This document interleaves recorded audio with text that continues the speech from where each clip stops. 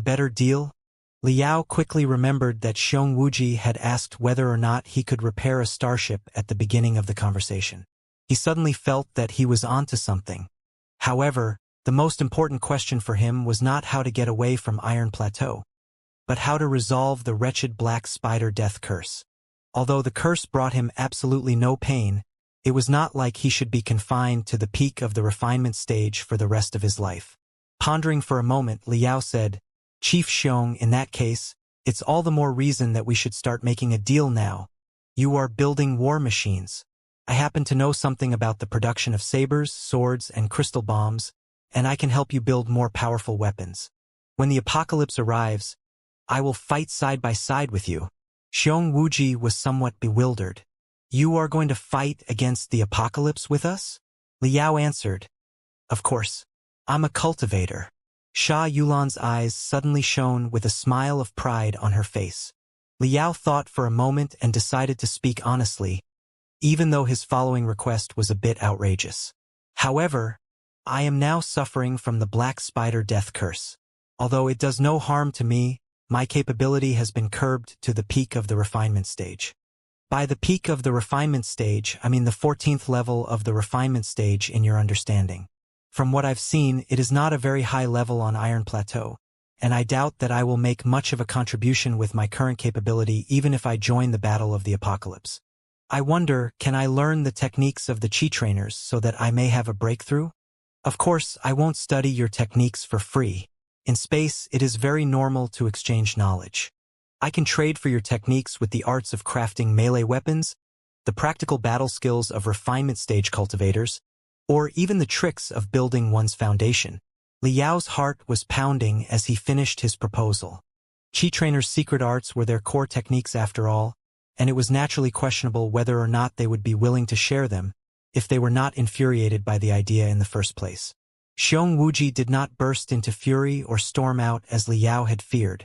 Instead, he seemed a bit embarrassed and walked to the window to enjoy the scenery of the outside after a cough. Then, he waved his hands at Sha Yulan and gestured for her to explain. Sha Yulan smiled and said in a low voice, "Brother Liao, the training techniques of the Chi trainers are no secrets on Iron Plateau. The environment of Iron Plateau is harsh, the land barren. Life is very difficult here. Not only is everyone faced with mutated demon beasts on a daily basis, bloody wars break out every 10 years or so when a batch of eggs of apocalypse are mature. Therefore, people here prefer muscles to brains, and they do not keep the ways of training to themselves. On the contrary, everybody is encouraged to train themselves so that there will be more warriors when a war comes. At the center of every tribe on Iron Plateau is a splendid temple. The few training techniques that they have are all placed inside. Everybody can read them for free. The experts of each tribe will have open courses regularly. Whoever is interested in them can join them easily. Look, everybody knows my son Wu Mayan to be a space resident, but he has never been forbidden from undergoing the training ever since his gifts in training were revealed. This place is in serious shortage of Chi trainers. One more warrior means one more hope for victory in the battle against the apocalypse. Therefore, in general, it is not a problem for you to study the Chi trainers' techniques, as long as you stand up and protect the ordinary people when they are in danger." Liao couldn't help but interrupt her. "I would not hide behind the ordinary people when they are in danger even if I don't learn the Chi trainers' techniques." Sha Yulan nodded in a smile and continued. "However, the Chi trainers' techniques are, in fact, not very suitable for the cultivators who have made certain accomplishments, because their techniques are really a little bit weak." Wuxia coughed loudly and looked back at Sha Yulan in discontent.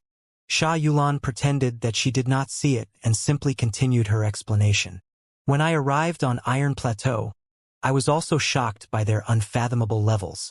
The 50th level of the refinement stage, the 80th level of the refinement stage, and all their talks about beating core formation stage cultivators and thrashing the nascent soul stage cultivators. I thought that they were the strongest people in the world.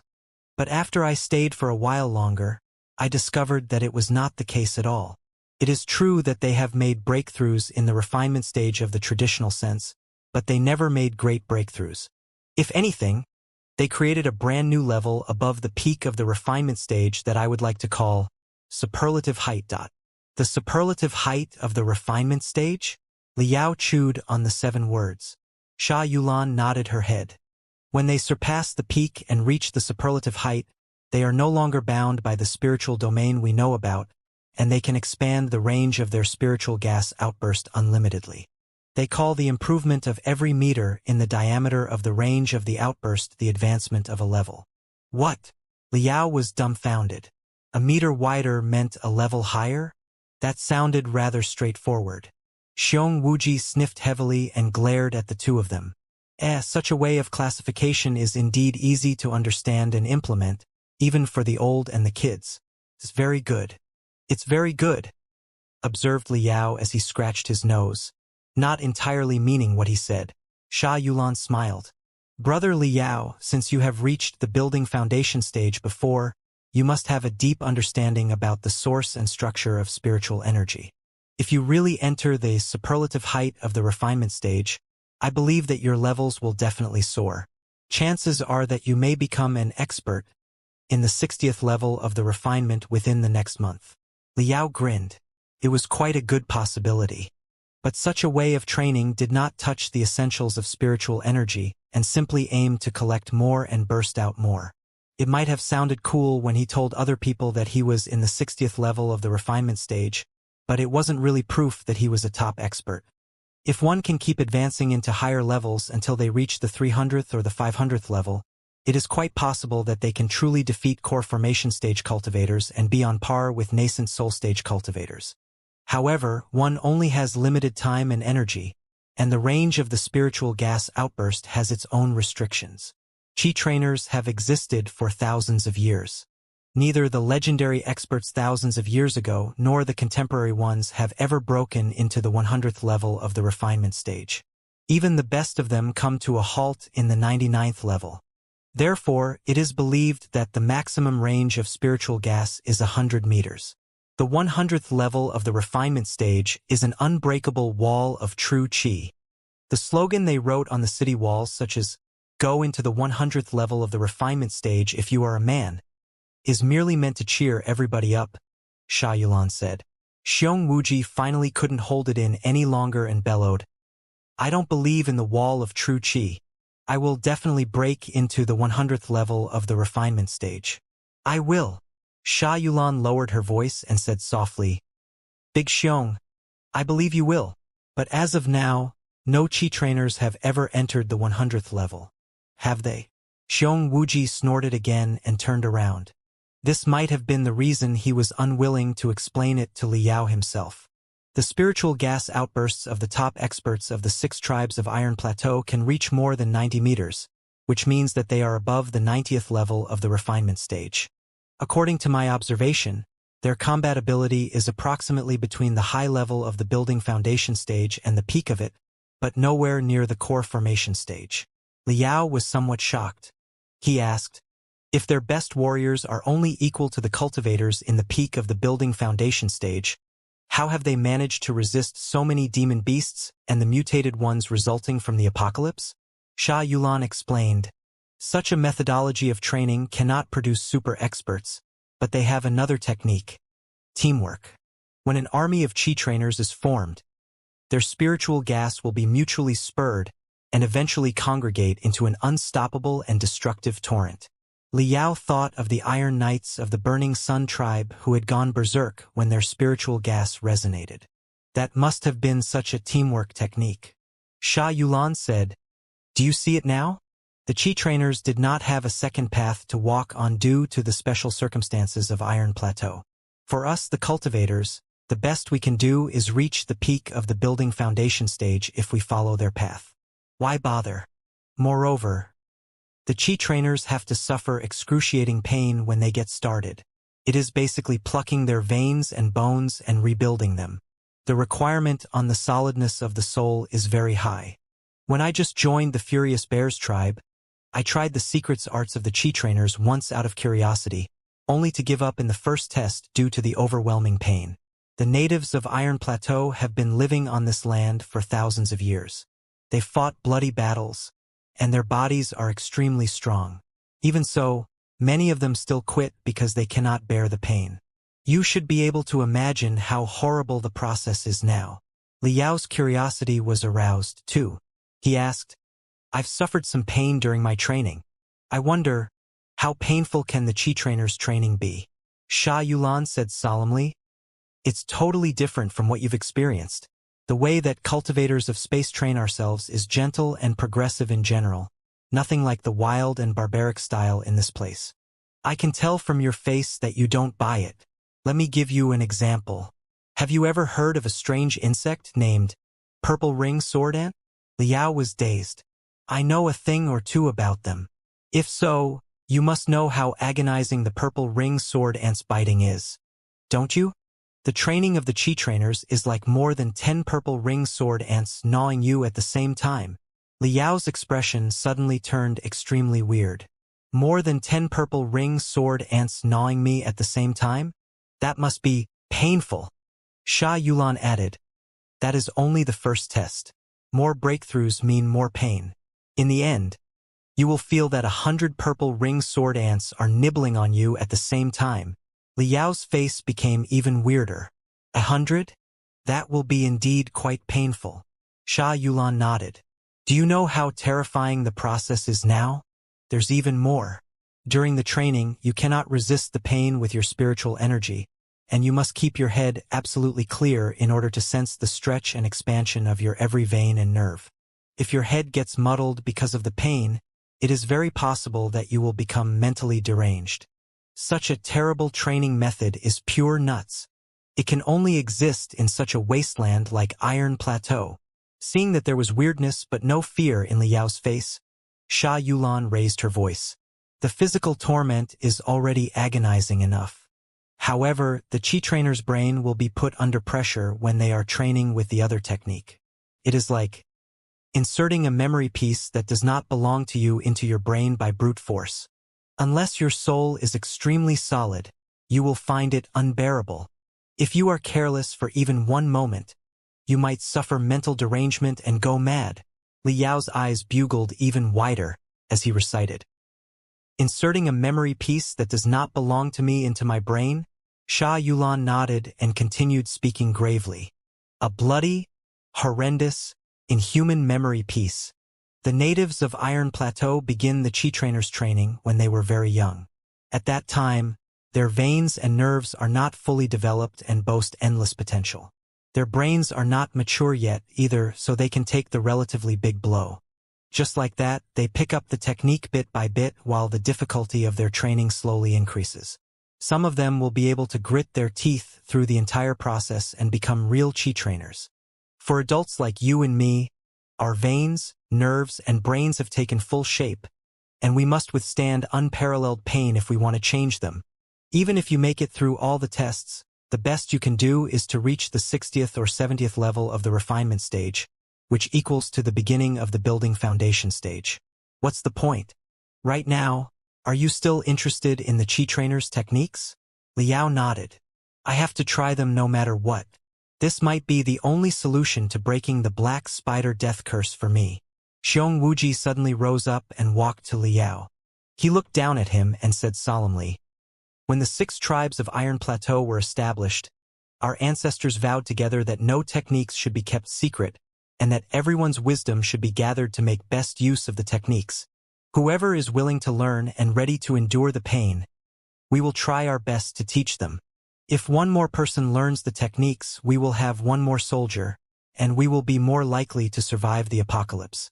Therefore, I can show you the techniques of the Qi trainers without caring about your identity. However, I fear that you will cry and beg to quit during the very first test. Listen to me carefully before we start. If you don't get in touch with the Qi trainer's techniques, I may consider you to be a civilian. When the apocalypse arrives, you will be allowed to hide in Furious Bear's city. However, if you persist and learn the Qi trainer's techniques, I will regard you as a Qi trainer. When the battle of apocalypse begins, every Qi trainer must be on the front line. They will be the first to charge, to kill, and to be killed. If you hesitate or even desert at that time, I will execute you in person.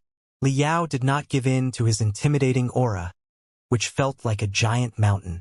He looked at his eyes, which were brimming with passion, and replied, one word after another. I am not a chi trainer. I'm a cultivator. I will let you know what a real cultivator looks like. After Xiong Wuji and Sha Yulan left the ward, Liao went into the deep sleep state again. Before Sha Yulan left, she had smeared a lot of ointment on his body. It was made from the healing herbs the Furious Bears tribe had gradually discovered during its thousands of years of struggle. She then rubbed and made the ointment penetrate into his flesh. Therefore, the recovery of this deep sleep was much more efficient than the previous ones. After the noon, when Liao woke up again, the poison of the Emperor Sand Scorpion had been eliminated, and he had regained the prowess of the peak of the refinement stage. Xiong Wuji and Sha Yulan did not show up again. But Wu Mayan, Sha Yulan's only son, had come to Liao excitedly. According to Sha Yulan, her son knew that he had come from space and that space residents were not respected in this place. Sha Yulan had saved countless lives in the Furious Bears tribe with her excellent medical skills. The Chi trainers always considered themselves to be gallant and chivalrous, and they were too ashamed to be mean to the widow and her son. On the contrary, the natives tried to make their lives easier. However, when they were chit-chatting about the past, it was natural that they lambasted the cultivators who fled to space and scorned them as cowardly rats. Wu Mayan, as a proud young man growing in such an environment, found the humiliation completely unbearable. He planned to wash the dirt from the space resident's name with real actions. He had entered the temple of Furious Bear City to receive the Chi trainer's training when he was only 5 years old. While many local kids of Iron Plateau admitted their failure and abandoned the throbbing training, the dogged young man from space gritted his teeth through it and increased the difficulty of the tests time and time again. Wu Mayan was only 13 years old at present, but he had reached the 12th level of the refinement stage. In the history of the Furious Bears tribe, and even all 6 tribes of Iron Plateau, it was an unbelievably shocking speed. In the Heaven's Origin sector, if a young man could advance into the high level of the refinement stage, he would be a super genius among super geniuses. Even in the Flying Star sector, where the spiritual energy was denser, it was rare to see a 13-year-old who had awoke their spiritual root, let alone one on his way to the peak of the refinement stage. Therefore, when Xiong Wuji, the leader of the Furious Bears tribe and the best warrior of the 6 tribes of Iron Plateau, fostered the young man from space as his son, there was not much objection within his tribe. One of the most important reasons was that Wu Mayan had proved his capability. Such an identity and experience led to Wu Mayan's obstinacy and aggressiveness. He was always asking for other people's trouble as a little gangster in Furious Bears City. He also had many conflicts with the teenagers from the other tribes nearby, and his name had spread far and wide. However, in front of Liao, who had saved his life, he couldn't have acted more nicely and seemed just like any other normal 13-year-old kid would. He had suffered serious wounds last night, too. However, his body was quite strong, and he had basically recovered after a night of rest. When he heard that Liao was also recovering, he had hurried over to visit him. Uncle, you are so awesome. You've almost recovered from the brutal sting of an Emperor Sand Scorpion after such a short period of time. Here. Uncle, I said that I was going to bring you delicious food. This is the best roasted beef in Furious Bears City. When I told your story to the shopkeeper, he admired your bravery very much and decided to offer it for free. I totally never robbed him. Doesn't it look yummy? Uncle, my mom said that you lost part of your memories. But you can understand us, can't you? My name is Wu Mayan. What's your name? Uncle? I almost forgot. You don't remember much right now, but calling you uncle all the time seems inappropriate. How about this? I will make a new name for you. You can call yourself that until you remember who you are. Since you are awesome enough to take down 2 Emperor Sand Scorpions in a row, you might as well be called Sand Scorpion. In the Furious Bears tribe, there's a tradition that a new father will go out and hunt down a demon beast when his child is born. The child will be nicknamed after his father's trophy. The stronger the demon beast is, the more awesome the child's nickname will be. Haha. Emperor Sand Scorpions are not the top-tier demon beasts, but they can dig holes and release poison to kill their enemy. Therefore, they can be very difficult to cope with. You are just like them. Although your capability is not high, you are equally tough. Uncle, after you enjoy the food, I'll bring you to tour around Furious Bear's city. My mother said that I'd better show you what the world looks like. Your brain might be stimulated and you might remember more things. Right? Father Xiong also asked me to bring to the weapon factory to pick several blades of your liking. He said that you were going to play your part in the battle of the apocalypse to come. Wu Mayan waved his hands non-stop as he talked enthusiastically. It was the story that Li Yao, Xiong Wuji, and Sha Yulan had agreed upon. After all, Sha Yulan was a non-battle type cultivator and a doctor, but Li Yao was an out-and-out warrior.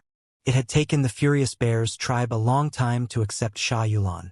Some of the traditionalists were still having doubts about her even to this day. It was not hard to imagine what the tribe's attitude toward Li Yao, a battle-type cultivator of unknown backgrounds, would be. Besides, when the battle against the apocalypse began, the other 5 tribes would come and reinforce the Furious Bears tribe. According to Xiong Wuji, since Sha Yulan joined the Furious Bears tribe, the 6 tribes of Iron Plateau had gradually divided into 2 different attitudes toward the space residents. 3 tribes slowly accepted Sha Yulan. Many of their tribesmen had come to ask for her treatment.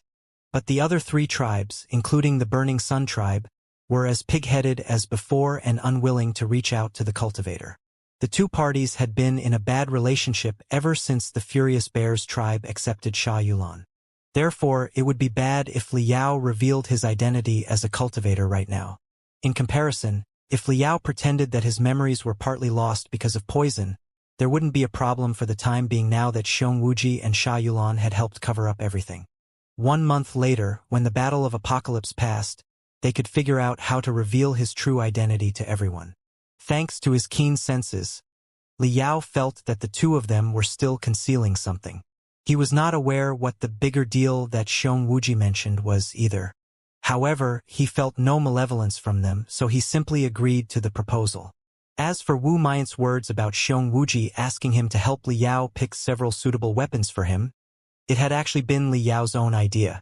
Favors must be returned. Since the Furious Bears tribe was opening the Chi Trainer's techniques to him, it was only reasonable that he offered something in return. Only by communicating with each other could the overall development of the civilization be accelerated. He was planning to study the typical weapons of the Chi Trainers and see if he could modify them so that the odds of success in the Battle of the Apocalypse 1 month later could be increased. I should probably walk around under the name of Sand Scorpion in the month to come, Li Yao thought to himself. He followed Wu Mayan to visit Furious Bear City. Wu Mayan's single tank had been seriously damaged during the hunting. Therefore, they went out on foot. The first impression Li Yao had of Furious Bear City was a city of steel wreathed in gray smoke. On the 2 sides of the broad street were buildings made of iron structures. Enormous crimson bricks were exposed to the air without any decoration, bringing a strong air of roughness and wildness. The passers-by on the street were mostly high and mighty. Even the women were all more than 1.8 meters tall, with shining, bulging muscles. Passing through one of the streets, they entered the downtown district, which was brimming with skyscrapers. Giant iron rails were established in midair, on which black and clumsy True Chi trains were rushing. The locomotives of the True Chi trains had more than 10 chimneys, which were roaring ear-splittingly and spurting black smoke and white fog, dragging the body of the train that was dozens of meters long forward. They were not as fast as crystal trains, but they were equally impressive. Get on the train, Uncle Sand Scorpion. I'll show you the way to the weapon factory. 5,000 years ago, before the apocalypse, what was currently Furious Bear City had been an enormous metropolis. Furious Bear City had been established on the remains of the metropolis, and the remains were the most important resources for the citizens. Therefore, Furious Bear City was divided into separate districts, which were built on the most valuable debris and enclosed by a high city wall at the edge. The distance between different districts was usually very long. Many routes on the ground were blocked by debris. Even the routes that were not blocked were still rough and inconvenient. Therefore, the True Chi trains in midair became the best vehicles available. Most ordinary people would ride such trains to commute from their homes to their schools or factories. Wu Mayan had just boarded on one of the trains with Li Yao, when a conductor came to check his ticket. The young man held his head high and announced, "I'm a Qi trainer." The conductor immediately changed his attitude and said respectfully, "Please proceed to the special carriage for Qi trainers at the front." "This is," Wu Mayan said, "this is a friend of mine. He is also a Qi trainer. However, he was wounded recently during a hunting trip. I will provide his spiritual gas later." Led by the conductor, the two of them passed through two carriages. The passengers on board, seeing that they were moving forward, realized that they were both Qi trainers and all showed admiration and reverence, as if they were heroes and big shots. Liao felt slightly awkward being stared at in such a way. Compared to other carriages, the special carriage for trainers was neither luxurious nor exquisite. The only difference was that there was a big iron shelf on which many black metal balls were placed. Each ball was slightly larger than Liao's hand, with holes and valves on the surface. They reminded Liao of the supercompressed crystal reactors on crystal suits, except that they were much more unpolished and primitive. Wu Mayan took two metal balls from the shelf in a natural way. He stopped briefly and took another one. Then he guided Liao to two empty seats and sat down. Liao looked around. There were several Qi trainers in a few other booths. They had 2 or 3 metal balls in front of them, too. Just now, Wu Mayan had said to the conductor that he was going to provide Liao's spiritual gas. He started to wonder what that meant. "Who?" The train roared. A huge amount of white fog spurted out from not only the locomotive in the lead but also underneath each carriage. All the carriages were enshrouded in gray mist. The train marched forward and was gradually lifted to almost 20 meters off the ground. Liao greatly enjoyed the continuously changing scenery outside the window. He found that 5 steel towers almost 100 meters high were standing not far ahead. There was a giant helical iron tube in the middle of each high tower that extended deep underground. More than 10 beams of smoke spurted out of the top of the high towers. Like raging dragons, the iron tubes drilled underground while producing ear-splitting noises non-stop. Wu Mayan followed Liao's gaze and explained with a smile, "Uncle Sand Scorpion. They are the true Qi water dragons of Furious Bear City that are used to pump the underground water. Furious Bear City has many advantages. There are many shallow crystal mines that are readily exploitable. One of the biggest shortcomings of the city is the lack of water sources. It was not until the true Qi water dragons were established that the clean and delicious water from hundreds of meters underground could be retrieved. The shortage of water in the city was resolved once and for all. After that, the population of Furious Bear City gradually increased, and it finally became one of the biggest cities on Iron Plateau." Liao stared at the towers with great interest. When he was in the Heaven's Origin sector and in the Space of the Flying Star sector, he had seen a lot of drilling magical equipment driven by the spiritual energy from crystals. However, this was the first time he had seen large magical equipment driven by the spiritual gas from human beings that could dig hundreds of meters into the underground. The wisdom of mankind awed him. Flames of civilization were like stubborn grass that could always penetrate through the stones on them and embrace the sunlight however unfavorable the environment was. While he was secretly complimenting the Iron Plateau natives, a few loudly noises broke out in the sky. Liao craned his head out of the window, only to discover that a few gray giant sacks were slowly passing by with lead-gray cabins hanging beneath. 2 wide wings extended out of the cabins. 4 propellers were installed to the back of the wings and the cabins.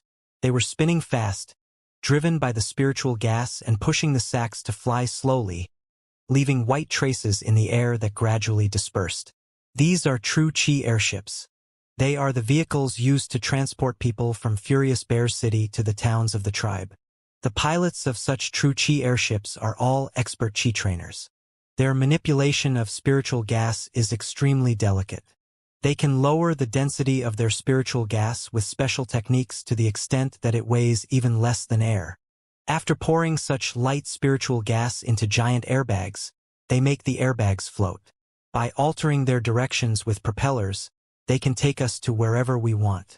Such true Qi magical equipment was only invented 300 years ago. With the true Qi airships, Furious Bear City is better linked to the secondary towns. However, there are many flying demon beasts in the sky that often attack the true Qi airships. So, Many guards are stationed on each true Qi airship and are known as the Flying Bears Army. It is one of the most coveted professions in the Furious Bears tribe. I used to dream of joining the Flying Bears Army in the past, too, Wu Mayan said excitedly, holding his head high. While talking, he picked up one of the metal balls. He then opened a valve on the top of the ball and pressed his hands against the ball. His 10 fingers aimed at 10 holes, and his palm aimed at the other 6. The 16 holes on the metal ball were all covered by him. The young man's eyes bulged and suddenly grunted. "Who?" His spiritual gas surged out as he fully demonstrated the capability of the 12th level of the refinement stage. Liao sensed that the spiritual gas around his companion flooded along his arms and hands into the hollow metal ball non-stop. The metal ball hissed feebly. Above the metal ball was a pressure meter crafted out of bronze on which there was a red pointer.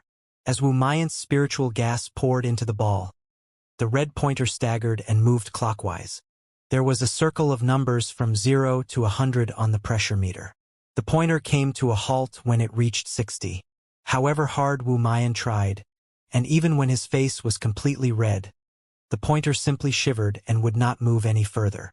Wu Mayan released his hands unwillingly, before he closed the valve on the ball and mumbled, "Another middle-level true Qi ball."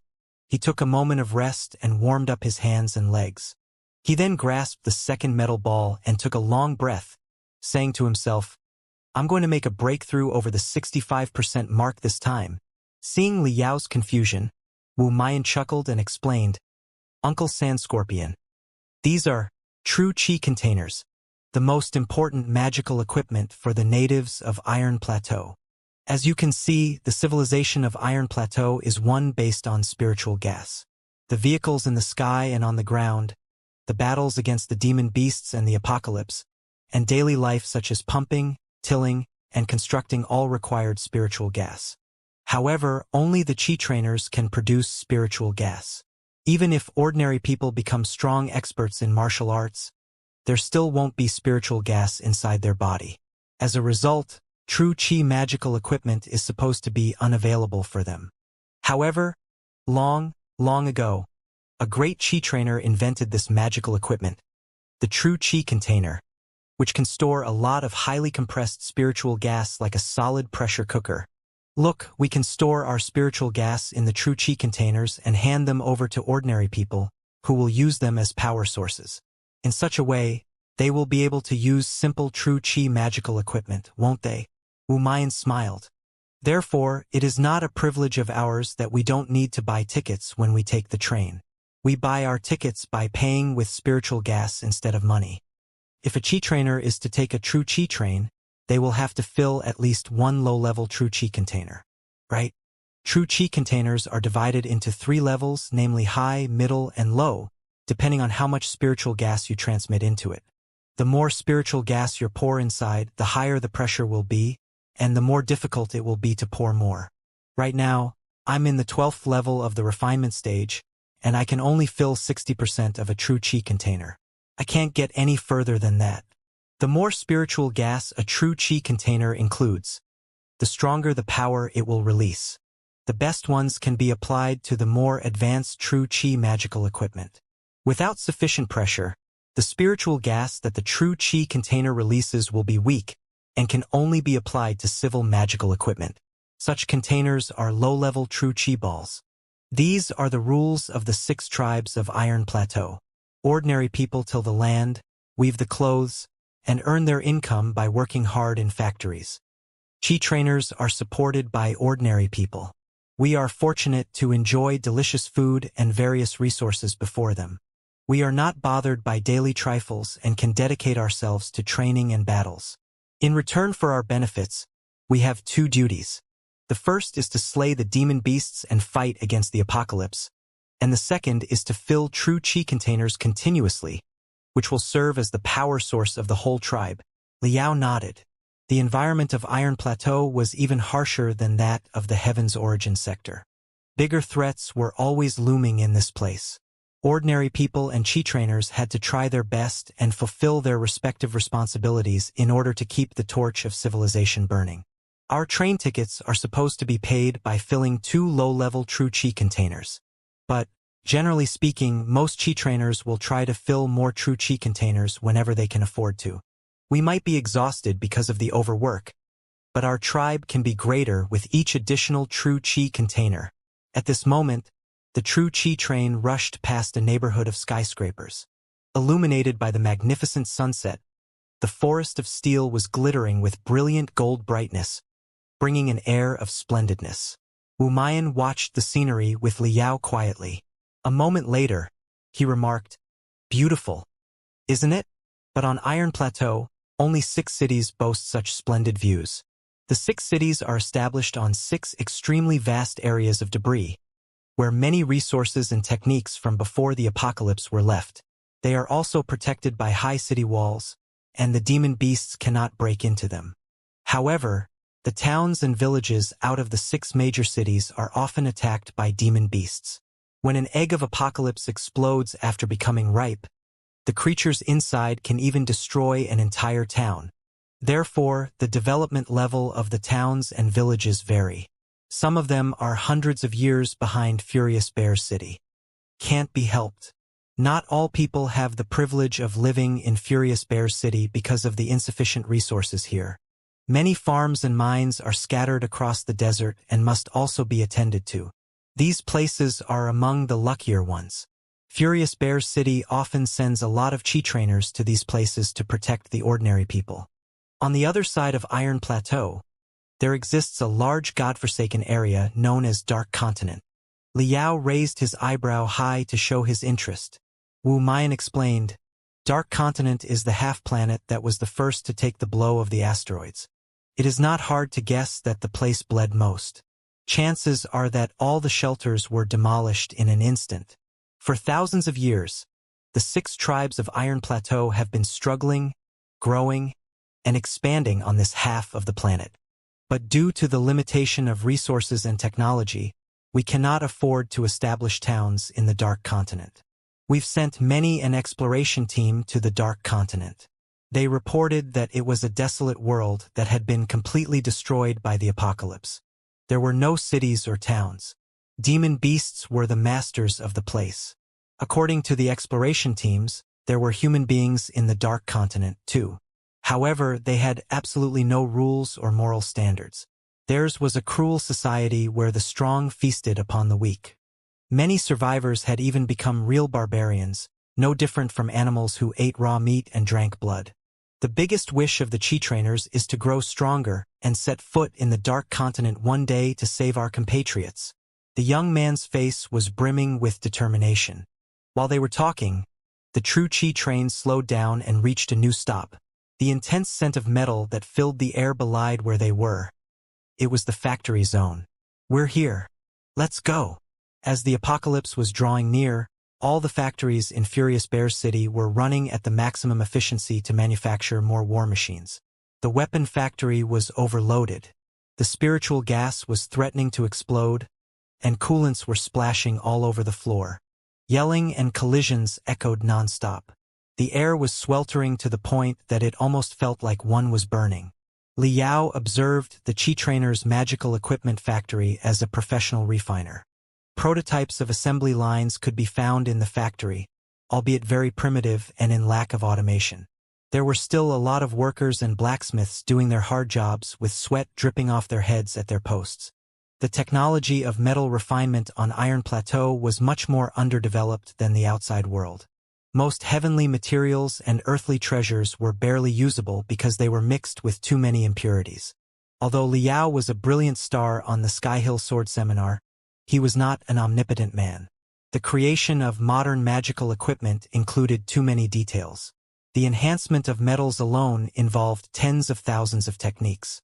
It was impossible for Liao to have learned all of them. With a rough calculation, Liao realized that, given the underdevelopment of Iron Plateau, it was impossible to produce the components necessary for the maintenance of the Mystic Skeleton battlesuit within several months. That was leaving the crystal reactor aside. The crystal reactor required dozens of special alloys and heavenly materials and earthly treasures. The facilities were unlikely to produce any of them. Liao sighed and put the maintenance of the mystic skeleton battlesuit to the back of his mind for a while.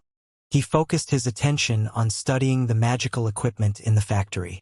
As Xiong Wuji's foster son and one of the most distinguished young geniuses in Furious Bears City, Wu Mayan was quite familiar with the manager of the weapon factory.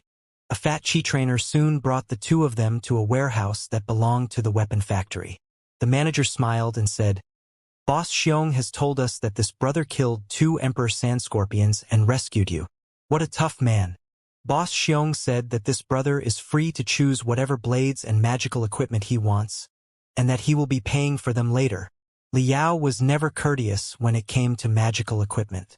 He kept his mouth shut, his eyes glittering, while he climbed up and down the big iron shelves inside the warehouse and examined the chi trainer's magical equipment. Shwa! He took a black iron sword, which was more than 2 meters long, from a shelf and touched it, greatly fascinated. Although it was a sword, it was broad, thick, and weighed more than 60 kilograms. The edge of the sword was not sharp. When it was being wielded, it was like a giant bat and could easily smash the enemy to death if it failed to slash them. Apparently, it was a good weapon to deal with demon beasts that had solid shells.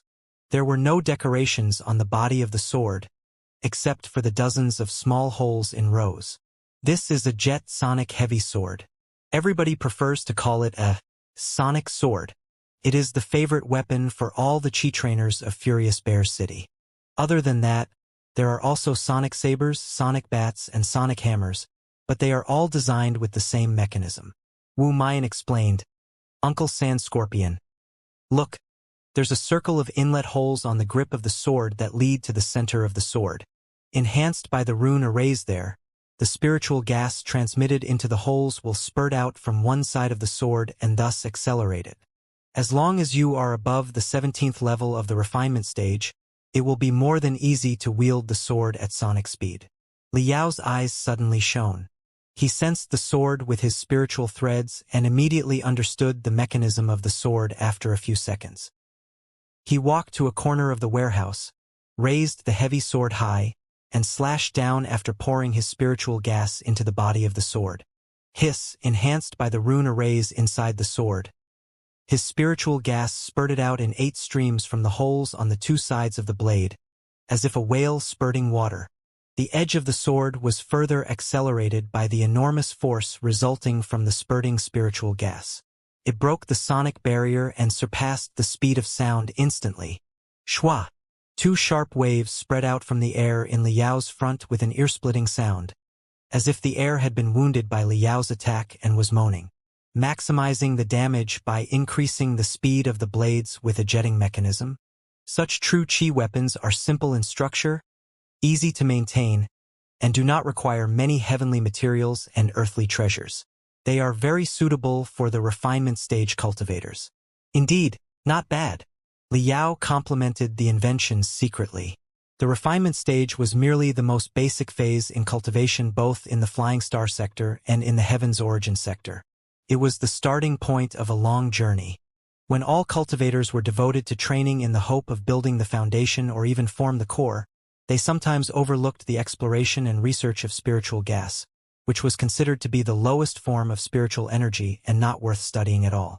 But on Iron Plateau, since the chi trainers were unable to enter the building foundation stage, they had explored the mysteries of spiritual gas far and wide. After thousands of years of development, a brilliant system based on spiritual gas had been created. The chi trainer's expertise on spiritual gas was far more sophisticated than that of other places in many aspects. Liao put aside the sonic sword and picked a crystal bomb. The crystal bomb looked like a bucket. It was half the length of Liao's arm. The warhead was even larger than his fist, with sharp thorns occupying its surface. Wu Mayan explained, "This is a long-grip grenade, but we prefer to call it Wolf Fong." The fighting styles of the 6 tribes on Iron Plateau are not entirely the same. The Furious Bears tribe likes close-distance combat best. When the chi trainers of the Furious Bears tribe are about to be engaged in a battle, it is a common practice that we carry a lot of wolf fangs with us. If we run into demon beasts, we bombard them first with dozens of grenades and blow the heck out of them before we charge at them, waving our sonic swords and sabers, and slay them all until their blood congregates into a river. That's the most gratifying thing ever. Liao was deep in thought. No wonder the magical equipment he saw most on the shelves most consisted of swords, sabers, and grenades, and there were barely any firearms. Since the two kinds of magical equipment were the fundamental weapons for the chi trainers of the Furious Bears tribe, Liao planned to start with them and see whether or not he could make any improvements. Based on the knowledge Liao had learned from Huang Puxi, Liao was almost certain that the Wolf Fang grenades could be upgraded in various ways. Liao narrowed his eyes and was drawing the structural designs of the new version of the grenades in his brain when Wu Mayan suddenly exclaimed in surprise and ecstasy, "What? The Fierce Storm Assault Team and the Iron Bears Detonation Team are running a competitive test with their new magical equipment? Uncle Ma, please show us the way." Wu Mayan snatched Liao's arm and said excitedly, "Uncle Scorpion, we've chosen a good day to come. The two most awesome combat squads of the Furious Bears tribe are having a competitive test with their new magical equipment. Let's hurry and check it out." Behind the warehouse was a spacious test field. Two teams, both made up of almost 20 chi trainers, were preparing for the test to come unhurriedly. Speaking from the standard of Iron Plateau, the chi trainers of the team on the left were all short. None of them were over 2 meters tall. More than half of them were females and were relatively slender. The chi trainers on the right, on the other hand, were all muscular giants who were around 2.5 meters tall. Their shoulders were as broad and thick as planks, and each of them weighed well over 200 kilograms. They were the living embodiment of furious bears. The test had not begun yet. Neither side had summoned their spiritual gas. Therefore, Liao couldn't tell what levels they were in. However, both the lean chi trainers on the left and the brawny giants on the right gave Liao tremendous pressure. What a strong smell of blood. They are real experts. Liao was greatly interested. When several pieces of large magical equipment, which looked really weird, were trolleyed to the chi trainers, Liao became even more interested. The chi trainers of both teams were putting on their armor. The two teams' armor were designed completely differently. The armor for the thin chi trainers on the left was smaller and lighter. All the joints were exposed to the air, and the plates were connected by soft tubes, with a lot of the true chi containers that Liao had seen previously on the train added to them. Attached to everyone's back were pairs of foldable iron wings, which were full of spiritual gas tubes. At the ends of the wings were small holes from which white steam were popping out. The chi trainers jumped and warmed up their bodies. As their spiritual gas surged out, their wings opened and closed, and when their wings stretched to the limits, a lot of spiritual gas spurted out and pushed them up more than 10 meters into the sky, where they would hover for around 5 seconds. When the chi trainers stopped in midair, the iron wings continued folding and changing the angle of the spurting spiritual gas, allowing them to perform small-scale movements non-stop. They were altering their postures and dashing in the air, showcasing their incredible agility. Liao's eyes suddenly shone. Such jet armor was no less swift than crystal suits. Wu Mayan explained very proudly, "This is the Fierce Storm Assault Team, an elite squad made of thin, soft-boned chi trainers. The armor they are wearing is special jet armor. They have been training in the air nimbly since they were very young. With sufficient spiritual gas, they can fight in midair for an entire hour." The members of the Fierce Storm Assault Team were all using relatively narrow double swords that were also installed with a jet acceleration system. As their spiritual energy surged out, the swords glittered and produced deafening sonic explosions, as if supersonic armed shuttles were passing by. Their aura was truly dominating. The muscular giants on the right, in the meantime, had put on thick, heavy black iron armor. Their armor seemed to be made of several enormous shields and couldn't have looked more magnificent. They were already taller than other people without the armors. But in the armor, they were all more than 3 meters tall and were literally moving iron towers. Dozens of true chi containers were attached to each black iron armor, too. Facilitated by the spiritual gas, the gears between plates continued spinning, which was the only reason they could turn their joints freely and move forward in a set of armor weighing hundreds of kilograms. The black iron armor focused more on the arms. Spiritual gas tubes were entangled among the layered plates like thick man-made muscle fibers. When their spiritual gas surged out, Their iron fists collided into each other brutally, releasing cacophonous noises. Countless hooks were placed on the rough surface of the armor, where almost 100 long-grip grenades were hanging. Through the chains driven by spiritual gas, they could be sent into the Chi trainer's hands very easily. One of the muscular men picked up a wolf fang and weighed it in his hand. He then suddenly extended his arm and threw the grenade forward. Dozens of air currents spurted out of the gaps on the arms. Pushed by them, the grenade was tossed thousands of meters away. Liao's eyes were keen enough to see that a row of targets was placed at the end of the test field, thousands of meters away. The targets were not large in the first place. Observed from thousands of meters away, they were as insignificant as beans. But the grenade hit the bull's-eye precisely. The shell of the grenade was riddled with sharp thorns, which allowed it to pierce deep into the target. In the blink of an eye, the grenade exploded and blew the target into pieces. "Whew!" The muscular man was very satisfied. He bellowed, waving his arm that was even thicker than Liao's waist. Wu Mayan was in awe as he said, "This is the Iron Bear's detonation team, another elite squad of the Furious Bears tribe. They are all giants with infinite strength and experts in throwing grenades. When a battle is caught in a stalemate and we cannot make any progress, or when we are faced with super-strong demon beasts, the Iron Bear's detonation team always leads the charge.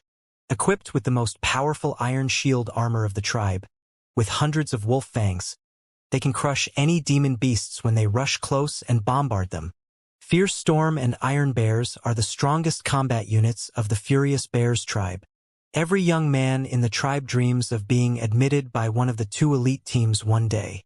I used to dream of becoming a guard on the airships, but when I learned of the existence of such elite squads, I made up my mind that I would join one of them and maybe become a captain one day.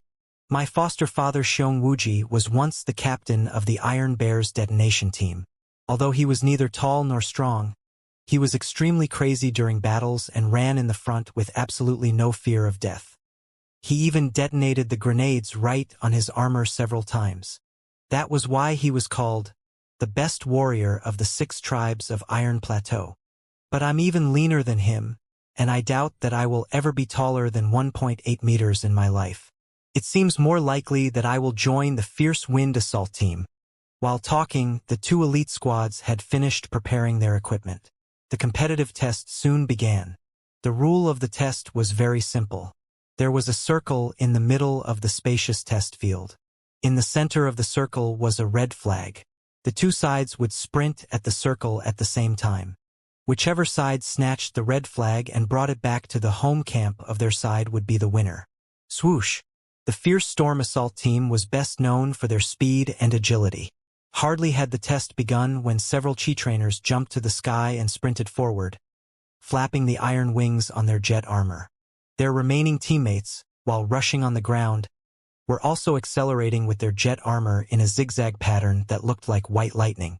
By the time their opponents had gotten started, many of them had already rushed into the circle. Members of the Iron Bear's detonation team were all wearing heavy armor. Their speed was low, but they had their own tricks too. Swoosh! Swoosh! Swoosh! Swoosh! Dozens of wolf fangs darted at the members of the Fierce Storm Assault Team quickly and brutally as if they had eyes. Some of the members of the Fierce Storm Assault Team dodged the grenades with their jet armor, while some others waved their sonic swords and unleashed high-pressure spiritual gas to blow up the grenades before they approached. But the Iron Bear's detonation team indeed excelled at the usage of wolf fangs. Some of the grenades hit each other in midair and altered each other's direction, and some of them exploded in advance. The resulting blast not only changed the trajectory of the other wolf fangs nearby but also improved their speed. Several wolf fangs broke the defense of the members of the Fierce Storm Assault Team and exploded right beside them. The team members grunted and fell out of the sky with sharp thorns stabbed into their bodies. Liao's eyes almost bulged out. He did not expect that they would be using real grenades during a test. The wolf fangs were indeed powerful. The broken shrapnel penetrated through the spiritual shields and armor of the members of the Fierce Storm Assault Team. Although they were not seriously wounded, they were still bleeding fast because of the broken shells. Wu Mayan saw Liao's surprise and explained matter-of-factly, This is typical for the daily training of the Furious Bears tribe. It can be quite dangerous, but how can you expect to fight the ferocious demon beasts if you cannot stand such training? Not just the two elite squads, even the everyday training of the common chi trainers is extremely painful and perilous. Many people give it up because they've had enough of it every day. Some people grit their teeth through it, only to become mentally deranged and to be forced to quit. My mom said that you were going to do the chi trainers training tomorrow. You must be very careful about it. It's not a joke. While they were talking, the two torrents of steel crashed into each other. The Fierce Storm assault team was swift and nimble like a lightning, and the Iron Bears detonation team was heavy and strong like rumbling thunder. The competition between the lightning and the thunder was heated from the moment it began. Countless wolf fangs exploded brutally. Dozens of sonic swords ripped apart the air simultaneously. Liao greatly enjoyed their performance.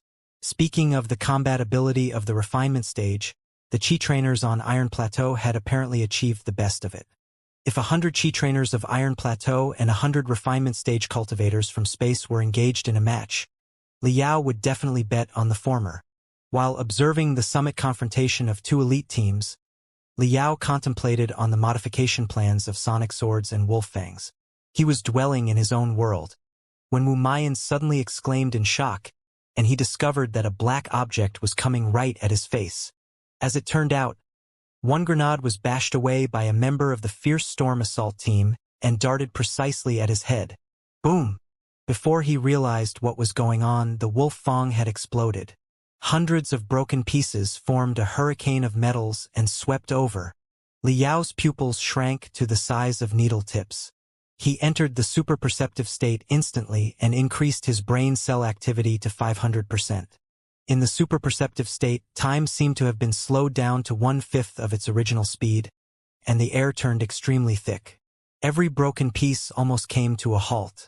Liao could clearly see the trajectory of each piece and calculate their new routes when they crashed into each other, before he figured out the best dodging plan at present. He moved his left leg and planned to slide backwards 3 meters, only to run into Wu Mayan heavily. The young man had noticed the incoming wolf fang earlier and tried to jump close and drag him away even though it was equally dangerous for him. This little guy. Liao was somewhat moved and found it hilarious. The perfect route of dodging had been blocked by his young friend. He gritted his teeth and further increased his brain cell activity. His eyes immediately became bloodshot. Several of his cerebral vessels exploded, and he was soaked in sweat. When the shrapnel reached them, he slightly moved toward the left and grabbed Wu Mayan's sleeve. In the end, both of them fell to the ground. The two dodging movements happened really fast.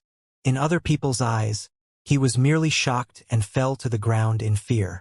But in Liao's precise calculation, it was the safest dodging plan available.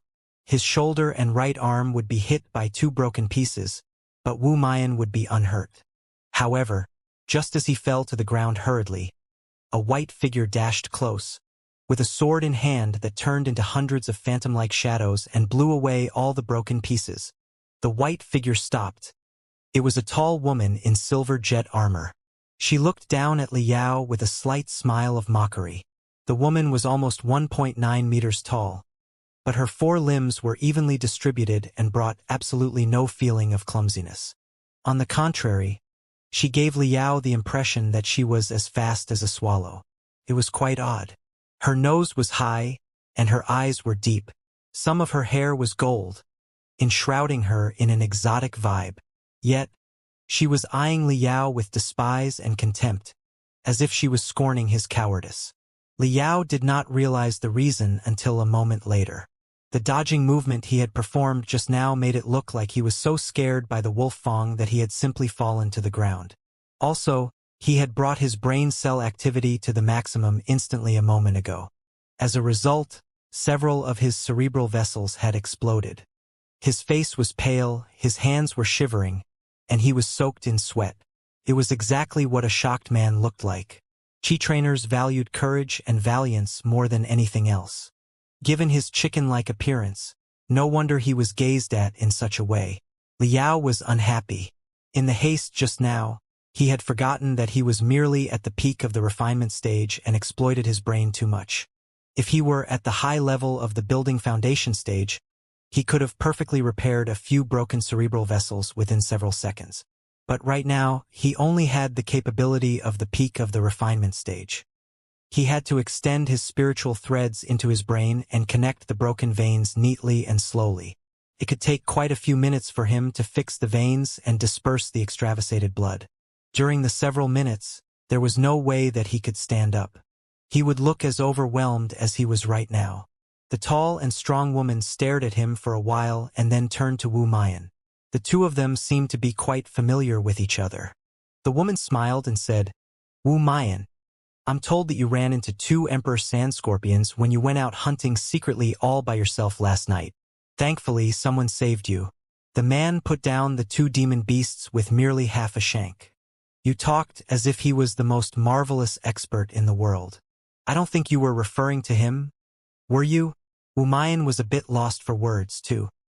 He did not expect that Uncle Sand Scorpion, whose face color had remained unchanged when confronting 2 Emperor Sand Scorpions simultaneously, would fall to the ground in fear just because of a grenade, with a face paler than paper and a pair of hands that were continuously shuddering. The young man stammered and failed to come up with any response. The tall woman grinned. Her canine teeth were thick and strong like those from an animal. Somebody in the Iron Bear's detonation team noticed the accident, too. A muscular, dark-skinned man strode forward and, seeing that both of them were all right, were greatly relieved. He spoke loudly, "Wu Mayan, young boy, you've come to watch our practice again? Why didn't you keep your distance?" The muscular man was dazed at Liao, who was still sitting and sweating on the ground, too, as if he had never been in such a situation where a guy was horrified. He scratched his head and looked at the tall woman in bewilderment. "All right, all good here. Let's continue." The tall woman lost all interest in Liao and gestured for the muscular man to return to the test field. Wu Mayan was almost crying. He said in a low voice, "Uncle Sand Scorpion, what happened to you? You were like a god of war when you fought the 2 Emperor Sand Scorpions yesterday. How come you were so intimidated by a small grenade? Have you never touched crystal bombs before?" Liao rolled his eyes in his mind. Wu Mayan sighed in hopelessness. "Why were you moving just now? If you stayed where you were, I would have knocked you out of the way. It's great now." Both of us fell to the ground. "How shameful." The woman wearing white jet armor is Xianxia, captain of the Fierce Storm Assault Team and an expert at the 79th level of the refinement stage. The black iron tower that followed her is Meng. He is the captain of the Iron Bear's detonation team and an expert at the 81st level of the refinement stage. I'm so screwed. They've both witnessed my disgraceful action just now. How can I apply for the 2 elite teams in the future? Liao showed no expression, as he was focusing on the mending of his cerebral vessels.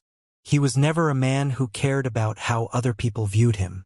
The spies from the 2 experts and Wu Mayan's complaints hardly bothered him. But he was thinking about the formidability of the jet armors and the shield armors. Such 2 kind of armors should be the prototypes of crystal suits. Other than the lack of crystal processors to help the wearer during a fight, they are even more sophisticated than many traditional crystal suits in the usage and enhancement of spiritual gas. They are definitely the best equipment to maximize the combat ability of a refinement stage cultivator. The Mystic Skeleton Battlesuit is not available at present after all. Maybe I should craft a set of such armor for my temporary use? Liao sat cross-legged on the ground, his hands holding his chin, while he was meditated and completely ignored the grumbling young man next to him. After the test, Liao returned to the hospital with several sonic swords and a few wolf fangs of various models. Sha Yulan had prepared a quiet ward for him so that he could do his research without being disturbed. The light in the ward was on for an entire night. Next day in the morning, Wu Mayan came to find him again. They went to the central area of Furious Bear City, where the Temple of the Chi Trainer's Techniques was located, on another true Chi Train. What a splendid building! Liao craned his neck. The temple was a black, majestic building, hundreds of meters high, Thousands of years of wind and rain had cast countless giant boa-like cracks on the surface of the temple, which only managed to remain standing with the help of the rebars and iron chains. In front of the temple was a large square, in which a lot of lifts made of gears and hinges that led into the ground were installed. Judging from the sign before the temple, there were still a large number of buildings underground. Outside the temple, a bronze statue almost 20 meters tall was standing silently. It was a strong man in beast hide fighting a large mantis-type demon beast barehandedly. Although a great many details of the statue were lost, one could still doubtlessly sense a strong feeling of bravery and determination from it. A rusted sign was embedded on the pedestal of the statue. It seemed to have been burnt and was riddled with holes, but a line of words could still be distinguished. Training Camp No. 341 of the Flying Star Coalition government. According to Wu Mayan, the temple had once been a camp of the coalition government of the 6 major sects where the new soldiers were trained before the apocalypse. Many advanced training facilities had been installed previously. The general training of Qi trainers could be done anywhere. However, the enlightenment in the beginning and quick improvement could only be achieved in the special chambers of the temple. Before they entered the temple, they could already hear miserable screams from the depths of the building and see many tall, brawny men staggering feebly out of the building and leaving in depression and shame. Umayan said in a low voice, "Since the apocalypse is about to take place, many ordinary people have come to the temple to have another test to determine whether or not they have the potential to be a Qi trainer. However, most of them can't even pass the first test because of the suffering and have to give up. The 6 tribes of Iron Plateau worship the strong and deride the weak. If anybody cries because they are bitten by a demon beast during a hunting trip, other people will definitely laugh and mock them. But it's a tradition that none who cannot bear the training of Qi trainers and quit are to be regarded as cowards or ridiculed. The reason is that such training is significantly more painful than the biting of a demon beast. It's only natural that normal people cannot bear it. Uncle Sand Scorpion, don't be too hard on yourself if you find it difficult to persist. It's nothing to be ashamed of, all right?" Liao did not give any response. He walked upwards along the broad steps made of black stones together Wu Mayan. A giant board was hanging above of the temple's entrance on which 3 aggressive and bloody words were written. All for survival. Thin black smoke filled the temple, making it troublesome to see what was going on clearly. Liao could vaguely tell that hundreds of children less than 10 years old were sitting in metal buckets on the left side of the temple with only their heads exposed to the air.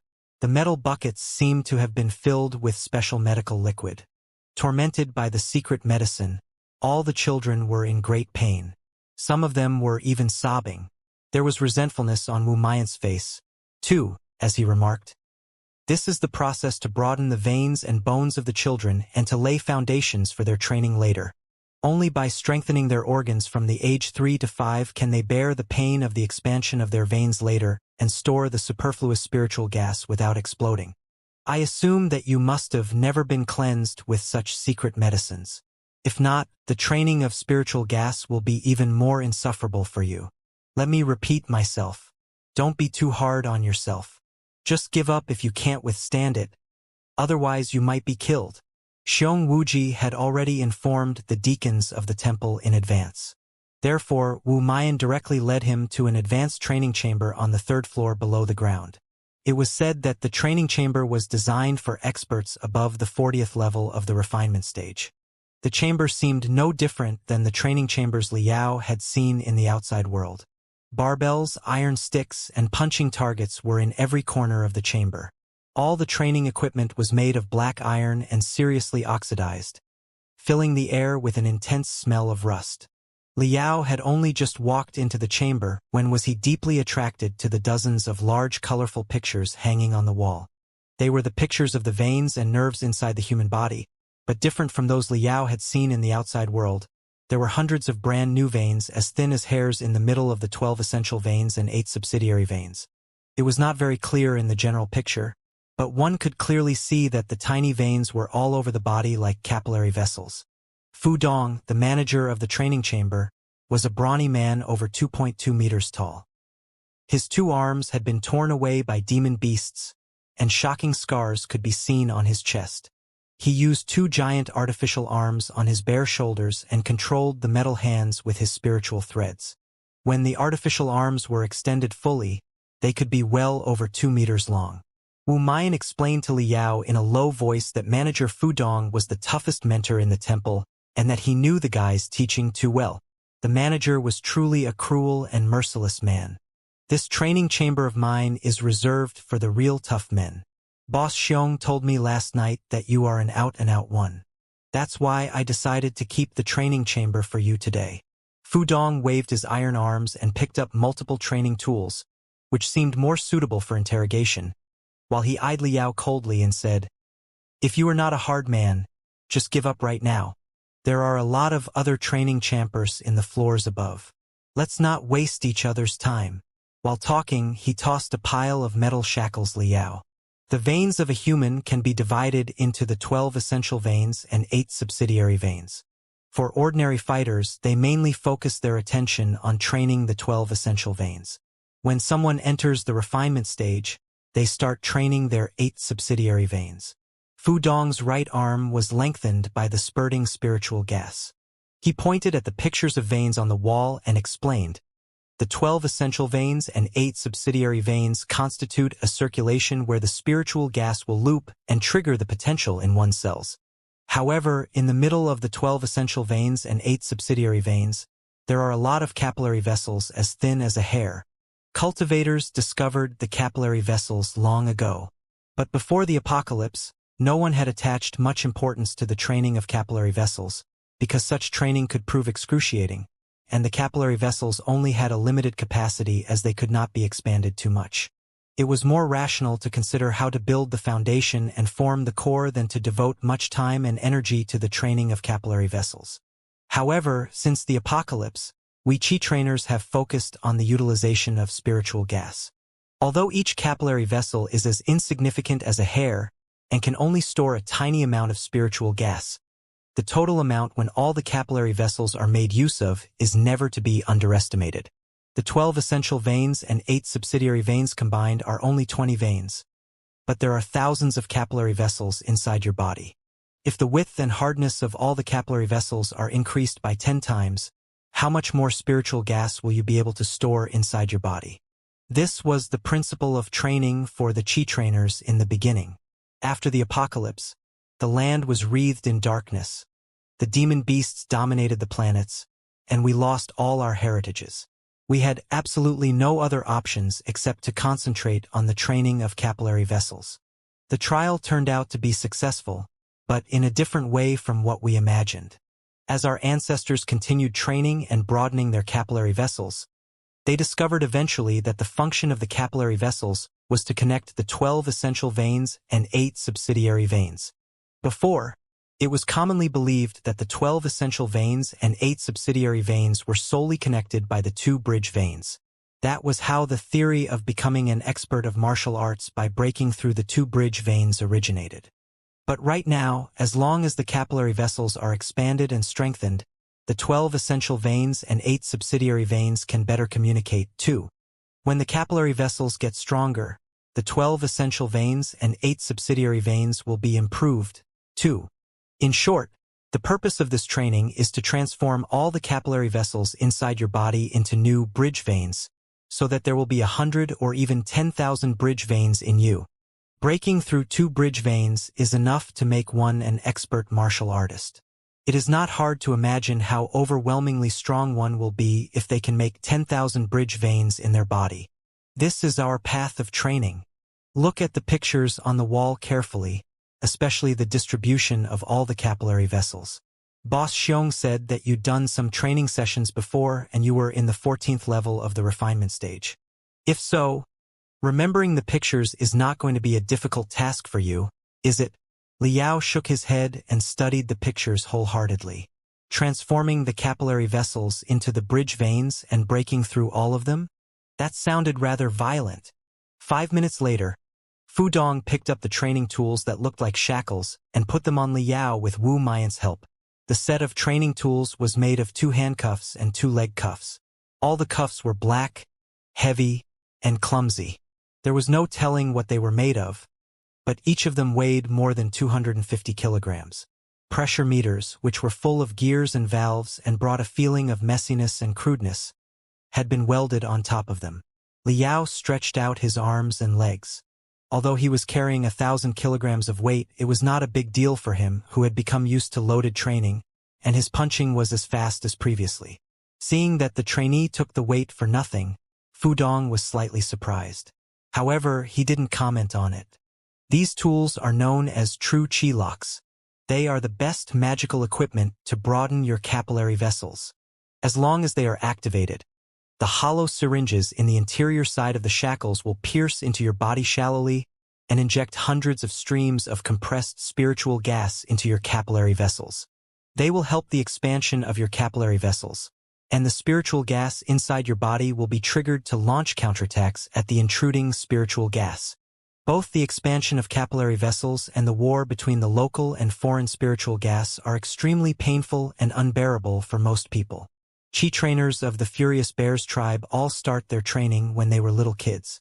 They widen their capillary vessels bit by bit, sometimes only working on several of them in a day. Gradually, after days and years of hard work, the more dogged and talented ones would make it in the end and become real Chi trainers. Boss Xiong said that you want to participate in the battle against the apocalypse next month, and hope to improve your capability as quickly as possible. I don't know whether or not you've received training with true chi locks before, but either way, 1 month is too short. Fu Dong mumbled something to himself and brought over almost 20 true chi containers together with Wu Mian. Liao noticed that the readings on the pressure meters of all the true chi containers were above 95%, which indicated that these were all high-level true chi containers that could be used for real battles.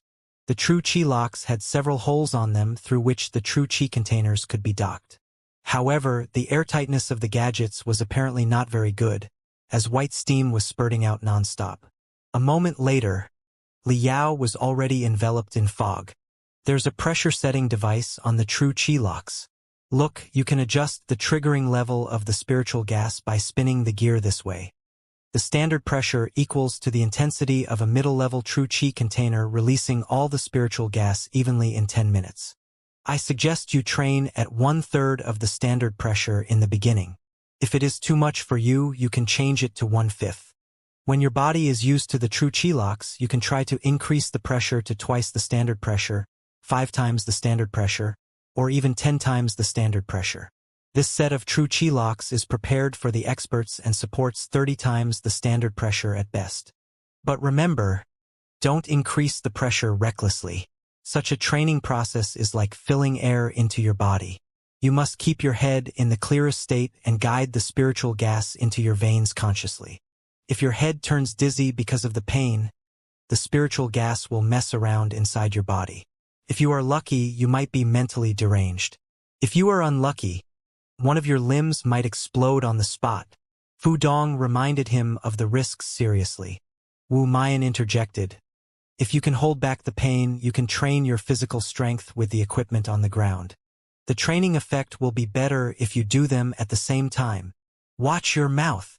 Fu Dong glared at him and said angrily, that is a very advanced training method that is only suitable for the real experts. Do you think everybody else awoke their spiritual roots when they were 10 just like you? Liao nodded his head, showing that he had fully understood the risk. Fu Dong extended one of his fingers and said, for the last time, give me a hint if you can't stand it any longer. I'm going to open the valve now. Liao lifted his hands and watched him tranquilly. In the room next to the training chamber, Xiong Wuji and Sha Yulan were observing Liao through a one-way mirror. Beside Sha Yulan was a large box in which various medical drugs were stored. She glanced at Xiong Wuji and asked, I'm here because someone might need to be saved. What are you here for? Xiong Wuji replied casually, his hands behind his back. Observation. One can only reveal their true personality when they are in anguish. Our plan concerns the destiny of Iron Plateau. I cannot trust a shy and weak man without knowing exactly what he is. I don't care how much pain he can resist. I only want to see how he resists the pain. Sha Yulan suddenly tremored. She said softly, Big Xiong, have you really made up your mind? Once the plan is initiated, It's very likely that you will turn from the best warrior of the 6 tribes of Iron Plateau and the well-respected hero into the biggest traitor of Iron Plateau and a rat that everybody spits on. Xiong Wuji was silent for a long time before he opened his mouth again. Maybe I haven't made up my mind yet, but now that fate has brought such a guy to me, I can only launch the plan no matter what. Sha Yulan asked, "Are you not scared of disdain and even death?" Xiong Wuji took a long breath. He looked at Liao, deep in thought, while he replied briefly, "All for survival." Sha Yulan smiled bitterly. She lowered her head and said, "Then, let our names rot together." Their hands, one large and the other small, and one dark and the other fair, held each other tightly. On the other side of the one-way mirror, Fu Dong opened the valve on the true chi locks brutally. Ear-splitting shrieks burst out from the joints of the true chi locks. Spiritual gas spurted more than 10 meters away like white arrows. Spiritual gas less than 1/3 the standard pressure had been blown into Liao's body. Wu Mayan and Fu Dong held their breath as they observed Liao's reaction nervously. For many tall and muscular men in the Furious Bears tribe, they would already be crying and begging for mercy when 1/5 the standard pressure was imposed on them. There was nothing but indifference on Liao's face. He blinked his eyes and looked back peacefully. Wu Mayan looked at Fu Dong in bewilderment. He then stood on his toes so that he could check the pressure meter on Liao's shackles and hear the shrieking spiritual gas from the joints of the tools. He remarked confusedly, "There's nothing wrong. It is 1/3 the standard pressure. What's going on?" "Uncle Sand Scorpion, do you not feel anything?" Liao shook his head. No, that was not entirely true. He felt like 10,000 feathers were brushing his body and making him itch. They were like dragonflies stopping by the surface of a pond and had dispersed before he had enjoyed enough. Fu Dong made up his mind and span the gear again to change the standard pressure. Liao frowned. He finally sensed clearly that feeble currents were flooding into his body from his wrists and ankles and roaming among his internal organs and his 20 major veins. However, the air currents were too weak. He felt that somebody was gently tickling him. He was unfulfilled, and the eagerness deep in his blood was aroused. Still nothing? Does it not hurt? Wu Mayan was dazed. He remembered what had happened to him when he was faced with the standard pressure for the first time. He had felt that he was being skinned and almost jumped up and crashed into the ceiling. Fu Dong was somewhat surprised, too. Breathing and heartbeat are normal. Eyes are clear, too. You must have received training with true chi locks before, right?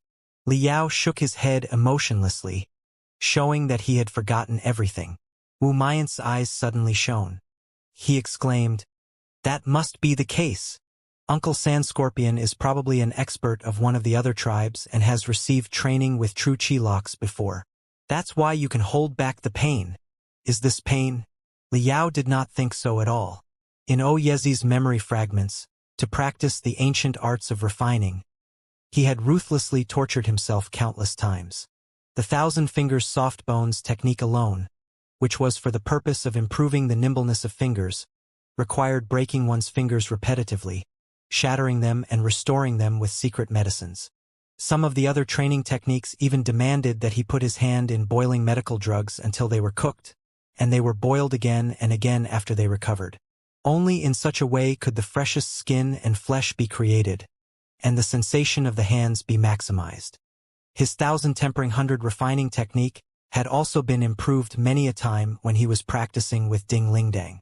Ding Lingdang had never showed any mercy when she was in a fight, and it was often terribly painful for him. To further improve the speed and sensation of the hands, he had even conducted the cruelest training with the purple ring sword ants. They would often say that fingers were connected to the heart, but for him, the pain of dozens of purple ring sword ants biting him simultaneously was something that he could only vaguely feel. He had thought that such pain was not thrilling enough and fed virulent poison to the purple ring sword ants in order to increase the pain. The more pain he was in, the faster he would improve. The standard pressure felt like stinging from a grass tip for Liao. It was absolutely not worth mentioning and felt more like itching than aching. He did not like itching. Therefore, he simply extended his hand and span the gear hard. The switch was set to 5 times the standard pressure immediately. Hiss! Wu Mayan and Fu Dong both gasped. But there had been no time for them to stop him. They were beaming with amazement. Liao grunted. He felt that the spiritual gas was crowding into his body like scorching magma and finally caused some pain for him. He had tasted pain of exactly the same degree every time he was warming up before a training session. The familiar feeling made his lips curl, and he grinned in satisfaction. Now we're talking. Liao squinted, as if he was enjoying a delicious meal. He continued adjusting the valve and increased the pressure of the spiritual gas to 6 times, 7 times, 8 times. In the observation room next door, Xiong Wuji and Sha Yulan were both dumbfounded. Their faces were almost kissing the glass, and they failed to come up with any remarks for a long time. Wu Mayan and Fu Dong did not know Li Yao's background. They thought that he had received true Qi Lock's training before, and therefore could still accept everything they saw however shocked they were. But Xiong Wuji and Sha Yulan knew clearly that Li Yao was a cultivator from space. How could he endure such pain on his first try? Seeing that Li Yao had set the valve to more than 10 times the standard pressure, Xiong Wuji was greatly stunned. He glanced at Sha Yulan in confusion and asked, "Didn't you say that the training methods of the cultivators in space are all very mild and orthodox?" But I seriously doubt his training was mild and orthodox. His face seems to suggest that he is quite enjoying the suffering. Sha Yulan was as befuddled as him. She mumbled, "I don't understand. I've never seen such a weird cultivator before." Who? Liao finally stopped at 13 times the standard pressure. He took a long breath and exhaled in content. A mouthful of white steam dashed out like an arrow that was as swift as the spiritual gas escaping from the joints of the magical equipment. This was not his limits yet. But since this was only his first try, he would like to take it slowly and progressively. The muscles all over Li Yao's body protruded out. His thick veins appeared like raging blue dragons. Yet, his countenance was as indifferent as before. Except for the occasional twitching of his eyes, there were absolutely no signs that he was in excruciating pain. Li Yao reflected on the pictures of capillary vessels that had been etched to his brain just now wholeheartedly. He then observed his body with his soul while his spiritual threads extended and guided the spiritual gas charging into his body precisely toward where the capillary vessels were located, increasing the capacity of spiritual gas by building 1,000 bridge veins. Wu Mayan was truly shocked. He was also able to withstand 15 times the standard pressure now. However, beyond 10 times the standard pressure, the agony that felt like 10,000 ants biting his heart was still too much for him. Even if he could concentrate his attention, he would still be grimacing and screaming during his training. His face twisted, and would in no way be nearly as tranquil as Liao was right now. The little monster, who had always considered himself to be a resolute man, shouted in disbelief, "Uncle Sand Scorpion, do you not know what pain is?" Liao was not bothered by him, and he was focused on the thousands of streams of rampant spiritual gas inside his body. He felt that he still hadn't enjoyed enough yet, and therefore simply walked to the corner of the chamber where the training equipment was placed. He had his own daily workout plan and did not require the supervision from other people. He warmed up himself at first with 800 kilograms barbells casually before he ran at the highest speed for 3 minutes. When Liao felt that his body had been woken up, he started the real training. Swoosh! His left arm turned into a gray shadow and thrashed forward like an iron whip, immediately raising the sound of air being ripped apart. A small swirl appeared right in front of the first, before 2 fulminations echoed on the target, the first being the explosion of the swirl and the second resulting from the actual collision. Pa! Pa! The gap between the 2 noises was very brief, as if 2 serial wolf fangs had been detonated simultaneously. The ear-splitting noises resonated inside the spacious training chamber and did not die down for a long time. My capillary vessels have been filled with spiritual gas. When I punch, I feel that a tide is surging out together with my fist. The feeling is quite marvelous. Liao grinned. He recalled the agonizing days in the outdated training field of the Crimson Nimbus Second High School, where he had been sweating and training with the special vest under the guidance of Mr. Sun Biao. The insufferable days in the past were more vivid than ever today. He felt that he was drinking a cup of cold beer that became the most gratifying stream when it entered his stomach. One punch, another punch, carrying more than 1,000 kilograms of weight, with untamable spiritual gas savaging his body, Liao started his daily training. After each punch, his muscle fibers and capillary vessels were torn apart, but they were quickly mended by the spiritual energy the very next moment. The feeling of getting stronger gave him ultimate pleasure. Without him knowing anything, the iron target in front of him had been left with 2 deep traces of fists. Liao took a long breath and finally stopped. His fists had no protection, so they were now soaked in blood and sweat, which were dripping to the ground steadily. He raised his head to check the time. An hour had passed while he had summoned his spiritual energy and trained crazily. Wu Mian had watched him to train for an entire hour with his shocked expression unchanged. He stuttered, Uncle Sand Scorpion, are you done with your training? Brutal man. Absolutely a super brutal man. During the expansion of veins with spiritual gas, the pain would grow exponentially as the training process proceeded. The training sessions of the expansion of veins for normal Qi trainers were usually around half an hour. They would have to take a brief rest between each session. He did not expect that Uncle Sand Scorpion would be so tough that he could persist for an entire hour. Liao shook his head. He waved his hands and said, The gas has run out. What? Wu Mian and Fu Dong were both flabbergasted. 8 high-level true Qi containers have been used up in only 1 hour. Liao spent 5 hours in the training chamber.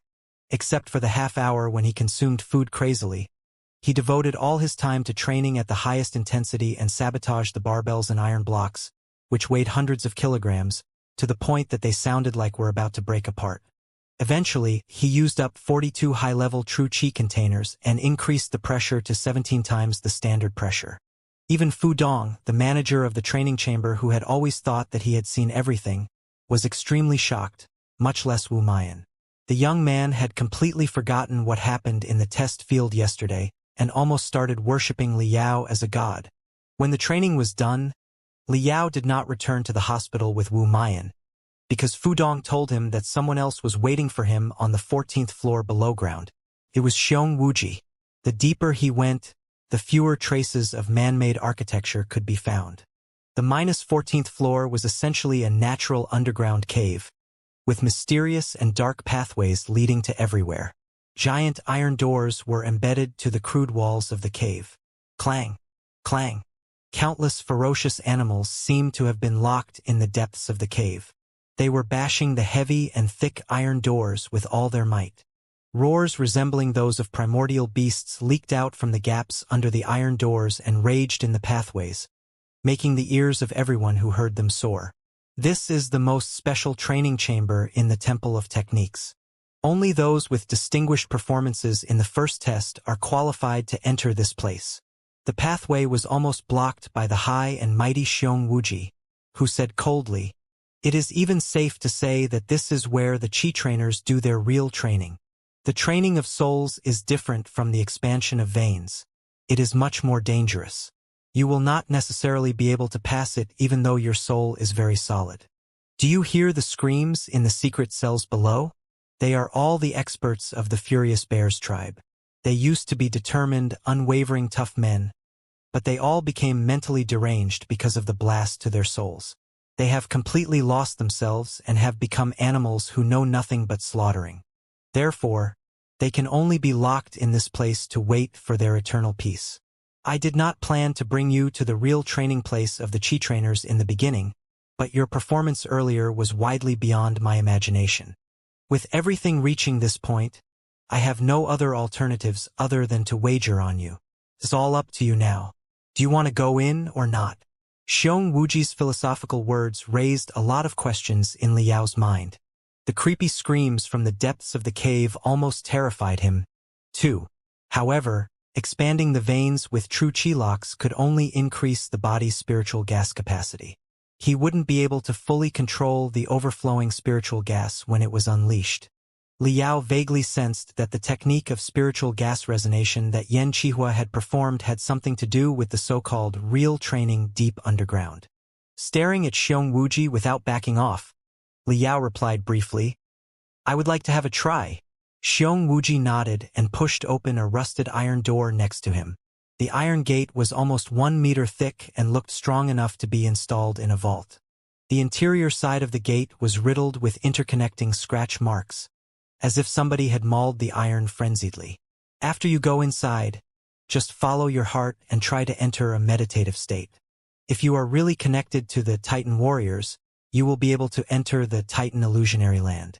Do note that the Titan illusionary land can be very tempting. It's very easy to dwell in it and fail to return to yourself. You must not forget who you are, or you will be just like the prisoners below. After finishing the speech, Xiong Wuji locked the door from the outside. Liao observed his surroundings carefully. Behind the iron door was a crude cave whose walls were full of bumps and hollows. With a closer look, Liao discovered that they were all traces of fists deep into the rocks. There was no telling how many people had savaged the cave, but the rocks had been pressed so hard that they looked metallic. In the middle of the cave were countless bizarre-shaped stones that were emanating glamorous colors. They looked the same as those Liao had seen on the meteorite mountains. Liao immediately realized something. These are the scraps of the meteorite mountains. They are pieces of the apocalypse. Some of the meteorites were carved with messy runes. Some had shabby pictures, which looked like the wall painting of the primitive barbarians, carved into them. In the pictures, many mighty giants were fighting against ferocious beasts. Several other meteorites looked like fossils, in which biological remains that had lithified were stored. They were all larger than Liao's head and had extended countless tentacles spread out in various directions like octopuses. Lum-dum, lum-dum. While Liao was gazing at the fossils, a powerful heartbeat echoed inside his brain. Liao was suddenly alarmed. He had realized what the objects sealed inside the meteorites were. They were hearts. Judging from their scale, they were the fossils of hearts that belonged to giants more than 3 meters tall. Did all the runes, paint, and heart fossils come to Iron Plateau together with the meteorites during the apocalypse? What are the Titan warriors that Xiong Wuji mentioned just now? As the heartbeat inside his brain became faster and faster, the runes and paintings on the meteorites seemed to turn into flowing lines that were spinning slowly deep inside his eyes. Liao vaguely heard roars that were as loud as raging thunder. Thousands of noises congregated into a magnificent battlefield. Liao stared at the largest heart fossil. He narrowed his eyes and entered a meditative state accompanied by the sounds of a beating heart and roaring. A bottomless hole seemed to appear below his feet. He was falling, and falling, until he heard an ear-splitting explosion and found himself in a whole new world. This was a bleak and vast world, and it seemed to be a planet in the primitive phase. Far ahead were erupting volcanoes whose magma had almost consumed the entire sky. On the ragged land, tens of thousands of giants were grouping. Their average height was around 4 meters, and their shoulders were twice as broad as those of human beings. Their heads were the shape of triangles, their chins protruding significantly. 2 sharp tusks jutted out like ivories. Their skin was crimson, as if on fire, on which glamorous flowery stripes were growing. They did not look like tattoos but more like they had been there at birth. The flowery stripes turned into different forms and shades as their masters waved their hands and legs. All the giants were wearing simple beast hide, some of which was covered with the bones or shells of eccentric beasts. Contrary to the rest of their primitive getup, they were holding very delicate metal blades that resembled axes and sabers in their hands. Liao felt like he was having a heart attack, but then he suddenly discovered that he had become one of the red giants, too, and that he was charging forward under the command of his leader. Ugh! The red giants were apparently poor at speech. They could only utter several simple syllables, but the glamorous stripes that were continuously changing on their bodies were a unique form of communication for them. Although Liao couldn't understand their language, he could sense the meaning expressed by the roars and the changing stripes. From beginning to the end, all the crazy roars and the bouncing stripes had but one meaning. Let's fight! Let's fight! Let's fight! In the continuous mountains ahead of them, countless hollows appeared, making the mountains look like honeycombs. From the hollows crawled out terrifying beasts almost 5 meters tall that seemed to be hybrids of spiders and mantises. Several bigger holes even produced enormous beasts more than 10 meters tall. It was like an exposition of gargantuan creatures. The ferocious beasts out of one's worst nightmares had in fact triggered the burning fighting will of the red giants, who charged forward without any hesitation. With the sabers flying and the axes dancing, they constituted a steel torrent and savagely crushed over everything in their way. In the beginning, Liao still managed to keep his head clear. But as the battle became heated and the red giants beside him continued roaring, unfathomable waves were released from their brains, which bolstered Liao's fighting will without him knowing. He had planned to find a place to hide and observe the battle of the two unknown species as an outsider. However, when he slashed open the shell of a strange beast in green, thick body fluid splashed all over his body. He suddenly felt that the blood of the beast was even more thrilling than the hardest liquor, which motivated his soaring fighting will. He was devoted to the battle, forgetting where or who he was.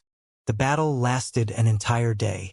It was not until 2 blood-red moons appeared in the sky that Liao sat cross-legged on the battlefield, where blood was flowing like rivers, and gradually came back to himself. But the scenes of slaughtering had been etched into his brain. Looking around, he found that there were barely any red giants left now. The lose-lose battle had almost destroyed the 2 unknown species at the same time. But the surviving giants couldn't have been more excited.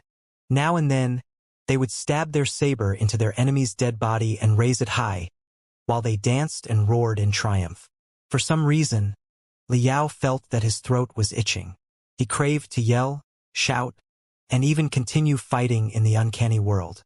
The thought suddenly alarmed him. He shuddered, and after a blink of dazzling light, he had returned to the dark cave in reality. However, he was soaked in sweat and stinky black mucus. He felt extremely comfortable, as if he had just gone through a gratifying fierce battle. Liao took a long breath in relief. He was going to stand up when he suddenly felt that his leg hurt.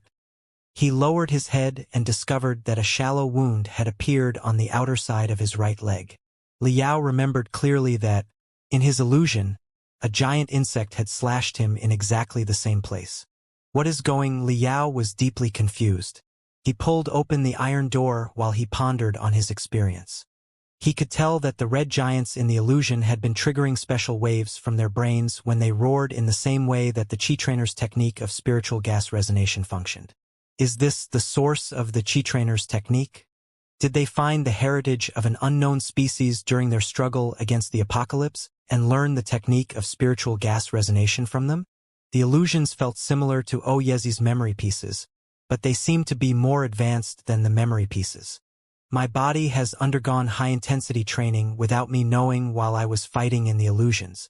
Even the wounds that I suffered in the illusions have been fed back to the real world. But why is such a technique hidden in a destructive apocalypse? 3 minutes later, Wuxia opened the iron gate. Although he was still expressionless, there was astonishment deep inside his eyes. You saw it. Not a question, but a statement. I'm getting more and more curious now. Who are you exactly? You are definitely not a common cultivator, at least not one of those cultivators Sha Yulan has described. Normal Chi trainers can only stay in the Titan illusionary land for half an hour. But you stayed in it for 3 hours on your first try, and you are still rational without being mentally deranged. Liao asked in a hurry. Are Titan warriors those red giants with skin like fire? What species do they belong to, and why would their heritage appear in an apocalypse? Wuxia said, Titan warriors are the name we made for the mysterious foreign species because of their large size. Judging from the size of their hearts, they are at least twice as tall as us. Also, they are born with bloodthirst and ruthlessness. In all the illusions, they are always doing the same thing. Fighting. Therefore, we've been addressing them as Titan warriors. As for why their heritage appeared in an apocalypse, I'd like to know the answer to the question, too. An indescribable expression surfaced on Wuxia's face as he mumbled. For thousands of years, we only knew that, although the eggs of apocalypse often bring about tide-like eccentric beasts over time, We could also receive a huge amount of heritage from the pieces of the meteorites after we defeated them. We loathe the outbreak of the apocalypse because countless towns and villages will be ruined. But we also look forward to the disaster because we will receive more knowledge and be even stronger after each outbreak as long as we are still alive. We turned into the Titan warriors in the Titan illusionary land. We learned advanced battle skills after endless combat. Moreover, we learned the techniques to fully release one's fighting will, to control spiritual energy with one's fighting will, and even to reverberate with other people's fighting will. It was not until then that Liao learned that the so-called spiritual gas resonation was formerly known as reverberation of fighting will. Fighting will was a very hollow concept. One's fighting will might soar in a battle, but fighting will alone was never enough to win the battle however elevated it was. A 3-year-old could never defeat a trained soldier from the special forces no matter how determined and resolute he was. However, the rules seemed to be broken among the Titan warriors. They were a species whose capability grew with their fighting will. Xianxia stared at Liao and asked, "The other purpose for which I brought you here is to let a space resident experience everything. Tell me from the perspective of a space resident, what exactly do you think apocalypses are? Are they salvation or destruction?"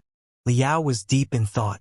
He shook his head after a long while and replied in confusion, "I don't know." He really couldn't tell the answer.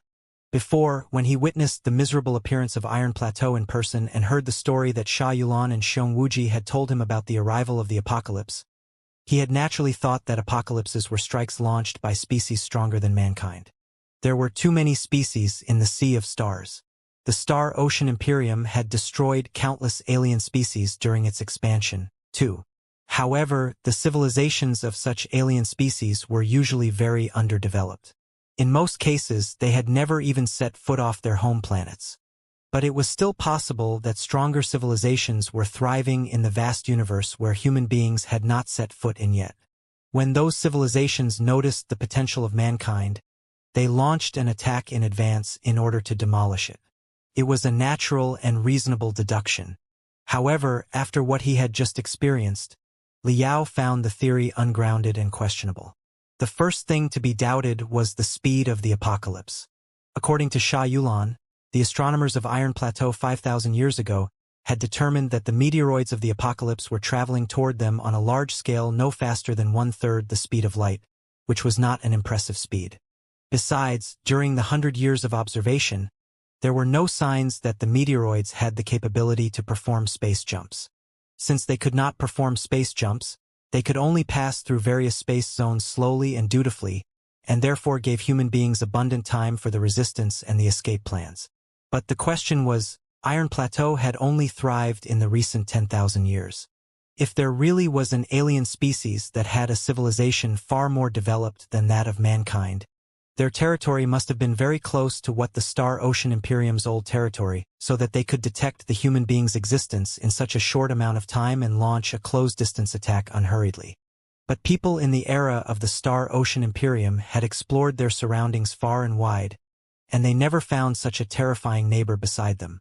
The only possible explanation was that the apocalypse had been launched 10,000 years ago, or 100,000 years ago, or even before the ancient cultivation world was formed and before the first monkey to walk upright was born.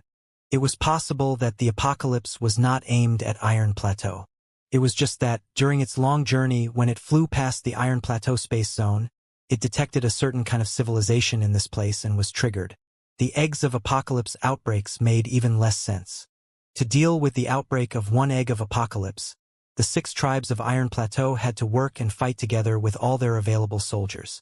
If the purpose of the apocalypse was destruction, the outbreaks of 10 eggs of apocalypse would do the job very easily. Also, the heritage concealed inside the meteorites of apocalypse was like free knowledge that had been sent on purpose. Only by learning the battle skills of the Titan warriors was it possible to live on in the harsh environment shaped by the apocalypse and defeat the brutal, bizarre beasts created by the apocalypse. Apocalypses. What were the purpose of the mysterious apocalypses? Liao quickly thought of the Grand Blue Planet, a primordial great world where all species originated billions of years ago. Before mankind appeared, many species on the Grand Blue Planet had grasped cultivation techniques, and they had encountered apocalypses countless times. When Liao received the spiritual seed of Yanba, a nascent soul-stage cultivator and a body fundamentalist, he had seen modeled pictures deep inside his cells left by the prehistoric experts. In the legends, billions of years ago, dinosaurs had dominated the Grand Blue Planet. Among them, the tyrannosaurs discovered the mysteries of cultivation and grasped powerful techniques.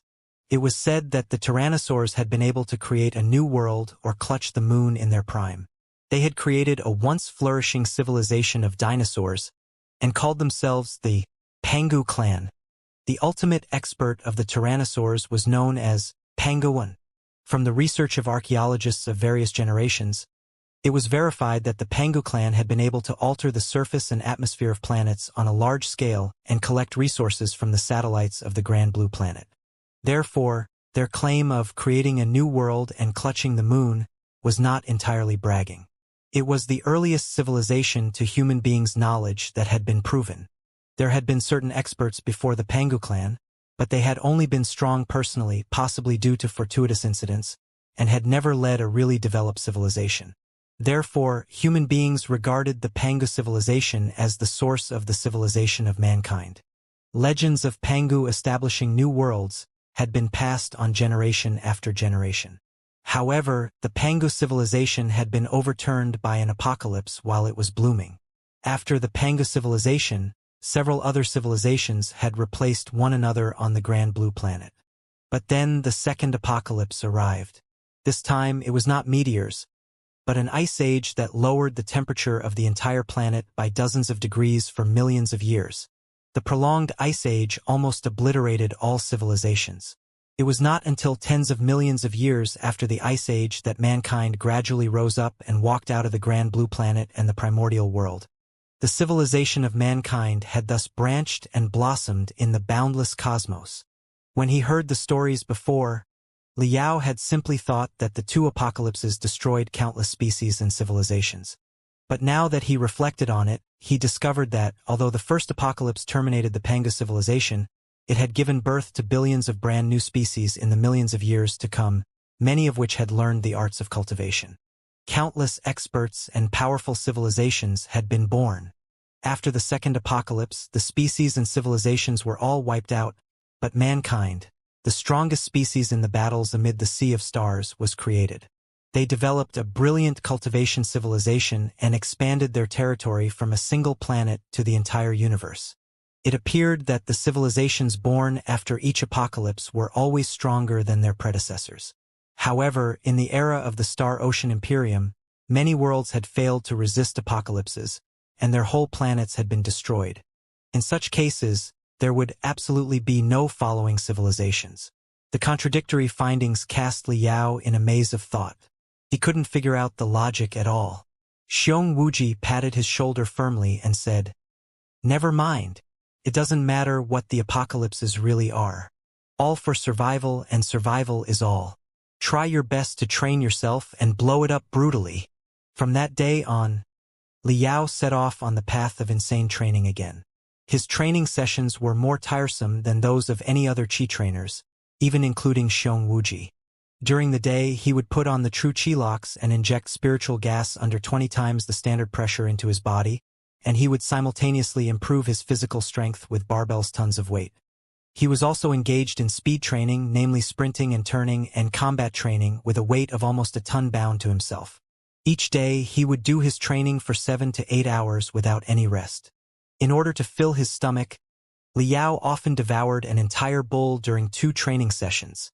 After expanding his veins, Liao would go to the secret chamber in the deepest part of the Temple of Techniques that stored the knowledge of the Titan warriors and appear in the Titan illusionary land in a meditative state. Every heart fossil of the Titan warriors represented a different memory piece. The larger a heart was, the higher the position that the Titan warrior had once been, the stronger they had been, and the gorier and more brutal their memory piece was. The other Qi trainers could often only bear to meditate for half an hour. They had to quit after half an hour, or it would be too much of a burden for their brains, and they might become mentally deranged.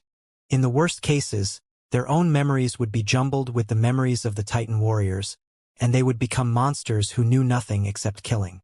However, it was different for Li Yao, who had been born with weird, foreign Earth memories and had experienced Oyezi's memory pieces. The structure of his brain was different from that of a common cultivator's, and his soul was extremely solid. Naturally, he was not scared that he would be affected by the Titan warrior's memories. Each night, he would spend almost 10 hours in the secret chamber and learn the battle skills of the Titan warriors greedily from their heart fossils. They were a species born for fighting. They did not have the dazzling cultivation techniques as mankind did.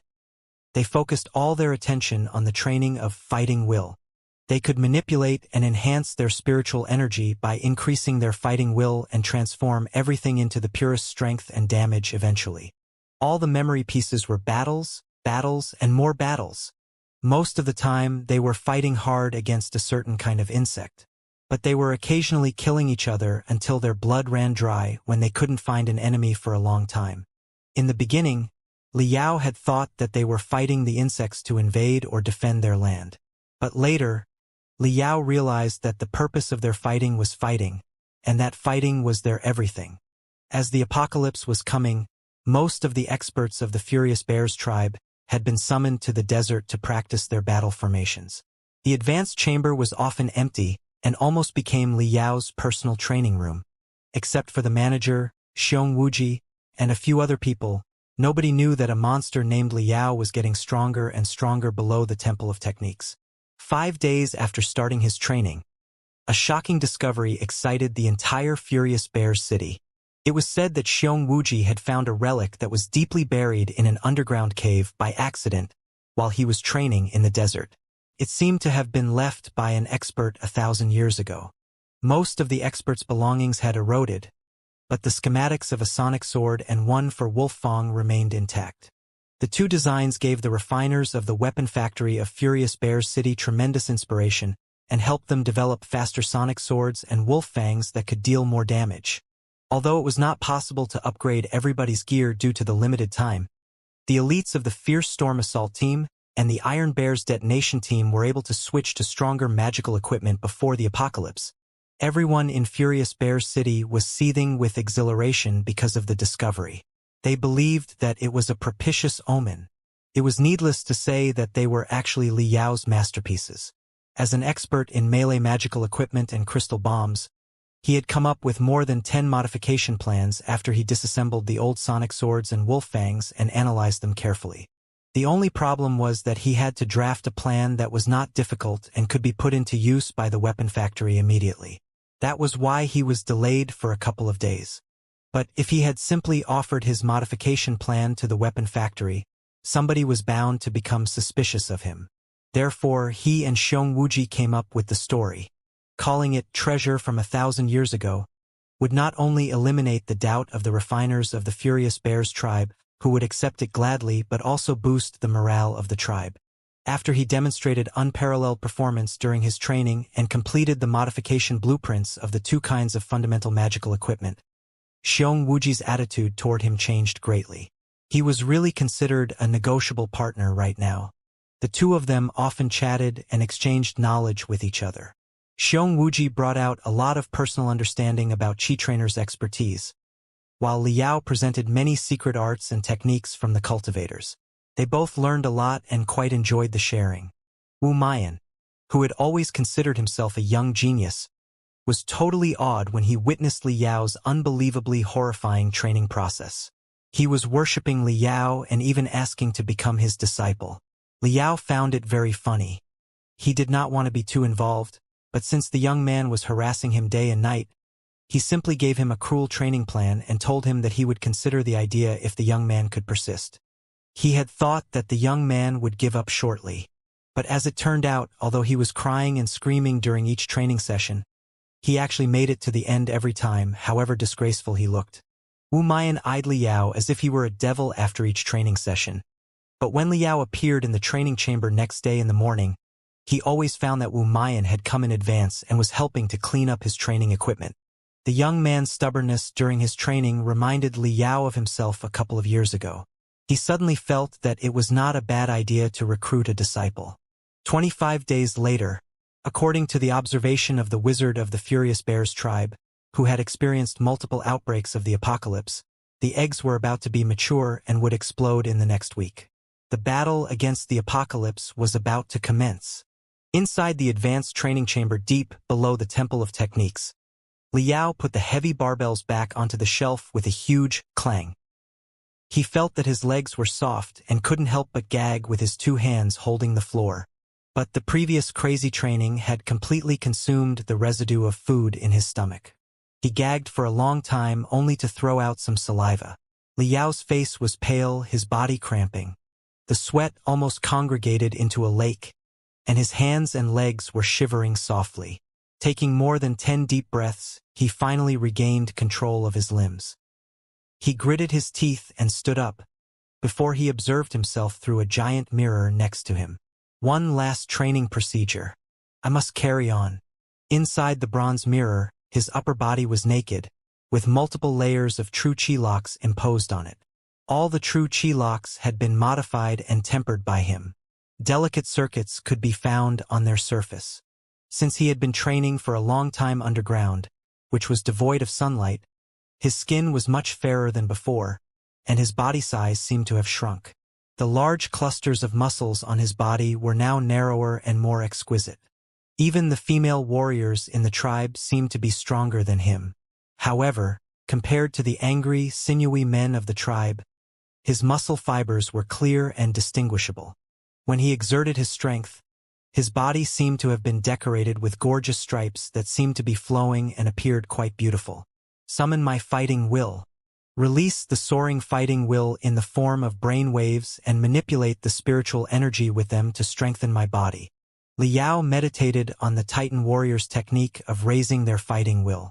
Intense waves were unleashed from the depths of his brain. His muscle fibers spread out like ripples and changed continuously into fuzzy patterns. On his back, the muscles, shaped like an upside-down triangle, seemed to have formed an angrily roaring face. This was the brand new technique that Liao perceived in the Titan illusionary land. The skin of the Titan warriors boasted special colorful stripes that could change into various patterns. Just like the spiritual tattoos on cultivators, the patterns could enhance one's spiritual energy and increase the combat ability of one's body. Of course, there were no stripes on Liao's skin. Even if he asked somebody to make a tattoo for him, the adornment was still unchangeable and could only perform a single technique. However, he had realized something after his last discussion with Xianxia. The Qi trainers of Iron Plateau had evolved, generation after generation, over 5,000 years, which had blessed them with such strong bodies. Together with the reverberation of their fighting will, they had definitely reached the limits in regard to the utilization of muscles. In one short month, he could never be as physically strong as Xianxia however hard he trained himself. If so, why shouldn't he walk on a different path by improving the agility of muscle fibers instead of their hardness so that he could control his muscles with his spiritual threads to draw the patterns? Drawing runes with muscle fibers. This was the brand new technique that Liao had thought of. After more than 10 days of testing, based on the observation of how the Titan warriors made use of their battle patterns, he was certain that the method was feasible. Liao's eyes were bloodshot. His long hair, which hadn't been cut for quite a few months, fluttered. Streams of spiritual gas surged out in the tiny training chamber and terrified the barbells in the corner, which were emitting weird noises. They even formed visible swirls and circled him crazily. Finally, with the help of the muscle stripes, when my fighting will soared and my spiritual gas surged, I surpassed the peak of the refinement stage and reached the superlative height of the refinement stage that other cultivators in space have never entered. Liao smiled. The fatigue from the previous harsh training session was entirely gone. The furious spiritual gas flooding into his body seemed to have turned into an afternoon breeze in summer for him. He walked to the front of an iron target and started the final training with the most basic punching. 1,000 punches. Begin. This was the scene that Wei Chongsheng and his fellow members of the Iron Bear's detonation team saw when they entered the training chamber. A booth had been established in a corner of the spacious advanced training chamber. It was enclosed with large tempered glass, through which one could vaguely see that a stout man was punching something in true chi locks. However, he seemed to be exhausted. After each punch, he would have to stop for a moment and breathe heavily, if not gagging. His face was extremely twisted, too, indicating that he was being tortured inhumanly. Fu Dong, manager of the training chamber, was sitting in the outside, his eyes half closed. He seemed to have become used to everything here. Wei Chongqing was greatly surprised. The advanced training chamber was almost exclusively reserved for the elites of the Iron Bear's detonation team and the Fierce Storm assault team. However, they barely came to this place because they had been bettering their teamwork in the desert over the previous month. How come there was a personal training booth right now? Even Shi Meng, captain of the Iron Bear's detonation team, and Xiong Zhenjin, captain of the Fierce Storm assault team, did not have such a privilege. Wei Chongqing's face suddenly turned gloomy. It was not about himself. But on what grounds was this unfamiliar short man entitled to a personal booth if Captain Shi Meng, whom he admired most, was not? He did not dare express his discontent openly in front of Fu Dong. Therefore, he managed to fake a smile and asked, "Uncle Fu, what is this all about?" Fu Dong did not even bother to raise his eyebrow. He replied, "This training chamber has been specially modified under Boss Xiong's instruction. Nobody is to enter Sand Scorpion's personal booth, but you are free to do your practice in the outside." Chief Xiong's instructions? Wei Chongqing was secretly startled. He was about to ask more when he suddenly smelt an intense aroma of meat. One of the members of Iron Bear's detonation team exclaimed in joy, "It's the meat of silver-striped boars. Yummy, yummy." Silver-striped boars were rarely seen demon beasts in the desert. Their meat was delicious and contained abundant spiritual energy. However, their number was small, and they were often very vigilant. They did make delicious food, but it was very difficult to capture them. Even experts like themselves hardly had the opportunity to enjoy them. Wei Chongqing sniffed hard and laughed in satisfaction. It's truly the meat of silver-striped boars, with at least 5 kinds of heavenly materials and earthly treasures roasted with them. They are definitely the best food in the world. Our chief is truly generous now that the apocalypse is coming close. The Qi trainer's training often consumed enormous physical strength.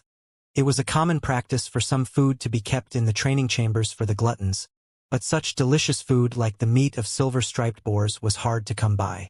One of the members of the Iron Bear's detonation team swallowed and couldn't help but raise the white cloth on the meat of silver-striped boars, only to be slapped away by Fu Dong. Fu Dong said coldly, "Don't touch it. It is prepared for Sand Scorpion. The food for other people is aside." Wei Chongqing opened the few giant iron buckets and looked inside suspiciously, only to be irked. Although the contents smelt as good as the meat of silver-striped boars and some heavenly materials and earthly treasures had been added, the most critical part of the food was ordinary pork and just the bones and internal organs of the silver-striped boars. "Uncle Fu." Wei Chongqing attempted to hold back his anger and remarked, "What's the meaning of this?" Before, not just Captain Shi and Captain Xiong, even Chief Xiong had the same food with everyone else when he was training with us. Who is this Sand Scorpion exactly? He doesn't look familiar. Why is he qualified to enjoy such a large silver-striped boar all by himself while we can only eat some offal? Has he made any distinguished contributions to the tribe? Is he able to destroy a top-tier demon beast in the battle to come? "I know him." A member of the Iron Bear's detonation team gazed at Liao for a long time before he finally remembered who the strange guy was. He patted his head and shouted, "This guy, Sand Scorpion, only joined the tribe a month ago. It's said that he fought 2 Emperor Sand Scorpions in the wilderness and saved Wu Mayan. He was wounded due to the venom of the demon beast, and his mind is clouded." "Right." Another teammate recalled him now that his origin was mentioned. He sniffed and said, "1 month ago, during the competitive test with the Fierce Storm assault team, Wu Mayan brought the man to watch, but he was so shocked by a wolf fang that he fell to the ground. His face was pale, himself shuddering, and he failed to get back on his feet for a long time." "What?" Wei Chongqing couldn't help but burst into laughter. "I remember it now. Indeed, there was such a coward back then. Did we talk about him for a long time after we returned? It was just a wolf fang. What's the big deal even if it did explode right in front of his face?" Men of the Iron Bear's detonation team wouldn't have even raised an eyebrow, much less dodging and hiding. I was wondering where such a timid fellow came from. I didn't know that it was him. Hehe. Is it anything extraordinary to slay 2 Emperor Sand Scorpions? If I had encountered them, I could have killed 3 or even more. Our chief is not fair regarding the matter. The guy only rescued his foster son. Even though Wu Mayan is a rarely seen genius in our tribe, there's no need to treat him as nicely as this. The more they talked, the angrier they became. Suddenly, the personal booth was opened with a chi sound. As if a wind from the netherworld blew by, Liao staggered out exhaustedly. He was soaked in sweat and couldn't even stand straight. Even his eyes had lost focus. The training just now seemed to have drained him. His stomach was rumbling, and he could only see the food in front of him. Not bothering the irritated newcomers, he sniffed, smelt the aroma of the pork, and walked toward the silver-striped boar. The members of the Iron Bear's detonation team glared at him, but he took them all for nothing. Wei Changxing sneered. He took a step forward and stood in the way between Liao and the silver-striped boar.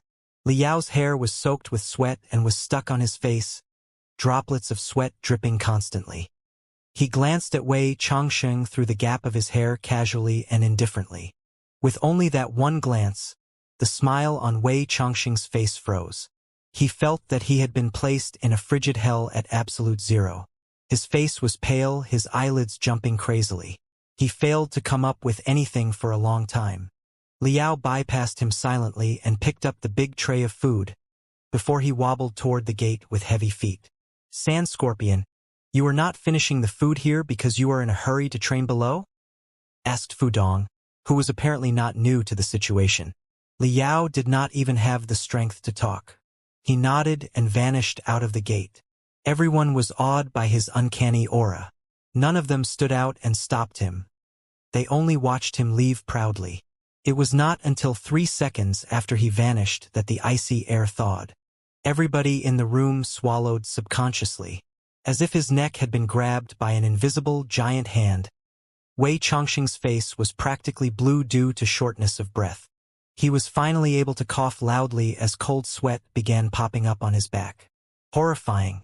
The exchange of eyes a moment ago had been too horrifying. He felt that a real Titan warrior had stood in front of his face, staring at him emotionlessly from a high stance. If he had made any other movements, he would have been slain for sure. Changxing, what happened? Why didn't you stop the guy? The guy is but skin and bones. He's not even 2 meters tall and barely reaches your chest. Why didn't you punch him right in his face and snatch his silver-striped boar? Damn it. We've been training and suffering in the desert day and night, and we're not even allowed to have one mouthful of the silver-striped boar. Why is the fair-skinned boy entitled to the silver-striped boar by training casually inside a windless and rainless training chamber? Unfair. It's too unfair. We're going to argue with the chief. Members of the Iron Bear's detonation team felt embarrassed for their fear a while ago after they came to again and all started yelling. But Wei Changxing was still not himself yet. Fu Dong eyed them coldly, his lips curling in mockery, as he said, "Do you think that, by slaying demon beasts in the desert under scorching sunlight and savaging storm, you've had enough suffering and training and are qualified to eat the silver-striped boar?" A member of the Iron Bear's detonation team shouted. "Our previous trip was an out-and-out practical drill. We cleaned up the 9 nests of the demon beasts and killed more of them than anybody could count. What's craziness if our deed wasn't? Who's qualified for the meat if we are not?"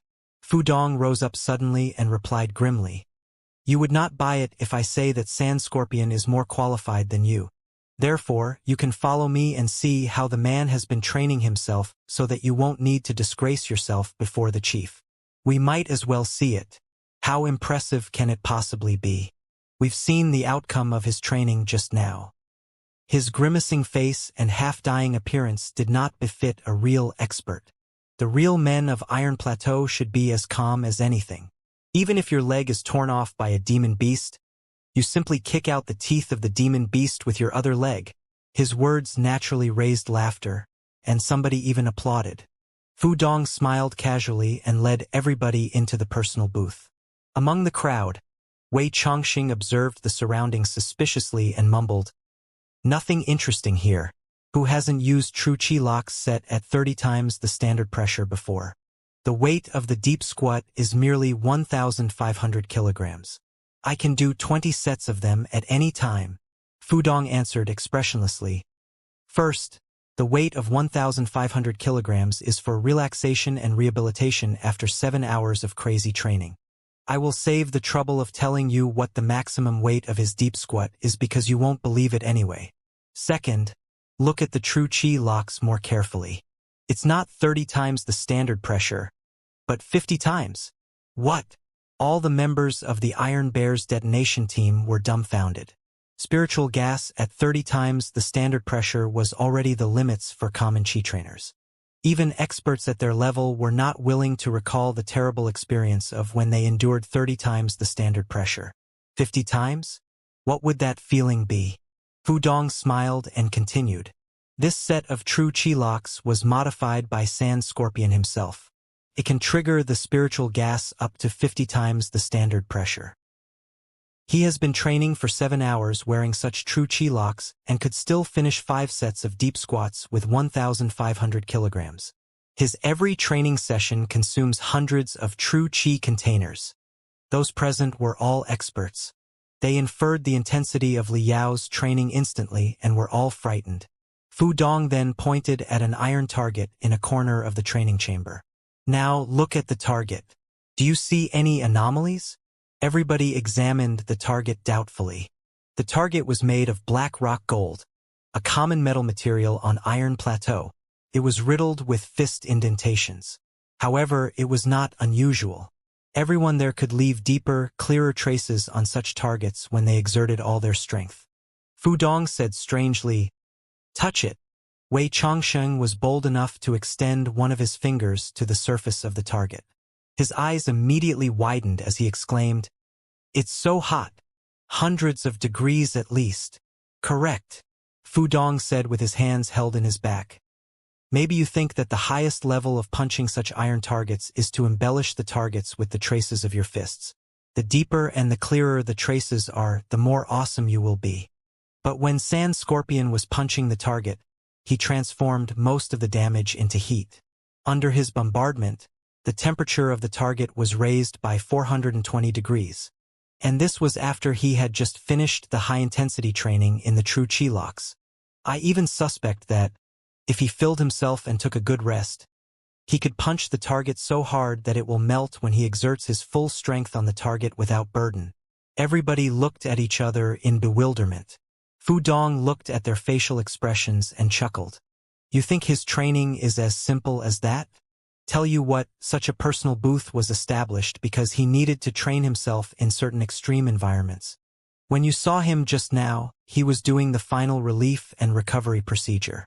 The oxygen concentration inside the booth is approximately 5%, 1/4 of the comfortable parameter for human beings. During his real training, he pumps away all the air inside the booth to make it almost a vacuum." Wei Chongqing and his companions were truly appalled. Training crazily in a vacuum while being pumped with spiritual gas 50 times the standard pressure. Where was this monster Sand Scorpion from? He has been training like that all the time? Wei Chongqing stammered. But for some reason, he believed that it was true when he thought of Li Yao's cold and indifferent eyes. Fu Dong nodded with an inexplicable expression on his face. After a long sigh, he commented, "Since you went to practice in the desert, he has been coming to this place to conduct the extreme training that is beyond anyone's imagination every day. I've been responsible for the training chamber for almost 30 years, and I've witnessed a lot of tough experts. Xiong Wuji in the old days, your Captain Shimeng, Xiong Jinjin of the Fierce Storm Assault Team, the young genius Wu Mayan who rose to fame only recently, they are all adamant and resolute people and have experienced cruel training without exception. However, this is the first time that I've ever seen a monster as crazy as him. How much of a contribution do you think a man who has been training in such a way can make in the battle against the apocalypse to come? Do you agree that he is qualified to have a silver stripe bore all to himself now?" Wei Chongqing was silent. Suddenly, he put one of the manacles on his wrist and, gritting his teeth, turned on the switch. The spiritual gas, set 50 times the standard pressure, was immediately poured in. "Ah!" Wei Chongqing immediately screamed desperately like a pig being butchered. He fell to the ground as if he had been struck by lightning. Then he was bouncing and jumping like a lobster that had just been tossed into a cooker, crying for mommy. "Not good. Chongqing is foaming at the mouth. He is about to pass out. Hurry and save him." The training chamber was in a mess. As the egg of apocalypse ripened, the gargantuan meteorite mountain began to emit large clusters of air currents in various colors that interweaved with each other and grew toward the sky helically. They swallowed one cloud after another and eventually formed a swirl of 7-colored smoke in the sky. The residents of Iron Plateau called such a phenomenon an apocalypse cloud. The appearance of an apocalypse cloud suggested that the egg of apocalypse would break out in several days. The egg of apocalypse that was about to mature was on the northwest side of the Furious Bears tribe. When it was sunny during the day, one could see that a small apocalypse cloud in the northwest sky, surrounded by colorful radiance but with immeasurable darkness in the center, was staring at the ground like a weird, unblinking eye. 1 month earlier, Furious Bears City had been seething with enthusiasm like a giant steel refining factory. But as the apocalypse drew near, the entire city calmed down, like a warrior who was whetting his saber in the darkness. All the anxiety, excitement, dread, worry, and hope were turned into the monotonous noise of the honing of their blades against the grindstone. In the weapon factory, the refiners and workers who had been working hard for months were lying everywhere, snoring. They had finally finished forging a batch of brand new magical equipment before the egg of apocalypse ripened. The latest sonic sword model's distribution of tubes for the internal circulation and venting of spiritual gas had been redesigned. When the spiritual gas surged out, it would add slight vibration at a high frequency to the edge of the sword so that the damage of the blade could be improved. Almost 20 ancillary spurts were added to 2 sides of the main spurt, which was emitting spiritual gas along the 2 sides of the sword. The middle of the sword would receive a counterforce that would make it essentially an invisible rail. Therefore, the strike of the sword would be more accurate and stable. The latest Wolffang model had 7 brand new attack rune arrays on the interior side. Not only did they reduce the cost of crystals, they had also increased the firepower of the grenades. The latest Wolffangs also boasted a unique delayed detonation system that could be controlled with telepathic thoughts. As long as one thought about it, more than 10 Wolffangs could be detonated simultaneously. The elites of the Fierce Storm Assault Team and the Iron Bears Detonation Team absolutely loved the new weapons. They'd been dwelling in the test fields affiliated to the weapon factory to familiarize themselves with the new magical equipment. Today, the last test was going to be held. Tomorrow, the warriors of the Furious Bears tribe would march into the desert and challenge the apocalypse. In the test field, almost all the members of the Fierce Storm Assault Team and the Iron Bears Detonation Team had gathered. There were almost 100 soldiers on both sides. They were all experts above the 40th level of the refinement stage. Although they were insignificant in number, the solemn and daunting aura emanated from them almost tore the entire test field in half, as if they were 2 armies. The 2 parties confronted each other silently, but the last competitive test was postponed for a long time. It was not until people were whispering to each other that Xiong Wuji appeared on one side of the test field. Warriors of the Furious Bears tribe. Xiong Wuji's voice was not high, but his every word swept into everybody's ears like a hurricane. Tomorrow we will be setting off to challenge the apocalypse. Today we are running our last competitive test. The purpose of the competitive test is, on one hand, to let you understand the magical equipment in your hands better, and, on the other hand, to let you know your comrades and brothers who will be fighting side by side with you better. Fierce Storm can only entrust the ground to Iron Bears, and Iron Bears can only entrust the sky to Fierce Storm, after you learn each other's formidability in the competitive tests. Also, a new warrior will be joining the competitive test today. The competition of 2 sides will become one of 3 sides. The rules are the same. Each of the 3 sides has a home camp. As long as you bring the flag in the center of the test field to your home camp, your side will be deemed the winner. Due to the limitation of time, the warrior had no time to practice with everyone else in the desert, and therefore is not familiar with the battle formations.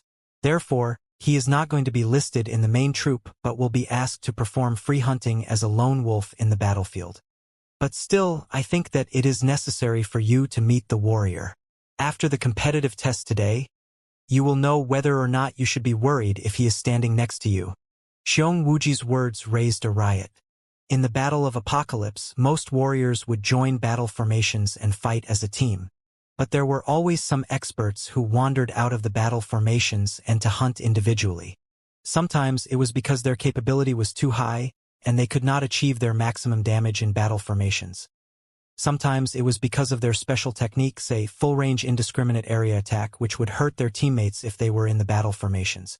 Although they were free to choose their targets, their goal was almost always the strongest beast in the apocalypse. The experts who were hunting individually would always lunge at wherever it was the most dangerous. Only the strongest, the most experienced, and the most determined warriors in the tribe were qualified to conduct free hunting. However, the elites of the two teams had seen all the seasoned warriors of the Furious Bears tribe and cooperated with them neatly multiple times. Wasn't it redundant to arrange a competitive test to let them get to know each other? Just when everyone was baffled, a figure not very tall gradually appeared from the darkness. It is him. In the Iron Bear's detonation team, Wei Changxing gasped, his right hand tremoring slightly beyond his control. It is him. Xiong Zhenjin, leader of the Fierce Storm Assault team, was somewhat confused. She glanced at Xiong Wuji in discontent, frowning. You may call him Sand Scorpion, Xiong Wuji said. Chances are that you do not know him well at present. But believe me, by the end of the competitive test, he will have left a very deep impression on all of you. 400 sharp eyes were staring at Sand Scorpion, as if they were shooting arrows, only to be entirely blocked by the weirdly shaped armor on him. It was bright gray armor with the jet armor of the Fierce Storm Assault team as the prototype. However, it had undergone unrecognizable and even insane modifications. The layered plates of the armor were round with barely any sharp thorns. They had copied a lot of the attributes of insects and arthropods in the principle of bionics. At first look, it seemed to be a large scorpion that had stood straight like a human. But folded wings on the back of the armor made of tens of thousands of thin, translucent, interconnecting metal foils made it look like an enormous dragonfly. Behind the back of the armor, more than 20 true chi containers were densely placed. Their size was smaller than that of commonly seen true chi containers, but there were clusters of glamorous spiritual stripes on them. A two-handed sword more than 2.5 meters long was hanging at the waist of the armor. The body of the sword was riddled with messy spurts, yet they brought a weird feeling of beauty. It was possible to imagine that, when the messy spurts ejected spiritual gas at the same time, the trajectory of the sword would definitely become mysterious and unpredictable. Chi, chi, chi. While he walked toward everyone slowly, white steam was dispersing from the joints of his armor, as if the armor was a living dragon that was breathing non-stop. Occasionally, through a gap in the steam, one could see a pair of unattractive eyes. But if one were to stare at him for more than 3 seconds, one would be able to discover hunger and thirst in his eyes, like two vipers that had just finished their hibernation and seemed to be ready to go on a killing spree. Xiong Wuji patted Liao's shoulder and asked, "Are you ready?" Liao squinted and nodded his head. The two vipers deep down his pupils were immediately gone. Since he finished the basic training 5 days ago, he had been dedicated to the modification of the armor. For a magical equipment maniac, fighting a battle without armor was as uncomfortable as going shopping naked. Based on the jet armor of the Fierce Storm Assault team, with consideration of the characteristics of the Iron Shield armor, and following certain designing principles of crystal suits, he had created a brand new set of armor of his own. The standard jet armor had more than 30 spurts so that the chi trainers could alter their directions in the midair swiftly. However, on the Mystic Skeleton battlesuit, there were more than 50 main power rune arrays and more than 100 ancillary power rune arrays. As a seasoned exo, Liao was much more adept at direction alternation in the air than the chi trainers. Therefore, he had installed 61 spurts on the armor that he modified. Together with the sliding wing he had designed, He was totally able to perform unbelievable turns and sprints in the air. Liao was very satisfied with the armor, which had exploited every possibility of the utilization and enhancement of spiritual gas. Also, a lot of amazing inspiration had popped up in Liao's head while he was crafting the armor. He had accumulated valuable experience for his own crystal suit in the future. He had named the jet armor Sky Scorpion. Today was also the first field test for the Sky Scorpion armor. Xiong Wuji glanced at everyone and said, "The structural design of this Sky Scorpion armor was also found by me in the exploration of the underground relic a month ago. However, since many components of the armor have to be manually made carefully, the speed of production of such armors is not high. Today, only one set of such armor has been successfully forged. We cannot equip everyone with the armor as of now. Besides, it required some special skills to wear the Sky Scorpion armor. Therefore, they are not available for everyone." Xiong Wuji's words infuriated everyone on the spot. What does he mean by saying that it requires some special skills to wear the Sky Scorpion armor? Is he insinuating that we are all not capable enough? They all glared at Liao. In the Fierce Wind assault team, the members who had seen Liao falling to the ground in fear of a wolf fang in person showed despise, too. On the Iron Bear's detonation team side, Wei Chongqing secretly went to his captain Shermeng and said, "Captain, he is the one I talked about." Shermeng had already put on the entire iron shield armor. He was like a moving war fortress. His eyes were glittering in the gaps of the facial cover and locked onto Liao like two cannons extending out of battlements. Crack, crack. Shermeng's bones emitted crisp sounds, which were clearly audible despite his thick armor, as he warmed up his body. He rubbed his hands and smirked. "Very good. I've been meaning to meet the monster who can endure 50 times the standard pressure since the day you mentioned him. However, I haven't been able to see him even though I went there every day over the past few days. Let me see how venomous this sand scorpion is." 5 minutes later, the competitive test hosted by Xiong Wuji in person commenced after an ear-splitting roar. "The test now begins." The spacious test field was more than 2 kilometers long and 1 kilometer wide. The center of the test field was lower than the periphery, making it a man-made ravine dozens of meters deep. Almost 100 stone pillars were standing in the bottom of the ravine. The flag, on which a bear head was painted, had been affixed to the largest pillar. The Fierce Storm Assault Team and the Iron Bear's detonation team started from the two ends of the test field, while Liao started from the edge of the half. While Xiong Wuji's roars were still echoing in the air, he had already marched out. After each step, a huge amount of spiritual gas would spray out of his arms, legs, and his body, accelerating his speed to maximum instantly. Swoosh! Liao jumped up, the metal wings on his back unfolding completely. They did not look like wings of a bird, more like fish fins. As the spiritual gas surged out, the thousands of metal foils on the wings vibrated at the same time, making themselves look like blinking scales of goldfish in the water. Liao's movement was agile and swift. Like a swordfish that was sprinting in the seawater, he swooped and snatched the flag and put it on his back.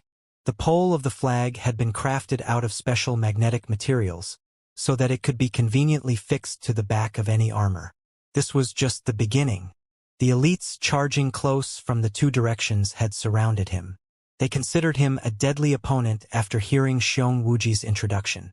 Now that he had secured the flag before everybody else, he was even more of a target for them all. That was also what Liao had been yearning for. This time, Liao did not want to resort to any plots or tricks, nor did he care about the victory of the game. He merely wanted to know exactly how strong he was after a month of crazy training. "Bring it on." Liao grinned, licking his lips that had cracked because of his thirst. He unsheathed the giant sword 2.5 meters long, and instead of returning to his home camp in the same way, he leapt several times, charged at the Fierce Wind assault team, and crashed into them brutally. Dozens of members of the Fierce Wind assault team were gliding in midair with the help of their jet armor. Another dozen of them were zigzagging on the ground in unpredictable and mysterious routes. Xiong Zhenjin, an expert in the 79th level of the refinement stage, was at the rear of the team, and her sharp killing intent had poked forward and locked onto Liao even though he was hundreds of meters away. Liao could even sense that the breastplate of his armor was uttering rattling noises because of her killing intent, which was suppressing him like countless fast arrows. The sounds further triggered his fighting will. He felt that he was back to the days and nights when he was slaughtering his enemies brutally in the Titan illusionary land. 1 versus 100. Liao roared. Spiritual gas spurted out from his back, making the flag flap in the air. His speed was even higher than before. Just when the two parties were about to engage, he abruptly fell to the ground beyond everyone's expectations, as if he had been smashed by a giant, invisible hammer right in the face. Before the members of the Fierce Storm Assault Team realized what was going on, a large batch of dense wolf fangs had rushed close in the sky. As it turned out, the members of the Iron Bear's detonation team, seeing that Liao was fleeing in the opposite direction with the flag, were worried that he would return to his own home camp or that the Fierce Storm Assault Team would take the flag. Therefore, they simply launched a hurricane-like grenade attack. Boom! Boom! Boom! Boom! Boom! Boom! Boom! Almost 100 wolf fangs that had been redesigned by Liao exploded one after another. Countless fireballs appeared in midair. Although the number of crystals in the wolf fangs were only 1/3 of the original, the sky was still burning as if on fire. The grenades raised a large area of smoke that blocked everybody's vision. Swoosh! In the middle of the black smoke, Liao jumped up and slashed his saber upward like a scorpion that was raising its tail. Intense spiritual gas surged out from the two sides of his giant saber, which surpassed the speed of sound instantly as if it had grown wings. His target responded in a hurry. The two thin swords in his hands broke the sonic barrier within the moment. 2. Sonic sword versus sonic sword. However, in order to reduce the weight for the convenience of air battles, the Fierce Storm Assault Team members were all equipped with light swords. How could they compete against the monster-level blade in Liao's hand that weighed almost 400 kilograms? The member of the Fierce Storm Assault Team who was clashing with Liao grunted. He lost control of his swords and was immediately blown away. Liao's face was red, as if he had been drinking delicious wine. His giant sword raised a tornado and smashed away 3 members of the Fierce Storm Assault Team within several seconds. At this moment, the black smoke gradually dispersed. Everybody was able to see their target clearly. 6 members of the Fierce Storm Assault Team sprinted at him from 6 directions simultaneously. 12 sharp auras of sword from them blocked all the routes of escape around Liao. Liao's eyes suddenly shined. The 2 vipers deep down in his pupils craned their heads, while he dashed toward one of the sword auras. The plate on his right arm suddenly revealed a gap from which 2 glittering iron balls rolled out. Liao threw the 2 balls casually. After 2 explosions, the sword aura was blown into nothingness quickly. They were delicate mini crystal bombs. The flawless net of swords immediately had a fatal hole. The sky scorpion armor blinked out of the hole like a slippery loach. Before anyone realized what was going on, he had waved his sword and cut off the spiritual gas tubes on the back of 2 members of the Fierce Storm Assault Team precisely. Chi! The 2 members of the Fierce Storm Assault Team were yelling and dancing crazily like balloons that had been pierced by a needle. Their teammates all felt their heads going dizzy. How is it possible? His movements in midair, the attacking, the dodging, and the sprinting are even swifter than ours. He is like a ghost. The giant sword of his is at least 300 kilograms. But in his hand, it is even more agile and precise than the lightest sword. Why? But before they figured out the answer, a furious tide of iron flooded to them. The Iron Bear's detonation team had come close. Their appearance meant the arrival of the gale of wolf fangs. All the members of the Iron Bear's detonation team were muscular men who possessed enormous strength. They could hit a flying bird thousands of meters away precisely with a wolf fang no larger than a fist. The targets moving in the sky were naturally the best goals for them. Suppressed by the heavy firepower, both Liao and the Fierce Storm Assault Team were forced to land on the ground. Liao grinned and laughed silently. He kicked the shoulder of a member of the Fierce Storm Assault Team heavily and knocked him hundreds of meters away. With the counterforce, He threw himself into the battle formation of the Iron Bear's detonation team like a cannonball. More than 10 members of the Iron Bear's detonation team surrounded him. Dozens of high walls seemed to be collapsing toward him at the same time. Liao returned the giant sword to his back. He then extended his fingers. 10 coldly shining, sharp blades appeared on his fingertips. His 2 hands suddenly turned into 2 streaks of silver brightness. The iron shield armors touched by him were all blossoming and exploding with their plates and components flying out. The development level of the arts of magical equipment on Iron Plateau was relatively primitive after all. As a monster who could locate the flaws of a crystal suit from the gap as thin as hair on it, Liao found the iron shield armors that were crude, shabby and connected by rivets completely unchallenging. If his hands were moving at their top speed, he could have dismantled such armor barehanded. Several members of the Iron Bear's detonation team exclaimed in shock. Their thick and dense siege was somewhat disrupted. Taking advantage of their confusion, Liao blinked behind them and aimed his 10 sharp finger blades at the spiritual gas tubes between the true chi containers and their armor. It required a huge amount of spiritual gas to drive such heavy armors. The spiritual gas stored inside a chi trainer's body was far from enough. Therefore, every iron shield armor was attached to more than 20 true chi containers. Some of the true chi containers were directly connected to the components, but some others were linked to the armor via tubes. For ease during a battle, most tubes to transmit spiritual gas had been made of soft materials and were only protected by a hard shell. They were the most fragile parts of the armor. Chi, chi, chi. The battle formation of the Iron Bear's detonation team had already become an enormous hot tub. White fog was spreading everywhere, and the sound of spurting spiritual gas echoed non-stop. Since the members of the Iron Bear's detonation team were tall and strong, and their armor was extremely heavy, they were not blown away by the leaking spiritual gas. However, it was difficult for them to stand on their feet. "Get out of the way!" Shi Meng, captain of the Iron Bear's detonation team, lunged close like a huge mountain that had grown hundreds of legs. His size was the largest of all in the Iron Bear's detonation team. Yet, he was sprinting at a speed even higher than that of many members of the Fierce Storm Assault team. Liao blinked and leapt backwards. Spiritual gas burst out of his back and pushed him up into the sky like an invisible spring. Swoosh!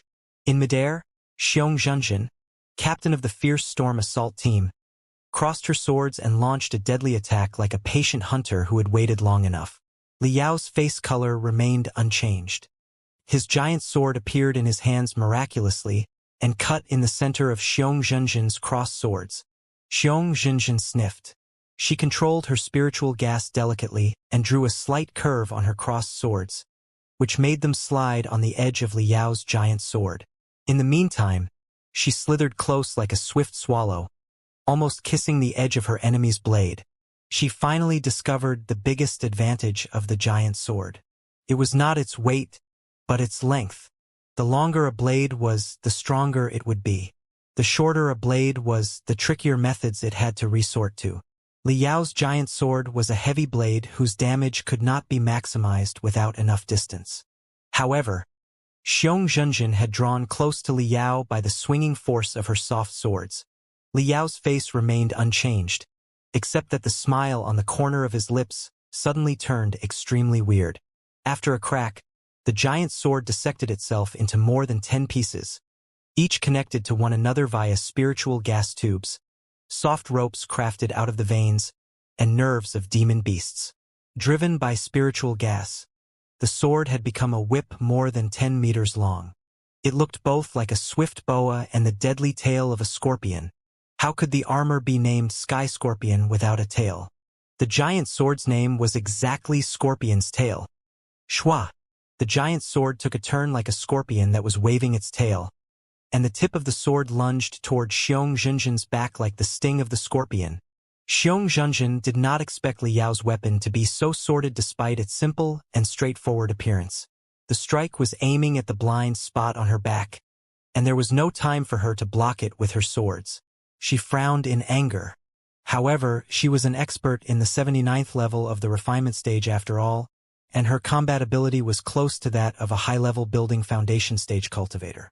Faced with danger, she did not panic, but summoned her spiritual gas, which formed an invisible swirl behind her and stalled Liao's sword. In the meantime, her two soft swords shivered like two hissing vipers and swiped at Liao's throat. The dissected scorpion's tail was controlled via the ropes and spiritual gas tubes. It relied on the swinging force to maximize the damage of the attack. But mired in Xianxia's swirl, the tip of the sword was not able to move any further. Even though it managed to break through the swirl in the end, it would have lost all its momentum and could in no way pierce through Xianxia's armor. But Xianxia's sword would penetrate through the gap between Liao's helmet and breastplate within the next half-second. Right then, an ear-splitting shriek burst out from the tip of Scorpion's tail. A long blue needle darted out from there. As it turned out, the tip of Liao's sword was hollow, in which a deadly venomous needle had been hidden. Now that it was ejected by high-pressure spiritual gas, it broke through the swirl instantly and crashed into Xianxia's armor brutally. Shwa!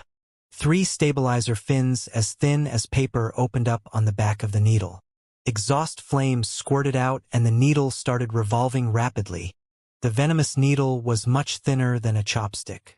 Yet, Liao had been able to empty the back end of the needle and fill it with crystals, thereby transforming the needle into a super mini rocket. Pushed by the gushing spiritual gas and the exploding crystals, the venomous needle revolved rapidly, drilled into Xianxia's armor without trouble, and passed through her chest. In the next moment, blood was spraying in the air. Thankfully, since it was merely a test, Liao did not really smear deadly poison on the needle, nor had he aimed the needle at Xianxia's heart. The needle pierced into her body but avoided her vital organs. Otherwise, his attack could have blown up Xianxia's heart directly. Even so, Xianxia's face still turned pale in shock. She grunted and fell out of the sky. In the meantime, Liao sensed that a mountain, or more exactly, an erupting volcano, had moved below him. He kicked Xianxia's breasts mercilessly. With the counterforce and his surging spiritual gas, he altered his direction weirdly. Where he had been about to land, for wolf fangs exploded at the same time, raising a raging tide of flames and chaos. However, another wolf fang that was even larger had been tossed to his new direction and was rushing right in his face. Liao did not even bother to blink. The result of the hard training over the past month was fully demonstrated. A huge amount of spiritual gas surged out of his right arm and tangled together like multiple white dragons. It formed an enormous shield 3 feet in front of his fists and smashed at the wolf fang. Boom!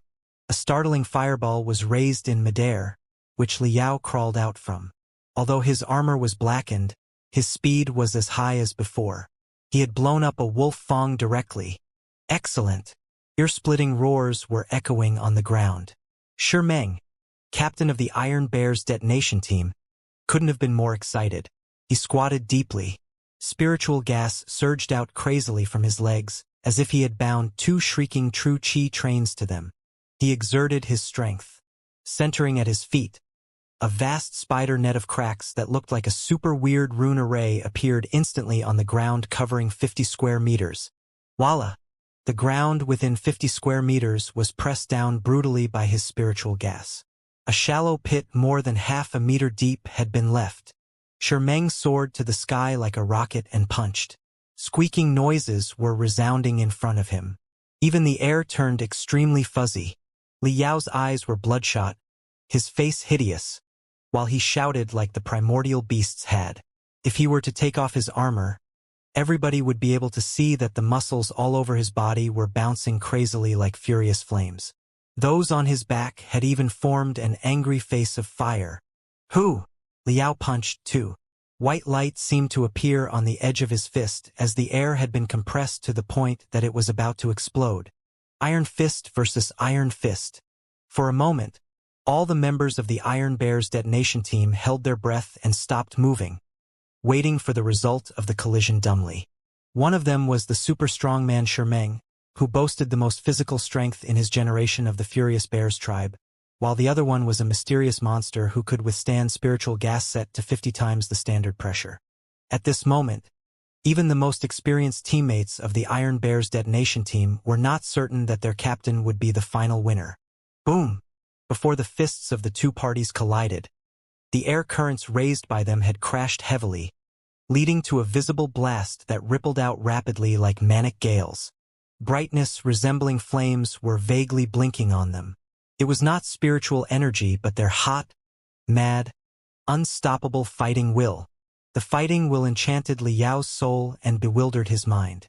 Giant gaps were appearing on the plate of his right arm, revealing countless reckless silver iron balls inside. It was not until the last moment that Liao's head was clear briefly again. He managed to lock his armor again, but his movements were disrupted as a result. Boom! An explosion that seemed to suggest that a weapon factory had exploded broke out between the two fists. Due to the 0.1 seconds of delay, Meng's spiritual gas flooded out and swallowed Liao instantly. Everybody felt that their head was dizzy. Then, they saw that Liao was blown away like a kite whose string had been cut off before he hit the ground brutally. The flag that he'd been carrying had fallen some 20 meters away.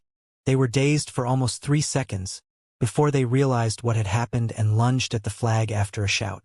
Liao did not come back to himself until 10 seconds later. He shook his head hard but still felt that his ears were ringing. He blinked slowly, but the ground was still leaning toward the left. What an impressive punch! His spiritual gas pierced into my armor, muscles, and bones and attacked my internal organs and cerebrum directly. Although I am not wounded on the surface, my internal organs and my cerebrum are vibrating at a high frequency inside my body. My cerebrum is bashing my skull in each direction. I feel that somebody is smashing my head with a giant hammer more than 10 times per second right now. His one punch has resulted in a severe brain concussion. If it were someone else, they would have been beaten into a coma or killed on the spot. Captain of the Iron Bear's detonation team, Meng, Liao sat on the ground for over half a minute before he staggered to the edge of the test field, where he sat down and took a long breath in relief. A satisfied smile appeared on his face. The battle was truly entertaining and gratifying. He tried his best to hold back his nausea and observed the competition between the two elite teams quietly. Xiong Jinjin's lung had been punctured by him, and she had lost most of her combat ability. The Iron Bear's detonation team took the advantage and attacked under the lead of Meng. Eventually, they brought the flag back to their home camp. The test was ended. However, there were no cheers on the winning side, and those who failed were not depressed, either. Everybody was staring at Liao in shock and respect. Although he had been defeated in the end, he had put down more than 10 elites by himself and almost finished the captain of the Fierce Storm assault team. It was also safe to say that his defeat was because of Xiong Jinjin and Meng's collaboration. Such a failure was definitely worth being proud of. They were both shocked and amazed. Xiong Jinjin and Meng walked forward and eyed Liao in a complicated way. You went easy on me just now. Due to the huge loss of blood, Xiong Jinjin's lips were somewhat pale. She was still in a trance right now and could not believe what had just happened. It's just a test, replied Liao with a coarse voice and weird tone. After a month of interaction, he had picked up the accent of the Iron Plateau natives a bit. However, he did not dare speak as fast he used to and could only utter a sentence word by word. Thankfully, there were not many traces of the space residents in his words, although they did sound somewhat different to the natives' ears. It's been a long time since I last enjoyed such a satisfying match. The strength of your fists is only slightly lower than that of mine.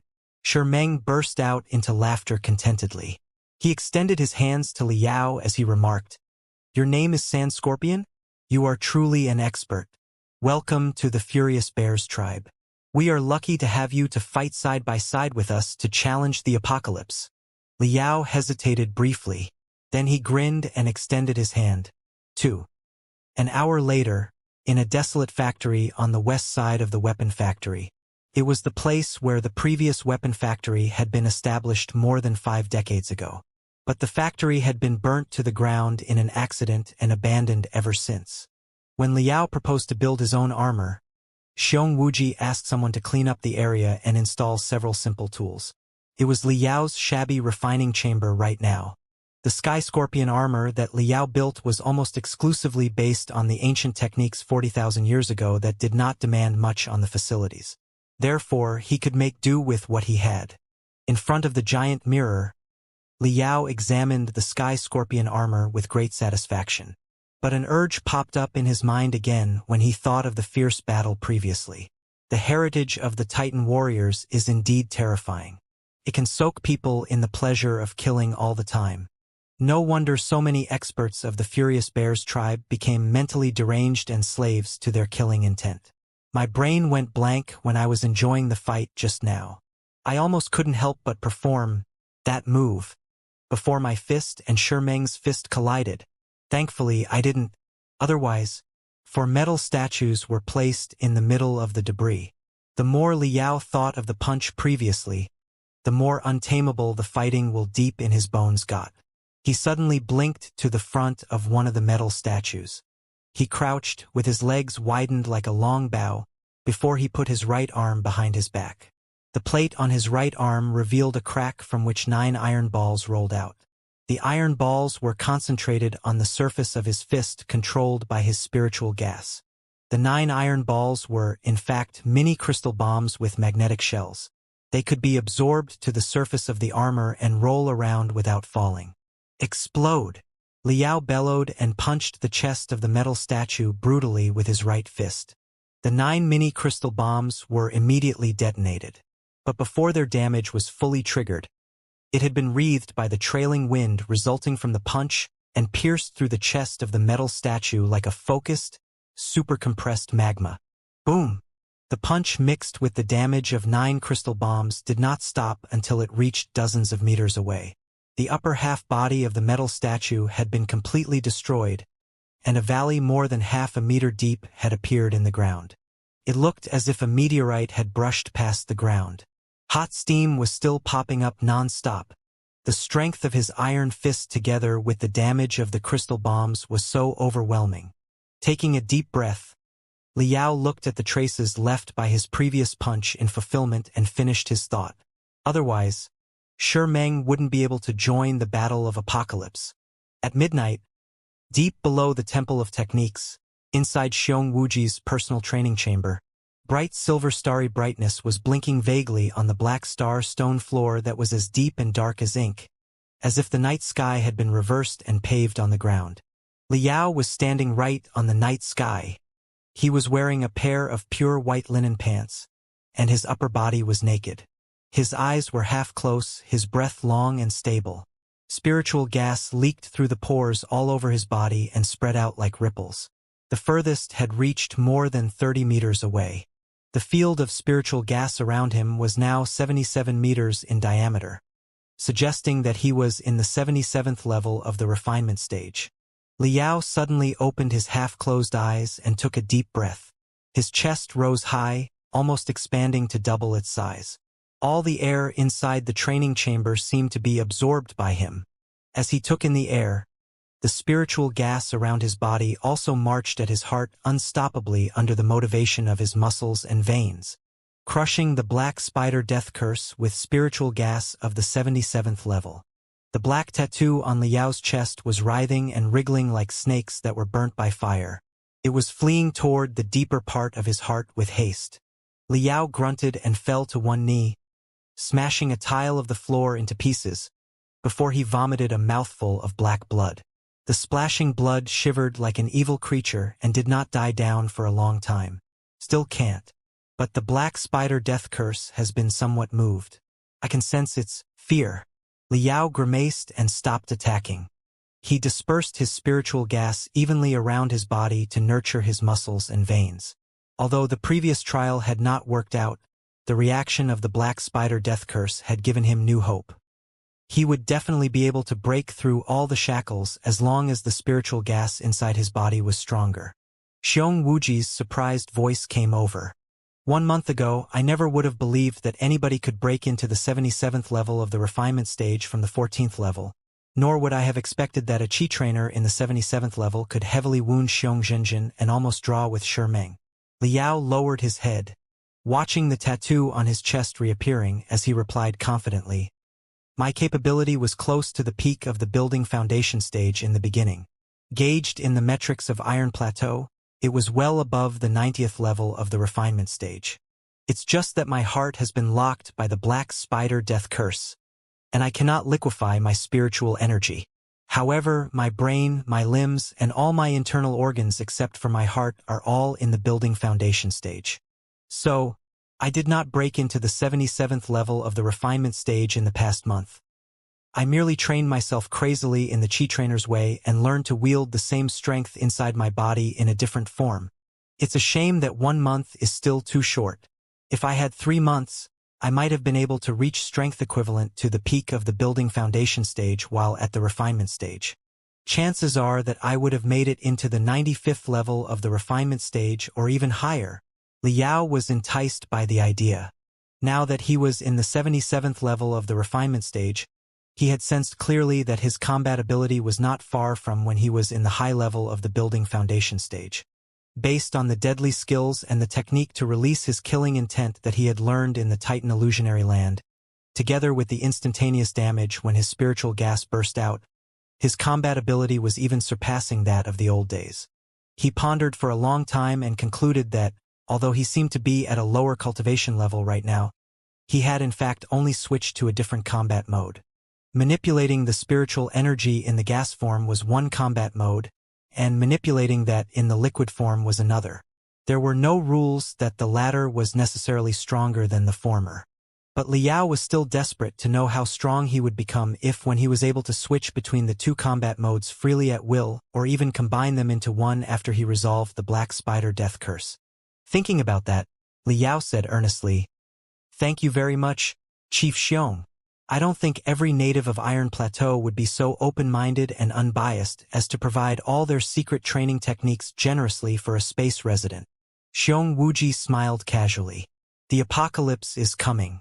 The more top warriors we have in our tribe, the more likely we will be able to survive. In the critical times of life and death, prejudice is the least of my concerns. Moreover, it was quite a fair deal that we made. The modification plans of sonic swords and wolf fangs that you offered left a deep impression on the refiners in the weapon factory.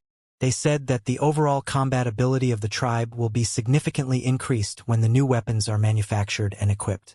Your contribution in that regard alone is enough for me to trade any secret techniques with you." Liao shook his head slightly. They were both well aware that the value of the secret arts was not the most important factor in the exchange of knowledge. The most important factor was that, in the eyes of Iron Plateau natives, the techniques of Chi trainers were supreme and unparalleled. Xiong Wuji had definitely risked a lot of things and held back tremendous pressure when he decided to let an outsider learn their ultimate secrets before he knew enough about him. Liao stared at him in the eyes and said solemnly, "Chief Xiong, thank you for your trust. Tomorrow you will know that you've made the right call." Xiong Wuji smiled and said, "Tell me, Liao, are cultivators in space all like you?" Liao lowered his head. It took him quite a long time to consider the question. When Liao raised his head again, there was delight deep down his eyes, as he observed, "There are countless cultivators in space. Of course, their personalities are different. Some of them are brave, some craven. Some are selfish, some altruistic. I can't tell which personality has the advantage in number. However, I have encountered many people who are like me, a great many of them." Xiong Wuji said, "That will be great." He raised his head and gazed at the dark ceiling. His eyes seemed to be piercing dozens of floors over his head into the sky and capturing the shining stars. He was apparently deep in thought, but there was no telling what he was thinking of. Right then, with a bim sound, the door of the training chamber was bashed open, and a thin young man staggered inside. It was Wu Mayan. The hair all over his body was trembling. Even his teeth were clattering. It took him forever before he summoned enough strength and shouted in a voice that was entirely different from usual. "Father Xiong, you said that I would be allowed to join the battle against the apocalypse as long as I completed the training plan that Uncle Sand Scorpion arranged for me. You won't go back on your word, will you?" Xiong Wuji was dazed. "You've completed it?" Wu Mayan grinned. his every tooth glittering. "I have. You can ask Master Fudong if you want.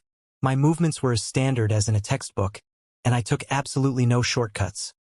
While he was talking, he suddenly faltered and fell backward to the ground. Snoring sounds came 1 second later. Xiong Wuji looked at Liao and said, "I thought that the training plan you arranged for him was incompletable." Liao frowned as he stared at the young man who was crouching on the ground and replied, "It is." The next day at noon, the sun was hot, and the sandstorm was raging. Haha! The young genius Wu Mayan finally gets to play his part in the Battle of the Apocalypse now. Father Xiong was the best warrior of the 6 tribes of Iron Plateau. I'm going to surpass him and become the new best warrior of Iron Plateau in the future.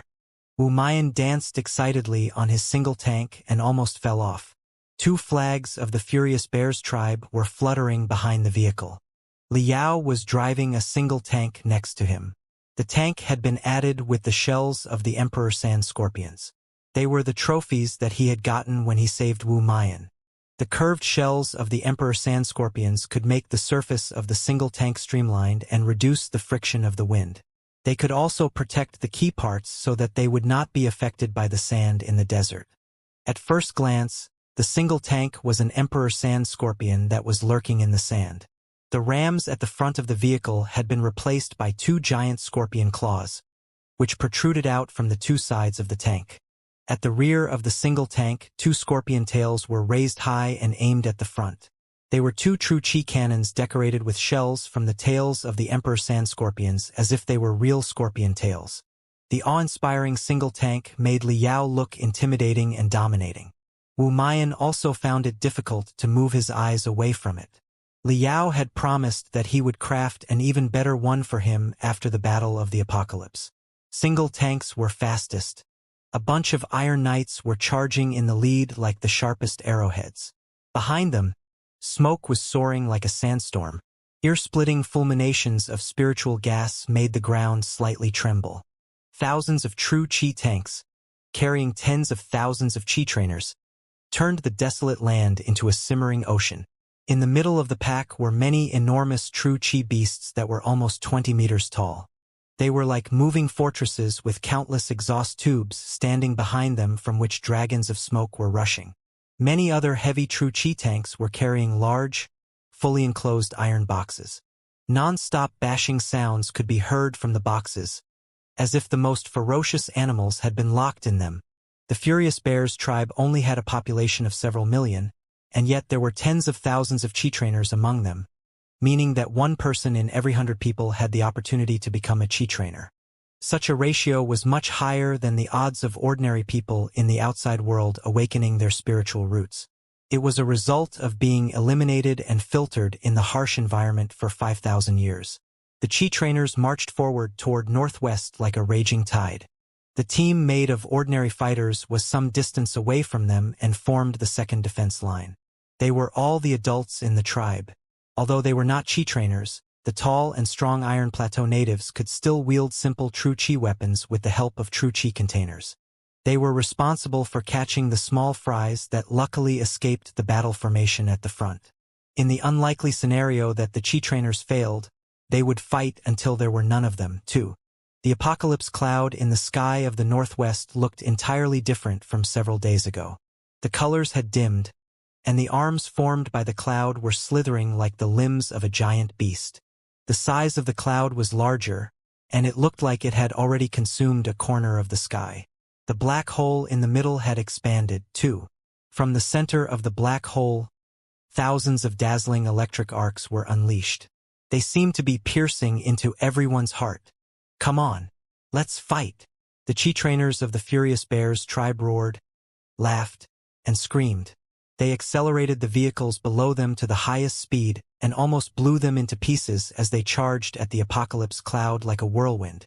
The tanks of the Furious Bears tribe drove in the unceasing sand for hundreds of kilometers, leaving a long, yellow trail behind them as they entered the center of the desert. This place was a paradise for demon beasts. Some of them that had been lurking underground had even formed a flock with a population of several hundred. But, however large the flock was, They did not dare mess around with the unstoppable Iron Army. Even the most brutal demon beasts were hiding in the depths of their nests, the entrances to which they had blocked with rocks and grass. They felt the shaking earth and shuddered in the darkness. The apocalypse cloud continued to grow larger and almost covered half of the sky. The blue color of the remaining half sky was becoming lackluster, too. Although they were still hundreds of kilometers away, the shrieks and screams deep inside the apocalypse cloud were already audible. A large beam of smoke, which seemed to have formed from billions of evil spirits, rose up from the horizon to the sky. Liao and Wu Mayan were riding forward together when they heard noises from their left and right that were even louder than the roars of the apocalypse cloud. They looked back and noticed that two equally large teams of tanks had appeared on the horizon on their left and right simultaneously and rushed at them at the same time. The tanks on the left side were amazingly fast and approached them like a silver hurricane. Liao squinted and observed carefully. He found that the paint on the tanks was colorful and eye-catching, and he felt that they were like caterpillars with various insignia. The structure of their tanks was similar to that of the Furious Bears tribe's tanks, except that they were apparently much more finely made. A lot of rare metal materials had been used in the vehicles. Several guns and a handful of sabers and swords were placed beside almost every warrior. On the flag behind their tanks was painted a glittering sliver crescent moon. There was a grinning face on the moon that was in the same style as the emblem of the Burning Sun tribe. Wu Mayan declared, "They are the tanks from the Silver Moon tribe. The Silver Moon tribe is the richest one of the 6 tribes of Iron Plateau. They have several large mother lodes in their territory, and they like to do business among the 6 tribes. Therefore, they have accumulated tremendous wealth. Their armor and magical equipment are the most delicate on Iron Plateau. However," Wu Mayan grimaced, "Chi trainers of the Silver Moon tribe are very valiant when they have enough ammunition and spiritual gas. But if the battle is prolonged and they run out of supply, it will be hard to tell." Liao nodded and pointed at the right. "What about them?" The tanks on the right were even more raucous than the Silver Moon tribe. Countless muscular men were wrapped in chains of cartridge clips and carried several true chi guns on their backs. Such weapons could spray the bullets out by the high-pressure spiritual gas. They were definitely as powerful as the spiritual guns in the outside world. Many warriors were yelling and shooting their guns at the sky.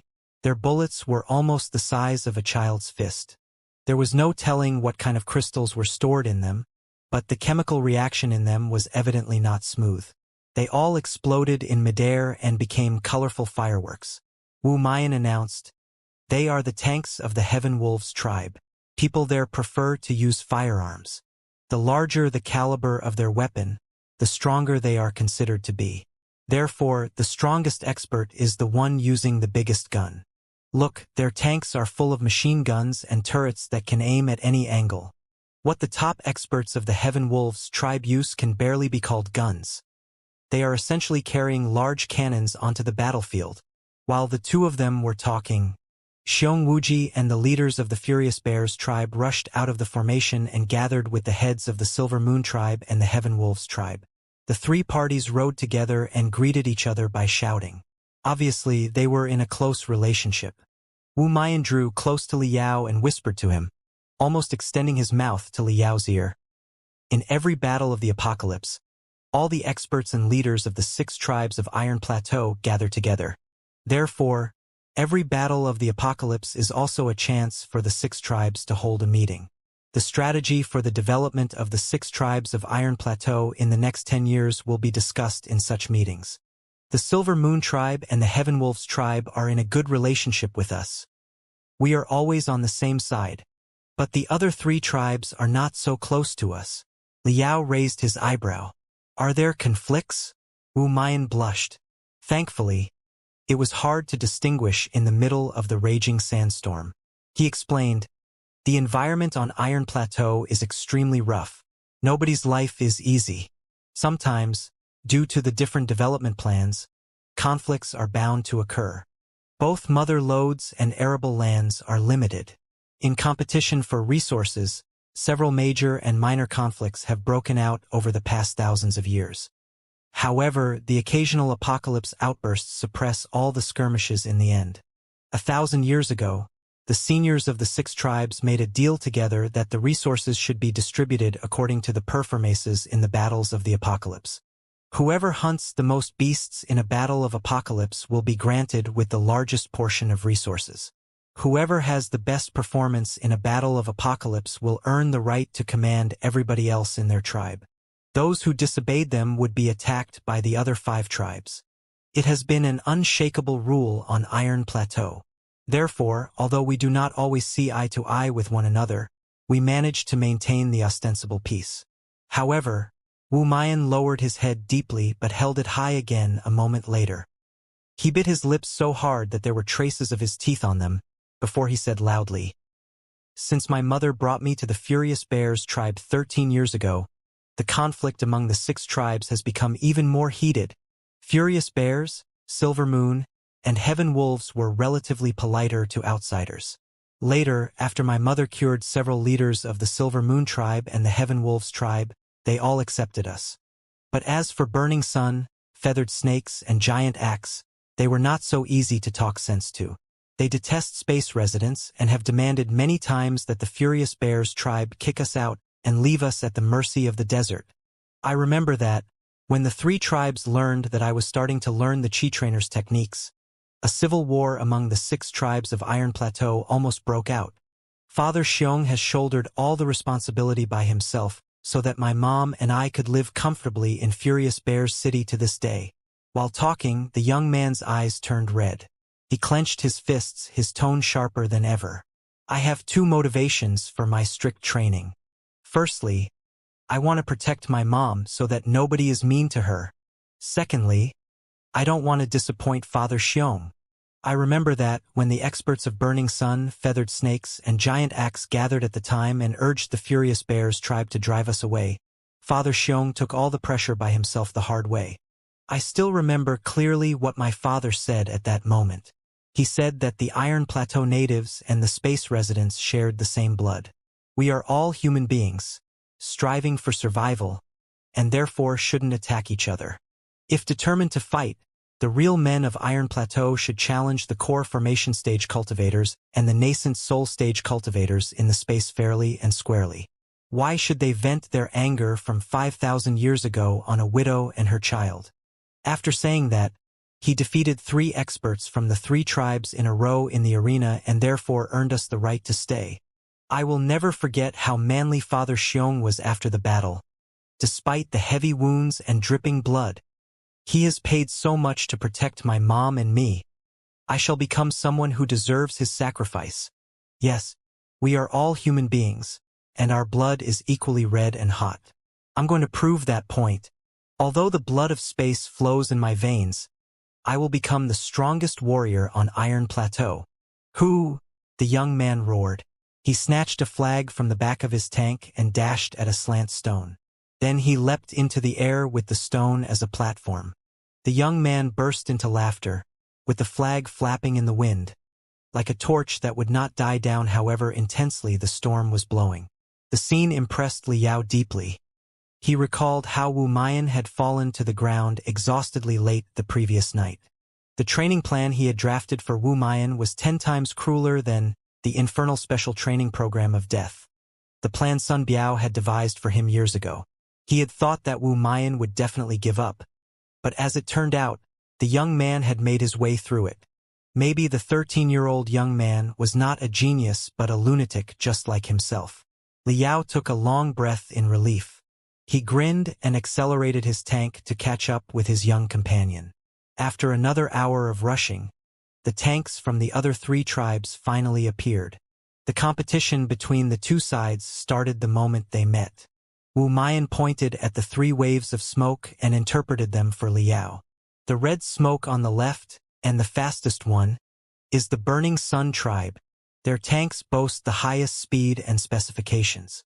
They have also trained the best scouts and charging team in their tribe. They are an out-and-out tribe of racing. The Burning Sun tribe worships speed. They believe that the faster one is, the stronger one is. Liao recalled Yan Qihua of the Burning Sun tribe, who was indeed an excellent tank racer.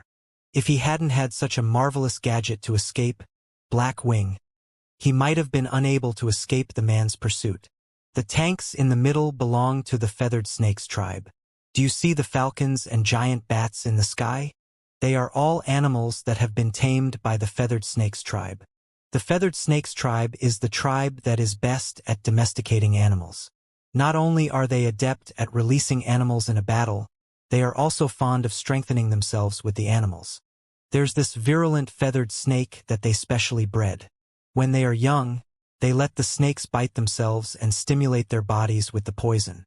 Their flesh, veins, and nerves are strengthened in such a way, and the strongest warriors of the feathered snakes tribe are eventually created.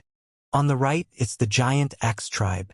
They are the tribe with the strictest rules in battles. Look, there are a lot of drumming cars in their tribe. Everybody marches forward toward the demon beasts and throws their axe at the same time according to the drumming. The overwhelming wave of axes can almost even tear a mountain apart instantly. Liao looked ahead and immediately noticed dozens of excessively large tanks from the giant axe tribe that had hundreds of drums placed on them. Countless brawny men, who wore nothing on their upper body, were hitting the drums hard. The heavy drumming together with the fulmination of spiritual gas allowed the chi trainers of the giant axe tribe to activate their spiritual gas at the same time. Although there were only several thousand of them, they were marching forward slowly but surely, as if they were an army of tens of thousands of soldiers. Liao secretly commended them. The armies of the 6 tribes of Iron Plateau had their own distinctive characteristics, but all of them were well-trained and obedient to commands. Many of their battle formations were even more advanced than those of the Heaven's Origin sector. Cultivators in the Heaven's Origin sector would join the battles against the Blood Demon sector based on the war system, but essentially, the system was designed to maximize and make best use of their personal combat ability. It was not really fit for a great war that often required well-ordered teamwork.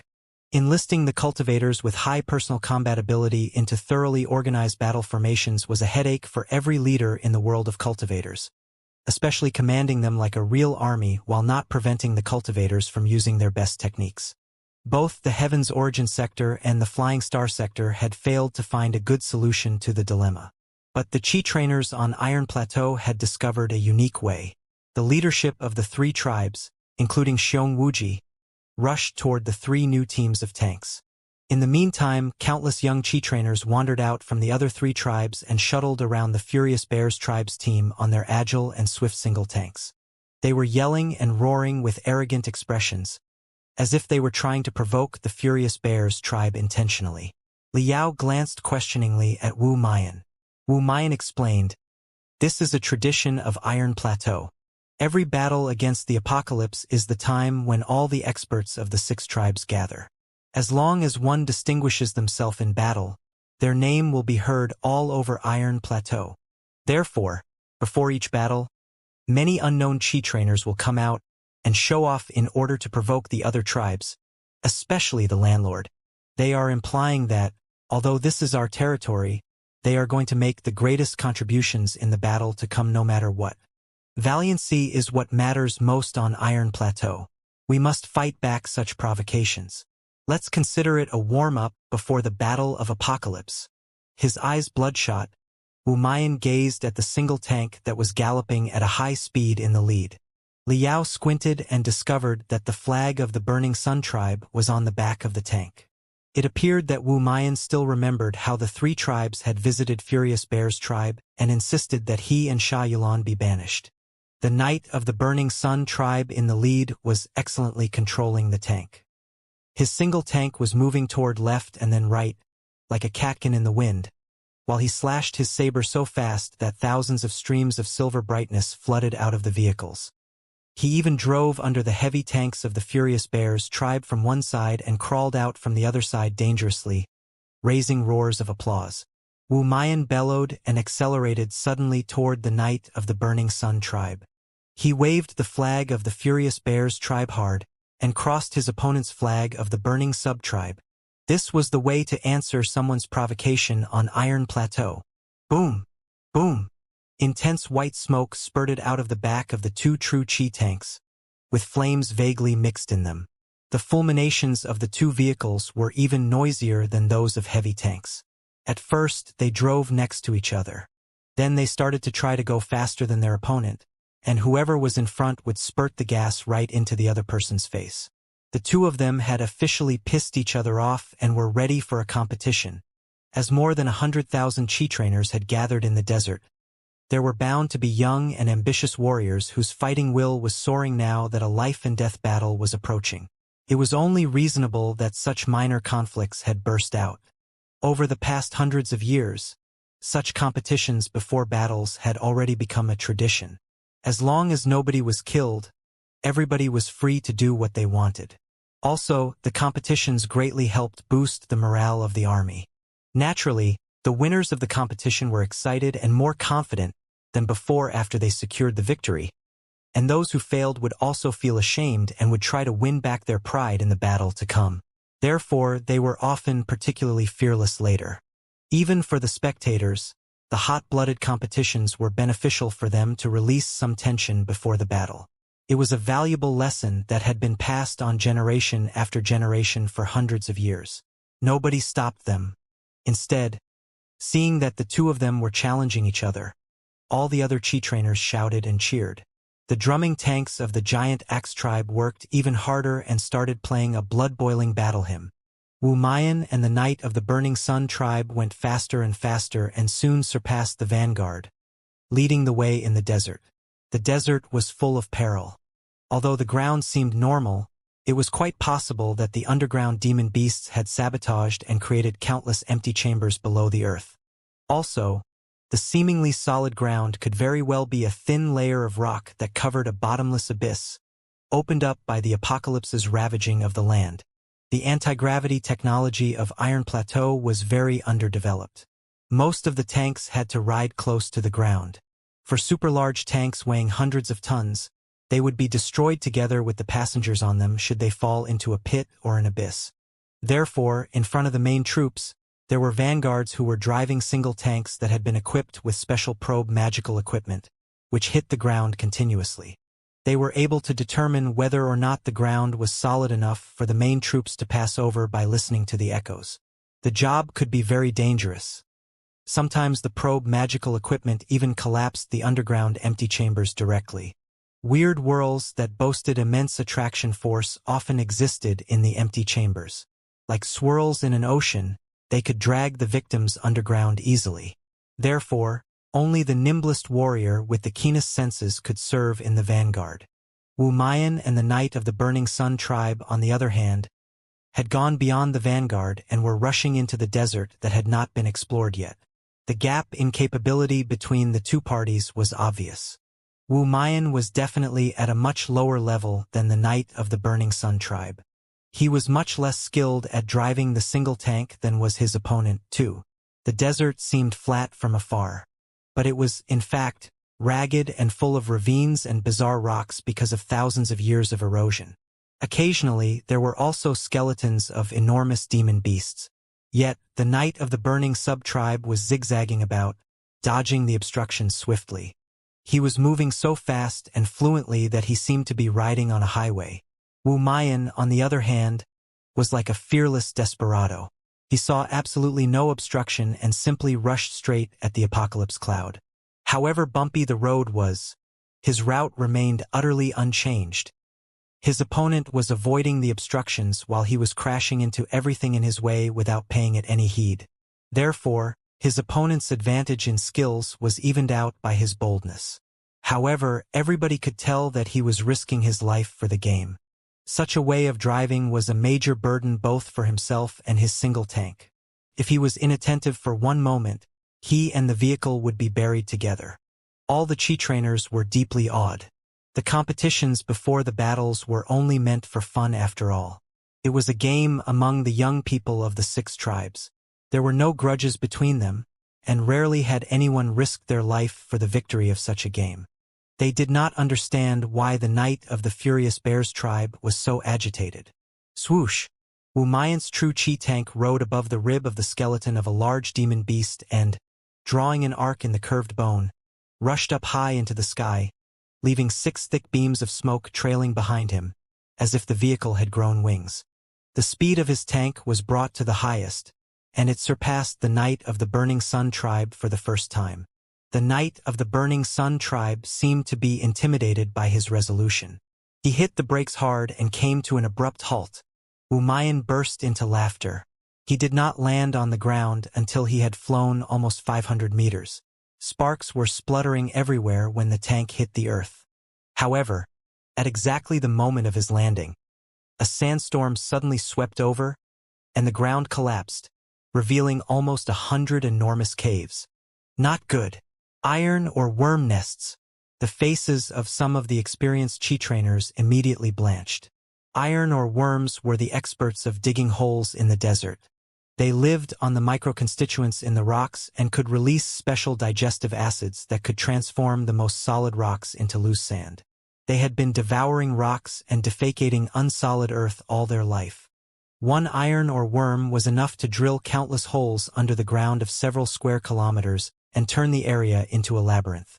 But as it turned out, the place was a nest of iron or worms. Maybe it was because iron or worms' favorite microconstituents were highly concentrated in the area. Judging from the scale, dozens of iron or worms had taken the place as their nests. They had been digging holes and enjoying the delicious food day and night. The hard rock stratums had turned into the softest sand during the process. Some spots in the region had been entirely hollowed and only had a thin cap over them. Wumayan's heavy landing had crushed cap that was as thin as an eggshell. The nests of the iron or worms were exposed to the daylight. Dozens of iron or worms were wriggling crazily underground and screaming desperately in outrage. Their mouthparts, which were full of acid and sharp teeth, were enlarged to such an extent that they could swallow Wumayan together with his tank. Wumayan dashed among the various holes and dodged the assault of several iron or worms closely. One of the iron or worms spurted a storm of iron ores brutally toward his back. Sparks immediately began popping up on the back of his single tank. Within a moment, the sparks turned into dancing flames. Several other single tanks had rushed out from the main troops of the 6 tribes, trying to charge into the nests and save Wumayan. A few experts of the fierce storm assault team of the Furious Bears tribe had also dived into the air at a high speed. However, a single tank in the shape of a venomous scorpion darted into the nests of the iron or tribes before anybody else. The flag of the Furious Bears tribe was stabbed into the back of the single tank, and yet the knight's skills of driving were even more sophisticated than those of the knights of the Burning Sun tribe. He was galloping on the collapsed ground and dodging the bullets of the iron or worms every now and then. Sometimes he even raised the head of the tank and moved toward the back of the iron or worms.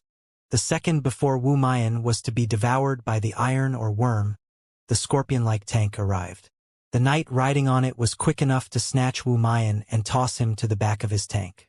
After a huge crack, Wumayan's single tank was bitten by 2 iron or worms simultaneously and torn apart.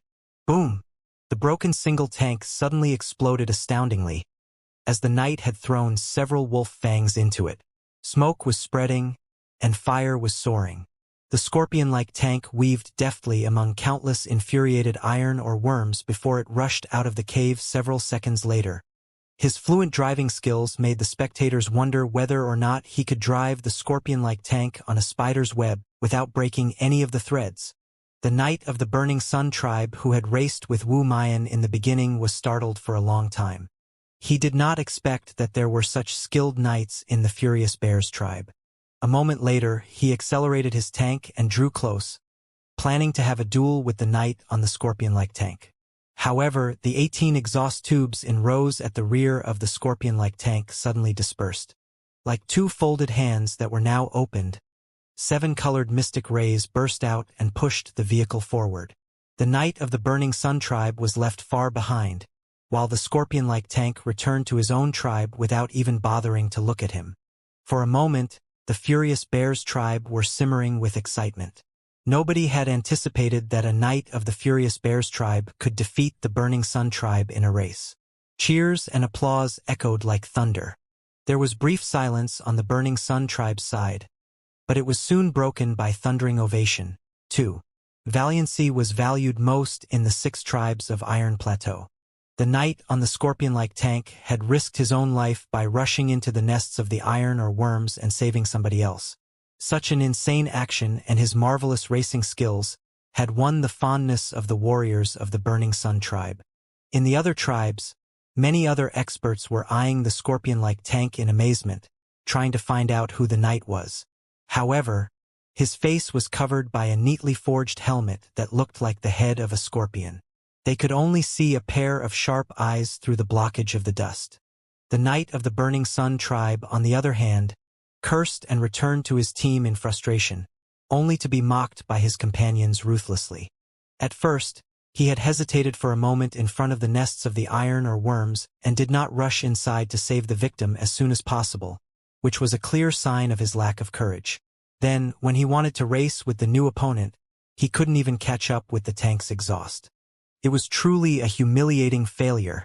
The chiefs of the 6 tribes soon began their meeting on the top of a large spider-like war machine that belonged to the Furious Bears tribe. Seeing the episode, the chiefs and the other experts around them were greatly interested. Yan Zhengdong, chief of the Burning Sun tribe, had skin and muscles as healthy and vigorous as those of young men, even though his hair was white. However, embarrassment was written all over his face. He tried to make a smile and remarked, "I was told long ago that 2 young experts had distinguished themselves in the Furious Bears tribe in the recent 10 years. One of them is Xiong Zhenjin, and the other is Shi Meng. Neither of them has reached 40 yet, but they have both entered the 80th level of the refinement stage. I wonder, is this knight Xiong Zhenjin or Shi Meng?" Xiong Wuji grinned like a big bear who had just stolen a honeycomb and replied, "His name is Sand Scorpion." On the back of the scorpion-like tank, Wu Mayan waved and writhed in excitement on the seat, half lying in it. He was so thrilled that he was almost lost for words. "Uncle Sand Scorpion, you were so awesome. I didn't know that your racing skills are so good." Even the knight of the Burning Sun tribe did not dare step in. "But you simply barged into the chaos without any hesitation. I saw it. I saw everything. You were driving on the back of the iron or worms and even jumped from there to the head of another iron or worm. That was so cool. No, you have to be my master. Recruit me as your disciple, Uncle Sand Scorpion. Teach me the secret methods to improve dozens of levels within 1 month and the coolest racing skills." Liao enjoyed the feeling of speed to his heart's content that he hadn't enjoyed for a long time. He didn't reply until quite a while later. Then he opened his mouth with a coarse voice. "Why did you rush out? You were no match for him." Wu Mayan's joyfulness was terminated. He was silent for a long time before he gnashed his teeth. "I know the knight. His name is Yan Qihua. He is son of Yan Zhengdong, who is the chief of the Burning Sun tribe. 3 years ago, when the Burning Sun tribe, the Feathered Snakes tribe, and the Giant Axe tribe gathered in Furious Bear City and browbeat Father Xiong into kicking my mother and me out, he was there, too, and he even pushed my mother heavily one time. He said at that time that the cowardly rats of space are not qualified to live in a town of Iron Plateau natives. I've remembered those words my entire life. I rushed out today because I wanted him to know who the cowardly rat really was." While talking, Wu Mayan suddenly stood up from the back seat of the tank. Although Yan Qihua had returned to his own team, he was being mocked by many warriors of his tribe. Bravery was the most important criterion for Iron Plateau natives. The courageous men were respected anywhere, and those who lacked guts would never be looked up to even if they were the son of the chief. Yan Qihua was quite angry and therefore glared at Liao's tank. Since Wu Mayan was standing straight on the seat, he was much taller than Liao. He took off his helmet and scowled at Yan Qihua while pointing at his own face. Yan Qihua narrowed his eyes. He was confused at first because he did not realize who the guy was. A moment later, he suddenly discovered that the one racing with him just now was the little bastard from the space. When he thought that the little bastard surpassed him at the end of the match, Yan Qihua's face almost turned green in fury. The entire Burning Sun tribe was filled with discussion, too. It was one thing to have been defeated by a knight of the Furious Bears tribe, and a whole different thing to have been beaten by a space resident. Wu Mayan winked at him again before he put on his helmet and sat down again. He begged for a second time, "Uncle Sand Scorpion, please recruit me as your disciple. I can endure any pain or suffering as long as I can become stronger than right now. Next time, not counting on you, not counting on Father Xiong. I'm going to teach those condescending bastards a good lesson on my own. Liao was quiet in the blowing sandstorm for a long time before he slightly sighed and answered. After the battle, if both you and I are alive, and you pass my final test, I will recruit you as my disciple. Really? Wu Mian was so excited that he almost started performing backflips on the rear of the tank. Then he yelled, "What kind of test? Just bring it on." "I'm scared of no tests." Liao smiled. "It's simple. You will only be gnawed by a few ants for a while." It was late night when the Chi trainers of the 6 tribes reached the area of the Egg of Apocalypse after a long expedition of 400 kilometers through a sandstorm. The apocalypse cloud had consumed the sky above their heads.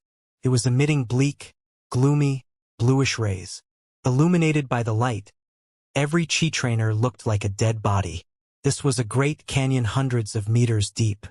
One could not help but wonder whether or not it had been created by the giant falling meteorites thousands of years ago. The bottom of the canyon had turned into a lake because of years of sinking rainwater. At this moment, the lake was bubbling and raising fuzzy fog. There was no telling how large the lake was. Liao looked far ahead and found an extremely high mountain vaguely visible in the middle of the fog. Bizarrely shaped, daunting rocks covered the mountain. Some of them protruded out of the mountain like the teeth and claws of animals, making the mountain look like a caltrop, just billions of times larger.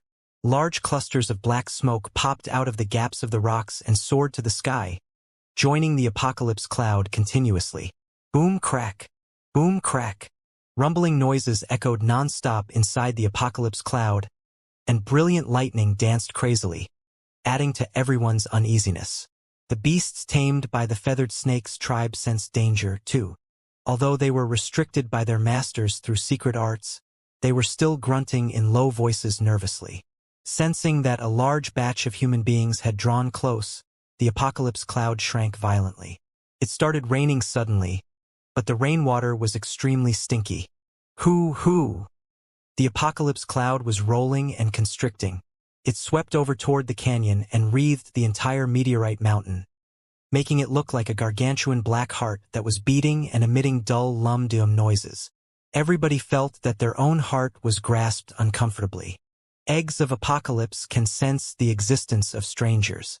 Since so many vigorous human beings have gathered in this place, the Egg of Apocalypse will be stimulated, and its maturing will be accelerated. Every sign indicates that the Egg of Apocalypse will explode before dawn.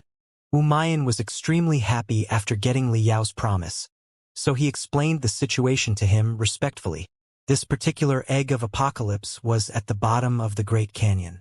The terrain was very much in the 6 tribes' favor, because they could block all the apocalyptic beasts born from the egg as long as they guarded the 2 ends of the canyon.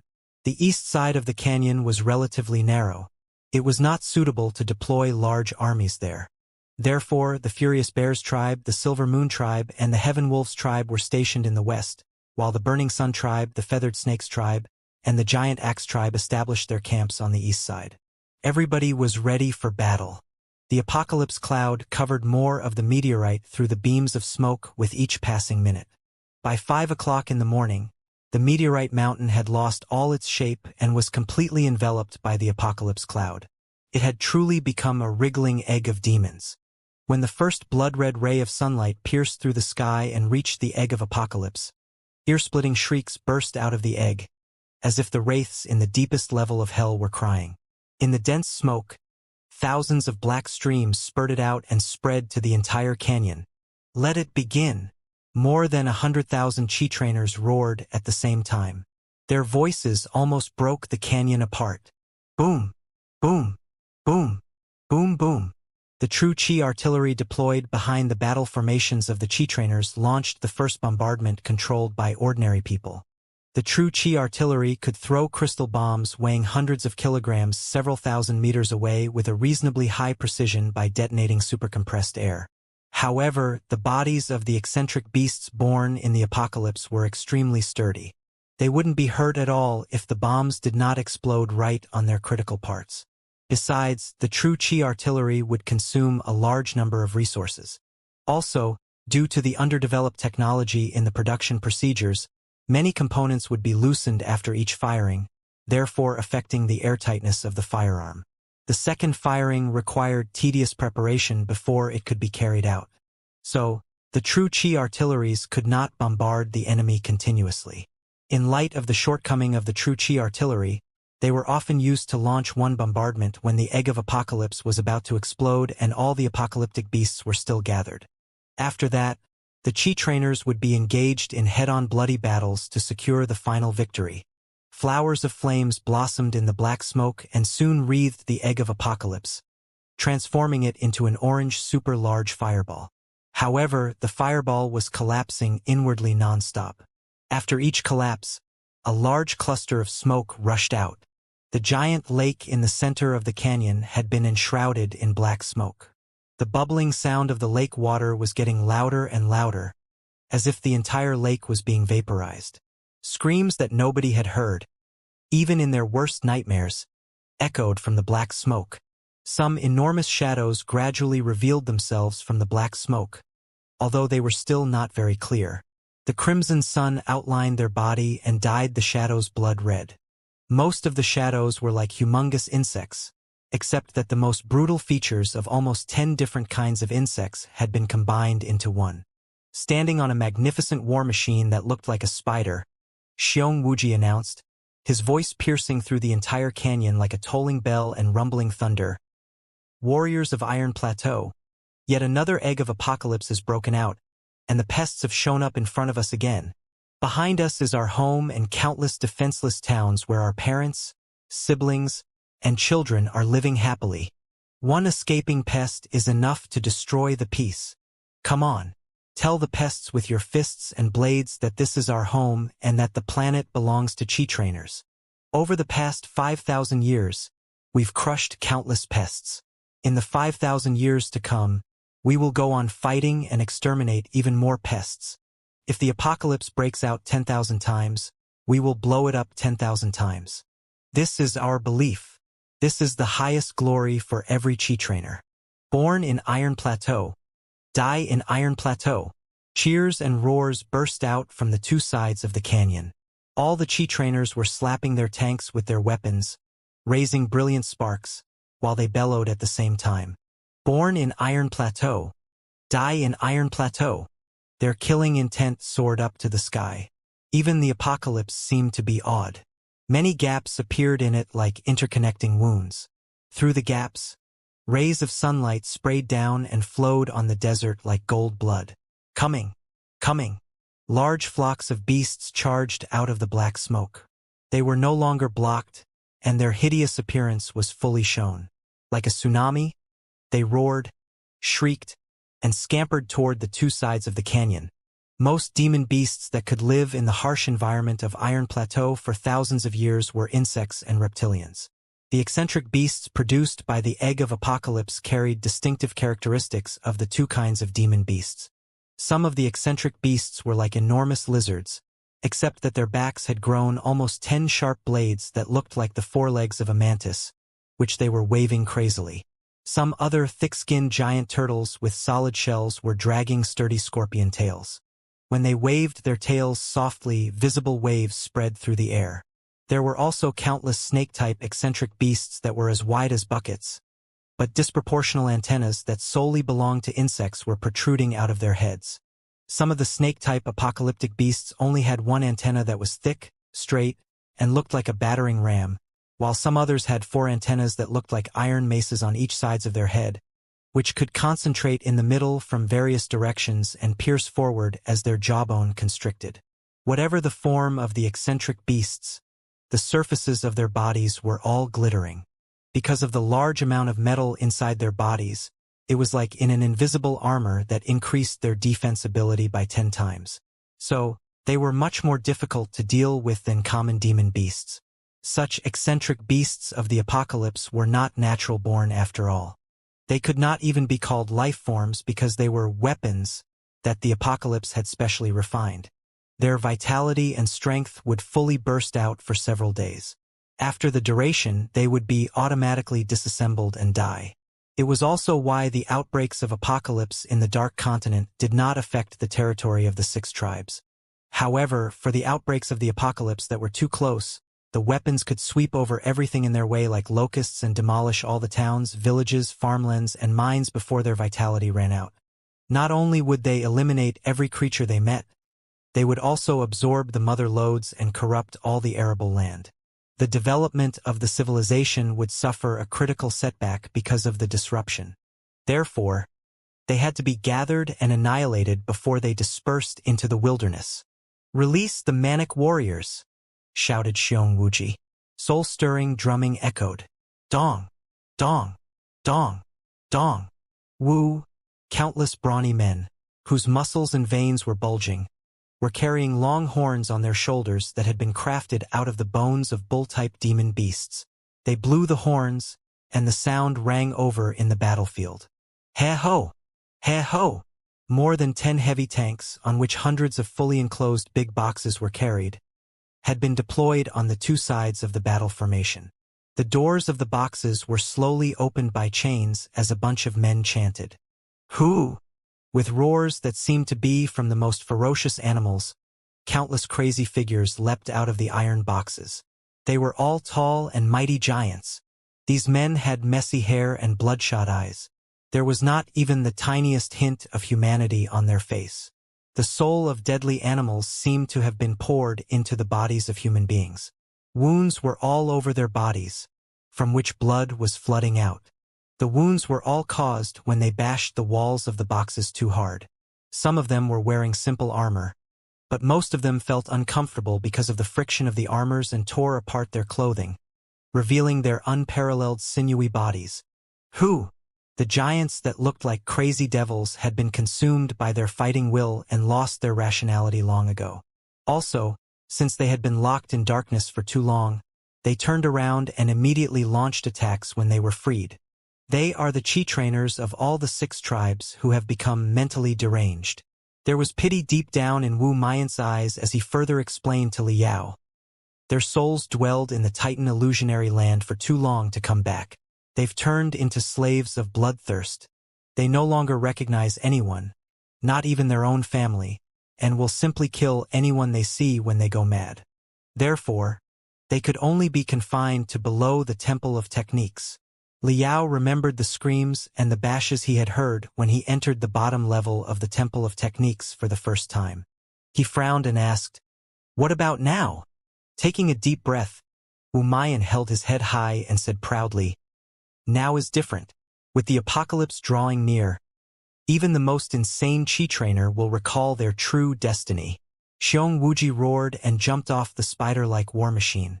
His spiritual energy surged out, supporting him to float in midair, as he gazed at the mentally deranged chi trainers from a high stance and shouted, "Chi trainers, the apocalypse has come. In front of you are the family and friends you swore to protect, and behind you are your real enemies. Vent your boiling fighting will on the stinky pests." The word, apocalypse, was like a mystery spell that halted the infuriated chi trainers where they were. Ripples spread out from their crimson eyes, and what could almost be called humanity popped up on their hideous faces again. Ah! Several mentally deranged chi trainers held their heads with their hands and screamed. The drumming became even faster, and the horn was even louder. Tens of thousands of eyes shouted desperately in the highest pitch, their faces turning red because of shortness of breath. Born in Iron Plateau, die in Iron Plateau. Born in Iron Plateau, die in Iron Plateau.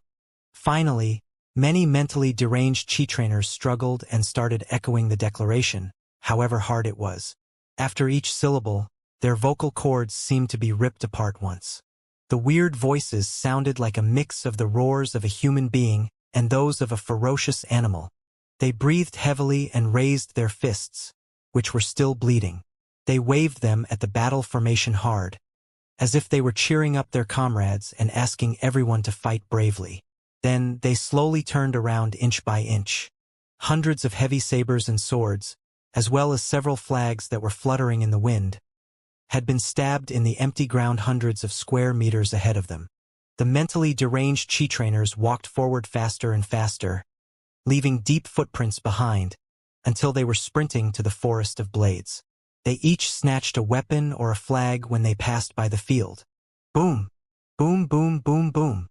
Those mentally deranged chi trainers were all experts who had been crazy about training. That was why they couldn't free themselves from the Titan illusionary land. Although their brains had been ruined, their capability had not. On the contrary, the range of their spiritual gas outburst was even increased because of their madness. The hundreds of manic warriors unleashed their spiritual gas at the same time, which surged out and congregated into an unstoppable hurricane. The auras from the sabers and swords that they were waving hard became the edge of the hurricane, and the invisible blade of spiritual gas cut countless interconnecting traces on the crags on the two sides of the canyon. Their speed was higher and higher. When hundreds of people stomped on the ground simultaneously, even the hardest rock was shattered. They rushed toward the beasts of the apocalypse and crashed into them brutally. Hurricane versus tsunami. Born in Iron Plateau. Die in Iron Plateau. The mentally deranged chi trainers finally regained part of their consciousness at the last moment as their fighting will soared. They saw their enemies and remembered what they were trying to protect. Their throats, which had been stuffed for too long a time, uttered the motto resolutely. In their crazy laughter, they fully burnt their life and soul like torches that were going to burn through the heavens, and they collided into the beasts brutally. Even the eccentric beasts created by the apocalypse that knew nothing but killing were somewhat overwhelmed by the senseless hurricane. Their seemingly irresistible momentum had been blocked by just several hundred chi trainers. The manic warriors stabbed into the core of the pack of beasts like a sweltering saber. They rode on the back of the giant lizards where mantis-like sickles were grown and chopped of their heads, without bothering that the sickles had pierced deep into their own body. A giant turtle had pierced through the chest of a manic warrior with its scorpion tail. But the manic warrior simply gripped the scorpion tail and yanked it out of the turtle shell with brute force. Another manic warrior was bitten in half by a giant snake-type beast, which devoured the upper half of his body. But he then cut open the beast's guts from the inside while he was still alive. They were chi trainers, the chi trainers who had lived and struggled on the harsh planet for 5,000 years. The cruel scenes of battle even bewildered Liao, who felt that his every muscle, every bone, every nerve, and every drop of blood inside his veins were about to break out of his body untamably. His fighting will had started to soar. The battle formations on the two sides of the canyon were like two primitive forests that had been on fire for 3 days and 3 nights and were about to burn a deep hole in the ground.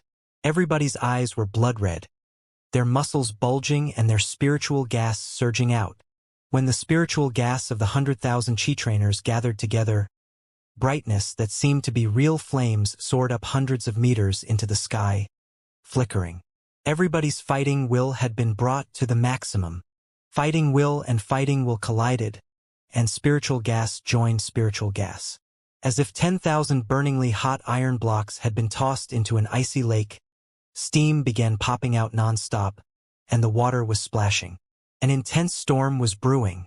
Lum-dum, lum-dum, lum-dum. For a moment, Liao seemed to be able to hear the heartbeat of every one of the 100,000 warriors on the spot, and see the overlapping brain waves released from their minds. In the meantime, his own brain waves were spreading out and vibrating at the same frequency as everyone else's. Reverberation of fighting will. It was the technique that the chi trainers of Iron Plateau learned in the Titan illusionary land and could significantly improve the overall combatability of a group. The reverberation of the fighting will of 100,000 people made Liao blood boil and his muscles restless. He felt that his fighting will seemed to have become something just like his spiritual threads that could alter entities in reality. The spiritual gas 30 meters away from him was beyond the control of his spiritual gas, but he could make use of it easily with his fighting will. One chi trainer may not be a match for a cultivator, but when countless chi trainers gather and their fighting will reverberates, they will be in their ultimate form and become much stronger. Liao thought through many things quickly. The redness inside his eyes grew even deeper and darker, and the giant sword was shaking on his back and patting his shoulder plate non-stop. Everyone's blade was getting out of their control and batting their master's armor crazily, raising rounds of clangs. The first battle formation, march out. Xiong Wuji chose the perfect time to launch the attack. At this moment, the beasts were sparse and disorganized due to the assault of the manic warriors, and the morale of the army of the Chi trainers was at its highest, motivated by their fearless comrades. Under Xiong Wuji's command, 6 legions marched out of their camps from 2 sides of the canyon and charged at the apocalypse. Uncle Sand Scorpion, you must recruit me as your disciple when we get back. Wu Mayan's single tank had been destroyed in the nests of the iron or worms. Right now, he was aboard a carrier that had been covered by iron planks with sharp thorns. He grinned at Liao among countless other tall and muscular men and soon disappeared in the raging dust. According to their different capability, the eccentric beasts of Apocalypse were classified into 3 levels: Ghost, Dragon, and Calamity. As was often the case, the first batch to appear in an Apocalypse outbreak consisted of Ghost-level beasts. They were the cannon fodder of the Apocalypse. Therefore, the Chi trainers below the 30th level of the refinement stage, who were relatively weak, would be responsible for dealing with them. Dragon-level beasts were the generals in an apocalypse outbreak. They had to be dealt with by the stronger experts above the 30th level of the refinement stage. Liao and the other elite warriors who had been asked to do free hunting were all waiting patiently for their arrival. As for calamity-level beasts, they were out-and-out disasters just as their name suggested. They were often condensed by the essence of an egg of apocalypse. Some of them were stronger than others, and the strongest of them sometimes required all the top experts of the 6 tribes to work together in order to exterminate them. If they ran out of the siege, then just as their name implied, every one of them would raise a calamity. Thankfully, only one calamity-level beast would be born during each apocalypse outbreak. They were usually the heads of the apocalyptic beasts, and as long as the calamity-level beast was slain, the victory of the Battle of Apocalypse would be secured. As the army of Chi trainers marched forward, the canyon was packed with people despite its amazing width. Steam and sand climbed in the sky and competed against the black smoke. Liao jumped off his tank and hopped onto the back of a war machine almost 20 meters tall that looked like a 6-legged spider. With the advantage in altitude, Liao could clearly see that the 6 legions charging from 2 directions had encountered the beast tide of apocalypse. Countless sprays of iron and blood were splashing. The 6 tribes' styles of fighting were vastly different. The Furious Bears tribe had the largest number. They had been deployed in the central lane, where there were the most beasts. As the most frantic experts who liked head-on clashes best, they charged at the beast tide at an amazingly high speed while they threw wolf fangs toward their enemies crazily.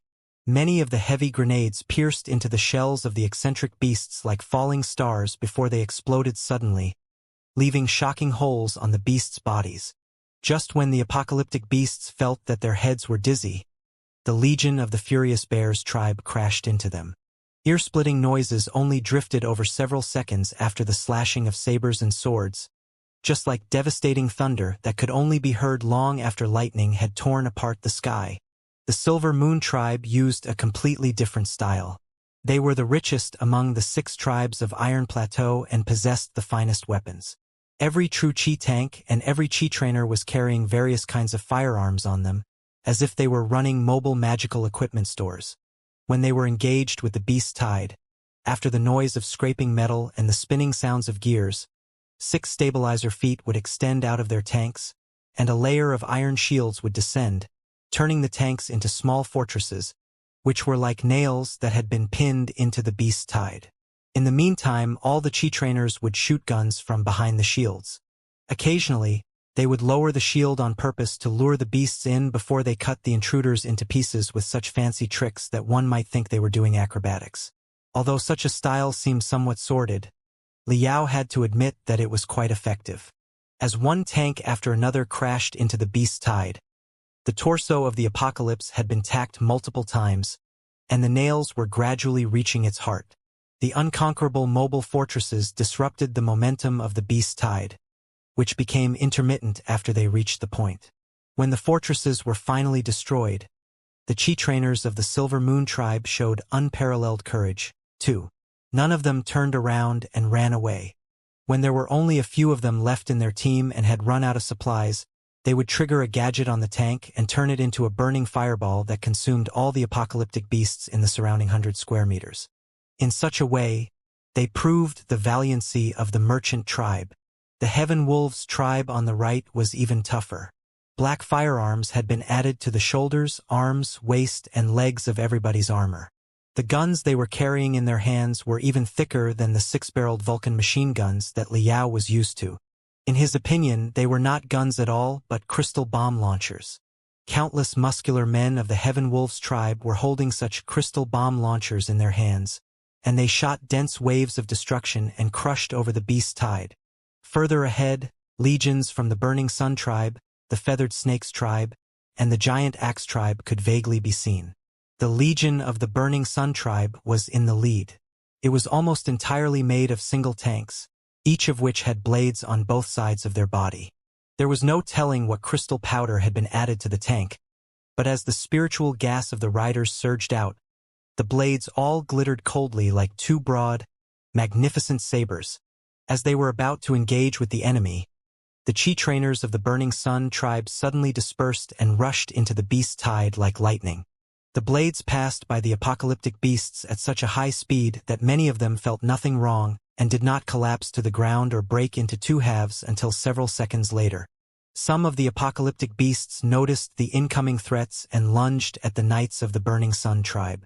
However, the Knights of the Burning Sun tribe showed unparalleled racing skills by drawing unbelievable arcs with their single tanks. At one moment they were flying over the heads of the beasts. The next moment they were sliding underneath. Barely any of them were actually caught by the apocalyptic beasts. The legion of the Feathered Snakes tribe was even livelier. Although they were not large in number, they were surrounded by their domesticated animals, which were far greater in number. Such animals had been trained with secret arts for thousands of years. Now, they had joined the battle together with their masters, accompanied by weird flute and whistle sounds. Moreover, the legion also included feathered snake warriors who had been trained through the biting of the feathered snakes. Because of the venom they'd injected into their bodies, they were fearless of the erosion of any poison from the demon beasts.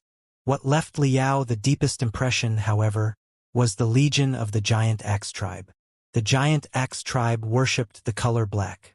Everyone was wearing uniform black armor and carrying a giant black axe that reflected absolutely no light. Different from the disorganized and obstreperous style of the other 5 tribes, they were more like a well-trained formal army. 6 drumming tanks were lined up behind their battle formation, echoing thudding noises at a fixed rhythm to help them regroup. Even when the roars and bellows of the other 5 tribes were tearing the clouds apart, the Giant Axe tribe remained silent, except when they shouted in acknowledgement of their leader's command. They were like a bottomless swamp that would swallow any enemy. The drumming became even repeater. The legion of the Giant Axe tribe formed neat rows as if they were about to march in a parade. Several hundred people in one row, they strode forward at the same time. Their speed was not fast, but their movements remained perfectly accurate. If one were to observe from the side of a row, they would feel that it was one person moving forward. Only the stomping noises when thousands of iron boots hit the ground simultaneously could make one realize what a terrifying army it was. Many of the apocalyptic beasts boasted remote attack abilities. Venomous liquids and needles rained upon them, only to be mostly blocked by the giant axes as broad as shields in front of them. Occasionally, somebody was hit or found that venom was leaking in through the gaps on their armor. However, they gave no response, not even bothering to frown, and continued marching forward. Somebody suffered fatal wounds and collapsed silently, but the warrior in the row behind filled the vacancy automatically. The battle formation was not affected at all.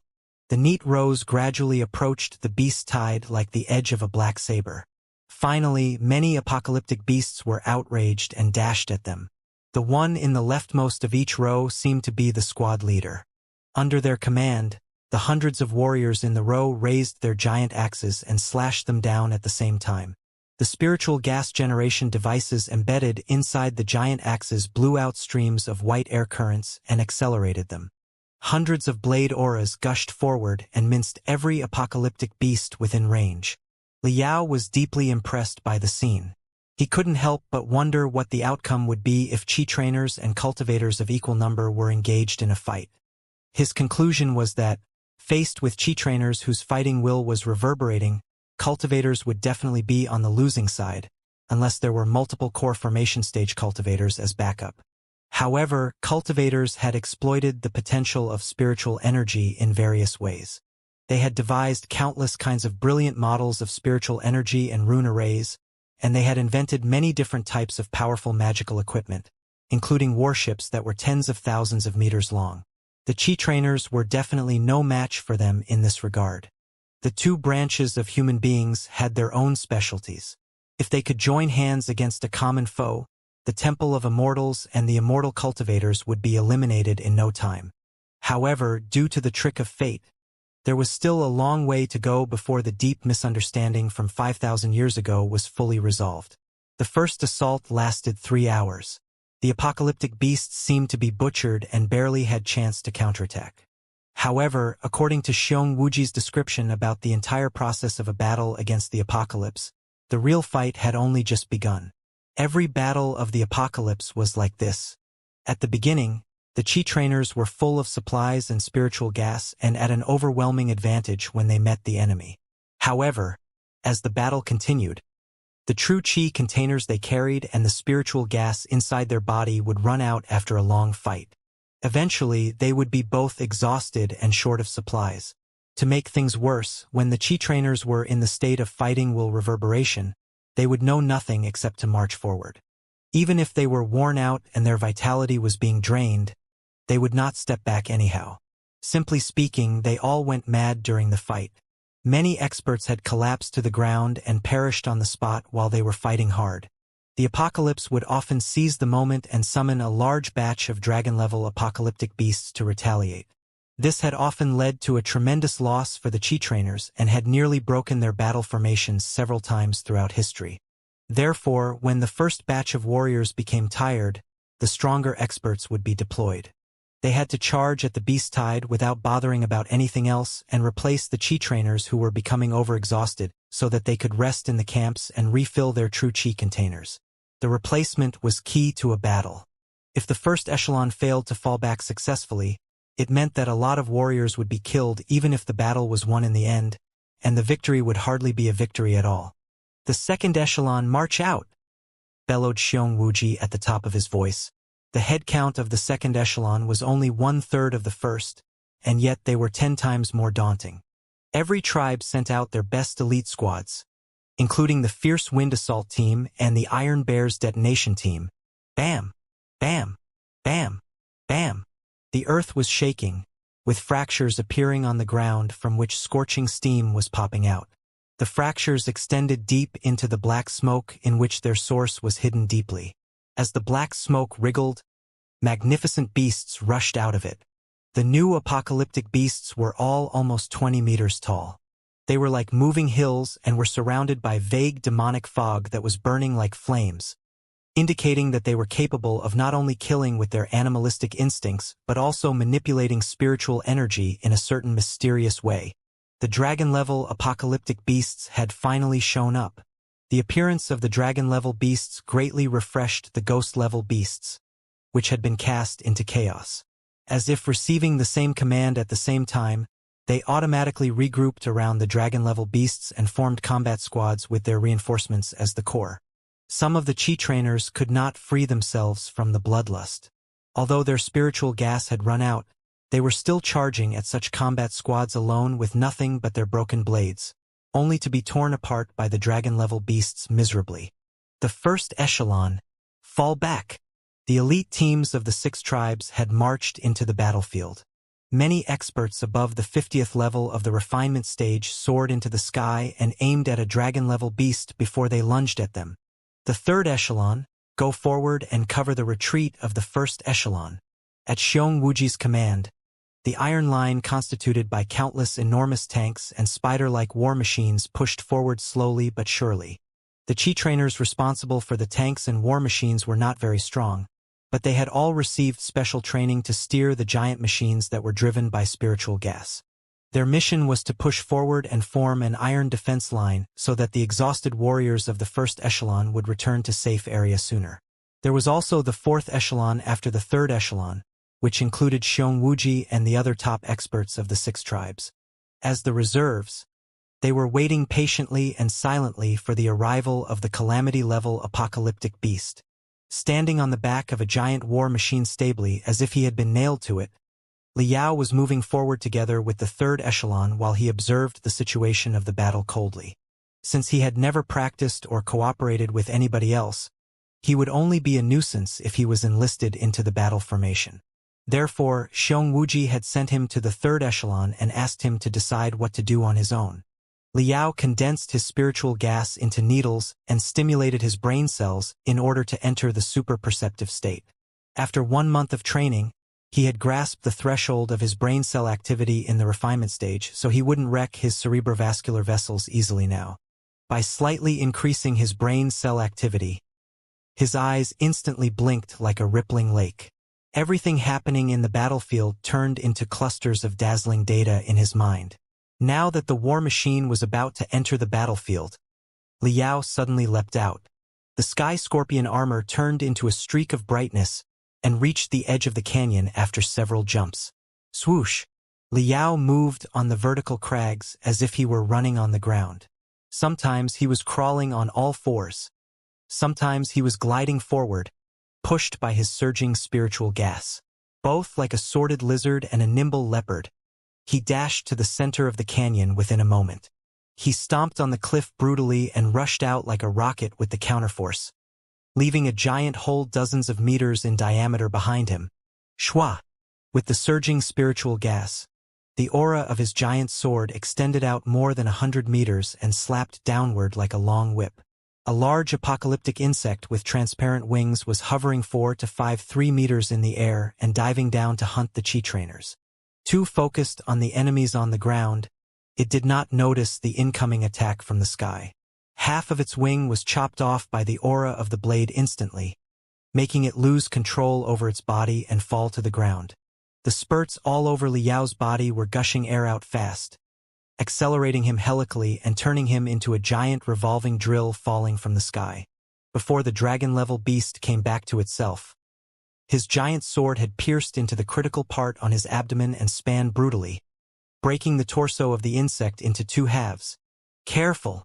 A deafening bellow from Meng, captain of the Iron Bear's detonation team, echoed from the right. Liao's heart constricted violently.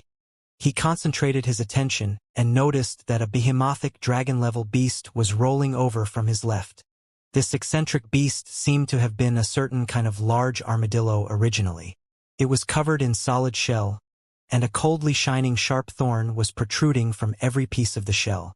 When it crouched, it would turn into a ball of thorns almost 10 meters in diameter, which would blow away or simply crush over all the chi trainers and other beasts in its way into mud of blood. "You are no match for it. Let me!" roared Meng, who had already started sprinting.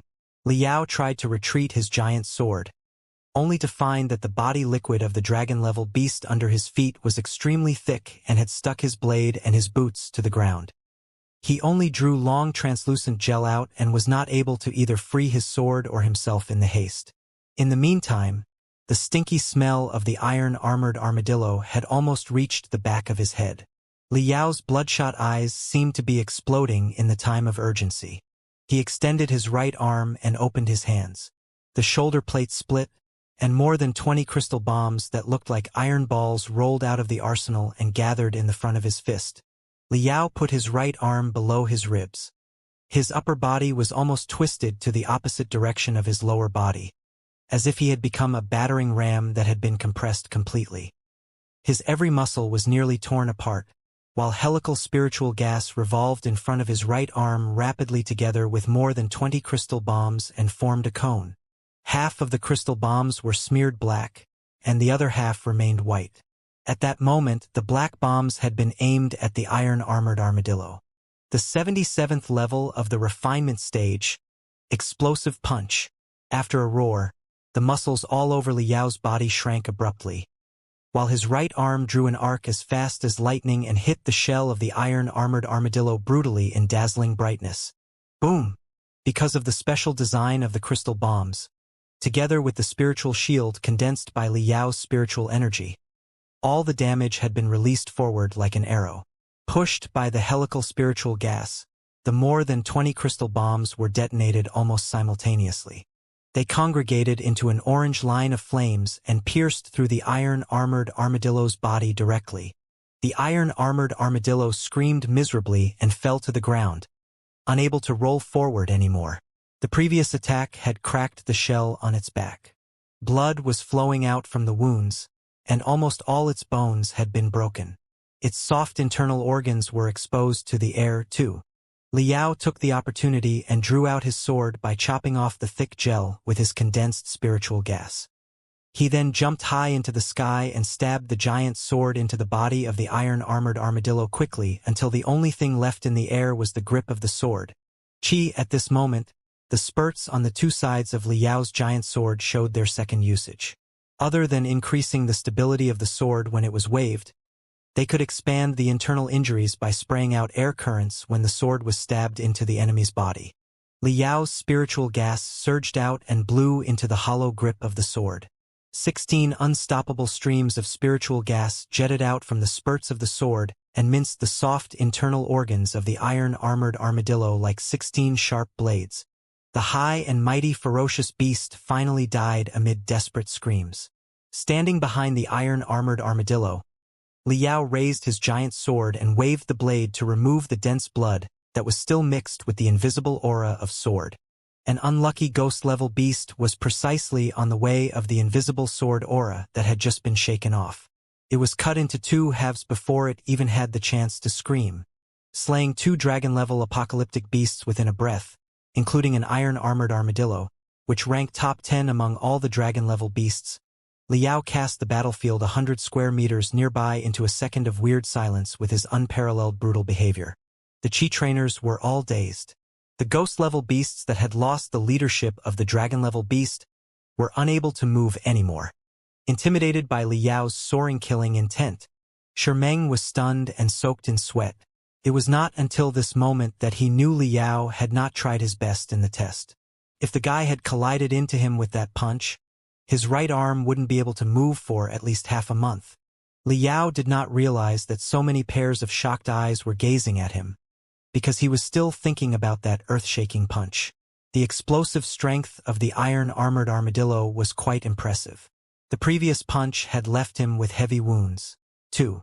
Several of his finger bones had been entirely shattered. However, the enormous blow just now seemed to have opened a gate that had been sealed inside his body for a long time. An uncanny power was released, which accelerated the recovery of his finger bones and made his blood hotter than ever. Although the physical blood on his giant sword had been shaken off, crazy redness was still flowing vaguely around the blade. It was his untamable fighting will and killing intent. Liao roared and, carrying the giant sword on his shoulder, lunged at where the beasts were most numerous. He could not tell reality from hallucination now. He sometimes knew that he was fighting the apocalyptic beasts on Iron Plateau, and sometimes he forgot everything and became a titan warrior slaying various kinds of ferocious insects on unknown planets. His brain waves were spreading farther and farther and vibrating at a higher and higher frequency. He could sense everybody's fighting will, which had become almost tangible.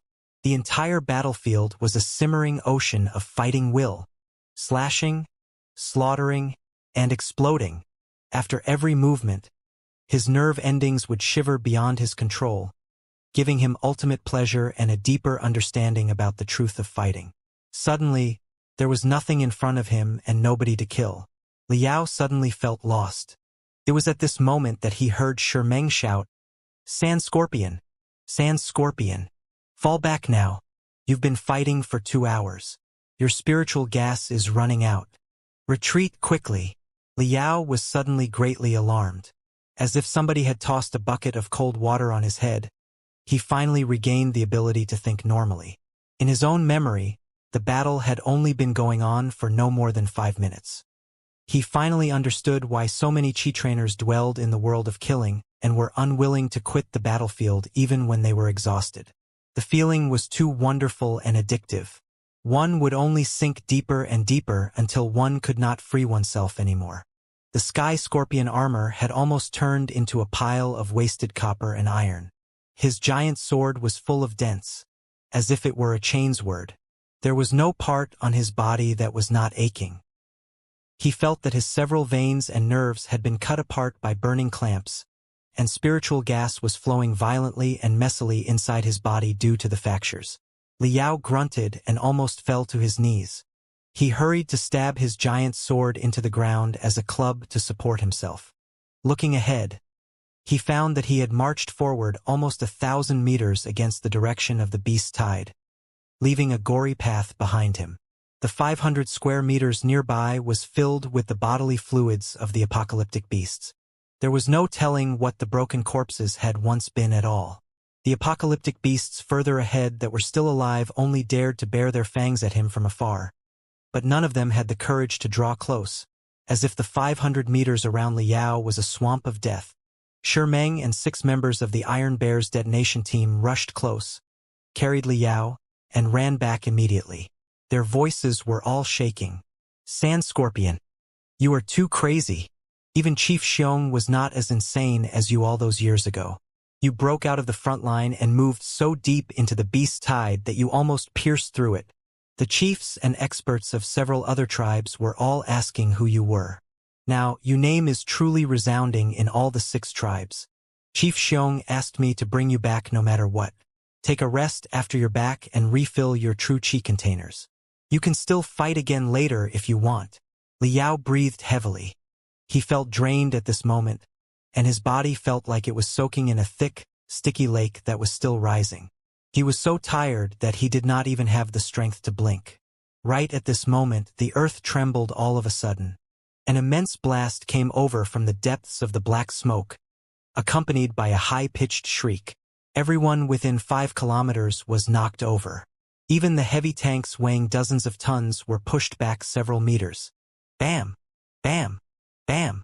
Bam! Bam! Bam! The black smoke shrank and expanded repetitively, as if an enormous heart more than 10 kilometers in diameter was beating. As the frequency of the heartbeat became higher and higher, 10 seconds later, the area above the black smoke blossomed like a bud, from which a colossal apocalyptic beast soared into the sky. The apocalyptic beast was apparently much more devastating than the previous ghost-level beasts and dragon-level beasts. It was like a hybrid of a mosquito and a longhorn beetle, also known as a longicorn, covered by a glittering black shell, which was painted with gold stripes. It gave every sign that it was an insect, and yet it seemed as proud and magnificent as a lion or a tiger. Its antennae, which were more than 50 meters long, were shivering and emitting ear-splitting noises like 2 giant masts. Hiss! Hiss! Hiss! Hiss! Hiss! Hiss! Hiss! It was an extremely intense mental attack. It's the calamity-level beast, the strongest one of all the eccentric beasts in the apocalypse, shouted Meng loudly. Every chi trainer within hundreds of square meters from the calamity-level beast was staggering in agony, as if they were drunk regardless of what level they were in. Many of them were covering their ears with their hands. Some of them were even digging into their ear holes with their fingers until they were bleeding, but they still failed to stop the noises from piercing through their skulls. Soon, somebody was foaming at the mouth, somebody's face was covered in blood, and large bumps were protruding out of somebody's head, as if the pressure inside the head was so high that the skull was about to break. Longicorn had bad sight and could only distinguish objects with their antennas. This calamity-level Longicorn, however, had a pair of big crimson compound eyes with amazing eyesight. When its elytra one, which had turned into bone, were fully opened, 16 streams of air currents spurted from its back and accelerated the insect to an unbelievable speed. It dived down and extended its forelegs toward a heavy tank, before it brought the tank to the air, hovered for a moment, and smashed it at a giant vehicle nearby. With an ear-splitting explosion, the 2 war machines were both destroyed. The calamity-level apocalyptic beast has arrived. Those below the 70th level of the refinement stage retreat 500 meters immediately and clean up the dragon-level and ghost-level beasts on the battlefield. This calamity-level beast is good at mental attacks. All chi trainers specializing in mental attacks counterattack in advance. Thunderous sounds echoed above the battlefield. Dong! Dong dong dong dong. While all the Chi trainers below the 70th level of the refinement stage were retreating from the surrounding of the calamity-level beast, the 8 drumming tanks of the giant axe tribe were marching forward unstoppably, and the drumming was becoming louder and louder. The 8 tanks were as overpowering as 8 crystal warships. The drums of the giant axe tribe were the best magical equipment for mental warfare. Not only could they boost the morale and enhance the fighting will of the warriors on their side, they could also resist the mental bombardment from the enemy. Dong! Dong dong dong! Dong dong dong dong! The exciting drumming rose up from the ground and blew at the calamity-level beast like thunder. The calamity-level beast shrieked. It suddenly opened its mouth part and spurted a black tornado. The tornado wriggled and twisted in the air. Liao observed more carefully and discovered that the tornado was actually made of countless tiny black beetles. The beetles hummed and surrounded one of the drumming tanks instantly. Then, after an earth-shaking explosion, all the black beetles burst into flames and turned into small burning fireballs that were flying everywhere. The burning beetles were not dead yet. They were all crashing at the drumming tank and would explode whenever they hit anything. The beetles contained a lot of oily materials, and nothing could stop them from exploding. The drumming tank was immediately drowned in a sea of flames. All the Chi trainers of the giant axe tribe on the tank were ignited. However, although furious flames were consuming them, their movements were still neat and harmonious, and they were still beating the drums hard in the fire. The drumming mixed with flames was brought to the sky hundreds of meters high and turned even louder and more enthusiastic. The other 7 tanks of the giant axe tribe seemed unconcerned of what had happened to their companions and continued moving on. The drumming would not stop as long as any of them were alive. Go! Go! Go! Inside the reserves team at the rear of the camps on the both sides of the canyon, the top experts of the 6th tribe who had waited long enough finally appeared. Thanks to the precious time earned by the drumming tanks, they'd managed to approach the calamity-level beast. Liao gritted his teeth and tried to march forward, too, only to almost fall off to the ground when he took the first step. Luckily, 2 members of the Iron Bear's detonation team caught him. You've run out of strength because of the prolonged fighting. You must have some food, treat your wounds, and replenish your supply of true Qi containers before you go to the battlefield again. Or you'll be committing suicide. Meng strode forward, the wolf fangs on his body clicking each other. He held 2 of them in his hands. A war cannot be won by one person. Rest assured and take a rest now. We've got it. Liao felt warm and nodded his head solemnly. He retreated from the battlefield with the help of the 2 members of the Iron Bear's detonation team. Uncle Sand Scorpion. Hardly had he returned to the back of the iron defense line made of hundreds of heavy tanks when Wu Mian rushed to greet him. The young man's face was covered in dust, and he had bruises all over his body. Thankfully, there were no heavy wounds. He was in quite high spirits.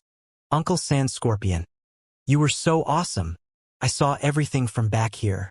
You put down 1 ghost-level apocalyptic beast with each attack. Even the dragon-level beasts could not block your sword. You were definitely the most eye-catching one in this battle. After more than half a day's chaotic battle, it was almost noon. The Qi trainers had been too focused on the fight on the battlefield to distinguish where they were. Therefore, Liao was seeing not only the Qi trainers of the Furious Bears tribe, but also those from the Silver Moon tribe, the Heaven Wolves tribe, and even some from the Burning Sun tribe, the Feathered Snakes tribe, and the Giant Axe tribe who had been cut off from their main troops, blocked by the apocalyptic beasts, and forced to retreat to the Furious Bears tribe's camp. The 6 tribes of Iron Plateau worshipped strength more than anything else. Regardless of their relationship with the Furious Bears tribe, everybody had been conquered by Liao's valiancy and were eyeing him with respect. The name of Sand Scorpion had spread among many Qi trainers. Sha Yulong had come to the front line for the Battle of the Apocalypse, too. She examined Liao's body as quickly as possible and found that he was merely too exhausted and had not suffered many heavy wounds. Therefore, she simply took out the secret medicines refined out of heavenly materials and earthly treasures to help him recover his strength faster. Together with Wu Mian, Liao ascended to a temporary watchtower. They observed the situation while they rested. Dozens of experts, including the chiefs of several tribes, had surrounded the calamity-level beast from various directions. Fireballs and blasts bombarded the calamity-level beast non-stop and practically encased it in a shell of smoke. However, this particular calamity-level beast was extremely hard to deal with. It boasted advanced flight ability. Thanks to certain spurting organs inside its body, it could jet intense air currents when it fully opened its elytra and accelerate itself to the speed of sound within a moment. Therefore, the Chi trainers all found it difficult to lock onto the calamity-level beast. Furthermore, the shell of the calamity-level beast was oily, slippery, and curved. Whatever hit the shell would simply slide away. Several experts had tried to jump onto its back, only to be shaken off by the calamity-level beast after several bumps. Besides, the calamity-level beast could launch mental attacks with its antennae that targeted the Chi trainers' brains directly and spray mouthpart black beetles from its mouth that could self-detonate and trigger bizarre fire that was extremely hard to put out. Moreover, with its enormous body size and amazing high speed, it was diving down from the sky all the time and knocking over several heavy tanks and war machines with each run. Some low-level Chi trainers were even directly torn apart by the blast when the calamity-level beast flew past them. After dozens of rounds of fighting, after numerous casualties on the Chi trainer's side, the first crack appeared on the shell of the calamity-level beast, but it became even more daunting and crazy than before. The woman tied with 2 gold serpents riding on the white falcon is Lan Yi, the best expert of the younger generation of the feathered snakes tribe. The one carrying 2 millstone-like axes who took a blow from the calamity-level beast the hard way just now is Guan Hao, the top expert of the younger generation in the giant axe tribe. The guy who almost chopped off one antenna of the calamity-level beast is Yen Qifeng, the young expert of the Burning Sun tribe who rose to fame in recent years. He is Yen Qihua's elder brother. The guy is a maniac, too focused on training to care about anything in the outside world. He didn't show up when the 3 tribes gathered in Furious Bear's city. Therefore, there's no grudge between us. Wu Mayan's eyes were glittering as he analyzed the participants on the battlefield for Liao. He had always strived to be the strongest warrior on Iron Plateau. So, he had collected a lot of files about the experts of the other tribes, especially the younger ones, in his spare time. The fellow who carries guns all over his body is Gao Lang of the Heaven Wolves tribe, and the guy wearing fancy clothes with 9 swords on his back is Wen Renshao of the Silver Moon tribe. They are both experts above the 80th level of the refinement stage. The 5 of them, together with Shimeng and Xiong Zhenjin of our tribe, are the 7 most marvelous warriors in the younger generation of the 6 tribes of Iron Plateau. But right now, I'm afraid that you must be considered, too. No. In my opinion, you are more awesome than any of them. The biggest advantage of the path of cultivation that the Chi trainers walked on was that training was easy and convenient. As long as one could overcome the pain when one's veins and nerves were being expanded, one could surpass the 20th or even the 30th level of the refinement stage in less than 20 years if one trained oneself hard, thereby becoming a reasonably good warrior. But the biggest shortcoming of such a path was that the prime years of the Chi trainers were too short and that they were always restrained by their age. For a cultivator who paid enough attention to fitness and practiced soul-converging techniques, they could burst out unparalleled strength even when they were 200 years old. However, since the Chi trainers were burning their soul and wielding their spiritual gas unceasingly, their bodies went downhill after they reached 80 years old, and they could not stay in their peak for very long. On Iron Plateau, the biggest fists belonged to the young was the ultimate truth. Therefore, all of the tribes attached great importance to the education of young people. In the Battle of the Apocalypse, the young experts were asked to fight in the front lines together with the seasoned warriors. Liao observed the battle for a while and somehow felt that something was not right. He pondered for a while and realized that, although the battle had been on for a long time, Xiong Wuji, as the best warrior of the 6 tribes on Iron Plateau, still hadn't taken any action. Right, where is Father Xiong? Wu Mayan looked around. His eyes suddenly shone as he exclaimed, "There he is!" Liao raised his head. He found Xiong Wuji standing alone on the peak of the crags, hundreds of meters high. The chief seemed to be both observing the overall situation of the battle and waiting for something to appear patiently. Frowning, Liao concentrated his attention and translated what he saw into series of data, while he analyzed the activity and attack patterns of the calamity-level beast quickly. Weakness, weakness. No calamity-level beast could be devoid of weaknesses. Liao squinted and continued observing for a long time. He then turned around and, reflecting on the whole plan for a while, said to Wu Mayan in a low voice, "Listen carefully. I want you to do something for me." 10 minutes later, boom, boom, Liao's scorpion-like tank emanated ear-splitting fulminations. Large clusters of white smoke sprayed out from every gap between the curved shells on the surface of the vehicle. Sitting on the tank, Liao tested and adjusted the angle of every tube. It was not until this moment that many Qi trainers from other tribes knew that he was the knight who rescued somebody else in the nests of the iron or worms previously. They all cheered for him. Liao crouched on the tank. His sky scorpion armor seemed to have melded with the tank, becoming one entity. He zigzagged for a while at the rear of the battlefield before he suddenly took a big turn and rushed at the precipitous cliff on one side of the canyon. The moment he was going to hit the cliff, Liao lifted the head of the tank and made the tank perpendicular to the ground. Then he drove on the cliff and soared upward. Half a minute later, Liao reached the top of the canyon. Looking down from his new vantage point, Liao could see nothing but smoke and dust. However, the calamity-level beast was attacking so furiously that even someone blind could feel where it was.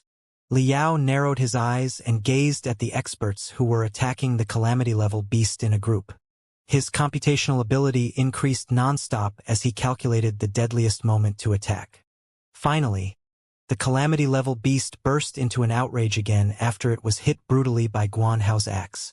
It sprayed a wave of self-detonating beetles first and then dived down from the air, snatching a war machine and tearing it apart. Now is the time.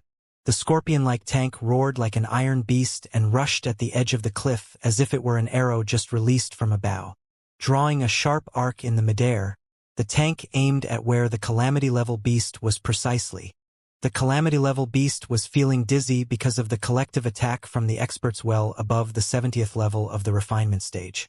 Escaping its attention, the scorpion-like tank managed to get right in front of it. The antennas of the calamity-level beast shivered rapidly. It spat a mouthful of self-detonating beetles and formed a black shield in front of its body.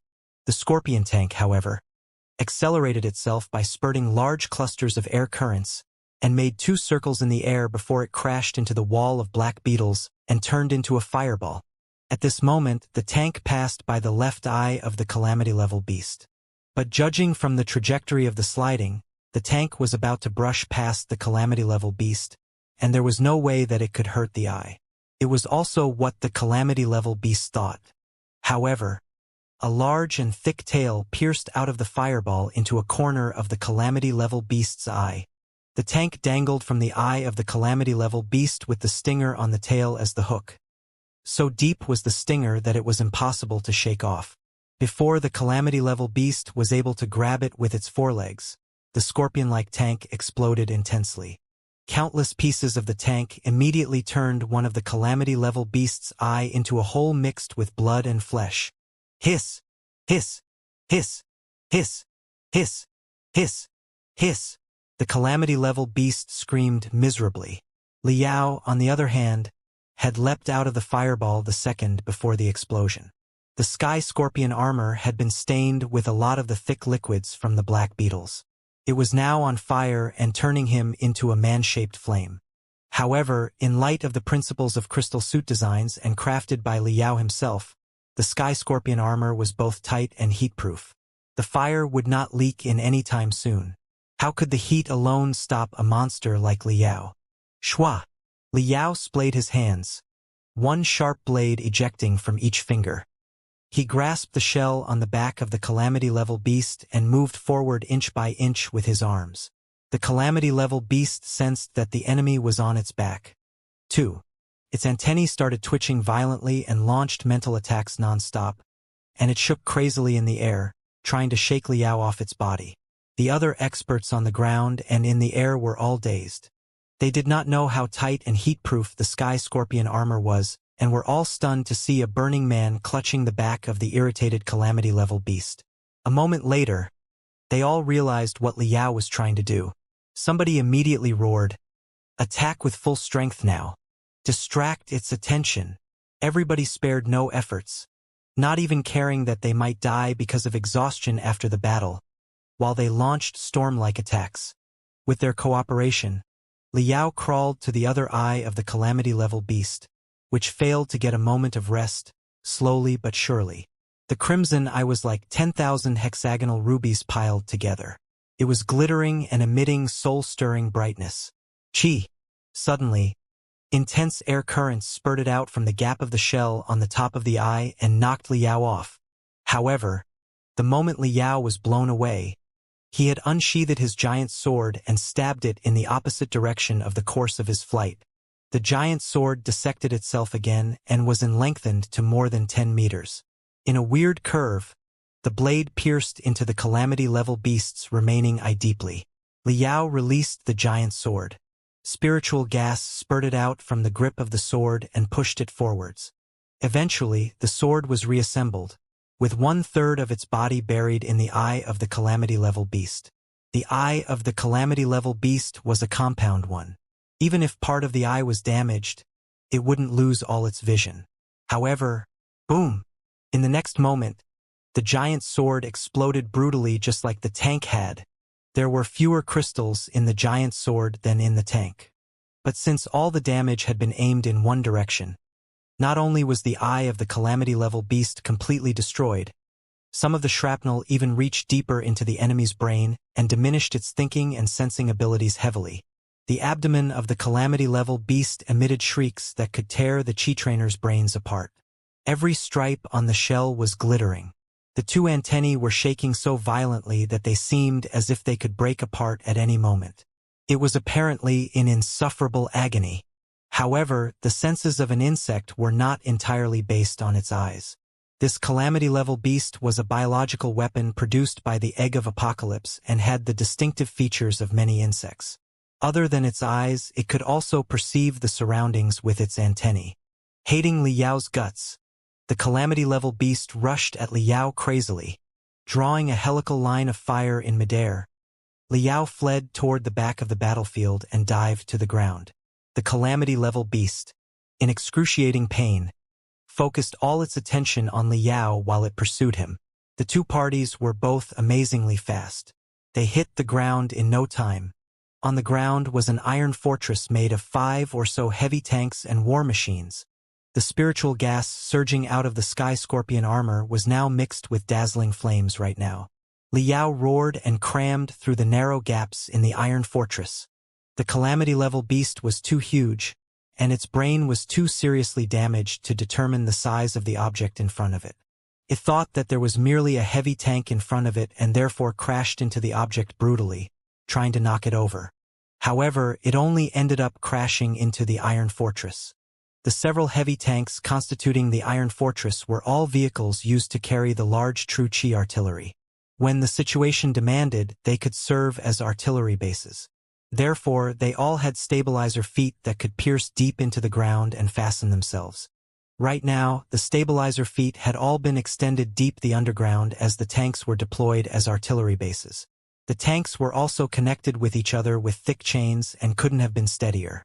The calamity-level beast struggled hard for a while. More than 10 chains were broken apart, but there were still several dozen more chains that bound it to the heavy tanks. The calamity-level beast tried again, but there was no time for that.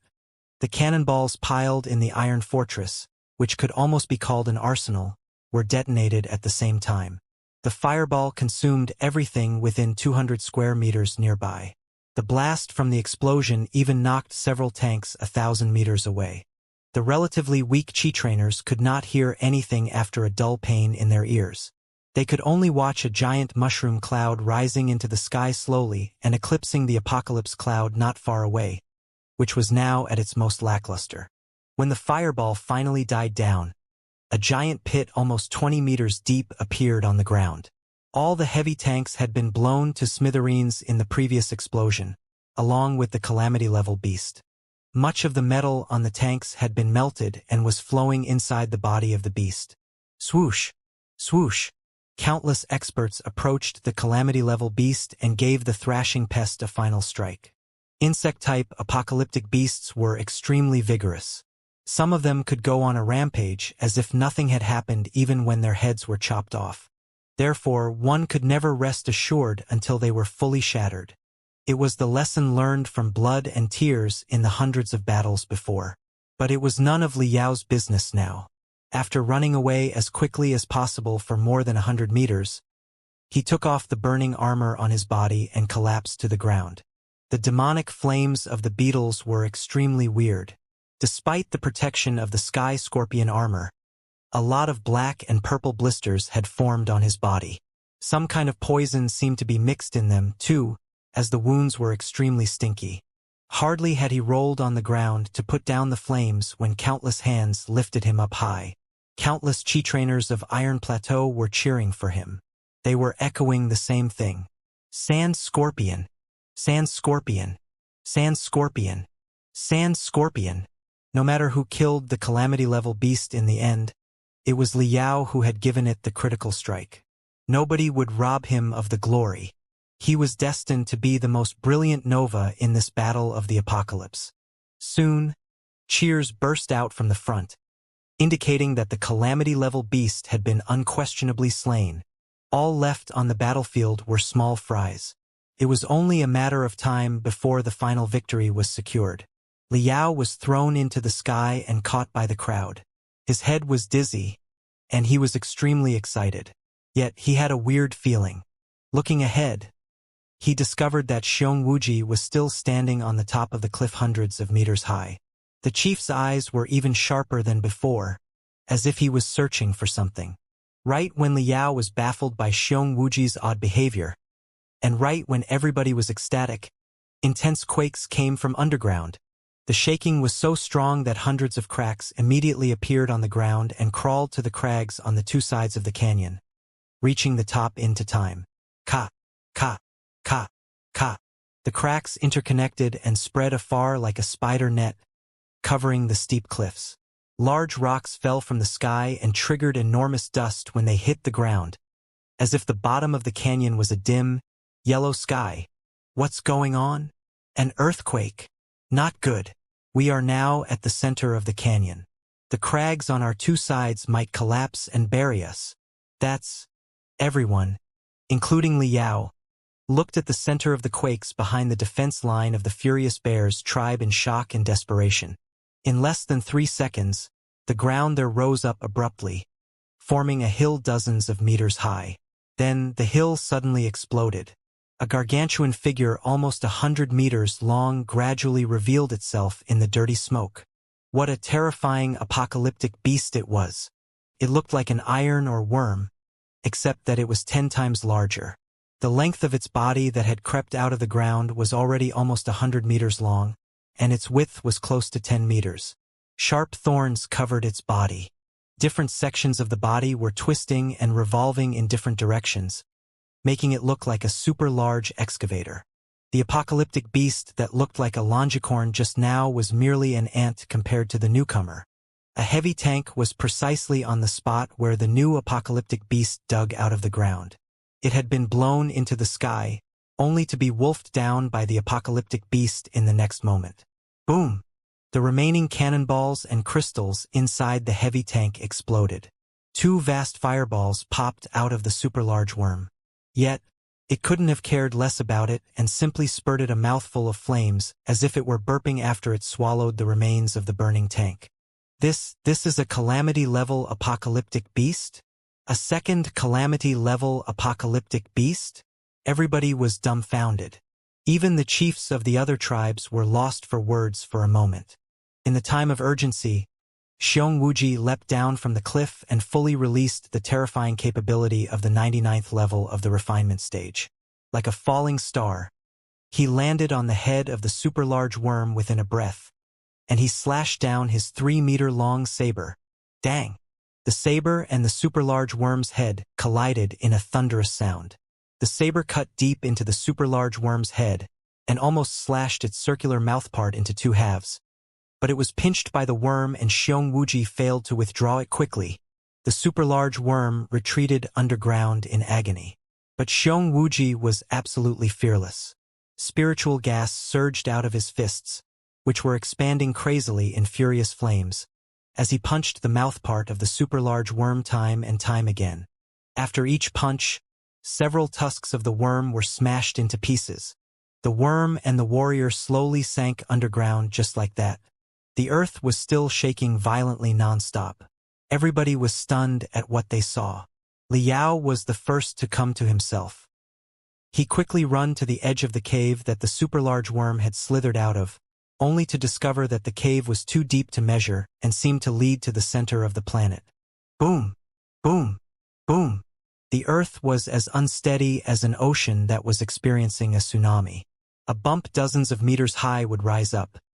Next, countless hollows would collapse, revealing the bottomless holes below from which smelly air currents were spraying out. The crags on the two sides of the canyon were collapsing. Minor downfalls were taking place everywhere. It was not until the intense quakes lasted almost 20 minutes that the super-large worm rushed out of the cave in the center of the battlefield again, except that it was extremely lethargic this time. Hardly had it craned its head out of the ground when it collapsed and screamed miserably, writhing. After it rolled on the ground for 5 minutes, the super-large worm gradually lost momentum. Like a water bag that was riddled with holes, bluish bodily fluids flowed out from its wounds, and it slowly shriveled up.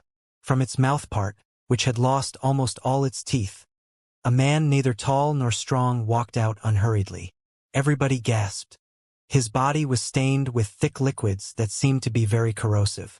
Many of his body parts had been eroded to the bones. His right arm had been cut apart from the elbow. Blood was springing out from the wounds and leaving a red river while he stepped forward.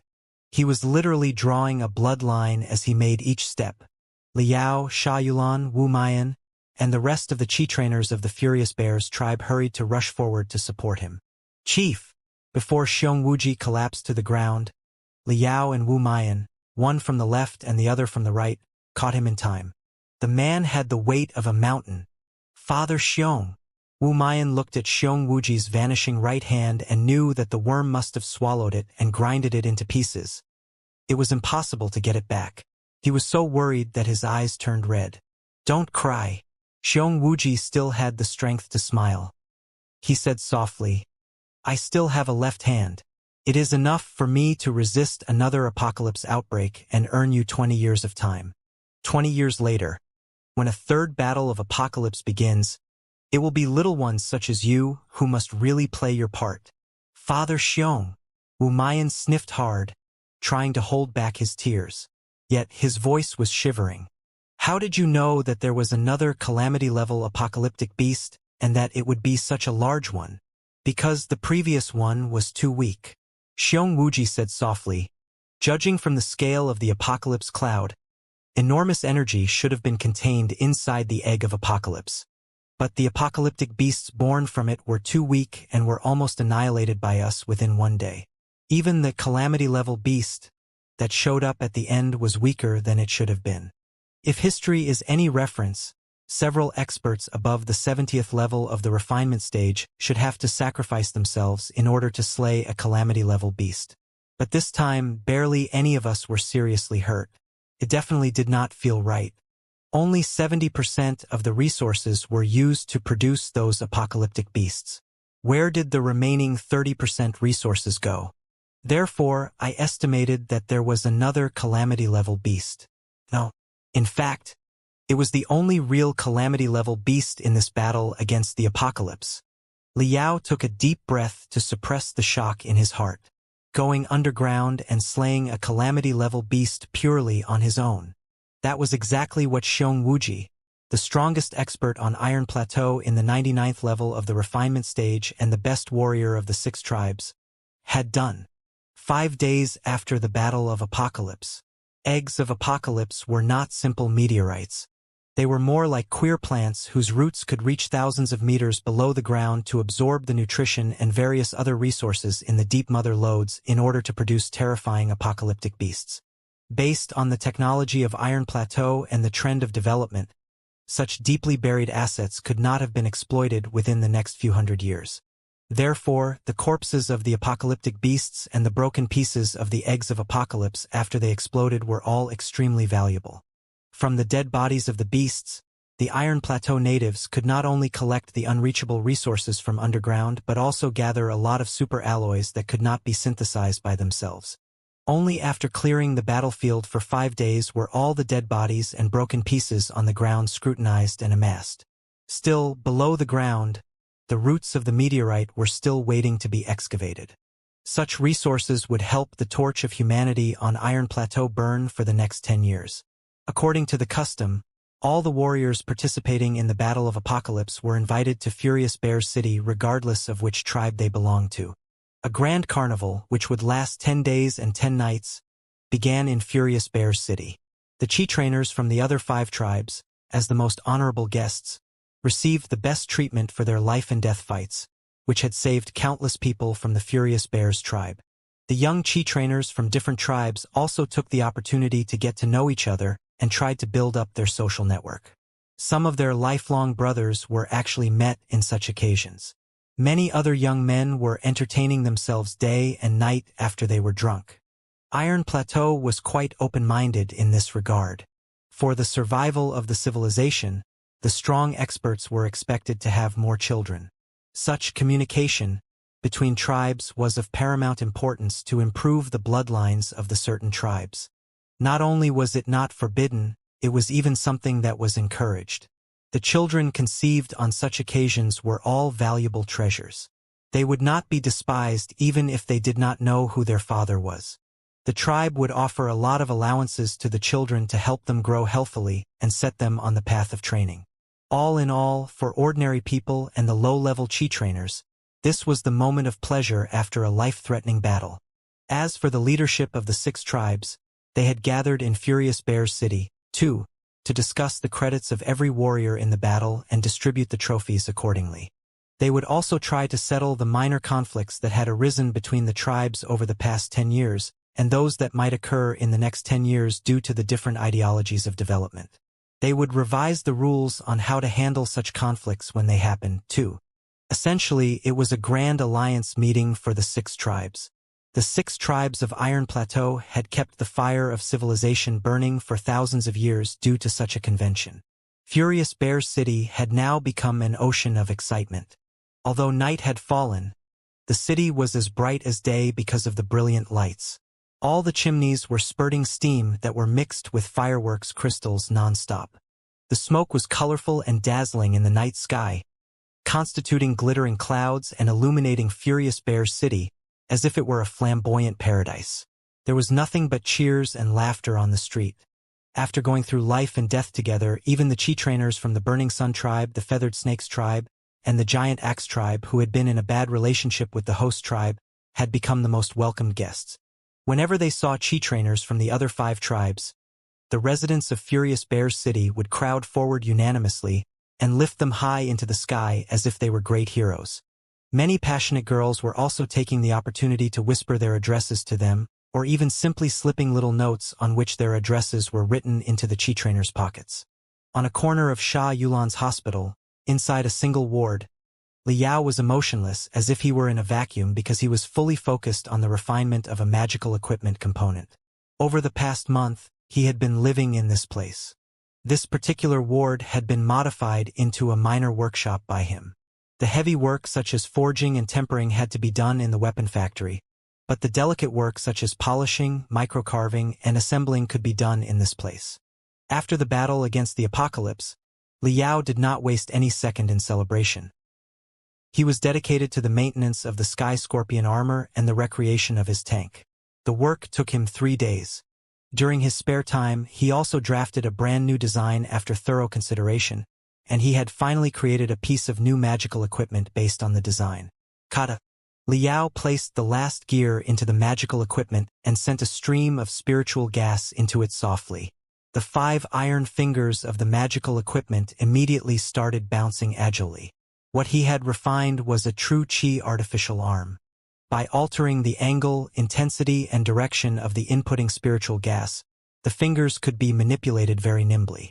It was not a piece of delicate magical equipment per se, but Liao had put a lot of thought into the materials of the artificial arm, and he was certain that he had done the job with the best of his skills in tempering. He had employed every forging technique he knew, such as casting dragon scales and seven-layered heavens. At first glance, it was just a black, unattractive artificial arm made of iron, but in fact, it was much harder than many artificial arms made of superalloys. Also, it was packed with spiritual gas tubes and spurts both inside and outside. Therefore, it was particularly suitable for chi trainers. Xiong Wuji's capability had been greatly compromised after he lost his right arm. If he put on the artificial arm, the loss could be made up for more or less. Liao squinted and appreciated his masterpiece, greatly satisfied. Dwelling in the world of magical equipment, he found himself unconcerned of the liveliness and laughter in the city. Right then, somebody knocked the door rapidly. Liao knew it was Wu Mayan the moment he heard the sound. Parceling the artificial arm with a gray cloth carefully and putting it into his backpack, Liao opened the door. Uncle San's scorpion. Wu Mayan was quite excited. His hair and clothes were both somewhat messy. There was no telling how many girls had tried to stop him while he was on his way to the hospital. Father Xiong asked me to invite you to join the ceremony tonight. He knows that you prefer quietness to rambunctiousness. However, it is different tonight.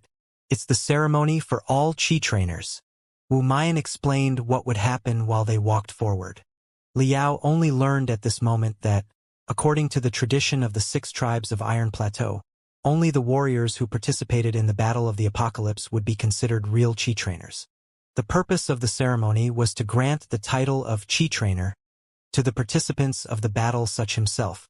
Since there were too many chi trainers who had joined the battle against the Apocalypse, the ceremony was conducted in the central squares of all 5 districts in Furious Bear's city. Liao and Wu Mayan arrived at the main square, which was the largest of all. The ceremony had long begun. Hundreds of colorful bonfires were burning in the vast square, each surrounded by a circle of food. Hundreds of chi trainers were talking and laughing as they patted each other's shoulders. Some of the chi trainers were dancing wildly and excitedly around their bonfire, while some others, who were half drunk, were wrestling half for real and half for fun. The ambience was both warm and friendly. Wu Mayan brought Liao to a bonfire, which seemed to be occupied by the young experts who had greatly distinguished themselves in the previous battle of the Apocalypse. Their arrival caught everyone's attention. 3 of the young experts stood up. They were wearing the badges of Burning Sun, Feathered Snakes, and Giant Axe respectively. Liao recognized that they were his comrades who had fought against the giant Longicorn together with him. According to Wu Mayan, they were the top experts in the younger generation of the 3 tribes. Guan Hao of the Giant Axe tribe, a lofty and strong young man, with a disproportionately big head and a square face that looked like the body of an axe, grinned at Liao. Lan Yi of the Feathered Snakes tribe, a slender woman with red hair, which was tied up with 2 gold serpents, was eyeing Liao with great interest. Yan Qifeng of the Burning Sun tribe. Yan Qifeng looked like an ordinary man. His height and weight were not impressive for an Iron Plateau native, but his fists were shockingly big and seemed abnormal compared to his other body parts. He must have put a lot of hard work into his hands. Yan Qifeng seemed to be the leader of the 3. There was not much delight on his face. He said to Liao solemnly, "I thought that Xiong Zhenjin and Shimeng were the strongest warriors in the younger generation of the Furious Bear's tribe. However, your performance was doubtlessly the most brutal of all in the Battle of the Apocalypse. Over the past few days, we've trained with Xiong Zhenjin and Shimeng several times in Furious Bear's city, with victories and failures on both sides. But it was quite a shame that we never found you. Today, we finally meet each other formally. However, it is the ceremony, and we cannot fight properly. So, what is the point of meeting? Why don't we make an appointment now so that we can fight each other to our heart's content next time we meet?" As it turned out, the man was truly an out-and-out training maniac. He seemed to be unaware of the notion of small talk at all, and went directly to the topic of fighting the moment they met each other. However, it matched Liao's taste precisely. After the Battle of the Apocalypse, Liao sensed that he had a deeper understanding about the utilization of spiritual gas. Also, he had gained a lot of experience on the blood-soaked battlefield. There were signs that he might make a breakthrough soon, but he did not know whom to turn to yet. Before, he had been communicating with Xiong Wuji. However, Xiong Wuji had suffered heavy wounds in the battle. Not only did he lose his right arm, his internal organs and his brain had also been severely affected. There was no way that the chief could practice with him after only several days. Now that the three young experts had fed themselves to his mouth, he couldn't have been happier to accept them. Therefore, he nodded and said coarsely, "I will be training in the Temple of Techniques tomorrow morning." The three of them immediately beamed with joy. Guan Hao, the expert from the giant axe tribe, laughed and remarked, "Excellent. Very straightforward. As expected of the most brilliant Nova in the Battle of the Apocalypse. Let's bring Wen Renshao of the Silver Moon tribe and Gao Lang of the Heaven Wolves tribe tomorrow. The six of us will fight until we are all satisfied." Such practices were necessary for the six tribes because the young experts were likely to become the pillars of their respective tribes in the battles of the apocalypse in the decades to come, and they would fight side by side one day as the main force to resist the calamity-level beasts. Therefore, it was very important that they knew each other's capability clearly. Although the six tribes were in a strange relationship, there was not much of a grudge among the young people who liked fighting more than anything else. They drank wine and ate delicious meat, while they exchanged their experience in training with each other. Very soon, everybody was familiar with each other. Liao remained silent most of the time and listened to other people talking about their achievements, but it was not in the least boring for him. Before anybody realized it, an hour had passed. The colorful clouds in the sky were suddenly blown away by a weird wind, revealing the stars and the deep, dark firmament. The ceremony has now officially begun. The people of Iron Plateau did not like unnecessary and over-elaborate formalities. Besides, now that 100,000 Qi trainers had gathered in this place, it was impossible to arrange any complicated procedures. According to Wu Mayan, the so-called ceremony was merely watching a video from 5,000 years ago together. After that, everything would be complete. Shwa, shwa, shwa. Dozens of thick, bright pillars rose up from the periphery of the square and weaved into such an overwhelmingly vast light beam in the sky that one would be able to see it clearly from more than 10 kilometers away. Liao had seen such technology in the Heaven's Origin sector when he took part in the Limit Challenge competition for the first time. However, the light beam here was larger and had a higher resolution. A magnificent world of giants seemed to have been overturned and placed right above the head of the residents of Furious Bear's city. Wu Mayan told Liao that the magical equipment to project the light beam came from the Golden Era before the apocalypse's arrival. Only one video clip was stored inside. Over the past 5,000 years, the six tribes of Iron Plateau had spent countless invaluable resources to maintain the magical equipment. But as time went by, it still gradually wore out. It was said that the six tribes would play the video clip on the ceremony of adulthood every year hundreds of years ago. But as the magical equipment to project the light beam gradually degraded, they showed the video clip less frequently. Now, they only played it during the victory ceremony after the battles against the apocalypse. The night sky was shaking like a surging ocean, while the lights were blinking like dragon scales. Soon, a black and red picture condensed in midair. Black was a sky that was occupied by smoke, and red was a furiously burning city. It had once been a super city 10 times larger than Furious Bear's city, but it was now debris in the sea of flames. Illuminated by the red lotus of destruction were a bunch of men who seemed to have just been dug out from the earth. Their battle suits were mostly melted. They were soaked in blood, their hair burnt, suggesting that they had just gone through a bloody battle in the city rubble. The 10,000 or so men were classified into 6 teams. A giant flag was flapping in front of each team with exactly the same pattern as the badge of the 6 tribes of Iron Plateau. 6 extraordinarily muscular men walked slowly to the camera carrying the flags. Displayed in the 3D light beam, they were like giants who were about to land on the earth from the sky. The 100,000 Qi trainers were silent. The millions of residents of Furious Bear's city, including the old people who had watched the video before, all held their breath and observed quietly. The 6 muscular men carried the flags of their respective sects to the remains before them that had collapsed. Wu Mayan explained to Liao in a low voice that the city on fire had been the biggest city on Iron Plateau 5,000 years ago, and it was where the coalition government of the 6 major sects had been located. The remains that were about to collapse at any moment used to be the Great Congress of the coalition government. It had been the center of decision-making for the entire Flying Star sector. In the video clip, more than 10,000 refinement cultivators believing in the ideology of Homers stared at the flag of their sects solemnly. 6 flags were fluttering against the blowing wind on the debris that had once been the center of the Flying Star sector. I, Yang Kaicheng, secondary disciple of the Furious Bears Union, hereby announce in the name of the 4,524 disciples of the Furious Bears Union in the refinement stage, one of the 6 muscular men atop the debris, who had a red birthmark on his face, walked out and glanced over the disciples of the 6 sects with eyes as sharp as sabers.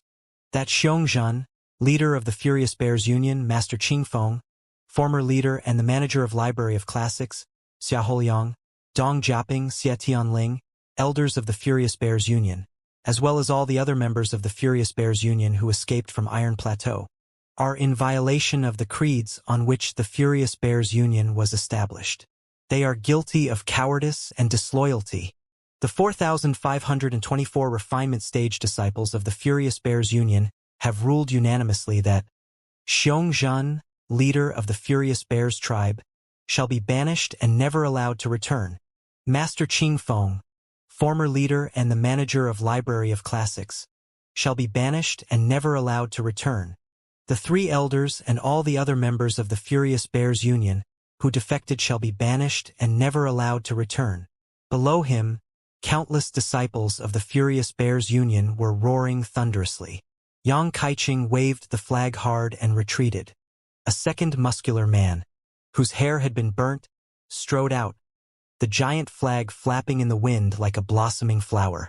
I, Su Haoyan, Level 9 Deacon of the Burning Sun Alliance, declare on behalf of the 6,725 refinement stage disciples who are still striving on Iron Plateau, that the members of the Burning Sun Alliance who absconded to space have defied the rules of this alliance. Their crimes shall not be pardoned. The following sentences have been unanimously agreed upon. Fei Zhengyang, leader of the Burning Sun Alliance, shall be banished and wanted for the rest of his life. Once the criminal returns to Iron Plateau, all the disciples here shall work together to execute him. The 5 elders of the Burning Sun Alliance shall be banished and wanted for the rest of their lives. Once traces of the criminals are found on Iron Plateau, all the disciples here shall work together to slay them. All the members of the Burning Sun Alliance who have deserted to space shall be banished from the Alliance and never be admitted again. Su Haoyan waved the Burning Sun flag hard. 2. Countless men in crimson robes echoed in acknowledgement. The representatives of the refinement stage disciples of the Giant Axe Hall, the Feathered Snakes Brotherhood, the Silver Moon Sect, and the Heaven Wolves Fortress followed and waved the flags of their sects, announcing the eviction of the leaders, elders, and members of such sects who had fled to space in the name of the low-level disciples. Yang Kaicheng, a cultivator of the Furious Bears Union who had made the declaration first, walked forward again and spoke. Right now, there is not a single building foundation stage cultivator on Iron Plateau. We refinement stage cultivators, the small fries in the world of cultivators before, are the only protectors of the planet now. But so what? We are all human beings. The nascent soul stage cultivators don't have any more arms than we do. If anything, I think they might be short of balls. There was laughter in the crowd. Veins bulged out on Yang Kaicheng's neck. His face turned red as he yelled. Those spineless core formation stage cultivators and nascent soul stage cultivators have all run away in fear. But the refinement stage cultivators are still fighting on Iron Plateau. They are terrified by the apocalypse, but we are not.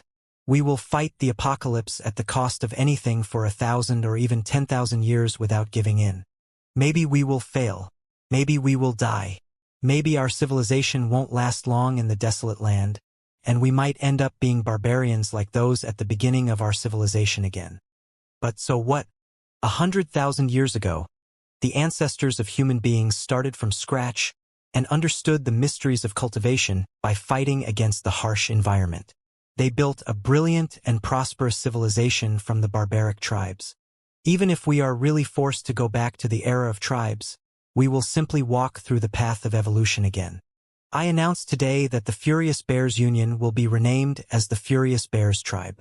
We will thrive and rebuild our civilization against the harsh environment like the primitive savages 100,000 years ago. I announce today that the Burning Sun Alliance will be renamed as the Burning Sun Tribe.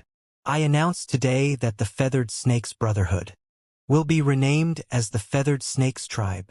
The 6 sects that lingered on Iron Plateau started calling themselves tribes, a sign that they had completely separated from their compatriots in the space. What's the difference between a cultivator and a pest if they cannot protect their home and their people? This apocalypse has disgraced the name of cultivator and made it into a synonym of cowardice and defection. Let those rats flee desperately in space under the name of cultivators. From today on, we will abandon the title of cultivators. We are chi trainers. Chi trainers. Cultivators can get the hell off the planet as far away as they want. The Chi trainers will guard Iron Plateau for all eternity. Chi trainers. Chi trainers. Chi trainers. Chi trainers. In the beginning, only the ancient Chi trainers 5,000 years ago were shouting in the giant light beam on the night sky. But at some point, the Chi trainers on the ground had started echoing the name, too, with their face red and tears blinking in their eyes. In the end, the entire Furious Bears city, regardless of their age and sexuality, and no matter whether they were Chi trainers or ordinary people, were chanting the same word. Furious Bears city turned into an ocean of roars. Late at night, the ceremony that had lasted more than half a day finally ended. Although there were still drunk and cheerful people on the street, Sha Yulan's hospital was quite peaceful. In the back of the hospital, beside a clear pond, Li Yao, Xiong Wuji, and Sha Yulan were strolling in the moonlight. Crack! Xiong Wuji sprayed spiritual gas out of his wound and controlled the artificial arm to pick up the pebbles on the road and toss them into the pond. He smiled in great satisfaction as the ripples spread out in the pond. Thank you very much, Li Yao. Xiong Wuji said sincerely, you've helped me too much, both in the battle of apocalypse and with the artificial arm. Li Yao smiled and replied, I said that I would show Chief Xiong what a real cultivator looked like, but I was actually the one who was awed in the battlefield. Chief Xiong has shown me what a real Chi trainer looks like. The artificial arm is about nothing else. It was merely a gift that I made in admiration of your valiancy. You deserve to be the best warrior of the 6 tribes of Iron Plateau. Right now, the artificial arm is merely made of common metals. It's probably enough for temporary use. When the trophies of the Battle of the Apocalypse are distributed, I will see if I can strengthen it with the metals retrieved from the corpses of the apocalyptic beasts. I cannot guarantee that 100% of your capability can be restored, but I'm confident a majority of it will come back. If I return to space one day, I may be able to produce an even stronger artificial arm for you. Li Yao was not lying. He had devised quite a few plans to make artificial arms. However, they all required precise facilities, heavenly materials and earthly treasures, and special alloys that were non-existent on Iron Plateau. Therefore, he could only craft such an artificial arm with iron as the main material for now. Xiong Wuji stopped by the pond. His face suddenly turned serious as he promised solemnly, rest assured, you will return to space one day. The corner of Li Yao's eyes jumped. He put on a serious expression, too, as he asked, I remember that Chief Xiong mentioned that you would talk about a big deal with me after the Battle of the Apocalypse. Has the time for making a deal come yet? Xiong Wuji sat on a green rock next to the pond, his artificial hand knocking the rock softly. He gazed at the reflection of the moon in the pond before he opened his mouth a moment later. The purpose of our meeting today is exactly the big deal. However, before we get into the details, I would like to know whether or not you have a new understanding of the apocalypse. Last time we talked about the apocalypse, you were merely listening to Sha Yulan's narration. But now that you've experienced the full outbreak of an egg of apocalypse, I wonder, as a space resident, can you explain the mystery of the apocalypse from a new viewpoint? What is the so-called apocalypse exactly? Li Yao found a smaller rock near Xiong Wuji and seated himself on it. He kicked a pebble below his feet into the pond. After a plop sound, the reflection of the moon broke into pieces of silver brightness, as if the pond were a breathing universe. I fell into a trance during the Battle of the Apocalypse. Several hours of high-intensity combat only lasted 5 minutes in my perception. I felt that I had turned into an entirely different species, and I was completely captivated. Liao was deep in thought. After the Battle of the Apocalypse, I discovered that, although my level had no significant improvement, my skills in killing had made great progress, and the lust for killing had been lurking inside my body all the time. I have become better at fighting and slaughtering. It did not happen to me alone. Wu Mian, who took part in the Battle of Apocalypse for the first time, had a similar experience. He made a major breakthrough in the battle and reached the 16th level of the refinement stage. We must note that he is not even 14 years old yet. Such odd phenomena have been baffling me. I've been reflecting on the entire process of the outbreak of the Egg of Apocalypse and the significance of apocalypses at night sometimes. I pondered why it launched such complicated, inefficient attacks to Iron Plateau. The outbreaks of the Eggs of Apocalypse are not destructive events at all. They are merely rehearsals. This morning, a very bold assumption that could explain the whole thing suddenly occurred to me. I would have discussed the matter with you even if you hadn't summoned me. Xiong Wuji's eyes suddenly rolled. He asked, "What's the assumption?" Taking a deep breath, Liao replied, "Many people consider apocalypses as doom or weapons that the more developed civilizations utilize to destroy mankind. But I don't think that theory is valid. It cannot explain all the different types of apocalypse either. There are many legends in the ancient cultivation world about experts fighting against apocalypses. It is said that such experts would ascend to a holy land where they would meet many bizarre-looking deities after they successfully resisted the apocalypses. If the purpose of apocalypses is destruction, how can you explain the Holy Land and the deities? As for the assault against the Iron Plateau space zone, although the apocalypse almost wiped out Iron Plateau, the previous knowledge of the Titan warriors was transported here, too. Therefore, my assumption is that the apocalypse was indeed launched by the Titan warriors. But their purpose was not destruction, but the dissemination of their civilization in a certain way. Oh! Xiong Wuji tried to hold back his surprise and observed, "That is very illogical. Why would a civilization leak their precious knowledge to someone else randomly? What benefits could the Titan warriors get by offering their knowledge to us?" Liao nodded and said, "The motivation of the Titan warriors troubled me for a long time. It is definitely absurd under normal circumstances. A nascent soul stage harassing an unfamiliar young man he met on the road and insisting to offer all his cultivation to the stranger is bizarre. How could such a thing happen? But then I come up with an explanation. What if the nascent soul stage cultivator is about to die? What if the civilization of the Titan warriors is on the brink of death or has already fallen?" Liao's eyes glittered as he mumbled, "Survival, continuity, and expansion are the instincts of every civilization. Generally speaking, the Titan warriors will in no way pass their knowledge to somebody else easily. However, if their civilization has encountered a catastrophe and the experts among them find it impossible to avoid the disaster, then hide the tinder of their civilization in materials like meteorites and let it roam about the universe, searching for an appropriate planet and species to accept the gift. Isn't it a plausible possibility?" Sha Yulan couldn't help but interject. "If it were a gift, why did they give it to us in such an extreme and cruel way?" Liao smiled coldly. "If you have experienced the Titan illusionary land, you will know that the Titan warriors are definitely not at all kind.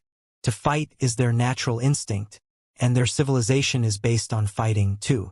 Therefore, their knowledge must be passed on in the most rough and brutal way, because they were trying to pick out the most cold-blooded and ruthless warriors."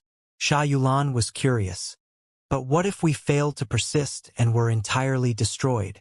Liao answered, "If we were destroyed, we were destroyed. I imagine that we are not the only subject that the Titan warriors' knowledge was sent to.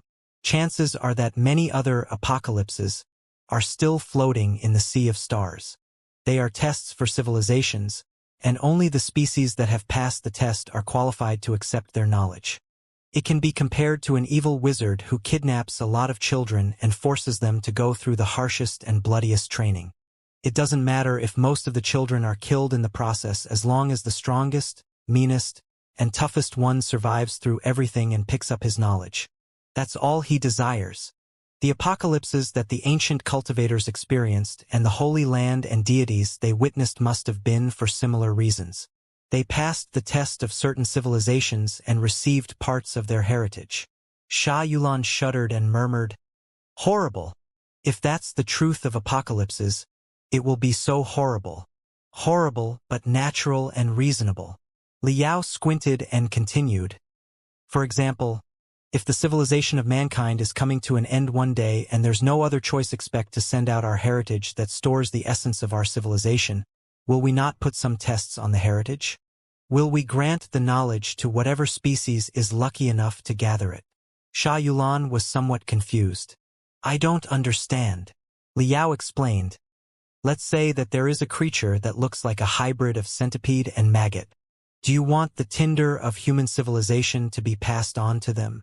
Sha Yulan shivered and shook her head subconsciously. Liao said, "That's right.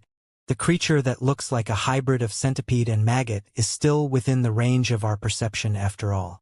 But I think that, given the vastness of the universe, it's quite possible that there are countless other life forms that we cannot understand at all. Imagine that the heritage of mankind finds two species when it travels in the boundless universe. One of the species are basically rocks that have come to life and can't be called a life form at all in our eyes, while the other species looks like monkeys. Which of the two sides will we offer our heritage to? We will doubtlessly choose the monkeys.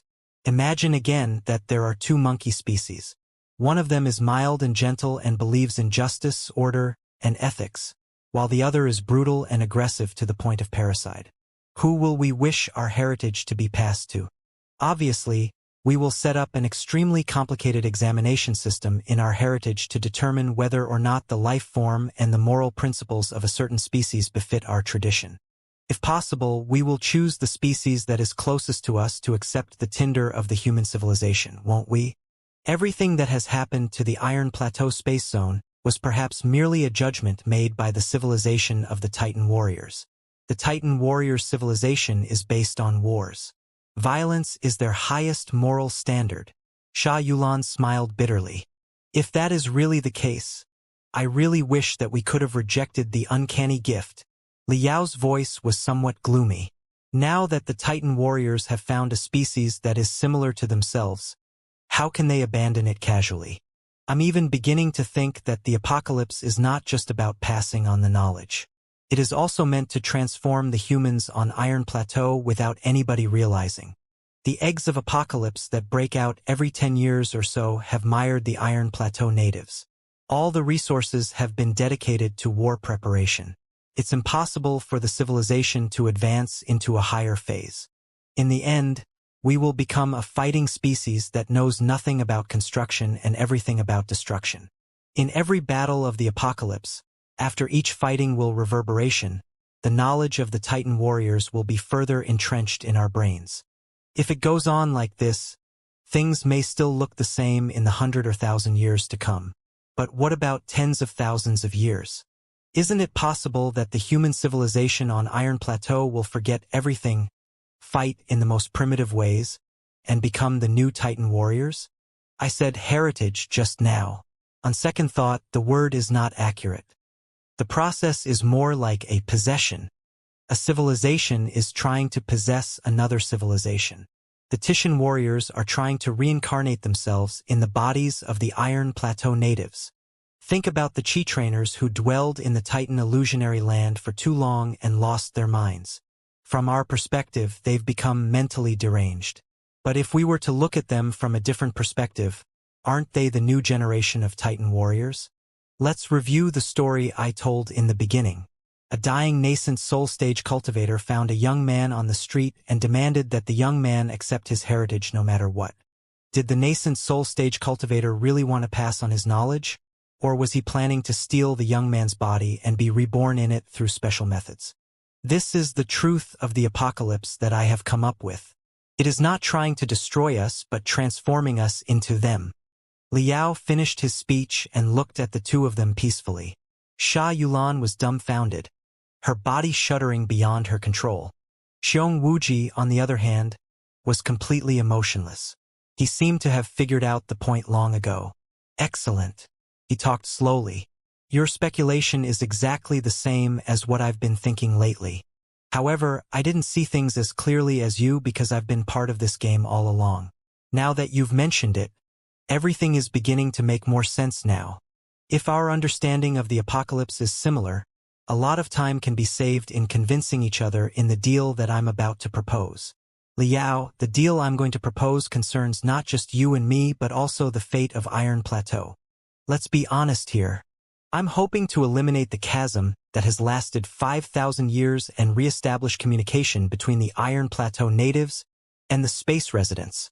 Having just seen the impassioned recording of the Chi trainers banishing the spacers 5,000 years ago, Liao was truly shocked by Xiong Wuji's proposal. What did you say? Iron Plateau cannot hold on much longer.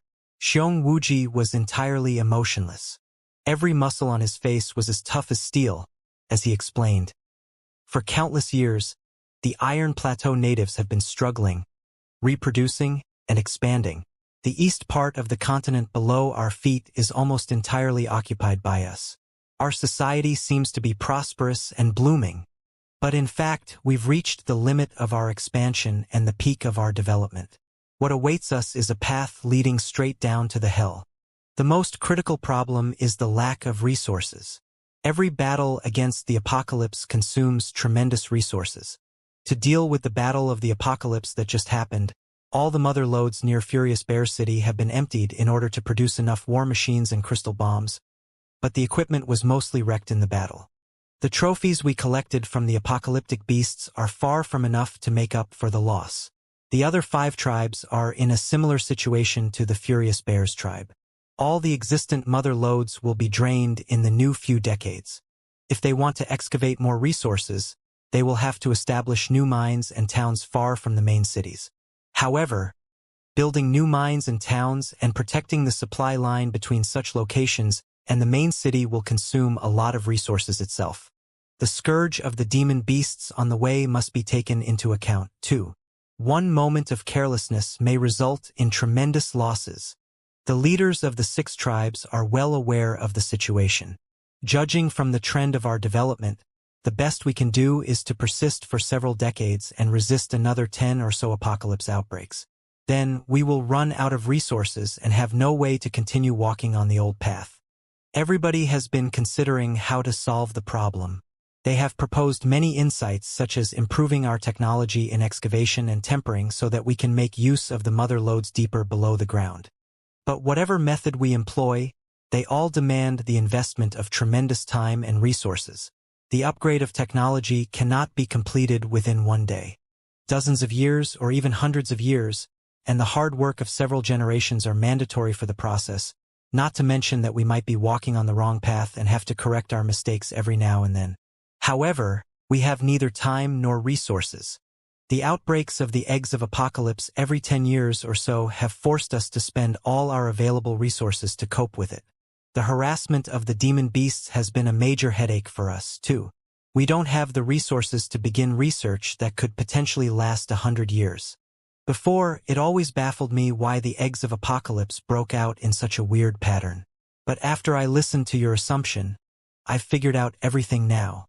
The purpose of the outbreaks of the eggs of apocalypse is to act as technology blockers. They block all possibilities of advancement in our basic technology and coerced us to pour our resources into the war and improve ourselves in the pattern that they have set up. When such improvement continues for thousands of years, everything about the civilization of mankind will be abandoned, and we will be adept at the mode of war of the Titan warriors. Maybe, to quote you, we will be transformed into them at that time. While talking, Xiong Wuji's body started shivering slightly. Sha Yulan was behind him, with her hands placed on his shoulders. There was panic in her eyes, too. I understand now. I understand everything now.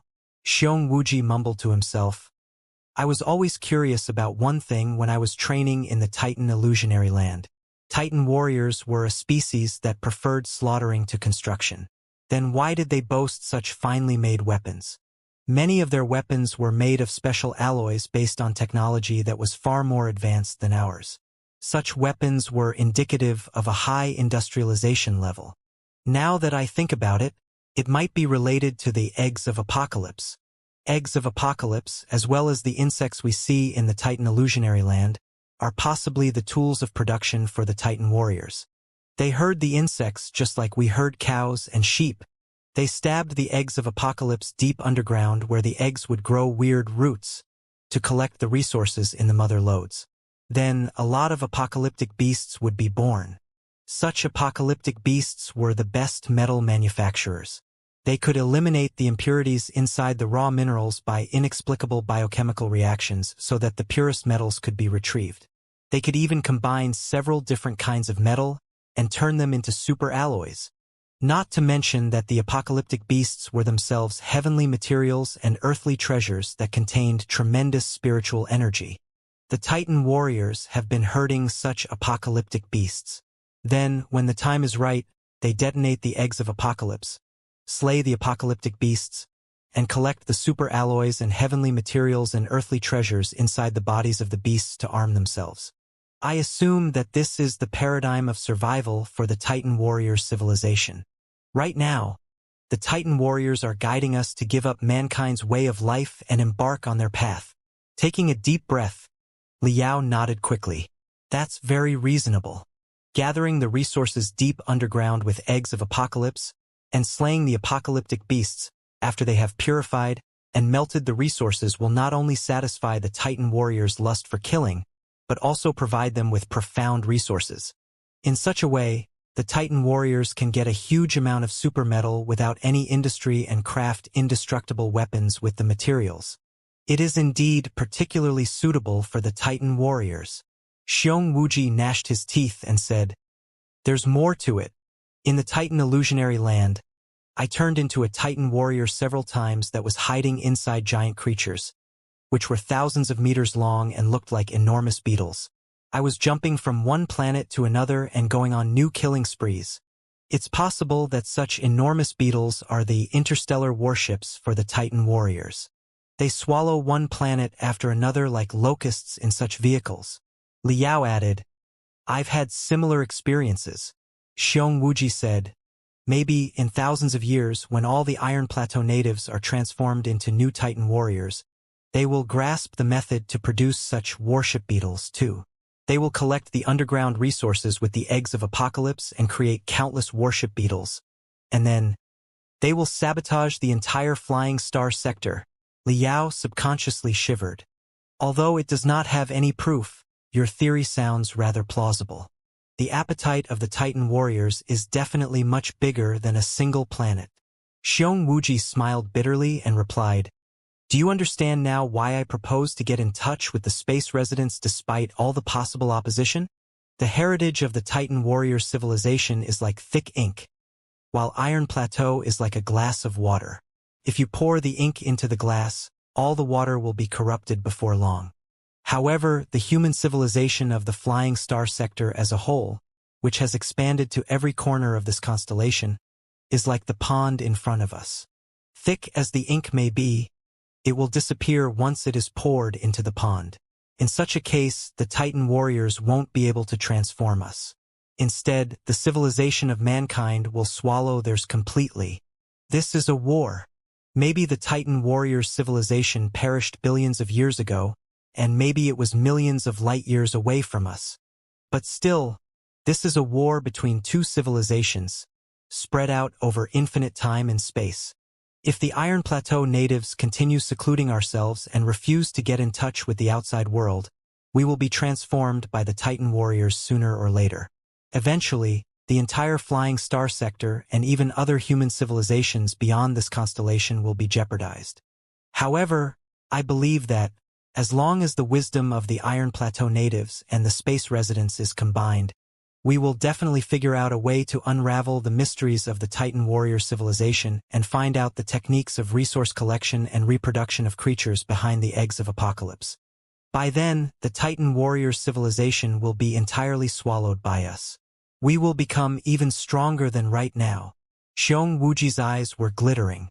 Although he was steady on the giant green rock, Liao had the feeling that he was even mightier than when he had fought against the calamity-level beast.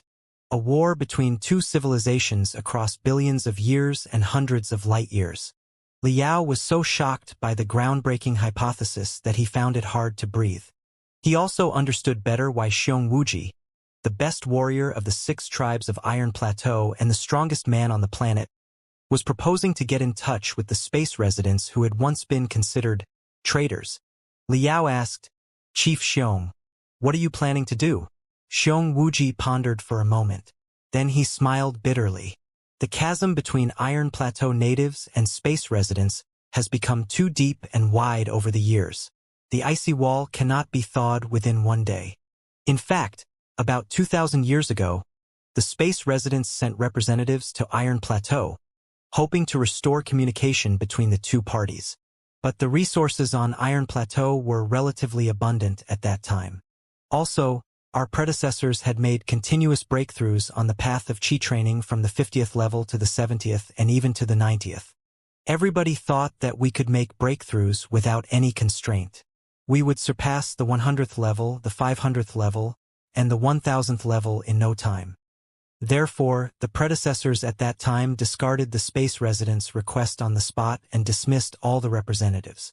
After that, the starships of the space residents were forced to land on Iron Plateau many times. You also know that most of the area on Iron Plateau is Surging Ocean and the Dark Continent, both of which are not under our control. Even within the area under the control of the 6 tribes of Iron Plateau, deserts and demon beasts dominate most of it. We can only ensure that the towns and the transportation lines are secure. Therefore, the passengers on those starships did not last long. They were either swallowed by demon beasts or slain by the savages in the Dark Continent. Then rumors spread far and wide. The space residents began to consider Iron Plateau a forbidden area for cultivators and us to be barbarians who feasted upon raw meat and blood. Such a stereotype cannot be changed shortly. I plan to send a delegation to space to get in touch with the space residents first so that they will see what the Iron Plateau natives today actually look like. If possible, we can make some deals by exchanging our unique techniques or resources. After we take the first step and our wariness is mostly relieved, we can start negotiating about interacting on a larger scale. Liao, if you are willing to, I want you to join the delegation as the intermediary between the Iron Plateau natives and the space residents. Liao was dazed. Chief Xiong, I'm just a common cultivator, born and raised in a remote area of the Sea of Stars, and what I was working in was a medium-sized exo-society instead of a renowned cultivation sect. I do not know anyone in the leadership of Heavenly Saint City. Is it really appropriate for me to serve as the intermediary? Xiong Wuji smiled and replied, "Frankly speaking, it is exactly because of your background and your clean history with the 6 major sects of Heavenly Saint City that I want you to take the job. Just think about it. How awkward will the relationship between the 6 tribes of Iron Plateau and the 6 sects of Heavenly Saint City be? Is it suitable for us to start our dialogue with them?" Liao thought for a moment and immediately realized the reason. In the ceremony just now, he had seen that the 6 tribes of Iron Plateau had ended on bad terms with the 6 sects that escaped to the space. They had banished the leaders and the elders in the name of the common disciples. For the more radical tribes, such as the Burning Sun tribe, they had even put the previous leaders and elders on a wanted list. It was indeed an awkward relationship between the 6 tribes of Iron Plateau and the 6 sects of Heavenly Saint City. To put it more seriously, it was about the competition of rightfulness between the Furious Bears tribe and the Furious Bears Union of Heavenly Saint City today, which was the rightful successor of the Furious Bears Union 5,000 years ago. If the two parties started their communication with such issues as their focus, the negotiations would never be completed. Chances were that a war would break out immediately. Xiong Wuji smiled bitterly. "Now you get it. Even if I can convince the chiefs and elders of the other 5 tribes to reach out to the space residents, we cannot go to Heavenly Saints City directly, nor will the 6 sects of Heavenly Saints City be very happy to see us. Therefore, I'm hoping to find an intermediary who is familiar with both the Iron Plateau natives and the space residents, but is not closely related to the 6 sects of Heavenly Saints City. The person must be someone the Iron Plateau natives trust, too. Sha Yulan is a good candidate. However, she is just a doctor with barely any physical strength. I prefer a tough warrior who can ensure the mutual benefits of both parties in times of emergency with all methods possible. I've been considering the matter since you introduced yourself. Your performance in the Temple of Techniques and in the Battle of the Apocalypse further persuaded me. Li Yao, you are the perfect choice. Li Yao scratched his head. He suddenly felt tremendous pressure. He asked, "What should I do?" Xiong Wuji replied, "We have an escape capsule under our control, the one in which Sha Yulan landed on Iron Plateau. However, it was seriously damaged during the forced landing. Over the past 10 years, I've gathered a lot of resources, but there's no telling whether or not it can be repaired. If you can fix the escape capsule, I want you to leave Iron Plateau and contact your companions. Didn't you say that you were from a medium-sized exo-society? Couldn't be better. We can purchase a few small starships through the exo-society so that we can send a delegation into space and start making deals. During the deals, the 2 parties will get to know each other better. The scale of the deals will gradually expand, and the chasm between us will be eliminated sooner or later." Pondering for a moment, Li Yao asked, "What items of the Iron Plateau natives do you want to trade with the space residents?" "There are too many," Xiong Wuji answered quickly. "First of all, the dead corpses of apocalyptic beasts will be the best goods. Their shells and sharp claws contain a lot of special alloys that even the space residents might not be able to produce. Secondly, the training skills of the Chi trainers. We have focused on the arts of manipulating spiritual gas for thousands of years. In the world of cultivators, the vast majority are still refinement stage cultivators, right? Such skills will definitely be very attractive to them. Thirdly, as you said before, our true Chi magical equipment is very suitable for low-level refinement stage cultivators. As long as the price is good enough, it is definitely tradable, too. There are also the hearts of the Titan warriors and the pieces of eggs of apocalypse. They all boast sophisticated techniques and are absolutely invaluable goods." Li Yao nodded. "Then what do you want in exchange?" Xiong Wuji counted his fingers as he said, "Firstly and most importantly, the technology to excavate the resources deep underground. According to Sha Yulan, the mining technology of the space residents is so advanced that they can excavate mines on many asteroids. We are in desperate need of such technology. If such technology is too cutting-edge to be traded, alternatively, we are hoping to get some large-scale defensive weapons to help us resist the eggs of apocalypse outbreaks so that our resources can be saved to develop our own technology to excavate the deeply buried mother lodes. Also, all subjects of fundamental knowledge are goods that we desire. We are even planning, if possible, to send a batch of students to study in the schools of the space residents and learn their knowledge systematically. The bottom line is, after years of discussions with Sha Yulan, I find that there are a lot of complementary areas for the 2 parties. As long as we can put aside our prejudice, this is definitely going to be a win-win situation. You, as the intermediary, won't suffer any loss either. We are talking about a deal between one giant planet and countless space towns. I can't begin to fathom how large the scale of the commodities will be. Both you and the Great Horn Exo Society will get enormous benefits in the process." Li Yao was greatly interested. As a cultivator and an experienced refiner, Li Yao could easily become a millionaire with no concerns about his personal needs if he merely wanted to meet the demands of his own training. However, his goal was to craft at least one piece of planetary-level magical equipment before he returned to the Heaven's Origin sector. These 2 tasks both required astronomical resources, and there was no way that he could complete them alone. If he could mend the relationship between the Iron Plateau natives and the space residents, and even let the 2 parties engage in large-scale business activities, he would definitely gain tremendous wealth and countless connections as the intermediary. Considering the whole thing carefully for a moment, Li Yao replied, I've seen the general inventory of trophies of the Battle of Apocalypse. Many special alloys are hard and tensile enough for me. With my current capability, I should be able to repair a super small starship such as an escape capsule. At the very least, I can make it fly to the edge of the Iron Plateau space zone, which is in the coverage of the spiritual nexus. I will be able to send a message to the Great Horn Exo Society once I make it there. After that, I can absolutely get you 1 or 2 starships to bring the delegation of the Iron Plateau natives to the space. I do not know many people in Heavenly Saints City. However, the experienced exos in the Great Horn Exo Society must know some. I have friends in the circle of refiners who might be of help too. Liao was thinking about Huangpu Xiaoya. As a noble family of refining that had lasted for more than 1,000 years, the Huangpu family was definitely a friend to many cultivators. That would be of great help to him. However, Liao said solemnly, I want the thing to be done honestly and openly. We must inform the 6 sects of Heavenly Saints City in advance to avoid any misunderstanding. Right now, the entire Flying Star sector is anxious, and the immortal cultivators of the Temple of Immortals are stirring chaos everywhere. The cultivation sects couldn't be more nervous at this point. If a conflict arises because of a misunderstanding, our clever endeavor will bring us no good. Xiong Wuji nodded. Of course, the more sensitive an issue is, the more important it is to get things done openly. We have no evil intentions anyway. Every move in the plan can be set to the public.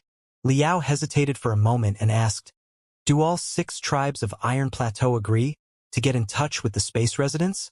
Xiong Wuji smiled and, waving his artificial arm, replied, that was why I attacked and slayed the calamity-level beast so boldly. I've talked about the matter with the Silver Moon tribe and the Heaven Wolves tribe for quite a while. Right now, Furious Bears, Silver Moon, and Heaven Wolves have reached a consensus to get in touch with the space residents and trade for resources and technique that are necessary for our future development. As for the Burning Sun tribe, the Feathered Snakes tribe, and the Giant Axe tribe, they, of course, won't be so willing to cooperate. But according to the convention of Iron Plateau, the more contributions you make in a battle against the apocalypse, the louder your voice will be regarding the strategy of development for Iron Plateau in the next 10 years. 3 for the proposal and 3 against it, the votes seem evenly matched. But now that one of my arms was wasted, I think they will not stop us from sending a delegation, however discontented they are. Liao was silent. He finally knew why Xiong Wuji was so brave and fearless in the Battle of Apocalypse now. Watching the blinking water in the pond, Liao said gravely, Chief Xiong, you must think carefully before you leap. What you are going to do is different from the Battle of the Apocalypse. In battle, you are a hero, either you win or lose. Even if you are swallowed by an apocalyptic beast and die without a grave, you will still be a marvelous hero. In thousands of years to come, the Iron Plateau natives will still sing about you and your achievements. However, as for what you are going to do next, as long as you make the first step, many diehards will disparage you as traitors and cowards even if you succeed in the end. You will be loathed by everyone, and you will die a disgraceful death. Moreover, the process may not be as smooth as you imagine. After all, the 2 parties have been separated for 5,000 years. 5,000 years of hatred and misunderstanding are going to be resolved by you alone. It is not going to be an easy task. Should you fail, the best warrior of the 6 tribes of Iron Plateau, and the biggest hero in every Iron Plateau native's heart, will be utterly discredited and become a rat on the street that everybody will spit on. You will be cursed for all eternity. Xiong Wuji smiled. He suddenly grasped Sha Yulan's hand. Sha Yulan was dazed for a moment, but she didn't retreat her hand and simply held his hand tight. Xiong Wuji heaved a long sigh. The air leaving his nose disturbed the tranquil surface of the pond. He then said slowly, something must be done, and some curses must be shouldered. Since everyone considers me the best warrior of the 6 tribes of Iron Plateau, who is qualified to shoulder curses for all eternity, if not me? Rest assured, whatever you think of, I've thought about since long ago. I'm ready to be condemned and doomed before I make the step. Tomorrow is the meeting of the 6 tribes. You will come with me, and I will propose the motion to communicate with the space residents formally. Even if my bones are shattered and my soul destroyed, I will not allow the Titan warriors to swallow my homeland. Reaching out to the space residents? Chief Xiong, you are playing with fire. Yan Zhengdong, chief of the Burning Sun tribe, smashed the giant desk with a bam sound, leaving a clear indent of his fist in the black wood that was as solid as iron. He rose up suddenly and glared at Xiong Wuji, the chief of the giant axe tribe and that of the feathered snakes tribe, as well as the elders of those tribes, all frowned. Behind them were the young experts of the three tribes who had been invited to the meeting because of their excellent performance in the Battle of the Apocalypse. The young warriors were not as courteous as those sitting at the front. Some of them, in fear of Xiong Wuji's toughness, were merely whispering to each other in complaint. But the more irrational and disobedient guys were simply shouting, "Xiong Wuji is mad." That was what happened in the meeting of the six tribes. The motion that Xiong Wuji put forward to reach out to the space residents was lambasted by the Burning Sun tribe as expected. Even on Xiong Wuji's side, not everyone in the Furious Bears tribe, the Silver Moon tribe, and the Heaven Wolves tribe knew about the matter. Some young chi trainers gasped in shock, apparently hearing the bold idea for the first time. The crowd was humming, as if 10,000 mosquitoes were flying in the meeting room. Liao made the greatest contribution in the Battle of Apocalypse, only secondary to Xiong Wuji. Therefore, he was qualified to sit at the very front of the crowd. He could see one side of Xiong Wuji's face clearly. Xiong Wuji's nerves seemed to be made of tempered steel. He had foreseen the strong objection and therefore was not in the least surprised. Yan Zhengdong, chief of the Burning Sun tribe, gnashed his teeth. Chief Xiong, the so-called communication and negotiation of yours mean leaking the secrets of Iron Plateau to the space residents. No way. There's no way that the Burning Sun tribe will approve of such a motion. Xiong Wuji said solemnly, history has proved that seclusion does not lead to good results. No techniques can be kept a secret forever.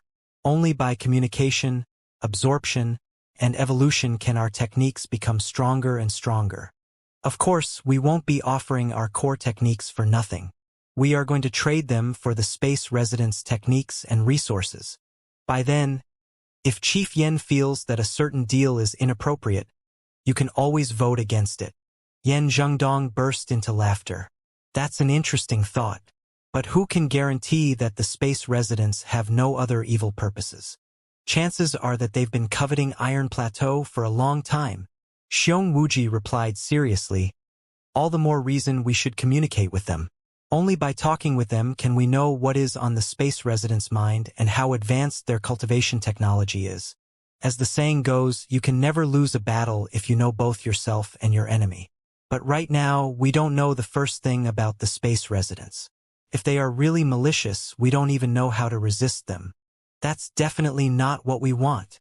Yan Zhengdong's face reddened, his veins bulging on his neck. He yelled, I don't know anything about the space residents, but I know everything about the Iron Plateau natives. If the space residents dare to mess around on Iron Plateau, we will make them die without a grave. Xiong Wuji raised his voice, too. And exactly how are we going to make them die without a grave? We are all well aware of the state of the six tribes. All the resources have almost been drained to fight against the apocalyptic beasts. Just now, the Heaven Wolves tribe and the Giant Axe tribe were bickering for an entire hour over a mother lode of purple mist stones with an annual production of only 3,000 tons. 3,000 tons. That was among the tiniest mother lodes 300 years ago. The elders of the two tribes in the past could have met and had a dinner with each other and figured the whole thing out. But right now, the fuss has to be addressed in the meeting of the six tribes. Why? Because we are running out of resources. The shallow resources on the top of the earth have almost been emptied. I know that many people object to communicating with space residents because you cannot let go of the betrayal 5,000 years ago. But the dwindling resources are the most crucial problem at hand right now. If we don't reach out to the space residents and we don't purchase more resources in a few decades when everyone sitting here is old or dead, are you expecting the chi trainers sitting behind you and me to kill the apocalyptic beasts with stone axes and wooden sticks? Chief Yen, if you are against my motion, Why don't you tell us what plans you have in mind to address the resource shortage? Yan Zhengdong chuckled and replied, Of course, I have my plans. Now that all the leadership of 6 tribes are gathered today, I would like to take the opportunity to introduce the Oasis Plan. Oasis Plan? Lively discussions dominated the room again. The Chi trainers on the Furious Bears tribe's side were looking at each other in bewilderment. There was confusion in everyone's eyes. The Chi trainers on the Burning Sun tribe's side, on the other hand, put on a mysterious smile, as if they were sure about their victory. For the first time, surprise appeared on Xiong Wuji's face. Obviously, he had never heard of the Oasis Plan before. Liao sat straight and narrowed his eyes. Yan Zhengdong cleared his throat and continued. It is well known that the territory of the 6 tribes of Iron Plateau is merely a small portion of all the land on our planet. Most of the land beyond our territory is known as the Dark Continent, which was the first to take a strike from the apocalypse. The Dark Continent is dominated by demon beasts and savages. The eggs of apocalypse break out at a much higher frequency than those in our territory do. However, the longevity of the apocalyptic beasts is usually very short. Several days, tops. That's why we are never affected by them. Over the past 1,000 years, countless expedition teams have been sent to the Dark Continent, and none of them have reported any traces of intelligent creatures. In the recent few hundred years, due to lack of resources, we abandoned the exploration of the Dark Continent once and for all. However, 1 year ago, the Burning Sun tribe received a signal from the Dark Continent. What? This time, even Xiong Wuji's face changed color. The Chi trainers of the 3 tribes sitting behind them were in a riot, too. Watching everybody's reaction coldly, Yan Zhengdong was very satisfied. The Burning Sun tribe organized a new exploration team and traced the origin of the signal deep into the Dark Continent. Finally, we found a brand new tribe in a valley. Xiong Wuji was dumbfounded. The whispers behind him grew even louder. Many people stood up involuntarily in shock. Liao, on the other hand, furrowed his brow, deep in thought. Yan Zhengdong went on. This particular tribe called themselves the Oasis tribe. Their predecessors had struggled for thousands of years in the Dark Continent, a much harsher environment than ours. A lot of their heritage was lost. Their development level was hundreds of years behind ours. Except for a few techniques and magical equipment, they were basically a real tribe of primitives. However, we discovered mother lodes with abundant reserves in the territory of the Oasis tribe. Since they had never been exploited on a large scale, the resources inside were enough for our usage for the next few hundred years until we pass the difficult times and develop our own excavation technology to retrieve the deeply buried resources. Also, according to our interaction with the local residents of the Oasis tribe, they were all nomads with no fixed homes, and they have found minerals that were exposed to the air in dozens of areas where they had briefly stayed. It is very likely that more resources are waiting to be unearthed by us. All in all, the Oasis tribe will be our best guide in the Dark Continent. With their direction, I'm certain that we will exploit all the resources on the Dark Continent. Therefore, the Burning Sun tribe, together with the Giant Axe tribe and the Feathered Snakes tribe, has drafted the Oasis Plan. We are hoping to send large-scale teams to the Oasis tribe and help it settle in the Dark Continent. Then, with the Oasis tribe as the base, we will exploit the resources on the Dark Continent as best we can. This is our solution to our shortage of resources. What's your opinion, Chief Xiong? Xiong Wuji was dazed for a long while before he opened his mouth. The Dark Continent is a complicated place. We must discuss the details more carefully before we make any decisions. Yan Zhengdong smiled. That will be unnecessary. Before the Battle of the Apocalypse, the 3 tribes here formed the first expedition team and sent it to the Oasis tribe. What? Xiong Wuji was outraged. He rose up suddenly and said solemnly, Chief Yan, that was a big decision. Why did you not wait until the meeting of the 6 tribes so that everyone could discuss it together? Yan Zhengdong sneered. Is there anybody here who doesn't know that Chief Xiong has been spellbound by a girl from space and wants to reach out to the space residents? The secret agreements that the 3 tribes to the west made under the table were never left to the discretion of the 3 tribes in the east, were they? Right now, what's done is done. The first expedition team has gone deep into the Dark Continent, and it's impossible to recall them. The buzz in the room was louder than ever. The elders of the Furious Bears tribe, the Silver Moon tribe, and the Heaven Wolves tribes were all frowning hard, deep in thought. Xiong Wuji tried to hold back his anger and said, I still feel that something is not right. Our ancestors searched the Dark Continent for thousands of years without finding any traces of civilization, and a tribe has shown up out of nowhere at this moment. Chief Xiong. A coarse voice came from Yan Zhengdong's back. I was in full charge of the Oasis plan, and I was in the first expedition team to witness the existence of the Oasis tribe and the mother lodes around. They are 100% true. I swear with my life. Master Yan. Xiong Wuji's anger immediately dispersed. He bowed respectfully. A hunched man slowly rose up from behind Yan Zhengdong. He was a white-haired old man as thin as skeleton. His legs had been cut off from the knees, and he was sitting on a special jet wheelchair that could spurt spiritual gas and push him around freely. The old man seemed to enjoy a high prestige in all 6 tribes. His appearance silenced all the chi trainers on the Furious Bears tribe's side. Liao was greatly baffled. He slightly leaned back and asked Shimeng, who was behind him, Who is this old man? Shimeng's face was full of admiration, as he replied in a low voice, He is Yan Shibei, Chief Yan Zhengdong's elder brother, as well as the well-acknowledged best warrior of the 6 tribes of Iron Plateau before Chief Xiong. He was also once an unparalleled expert in the 99th level of the refinement stage. In a battle of the apocalypse 30 years ago, he resisted the collective attacks of dozens of dragon-level beasts and stalled a calamity-level beast for almost half a day entirely on his own. He almost reversed the outcome of the battle purely by himself. Therefore, although his capability plunged due to the heavy wounds in the battle, he is still revered in all 6 tribes. Liao frowned. Is it possible that he is lying? Shimeng shook his head so hard that it could have fallen off his neck. Absolutely not. Yan Shibei always bears the entirety of Iron Plateau in mind. There are no difference between tribes in his eyes. He treats the chi trainers from every tribe the same. Whichever tribe has problems, he will always try his best to solve them. With his prestige and experience, he should have been the chief of the Burning Sun tribe. However, he insisted that he would have to prioritize the interests of the Burning Sun tribe if he became the chief and would not be able to treat every tribe equally anymore.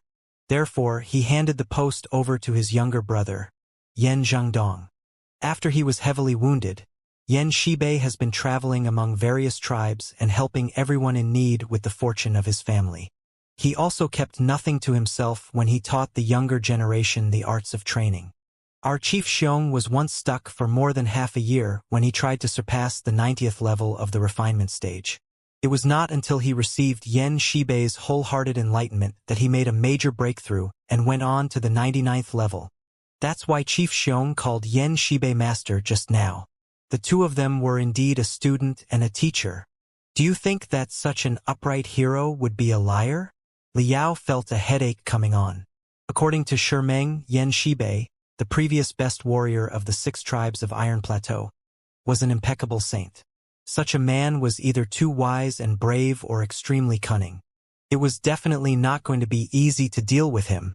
Now that Yan Shibei had appeared, Xiong Wuji's tone immediately softened. He conceded, Master Yan, if you've investigated the matter in person, of course we believe that the Oasis tribe is real. The people of the Oasis tribe are our compatriots, and it's only reasonable that we interact and communicate with each other. However, the Oasis plan and the motion I proposed just now are not contradictory. No matter how many resources are stored in the Dark Continent, they will be used up one day. To excavate the resources will require huge expenses, too. In many years' time, we will still have to get in touch with the space residents. So why don't we prepare earlier? The Furious Bears tribe does not object to the Oasis plan. I believe that the Silver Moon tribe and the Heaven Wolves tribe are the same. However, it won't be too much of a burden if we try to communicate with the Oasis tribe and the space residents at the same time. No. Absolutely impossible. Before Yan Shibei could reply, Yan Zhengdong, chief of the Burning Sun tribe, had already jumped to his feet, his veins bulging on his forehead. He shouted desperately, "The Burning Sun tribe insists that we keep our distance from the space residents no matter what." Xiong Wuji frowned deeply. He asked solemnly, "Chief Yen, your reaction is rather strange. I have agreed to join your oasis plan. Why are you unwilling to even send a delegation to investigate the development of the space residents? I wonder, what are the opinions of the Giant Axe tribe and the Feathered Snakes tribe?" Yen Zhengdong sniffed heavily. He looked at the other two chiefs on his side in anger. The chief of the Giant Axe tribe was wearing black clothes that looked like a military uniform with two crossed giant axes weaved in silver threads on his chest. His eyes were narrow and long, like the coldly blinking edge of an axe. Pondering for a moment, he slowly replied, "If the Furious Bears tribe is willing to invest enough resources in the Oasis plan, then the Giant Axe tribe agrees to get in touch with the space residents." "What?" Yen Zhengdong slapped the desk in fury. "Gulei, what's the meaning of this?" Gulei, chief of the Giant Axe tribe, said coldly, "We of the Giant Axe tribe have always considered ourselves to be a real army. We are as wary of the space residents as the Burning Sun tribe is. However, I totally agree with what Chief Xiong said just now. You can never lose a battle when you know both yourself and your enemy well. As soldiers, nobody understands the importance of tactical intelligence better than us. We've been separated from the space residents for 5,000 years. There is so much hatred between us, and yet we know barely anything about them. What a terrible situation we are in.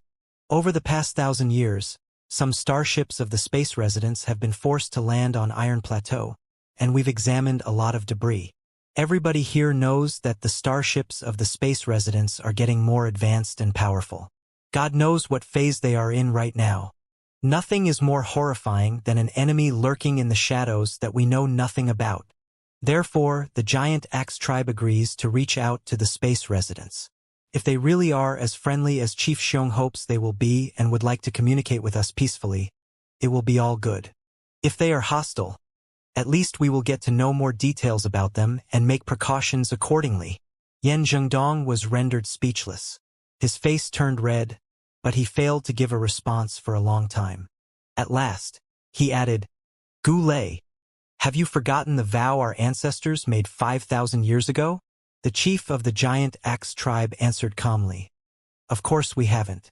Iron Plateau will always be our home. Every chi trainer of the Giant Axe tribe will protect our home until the last bit of our blood is shed. But it does not mean that we should be confined to Iron Plateau forever. Our ancestors never dictated that we never step off Iron Plateau, did they? Chief Yen, I think that you are overreacting too." The chief of the Feathered Snakes tribe was an old lady with white hair and a wrinkled face, and yet she was wearing more than 10 blossoming flowers in her hair, which made her look somewhat hilarious. She tapped the table and remarked, "Just think about it. The Iron Plateau natives are the rightful successors of the Flying Star sector. We have our fair share of the resources in space, too. Why are the rats in space monopolizing all of them? Are we not qualified to go to space? We are not abandoning Iron Plateau anyway, nor are we attracting the space residents to our planet. We are merely going to investigate the space residents. If you are not satisfied, you can consider the communication to be a reconnaissance mission. I think the task is definitely worth a try." Moreover, glancing at Xiong Wuji, the chief of the Feathered Snakes tribe was smiling. "Chief Yen, you don't think that Chief Xiong will abandon the idea just because you don't agree, do you? Chances are that the 3 tribes of the West will send their own delegation into space without informing us first. Will you know what they are trading with the space residents? Do you want to start a civil war between the 6 tribes because of that? It's better to unify and set up rules first than let them act on their own. I believe that Chief Xiong will definitely set an example to abide by the rules for everyone else, won't he?" Xiong Wuji let out a long breath in relief and nodded quickly. "Of course. This is a big deal that naturally requires the 6 tribes to sit down and settle the details to ensure that everything is within our expectations. This is just a preliminary proposal. Everybody's input is very valuable." "No, I'm still against it. Strongly against it." Yan Zhengdong was even more infuriated, like a furiously burning torch. His veins were about to explode out of his temples, while he glared at Xiong Wuji and gnashed his teeth. This whole thing is unnegotiable. You cannot do it. Now, even the chief of the giant axe tribe and that of the feathered snakes tribe were puzzled. Gu Lei, chief of the giant axe tribe, was a good friend of Yan Zhengdong. He asked in confusion, Zhengdong, what are the reasons of your objection? Why don't you tell us your insights on the advantages and disadvantages of the motion? Gazing at Xiong Wuji in silence for a long time, Yan Zhengdong finally said, I suggest the meeting be adjourned today. We will further discuss the issue tomorrow. The chief of the giant axe tribe and that of the feathered snakes tribe were both dazed for a moment. They looked at each other and were smart enough to realize that Yan Zhengdong must have something that he did not want to share.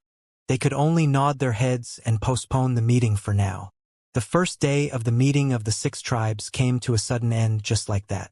Xiong Wuji's face turned extremely weird, as if Yan Zhengdong's eyes had pierced through his soul. He was somewhat lost long after the meeting was ended. Even Liao seemed to have contracted a special virus. His eyes turned deep and dark, and nobody noticed when he left. He returned to his ward directly after the meeting and meditated on his bed. It was not until 10 o'clock in the evening that he went to Xiong Wuji's ward. The light was off.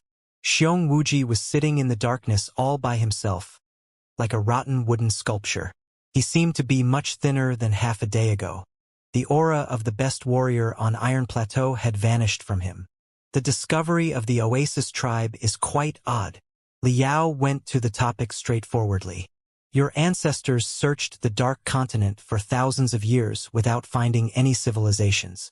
It is quite uncanny that a tribe popped out of nowhere at such a moment. Xiong Wuji was suddenly woken up from his trance. He calmed himself down and said, It is indeed quite unbelievable that the Oasis tribe was found. However, Master Yan Shibei is the most respected man on Iron Plateau and I believe in him. He would never do anything that is harmful for the interest of Iron Plateau. Liao suddenly changed the topic. Let's put the issue aside for a moment. I want to discuss my arrival on Iron Plateau with you. Do you still remember that I said I was forced to escape to Iron Plateau because of the hunting of an expert space pirate? Xiong Wuji was dazed for a moment. He did not understand why Liao had brought the subject up. I do. What now? Liao narrowed his eyes, his voice dissecting the situation layer by layer like the sharpest scalpel. Do you not feel that this is too much a coincidence? It is almost like a novel. Isn't that what happens in all novels? When the protagonist meets a bad man that is too strong for himself, he can always run away with the favorable circumstances around him and then seek revenge after he trains himself hard. Why did there happen to be a planetary ring right behind myself when I was faced with a core formation stage expert? And why was there Iron Plateau, known as the Forbidden Area for Cultivators, right inside the planetary ring that even the core formation stage expert dare not trespass? Was it really because I was very lucky? Xiong Wuji frowned. There are always coincidences. Liao nodded. That's what I thought. There are always coincidences. However, let's say that it was a coincidence that I luckily escaped to Iron Plateau. And it is another coincidence that a tribe living in the Dark Continent which nobody had ever found for thousands of years popped up exactly at this moment. I can accept one coincidence, but the co-occurrence of 2 coincidences really makes me feel creepy now. Xiong Wuji lowered his head and pondered for a moment. You said earlier that the Great Horn Exo Society had to flee to the Iron Plateau space zone trying to escape from the hunting of Storm Prison, who assaulted them suddenly. Never did they know that it was exactly what Storm Prison had planned. Storm Prison had also hoped to make the best use of the complicated terrain of the Iron Plateau space zone to run away after the Great Horn Exo Society was destroyed. Therefore, they set up traps in the periphery of the Iron Plateau space zone and waited for the Great Horn Exo Society to come close. Then, the Great Horn Exo Society fell right into the traps as expected and was almost exterminated. The muscles on Liao's face was shivering non-stop as he mumbled to himself. That is what I thought previously. I thought that Feng Yuzhong drove the Great Horn Exo Society to the Iron Plateau Space Zone before he launched the fatal strike because he wanted to make use of the terrain in this area, and that my abrupt appearance had disrupted all the schemes of the Temple of Immortals.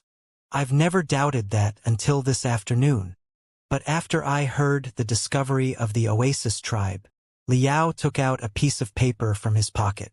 The paper was meant for him to draw structural designs on. But now, he drew a simple map of the flying star sector in several seconds. Look, this is the old Dragon Space Zone where Storm Prison ambushed the Great Horn Exo Society in the beginning. There are 2 Forsaken Space Zones and 1 world fragment between this particular space zone and the Iron Plateau Space Zone. The journey is too long, and there are bound to be a lot of variables. Liao pointed at the map of universe and explained, in the end, it was exactly because Feng Yuzhong wasted too much time on the road that he failed to eliminate the Great Horn Exo Society. Xiong Wuji raised his eyebrow. What's the problem? Liao narrowed his eyes with coldness beaming out. He replied, the problem is, I know Feng Yuzhong very well, and this is definitely not his hunting style. He is a viper that has been nesting on Spider Den for decades. His hunting style is simplicity and sharpness. He always tries to shorten the time of his hunting and reduce the unnecessary procedures. For him, the simpler a hunting plan is, the better. One more procedure means one more thing that can possibly go wrong. Therefore, after the meeting today, I returned to my room and tried to walk in Feng Yuzhong's shoes. I discovered that, according to his style, he could definitely have launched the fatal strike in the old Dragon Space Zone and blown the horn of the final battle there. It is true that the environment of the old Dragon Space Zone was not favorable for his escape, but such a plan would have bought him at least 1 extra day for his getaway. 1 day was more than enough for him to flee. Why did he give up the easiest choice and change his habit by going through so much trouble to drive the Great Horn Exo Society to the Iron Plateau Space Zone? An old, cunning, experienced space pirate would never have done such a redundant thing. I can only speculate that it was not Feng Yuzhong's will, but the hint or command from someone above him, or to be more exact, someone from the Temple of Immortals. For some reason, the Temple of Immortals needed the final battle to break out in the Iron Plateau Space Zone. Xiong Wuji gasped. That's just your speculation. Liao sighed. I hope it's just my speculation and I am being paranoid too. But sadly, my instincts are hardly ever wrong. When I foresee danger, danger is very likely to occur. I thought that the game was concluded in the periphery of the Iron Plateau Space Zone, and I was the winner. But now I realize that the game only began at that moment, and I don't even know who my opponent is or what he wants. In the hands of my real opponent, Feng Yuzhong is merely a chess piece on a board and a chip in a casino even though he is in the core formation stage. Liao finished his speech, only to find that Xiong Wuji was not focused on him at all. The chief's eyes were hollow. There was no telling what was on his mind. Chief Xiong. Liao called him gently. Xiong Wuji was suddenly back to himself from the trance, and his eyes were focused again. Liao asked, Chief Xiong, is there something bothering you?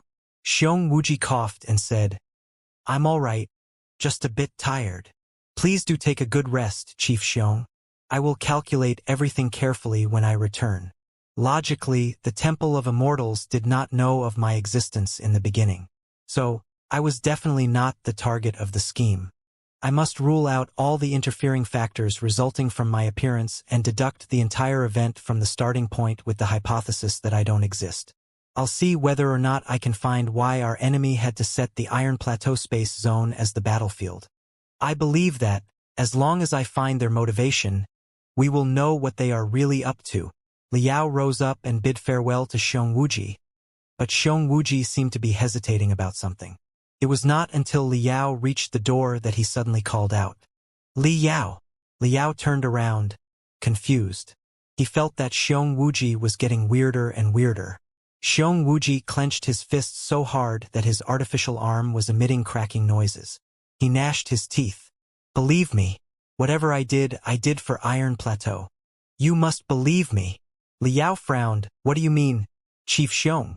Xiong Wuji, however, seemed to regret saying what he'd said. He waved his hands lethargically and said, Nothing. I'll see you tomorrow. Then he added, if anything goes wrong in the future, please take care of Sha Yulan and Wu Mayan for me.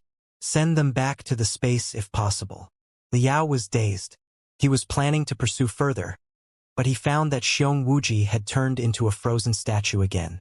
Liao returned to his own room in bafflement. The more he thought about it, the more uneasy he became. Pondering for a moment, he released Neltharion in stealth mode and hid it in the trunk of a giant tree in the yard. Could see the door of Xiong Wuji's ward clearly from that angle. Xiong Wuji was still in low spirits because of the heavy wounds, and therefore did not notice anything wrong. Liao had no idea why he was spying on a friend, but when he looked at Xiong Wuji at the end of their conversation, he had felt that the chief's eyes were extremely strange, and some deeply buried secrets seemed to be hidden in them. After the deployment, Liao sat cross-legged and gradually increased his brain cell activity, while he ruminated on every detail from the moment he'd boarded the carrier of the Temple of Immortals. Such deduction was even more exhausting than drafting structural designs for magical equipment. Liao felt dizzy and drowsy by the time he reached the 7th day of the event. Suddenly, a black shadow blinked in his vision. A man in a black cloak had snuck into the yard behind the hospital quietly. Something is indeed wrong. Liao was refreshed. He pretended that he was breathing in a fixed frequency. Also, he had turned off the lights when he started his meditation. Therefore, anyone passing by would only think that he was sound asleep. White hair could vaguely be seen below the cloak. Under the moonlight, Liao could see a face as red and healthy as that of a baby. It was Yen Zhengdong, chief of the Burning Sun tribe. What's he doing here? Liao was greatly confused. Zigzagging forward secretly, Yen Zhengdong went to Xiong Wuji's ward and pushed open the door. The door was not locked. Xiong Wuji seemed to have known that a visitor was coming. After he went inside, the door was locked after a click. Neltharion could not capture the sound inside the room. Liao was so curious that he was scratching his head hard. He felt that his brain was about to explode with interest. The door of the room was not opened again until half an hour later, when Yen Zhengdong stormed out of the room in fury. His cloak was awry, yet he was too anxious to sort it out. He was somewhat pissed and yelled at the room in a low voice, "Yes, I don't believe in you. Whoever brings up the motion is fine, except for you. Absolutely not you." Xiong Wuji's voice came over from the room intermittently. He was talking about something like swear to God and punished by the heavens if not, but it was impossible to distinguish exactly what he was saying. Yen Zhengdong, on the other hand, snorted and said, "Cut the crap. The Qi trainers believe not in the deities or the heavens but our weapons and fists. Your vows do not mean a damn thing. Anyways, in the interests of the 6 tribes, I will not reveal who you are, but you'd better stop concocting your evil plans. Just be the chief of the Furious Bears tribe and behave. If you've made up your mind to talk to the space residents, you will have to wait until I die. I will not allow you to do that as long as I'm alive." Finishing his words, Yen Zhengdong waved his sleeve and strode away. Liao felt his heart pulsating with curiosity. He wondered whether or not to let Neltharion follow, but he eventually gave up the idea after some hesitation. The Burning Sun tribe was stationed in an independent camp at the corner of Furious Bear City together with the Feathered Snakes tribe and the Giant Axe tribe. There were many experts inside the camps. If somebody discovered traces of the magical equipment, it would be hard for him to explain. After Xiong Wuji shut the door of the room again, Liao had Neltharion return and fell into deep thought again. This time, he was pondering the relationship between Xiong Wuji and Yen Zhengdong. Xiong Wuji had a big secret, and Yen Zhengdong was not as unreasonable as he appeared to be in the meeting in the afternoon. He seemed to know Xiong Wuji's secret and had good reasons for his objection. What a mess! Liao pondered for a whole night, yet he failed to figure anything out. When dawn came, he finally couldn't help it any longer and took a nap on the bed. But shortly after he fell asleep, he was woken up by hasty horns. There were also vague drumming noises in the distance. Battle drumming. Incoming enemy? Liao was greatly surprised because he could tell that it was the war horn of the highest level in Furious Bear City. Generally speaking, It was only blown when the apocalyptic beasts were attacking the city in full strength. What's going on? Liao hurried to put on the sky scorpion armor that he had just repaired and rushed out of the hospital. The streets were in chaos. There was not the slightest ceremonial ambience left. Everybody was hustling and bustling like headless flies. The Qi trainers were shouting, yelling, and running toward the east of the city. Uncle Sans Scorpion! Uncle Sans Scorpion! Wu Mayan appeared out of nowhere. One of his shoes had been knocked off in the crowd. He snatched Liao's arm, and his body curled like a shrimp because he was out of breath. What happened? Asked Liao solemnly. The thousands of Qi trainers of the Burning Sun tribe are rioting. War. They are declaring war against us. Wu Mayan shrieked. That's impossible. Liao was greatly shocked. He asked in disbelief. For what? Although there were conflicts among the 6 tribes of Iron Plateau, they were not severe enough for a war. Opinions had differed in the meeting yesterday, and there had been quarrels, but all the chiefs were smart and rational people.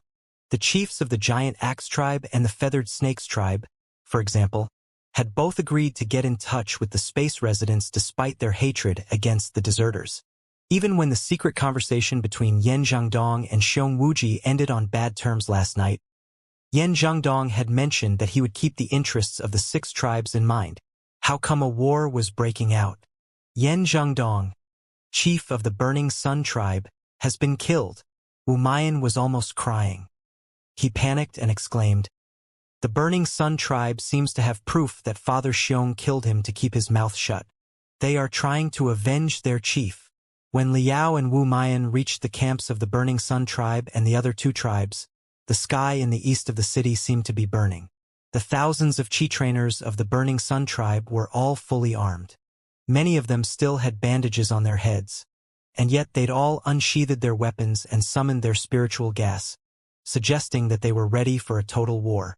Yan Shibei was floating here and there on his true Qi wheelchair, screaming and shouting, trying to soothe the simmering atmosphere. The Giant Axe tribe and the Feathered Snakes tribe received the news of Yan Jingdong's murder, too. They were greatly surprised, and, not knowing what the situation was, prepared themselves for battle, too. The Giant Axe tribe turned into a black swamp again. The brightly shining axes formed a forest of steel so dense that one would be chilled to the bones just looking at them. The Feathered Snakes tribe, in the meantime, had become an ocean of animals. The animals were apparently much more disobedient than people. All the shrieks and squeaks made the area even messier than before. The Qi trainers of Furious Bear City were crowding to the area, but they did not dare take any action now that the situation was unclear. The Heaven Wolves tribe and the Silver Moon tribe, although having been in a good relationship with the Furious Bears tribe, found themselves unable to pick a stance when they heard such a horrible accident that the chief of the Burning Sun tribe had been murdered. Xiong Wuji, you killed my father.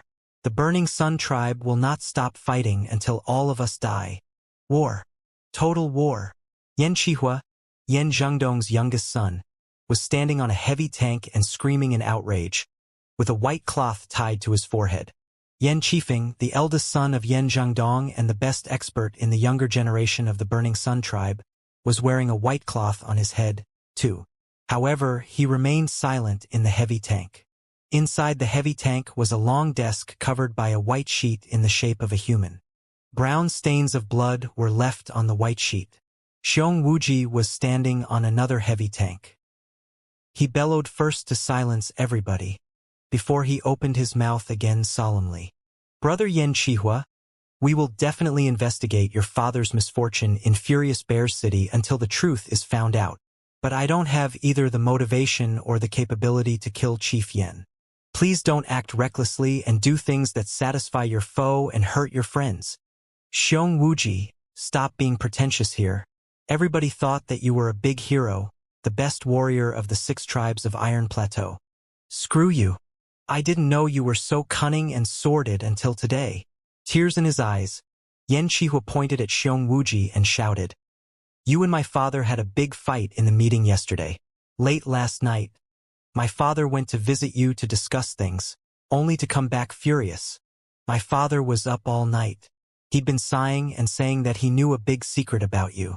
The 6 tribes would be divided if the secret was told, but he would feel guilty if he kept it a secret. As it turned out, my father died miserably on the bed this morning. Who else could have done this except you? Who else? Today, the chiefs and elders of all the tribes are here. Please reveal the true face of the ambitious schemer for justice. Gu Lei, chief of the giant axe tribe, leapt to the heavy tank Xianxia was in. He apologized to Yan Qifeng first and asked the son of the deceased to lift the white sheet so that he could observe Yan Zhengdong's fatal wound. He then raised his voice and shouted, "Yan Qihua, it is truly an unprecedented event in the thousands of years of history of Iron Plateau for a chief to die abruptly during the meeting of 6 tribes. However, there are still many points about the matter that call for our attention. We must not jump to any conclusions." The conflict between Chief Yan and Chief Xiong took place in front of many people, which is undeniable. The two of them discussing secretly late at night and ending on bad terms might also be true. You said that Chief Yan had to his knowledge Chief Xiong's top secret. I believe you, too. However, are such reasons enough for Chief Xiong to act toughly in his own territory and kill the confidant? It does not seem very plausible.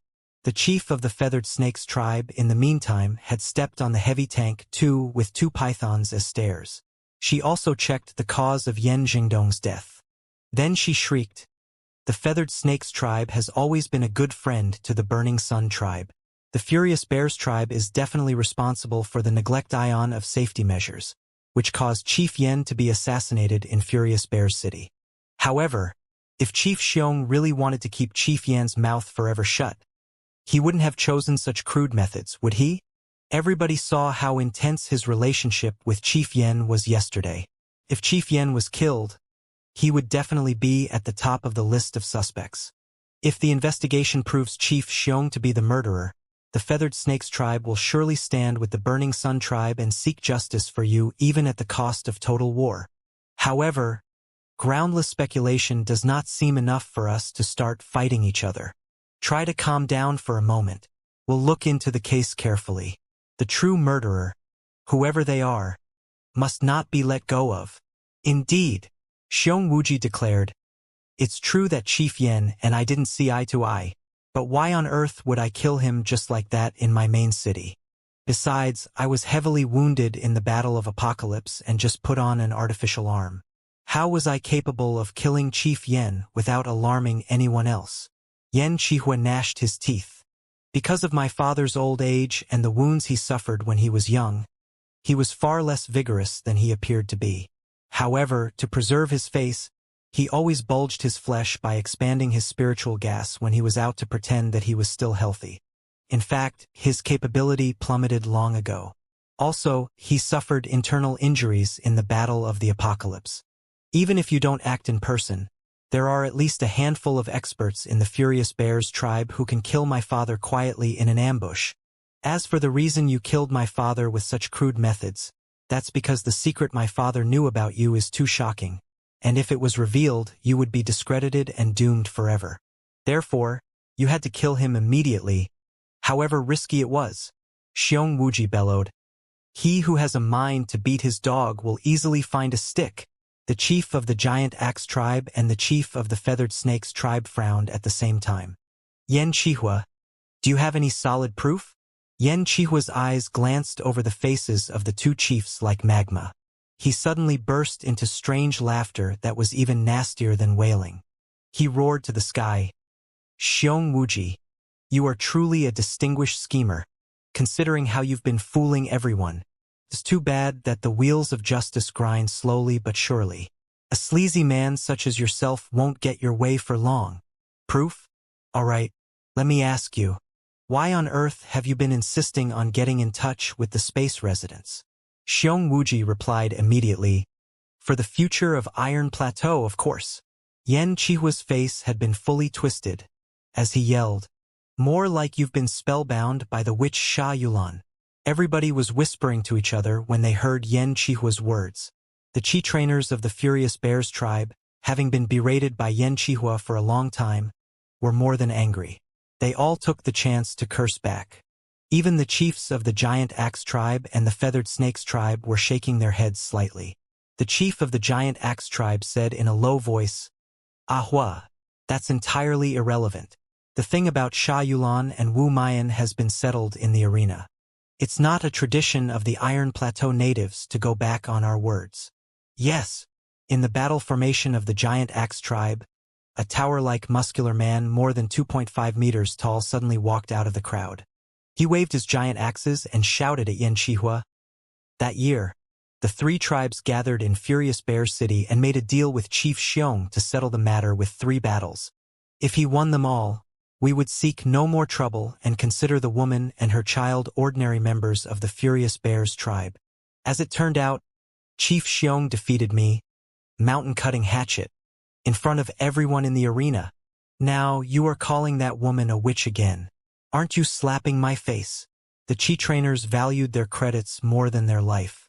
Since they had promised to not harass Sha Yulan anymore if they were defeated in the arena, they would not say anything against her again in public. However, discontented they were inside. Yan Chihua's accusation of witch, on the other hand, had violated the taboo.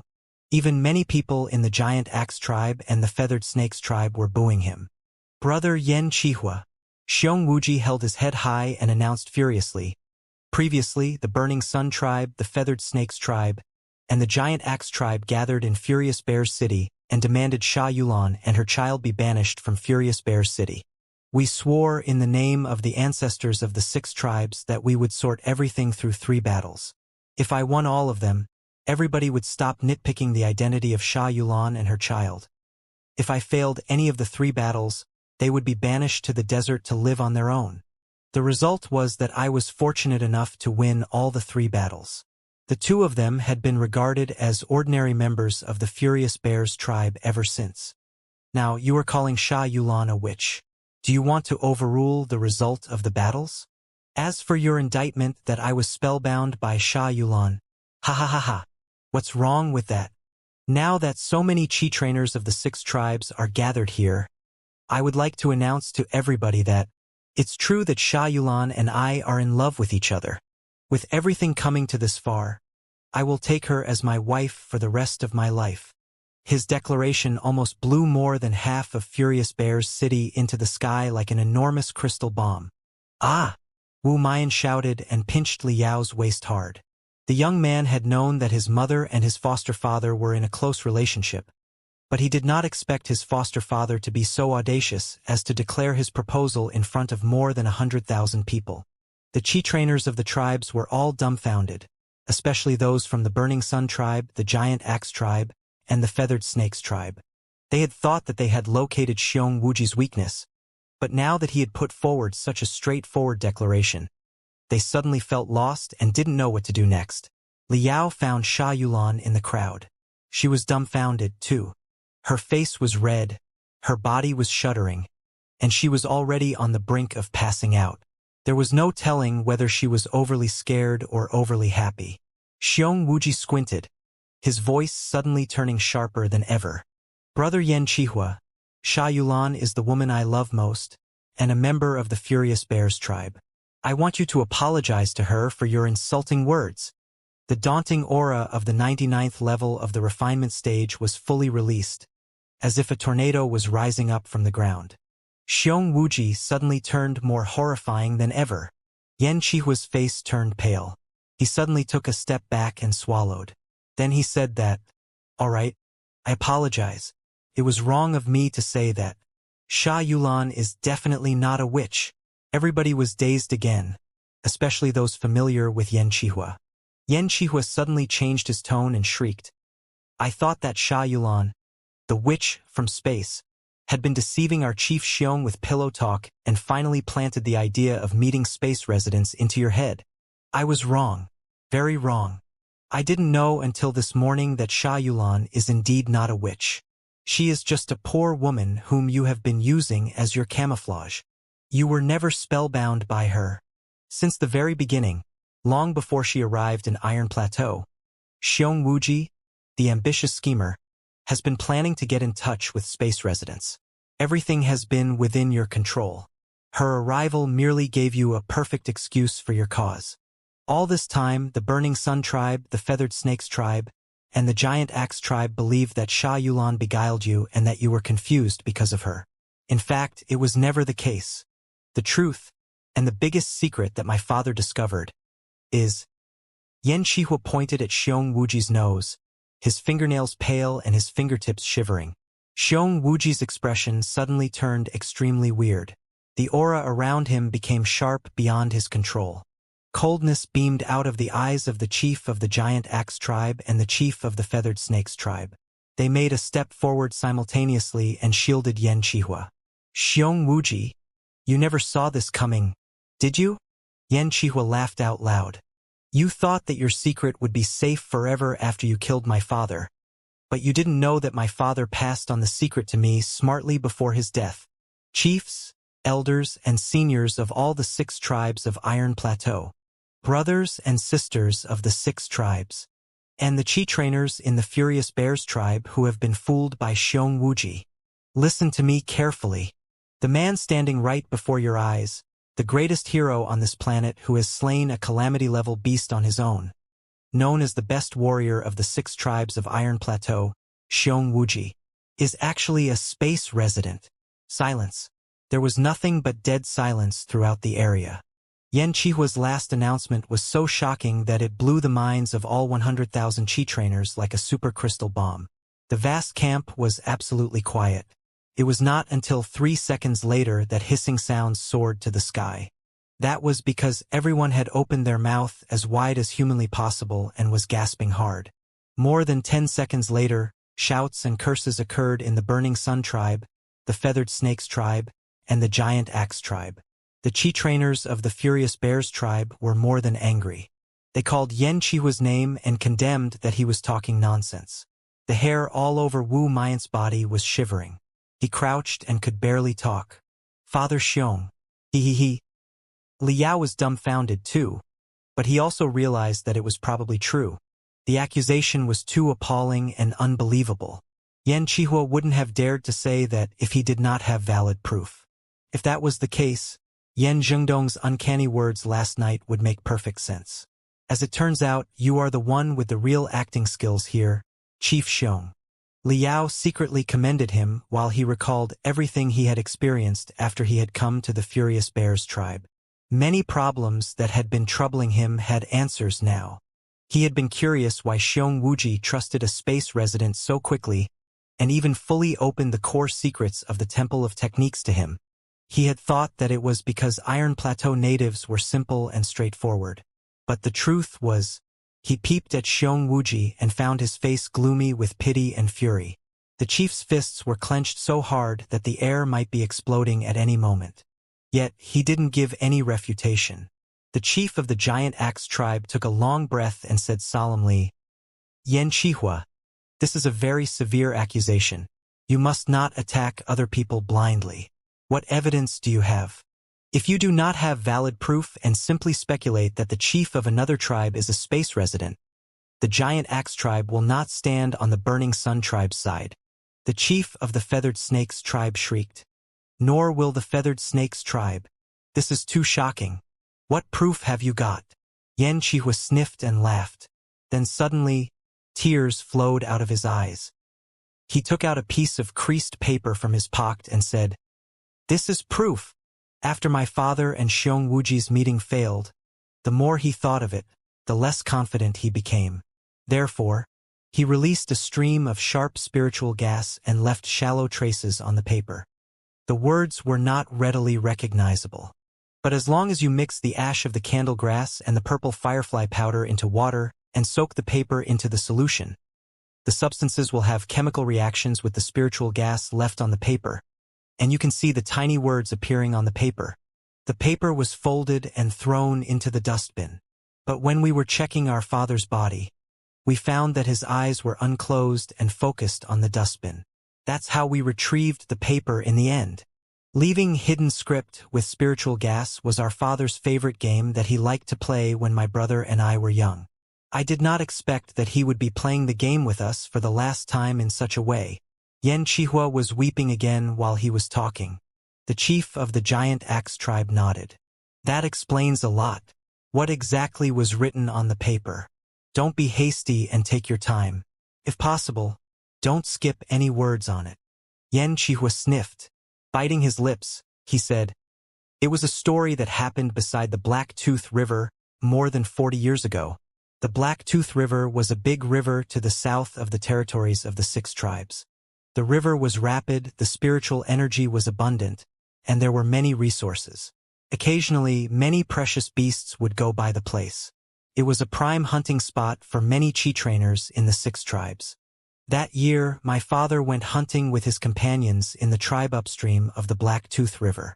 They met a very cunning demon beast along the way, which escaped even though it had been shot.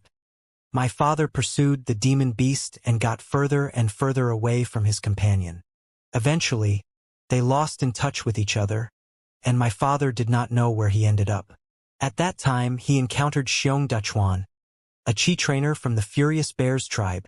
The 2 tribes were in better relationships than right now, and Xianxia was a well-known warrior among the 6 tribes.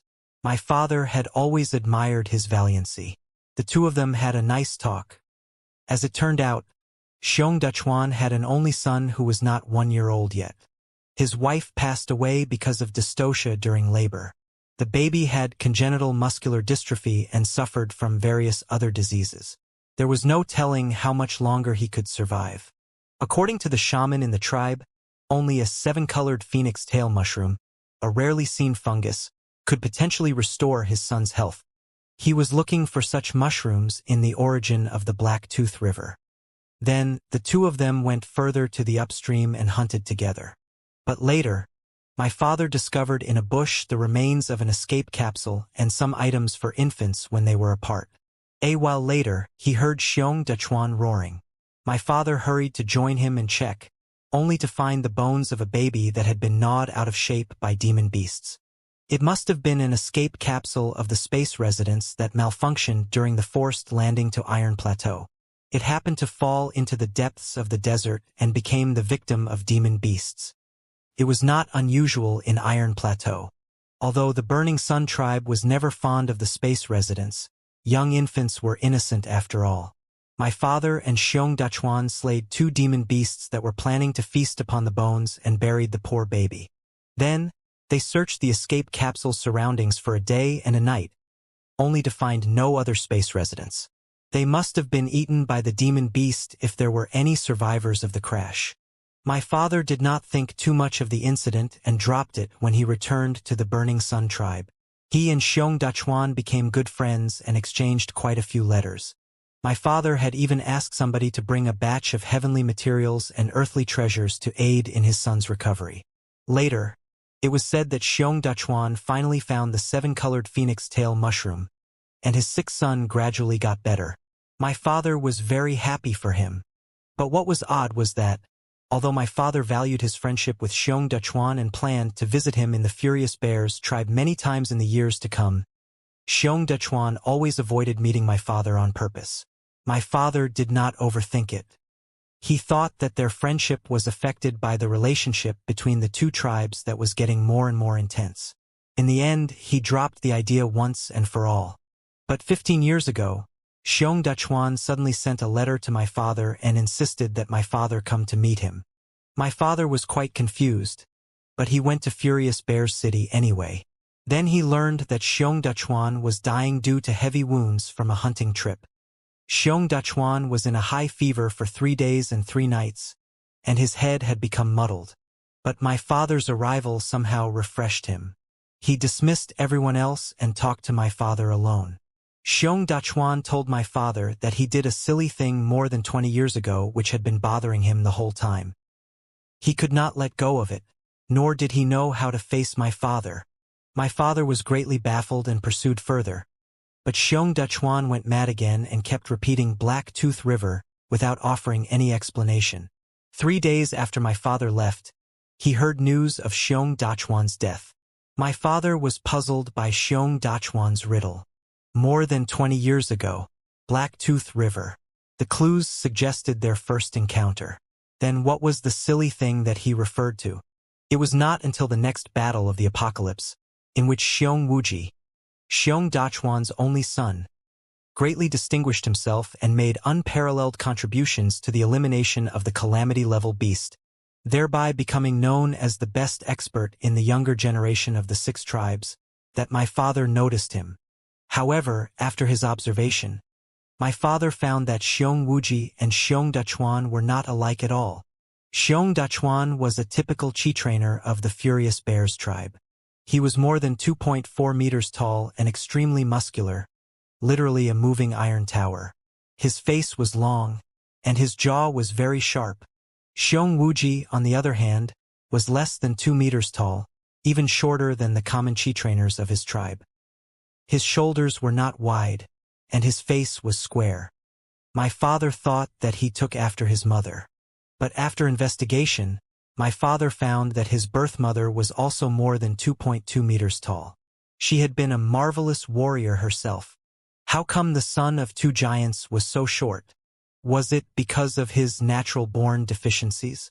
But how did a child with natural-born deficiencies grow into the best expert in the younger generation of the 6 tribes? Beside the Black Tooth River, more than 20 years ago, my father pondered for a long time and finally figured out a shocking theory. Was it possible that Xiong Dachuan's only son had died more than 20 years ago, and the Xiong Wuji, right now, was a space resident that he had picked up beside the Black Tooth River? The chief of the Feathered Snakes tribe couldn't help but remark, "But years ago, your father saw the bones of the baby and buried his body himself." Indeed, it was the exact question that perplexed my father. Yan Chihua nodded and continued. The question remained unanswered for several years, until he went to congratulate the wife of a chi trainer who had given birth to twins. When he saw the twins, he was suddenly enlightened and thought, what if there had been more than one baby in the escape capsule? A pair of twins were placed in the escape capsule. One of them was killed by the demon beast, while the other one was lucky enough to survive the disaster and be discovered by Xiong Dachuan. New fathers are always tender to babies. Besides, Xiong Dachuan's own son was dying. He must have hidden the surviving child with the complicated feelings. Later, his only son still died, and he simply replaced the deceased baby with the child from space that he'd picked up beside the Black Tooth River. There wouldn't be much difference between 1-year-olds. Besides, Xiong Dachuan's son had been sick since he was born and remained in his home all the time. Few people had seen him in person.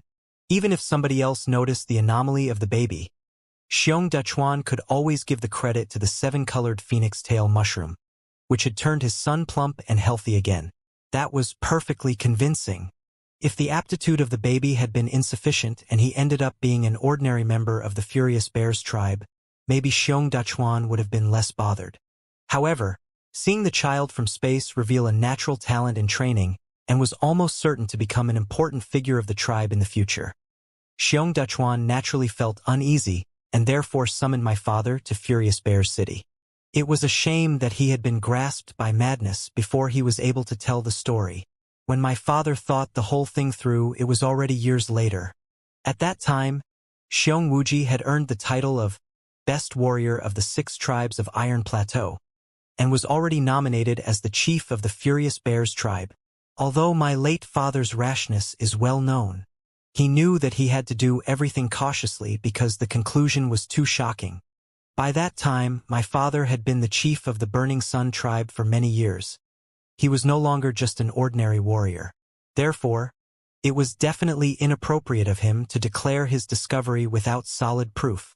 The chief of the Giant Axe tribe slowly nodded and said, "Indeed, everything is just Chief Yan's speculation. It is quite natural that a child looks different from their parents. If a chief accuses another chief of being a space resident without valid proof, a war may break out between the 2 tribes." Xianxia said, "That was exactly what my father thought. Therefore, he buried the secret in his heart and told nobody anything." A few years went by peacefully just like that, until Sha Yulan and her son arrived in the Furious Bears tribe. The Burning Sun tribe was better than bursting into fury just because of a widow and her son. But when my father thought of Xiong Wuji's suspicious identity, he got anxious and wanted to test Xiong Wuji with the matter.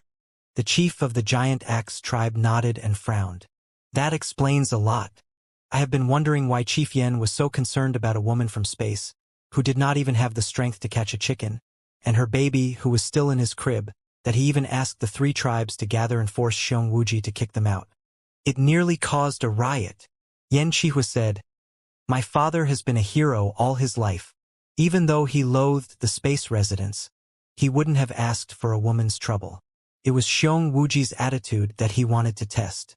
In the end, Xiong Wuji took full responsibility for the matter and even agreed to fight 3 experts from the 3 tribes in an arena. Although he won the battles in the end, my father grew warier of him. However, suspicious as my father might have been, Xiong Wuji had never done anything harmful to the interest of the Iron Plateau natives. My father was not sure whether he was unaware of his birth, considered himself to be a real man of Iron Plateau despite his birth, or was still lurking and concocting an earth-shaking scheme. My father had to be more vigilant and started waiting and watching. Then, there were only several years until the next battle of apocalypse. All the tribes were preparing for the war actively. It would be even more inappropriate if my father brought up the issue recklessly, which might have divided the 6 tribes and even lead to a civil war. But after the battle of the apocalypse, Xiong Wuji put forward the motion of large-scale communication with space residents.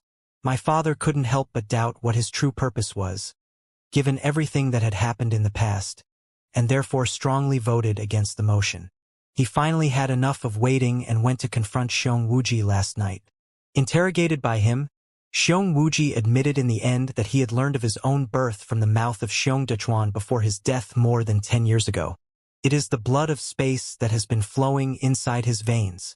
Even so, my father still never intended to reveal his true identity in public, because my father knew that Xiong Wuji's heroic performance in the Battle of Apocalypse was his indestructible armor.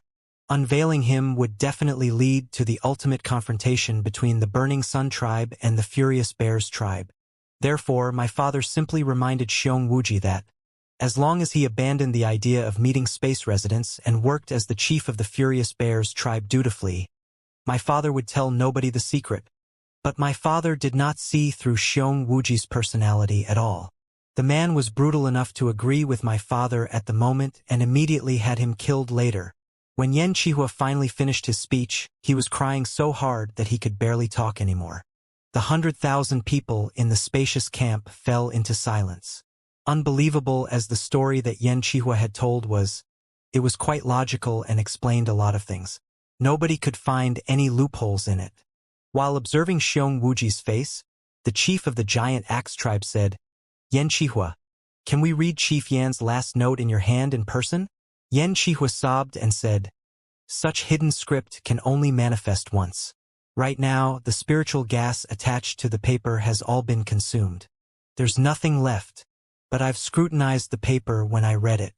It was definitely my father's handwriting." The chief of the giant axe tribe furrowed his brow even harder. "So to speak, you still don't have any solid proof?" Yen Qihua held his head high and glared at Xiong Wuji, his eyes burningly hot, as if he were hoping to bite some flesh off the murderer. He announced, "I swear with the head above my neck that everything I said is true. If you want proof, it's simple. Let's have the truth cabinet that has been enshrined in the Feathered Snakes tribe delivered here and let Xiong Wuji stand in it. We'll simply ask whether or not he is a space resident. Everything will be settled. If Xiong Wuji dares to stand in the truth cabinet and pronounce, 'I'm not a space resident,' we will admit that the murderer is someone else and that we've wronged him. I will bend my knee and apologize to him and do whatever he wants me to do. If he doesn't have the guts to do that, it will be evidence that he has known his identity all the time, and that whatever I said just now is true. Xiong Wuji, do you or do you not dare to go into the truth cabinet? Answer me." Yen Qihua was shouting louder and louder. The Qi trainers of the Burning Sun tribe behind him were echoing him. "Truth cabinet. Go to the truth cabinet."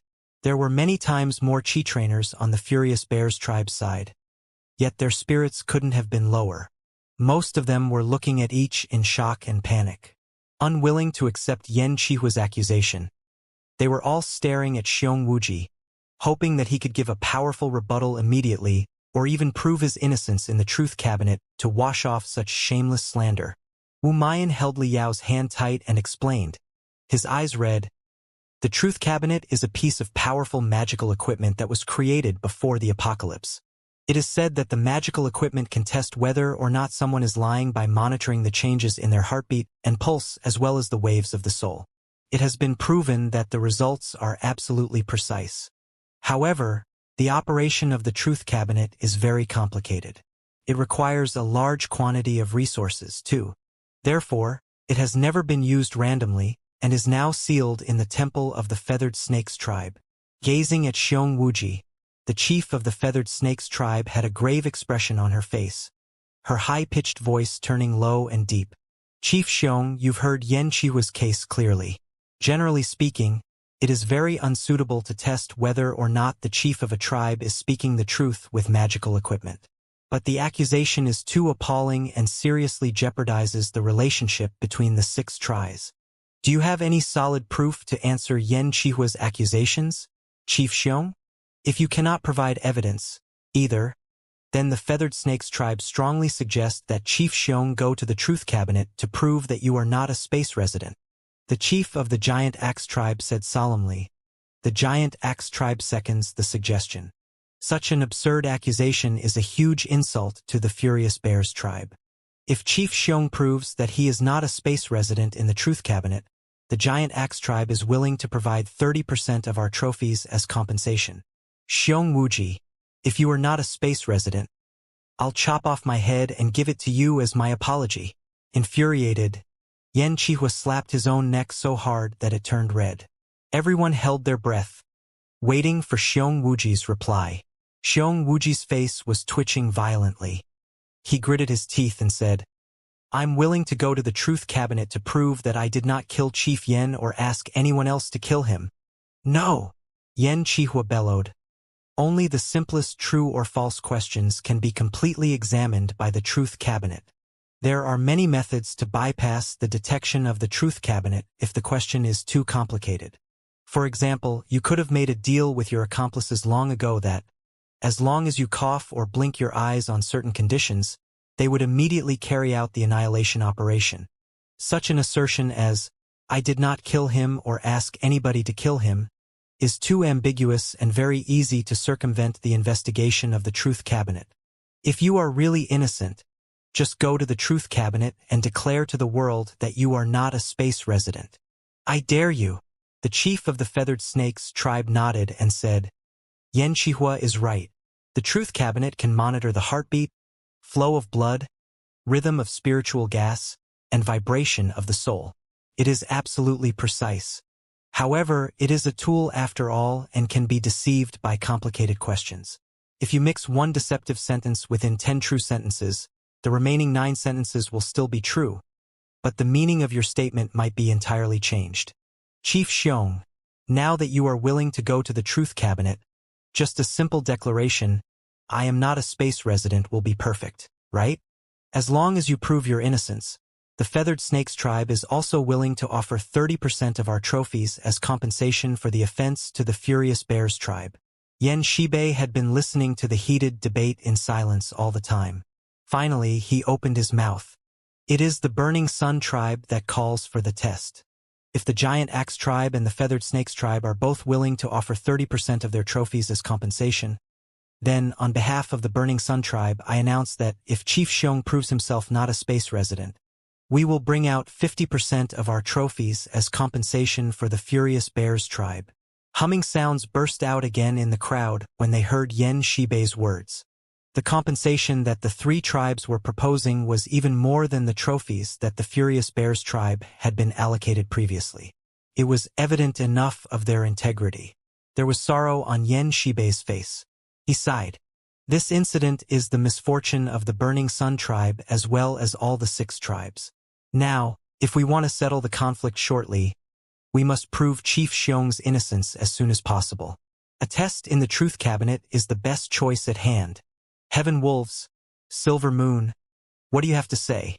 The Heaven Wolves tribe and the Silver Moon tribe were in a better relationship with the Furious Bears tribe, but with everything coming to this point, what else could they do?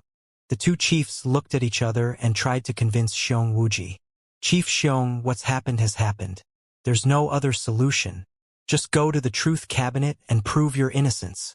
Rest assured, after you prove that you are not a space resident, we will make sure that the insult you just suffered is properly apologized for.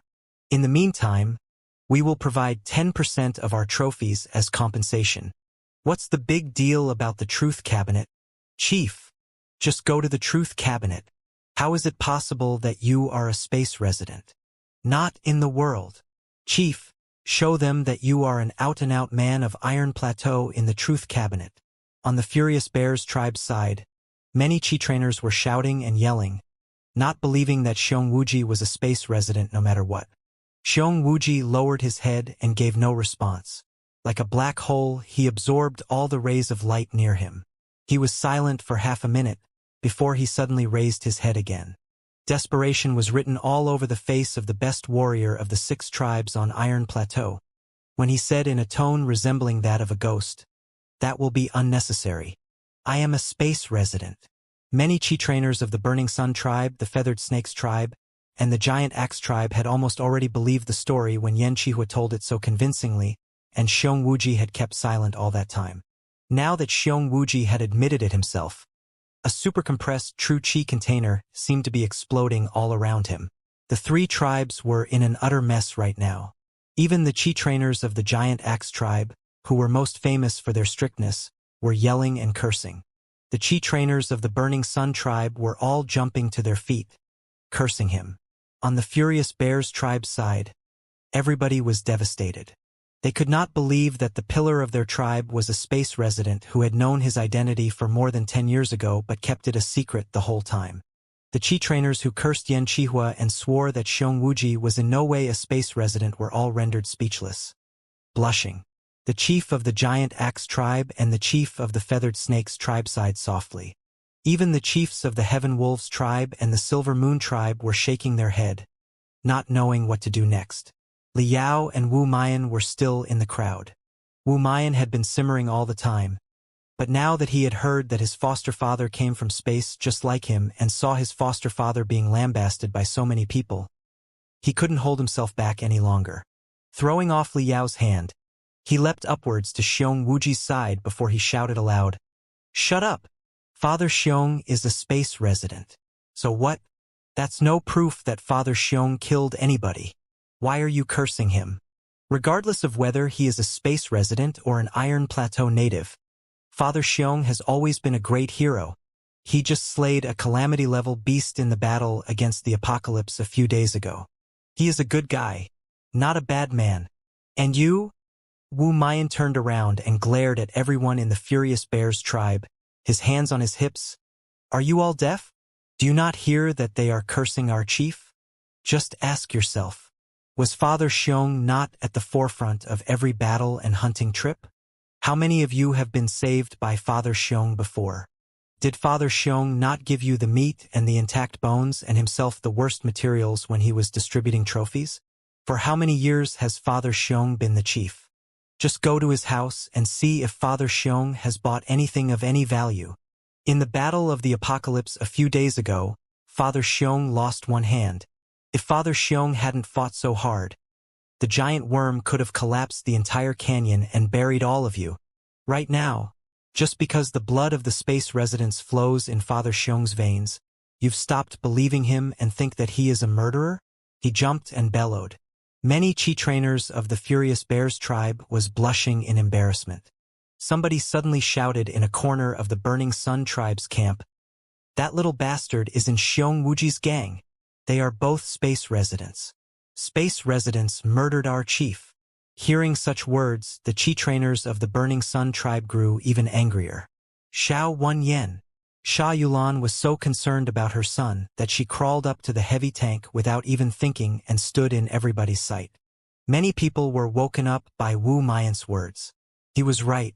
Just because Xiong Wuji was a space resident did not mean he killed the chief of the Burning Sun tribe.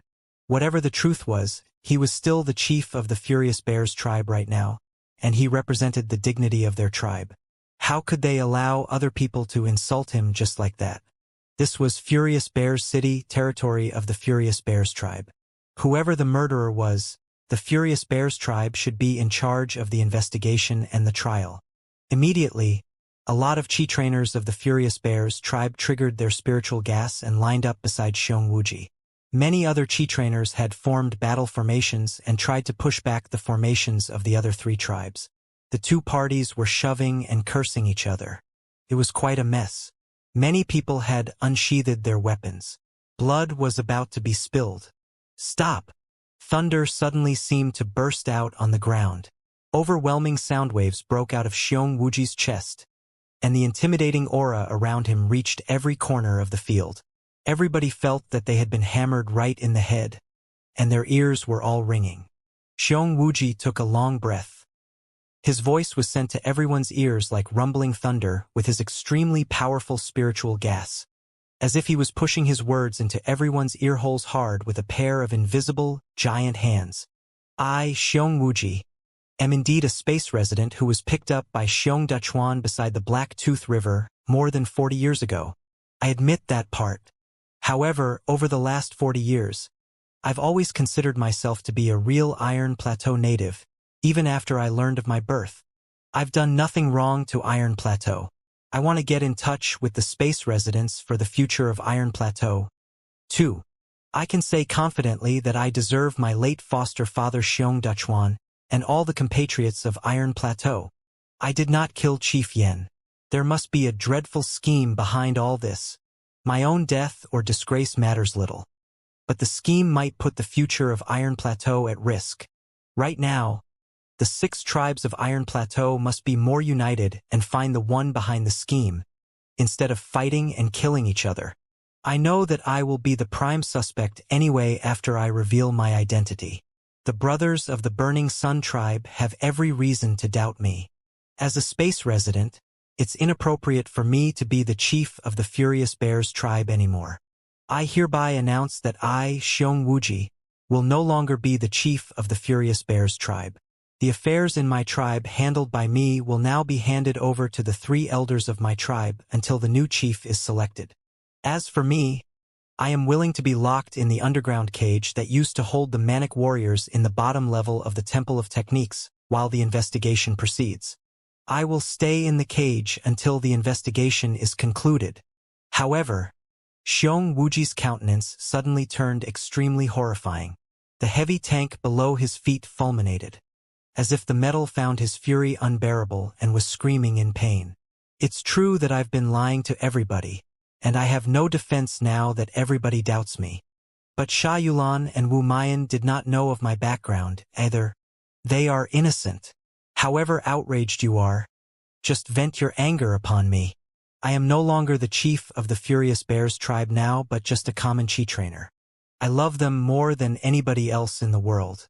Whoever hurts them, so much as one of their hairs drops to the ground, don't blame me for my mercilessness. When mercilessness rushed out of his mouth, the heavy tank below Xianxia's feet couldn't bear it any longer and collapsed with an explosion. It had almost been pressed to the ground by Xianxia's immense spiritual gas. The chi trainers who had been cursing him loudly were soaked in cold sweat. For some reason, their profanities were all swallowed by themselves. It was not until this moment that they realized whether Xianxia was an Iron Plateau native or a space resident. He was still a strong expert in the 99th level of the refinement stage, and not a pushover that they could do whatever they wanted to do.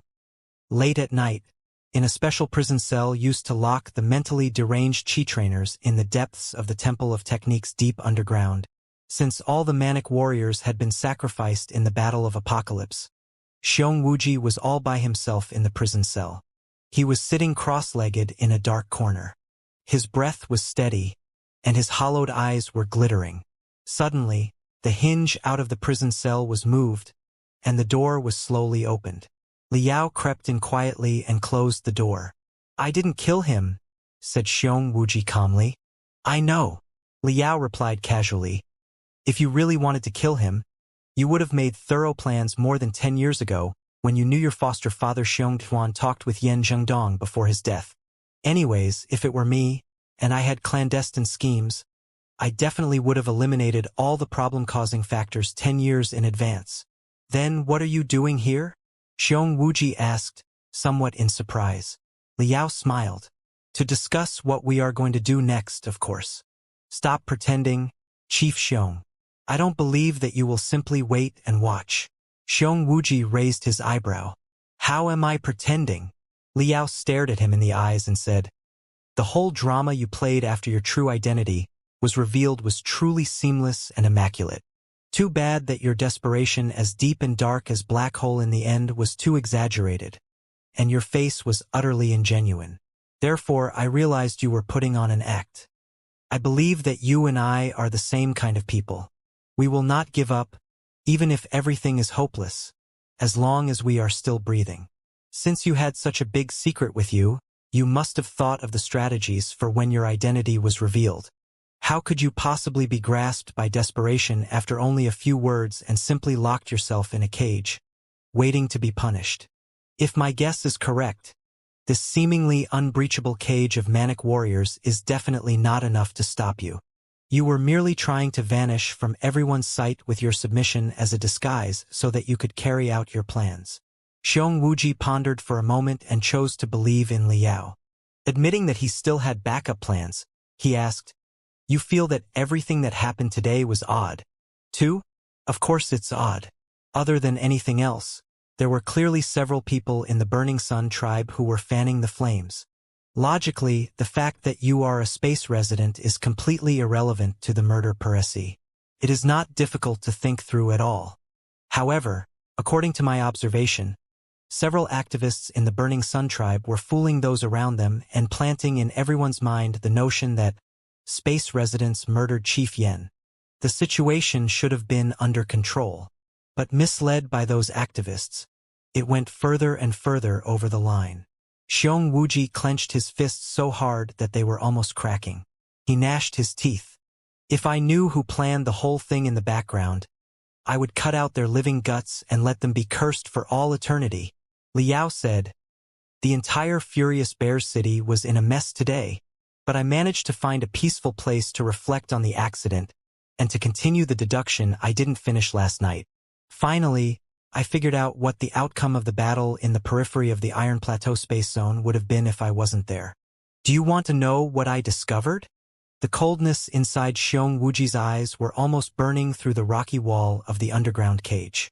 He said solemnly, is the battle that happened in the edge of the Iron Plateau space zone related to the revealing of my identity? Liao looked around and knocked off a sharp stone from the wall. He sat cross-legged before Xiong Wuji and drew a circle on the ground between them and said, you will know whether or not they are related after you hear my analysis. As I said before, 5 warships of Storm Prison surrounded 3 starships on the Great Horn Exo-Society's side and were about to destroy them all. Luckily, I appeared in time and distracted Storm Prison, thereby disrupting the Temple of Immortals scheme. If I hadn't shown up, the 3 starships on the Great Horn Exo-Society's side would definitely have been annihilated. Then, was it possible that the 3 starships would release a lot of escape capsules so that some of the crew members could run away at the last moment? Xiong Wuji pondered for a moment and said, of course, since they were doomed, there would be hope to reestablish the group as long as some of them were alive. If it were me, at such a crucial moment, I would ask the strongest and the most wounded to stay and stall the enemy, while I demand mediocre experts and the slightly wounded to run away and avenge us later. Liao smiled. He stabbed dozens of dots with the sharp stone inside the circle, as he said, I thought so too. All right, let's say that the Great Horn Exo-Society and the other 2 cultivation sects released almost 100 escape capsules, which carried their hope. These runners would be the reasonably good warriors on the 3 starships and bring a lot of magical equipment with them. It is also very possible that they were equipped with crystal suits, right? Xiong Wuji nodded. Yes, it was better to let them take all the precious magical equipment and weapons to increase their odds of escaping than to let the space pirates loot all the assets. Liao asked, then, where would they run away to? Deep in thought, Xiong Wuji said slowly, according to your description, there was only one place that could help them escape from the space pirates. The planetary ring in the periphery of Iron Plateau. Liao agreed. Indeed, The impetus and fuel of escape capsules are not very impressive. Whichever direction they chose to run to, they would have been caught by space pirates sooner or later. The planetary ring in the periphery of Iron Plateau was the only place where they could hope to survive the disaster. However, since I hadn't shown up, it should have been more than easy for Storm Prison to finish the 3 starships on the Great Horn Exo Society's side and send out many hunters to go after the escape capsules. The escape capsules would have no other alternatives except to cross the planetary ring, however risky it was, and land on Iron Plateau, while hoping that the forbidden area for cultivators would intimidate the space pirates and force them to stop. Isn't that so? Xiong Wuji nodded. Yes. Now that you mention it, it seems to be the only reasonable choice that the runners could have possibly made. Liao continued his analysis. On Storm Prison's side, they were faced with the danger of being surrounded by the cultivators' reinforcements anyway. When the escape capsules fell into the gravity pull of Iron Plateau, they would have calculated that the odds of catching up to the prey were close to 0. Therefore, they would have retreated according to their original plan. It is also a reasonable assumption, is it not? Xiong Wuji replied. It is. Liao sighed. Look, to this moment, this is a classic plot in novels. The bad guys are about to defeat the good guys, but the good guys run away to a place beyond the bad guys' reach due to favorable circumstances. Everything is so reasonable, so natural, and so perfect. The good guys would have felt nothing wrong, the bad guys such as Feng Yuzhong would have felt nothing wrong, and the cultivators' reinforcements wouldn't have realized that somebody was behind all this at all either. Chances are that they would have been celebrating because there were many survivors after the disaster. However, all the choices and events would have led to a situation that had never been seen for thousands of years. Over the past thousands of years, few space residents have been forced to land on Iron Plateau, and most of them were civilians or non-battle-type cultivators, such as Sha Yulan, who were of little threat to Iron Plateau natives. Isn't that so? However, this time, hundreds of fully armed, battle-type cultivators, who were equipped with powerful crystal suits, would have been forced to land on Iron Plateau. Xiong Wuji immediately felt a cold droplet of sweat roll down his spine. His eyelids twitched violently as he observed. That's very true. Since we went our separate ways 5,000 years ago, there have never been that many battle-type cultivators on Iron Plateau.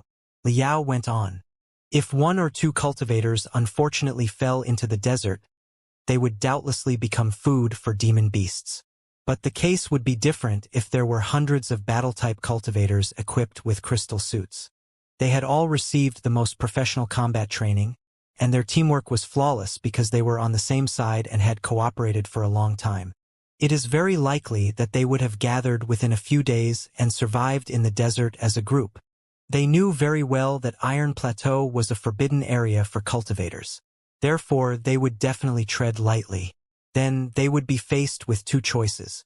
Should they keep hiding in darkness, or should they get in touch with the Iron Plateau natives? It was quite possible that the 6 tribes of Iron Plateau had already discovered them. They had 2 choices, too. Should they wage a war against the intruders immediately, or should they talk to them cautiously first? I believe that latter choices would have been more likely, although the Burning Sun tribe, the Giant Axe tribe, and the Feathered Snakes tribe despise space residents. In my opinion, their leaders are definitely the opposite of reckless. Their heads are quite clear, and they would not attack the space residents without a good cause. If it were the Furious Bears tribe, the Heaven Wolves tribe, or the Silver Moon tribe that the survivors reached out to, it is even possible that they would have been invited to fight the Battle of the Apocalypse together, just as I've experienced in the Furious Bears tribe. However, it wouldn't have mattered if the 2 parties found each other, and if they were engaged in a war. After making the assertion, Liao suddenly changed the topic. In the meantime, let's take a look at the world of cultivators in space. The Great Horn Exo Society was a heroic group whose feat of defeating space pirates had become well known. Their current mission was part of the cultivators' plan to lure Feng Yuzhong to show up, too. But the cultivators did not see it coming that, not only did Feng Yuzhong really show up, he had even almost destroyed the Great Horn Exo Society, as well as the starships of another 2 cultivation sects. It was like kicking the cultivators to the ground and slapping them right in the face.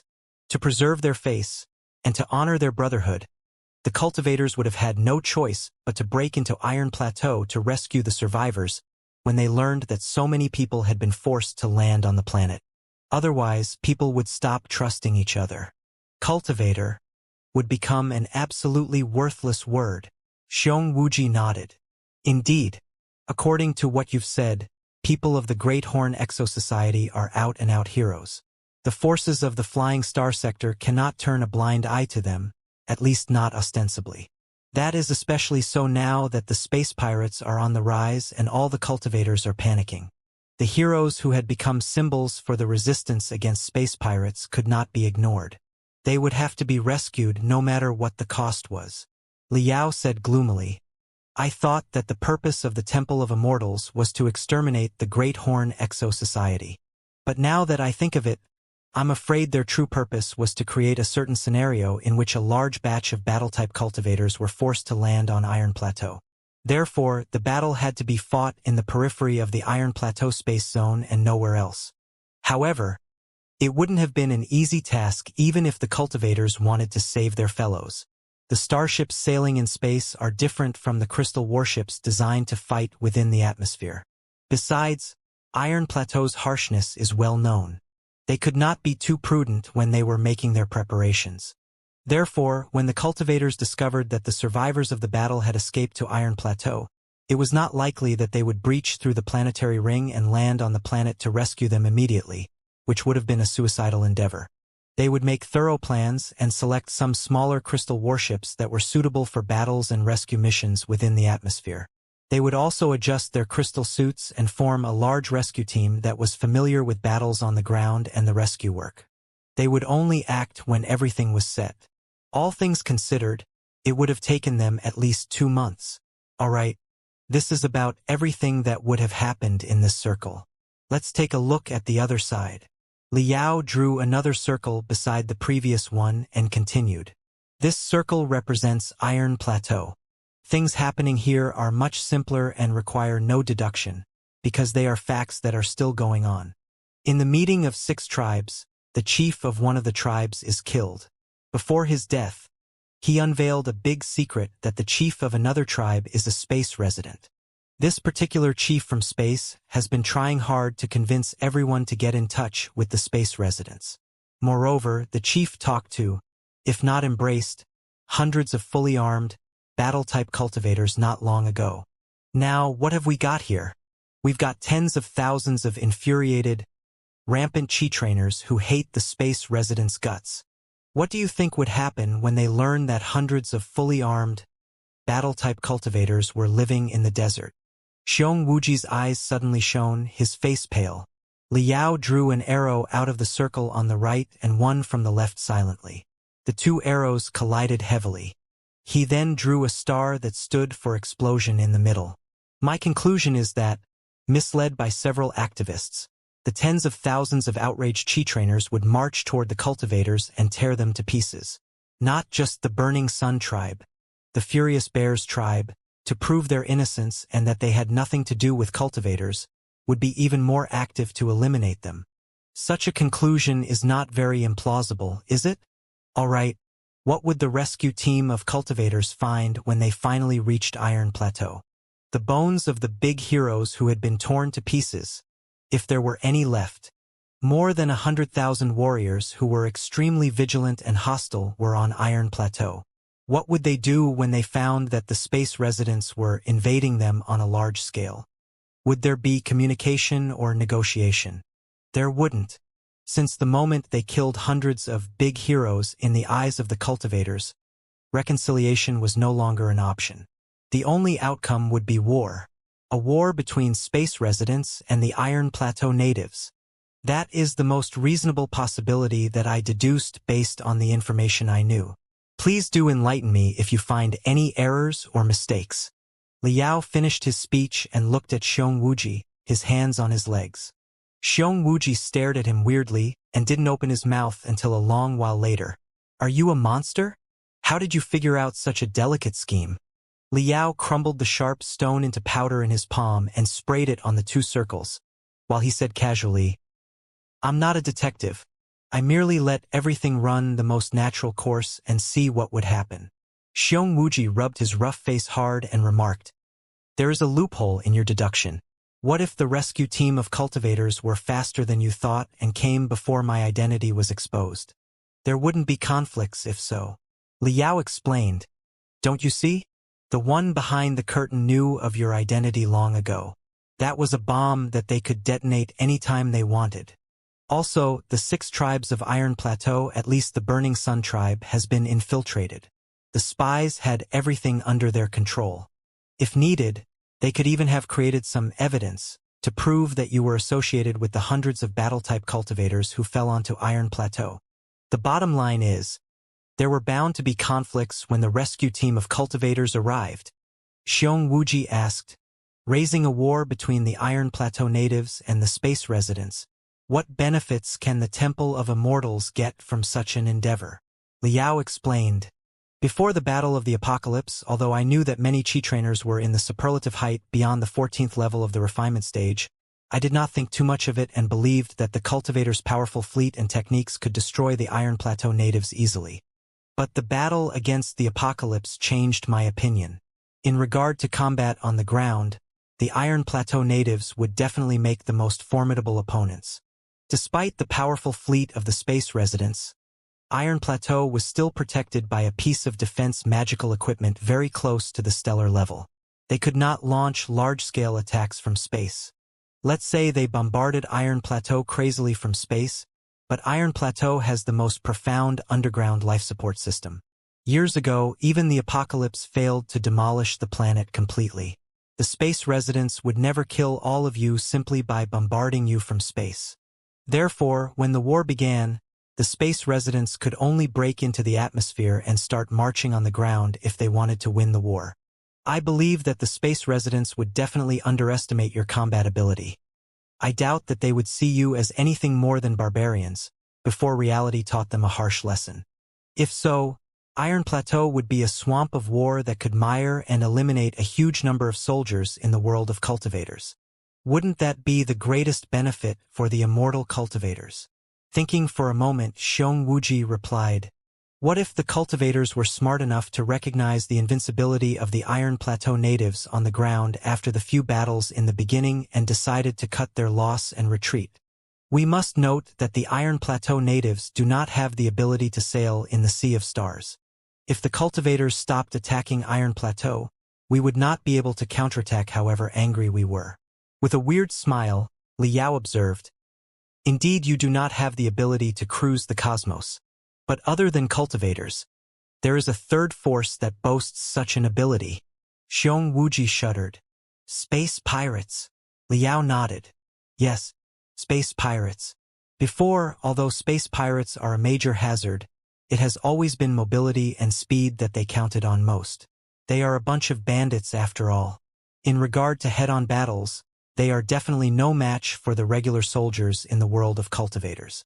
Therefore, they can only block sailing routes, ambush carriers, and loot small towns.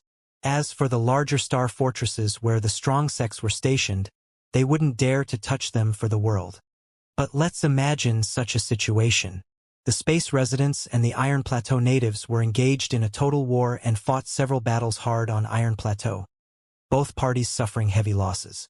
Then, the space residents realized the strength of the Iron Plateau natives, ceased the war, and ran back to space. For Iron Plateau natives, their homes must have been ruined, and their family killed, in the war. They were grasped by endless pain and hatred, but they could not catch the mortal enemies because they did not have vehicles. At this moment, space pirates showed up with disguises and fancy slogans, naturally. They might have called themselves Liberty Defenders against the tyranny of cultivators, for example. The enemy of my enemy is a friend. Now that the two parties both loathed space residents, with the propaganda of the spies who had infiltrated the Iron Plateau tribes earlier, they would definitely form an alliance swiftly. If so, the shipping capacity of the space pirates and the combat ability of the Iron Plateau natives combined would be so much stronger than calculating them independently. If 3 to 5 starships of the space pirates were to transport thousands of Iron Plateau natives into space, how many cities and towns in space could resist them other than Heavenly Saint City? I've been curious all the time. For an organization living in the darkness such as the Temple of Immortals, confidentiality is supposed to be its lifeline. Why is it jumping out impatiently as if it's worried that everybody in the universe doesn't know them? It's like the immortal cultivators are trying to kill themselves. Of course, immortal cultivators of the Temple of Immortals are not committing suicide. Their purpose since the very beginning has always been to raise a war between the space residents and the Iron Plateau natives, the latter being their cannon fodder. As long as everything went as planned, their combat ability could even be expanded hundreds of times instantly. This could be their whole scheme and their ultimate goal. Xiong Wuji was awed by the terrible potential future. He mumbled to himself, "It's horrible. Too horrible." Liao said, "To carry out the scheme, the Temple of Immortals must have worked in secret on Iron Plateau for many years. Besides the Burning Sun tribe, even the Furious Bears tribe might have infiltrated by some of them. However, the most critical question at hand is, who killed Chief Yen Zhengdong? It seems difficult to find the murderer, but in fact it is not. First of all, your identity must have been exposed long ago instead of only being revealed by Chief Yen Zhengdong before his death. If the Temple of Immortals learned your identity so late, they wouldn't have been able to make such a scheme at all. If Chief Yen Zhengdong was the only one who knew your secret before, he would only have told someone very close to him who would in no way leak it out. Also, Chief Yen Zhengdong's murderer was either someone so strong that he was assassinated in silence without putting up any resistance or someone extremely close to him who he wouldn't have believed would assault him. Moreover, the murderer must be very familiar with Chief Yan's handwriting and the game he played with his sons when they were young, so that the murderer could prepare a hidden script of spiritual gas in advance and make sure it could be found. Considering all the conditions, it is not hard to figure out who the murderer was. It was Yen Shibei, the elder brother of Chief Yen Zhengdong and the previous best warrior of 6 tribes of Iron Plateau. Xiong Wuji suddenly shivered and blurted out, "That's impossible." Liao said, "Other than Yen Shibei Yen Chihua, who was jumping and yelling and demanding that you go to the truth cabinet, might be the true murderer too. But I think the odds are low that he committed patricide. The reason is simple. He is too young and short-tempered for Chief Yen to tell him the big secret that you are a space resident. What if he went out and told everybody he met the story? A war between the 2 tribes might have started. I believe that Chief Yen would rather have talked to the chiefs of the other 2 tribes than let his impatient son know the secret. But Yen Shibei is different. Not only was he the best warrior on Iron Plateau decades ago, his integrity was also well acknowledged. As Chief Yen Zhengdong's elder brother, he must be the person that Chief Yen trusted and relied on most. Chief Yen knew your big secret, yet he did not dare tell anyone about it in fear of the division of the 6 tribes. It was perfectly normal that he went to his elder brother to discuss the matter when he felt depressed, wasn't it? But he did not know that Yen Shibei had joined the Temple of Immortals long before, and was the agent of the organization in charge of the scheme on Iron Plateau. Such a piece of shocking news was definitely the ultimate treasure for him. After that, the whole scheme that the Temple of Immortals concocted was built on the secret. His eyes half closed. Xiong Wuji's voice was shivering. "I still can't believe it. Why did Master Yen do that?" Liao sighed. "Of the billions of techniques and paths of cultivation, I only ask you this: do you want immortality? If Yen Shibei has really joined the Temple of Immortals and become an immortal cultivator, what cannot be abandoned or traded for the pursuit of the so-called immortality?" Xiong Wuji lowered his head and meditated. He suddenly shook his head and said, No, something's not right. Your deduction has a deadly flaw. All the story you told just now is what might have happened if you didn't exist. But the fact is that your arrival caused a problem for the Temple of Immortals in the battle at the edge of the Iron Plateau space zone. The 3 starships on the Great Horn Exo Society's side did not release any escape capsules. Hundreds of fully armed battle-type cultivators were not forced to land on Iron Plateau. You were the only one who reached this place. Just because of you, would the 6 tribes of Iron Plateau be vigilant, and would the cultivators send a large-scale rescue team? The scheme of the Temple of Immortals should have been disrupted when you appeared. Why was Yen Zhengdong still killed in the end? Liao replied calmly, You've forgotten about the Oasis plan.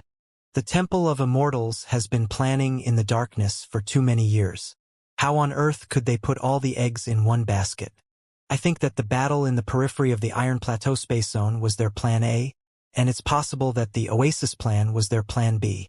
No matter which of the two plans succeed, a large batch of cultivators will be unwittingly lured to Iron Plateau. Just wait for it. I estimate that a piece of shocking news will come from the Dark Continent in the next couple of days, one that will attract all the Chi trainers' attention. That's because every plan will expose its loopholes and the designer's true purpose sooner or later. Yan Zhengdong was not killed by you after all. If the 6 tribes are to pursue the investigation further, more and more suspicious points will be found. You, the Chi trainers of Iron Plateau, seem outspoken and straightforward with more brawn than brains. But in my opinion, the chief of the Giant Axe tribe and the chief of the Feathered Snakes tribe are as shrewd as monkeys. They won't be deceived for long. Even within the Burning Sun tribe, many Chi trainers will notice the anomalies of the accident a few days after they calm down. Besides, you've been the chief of the Furious Bears tribe for more than 10 years, and you boast unparalleled prestige. Without solid proof that you are the murderer, what's the big deal even if the blood of space runs in your veins?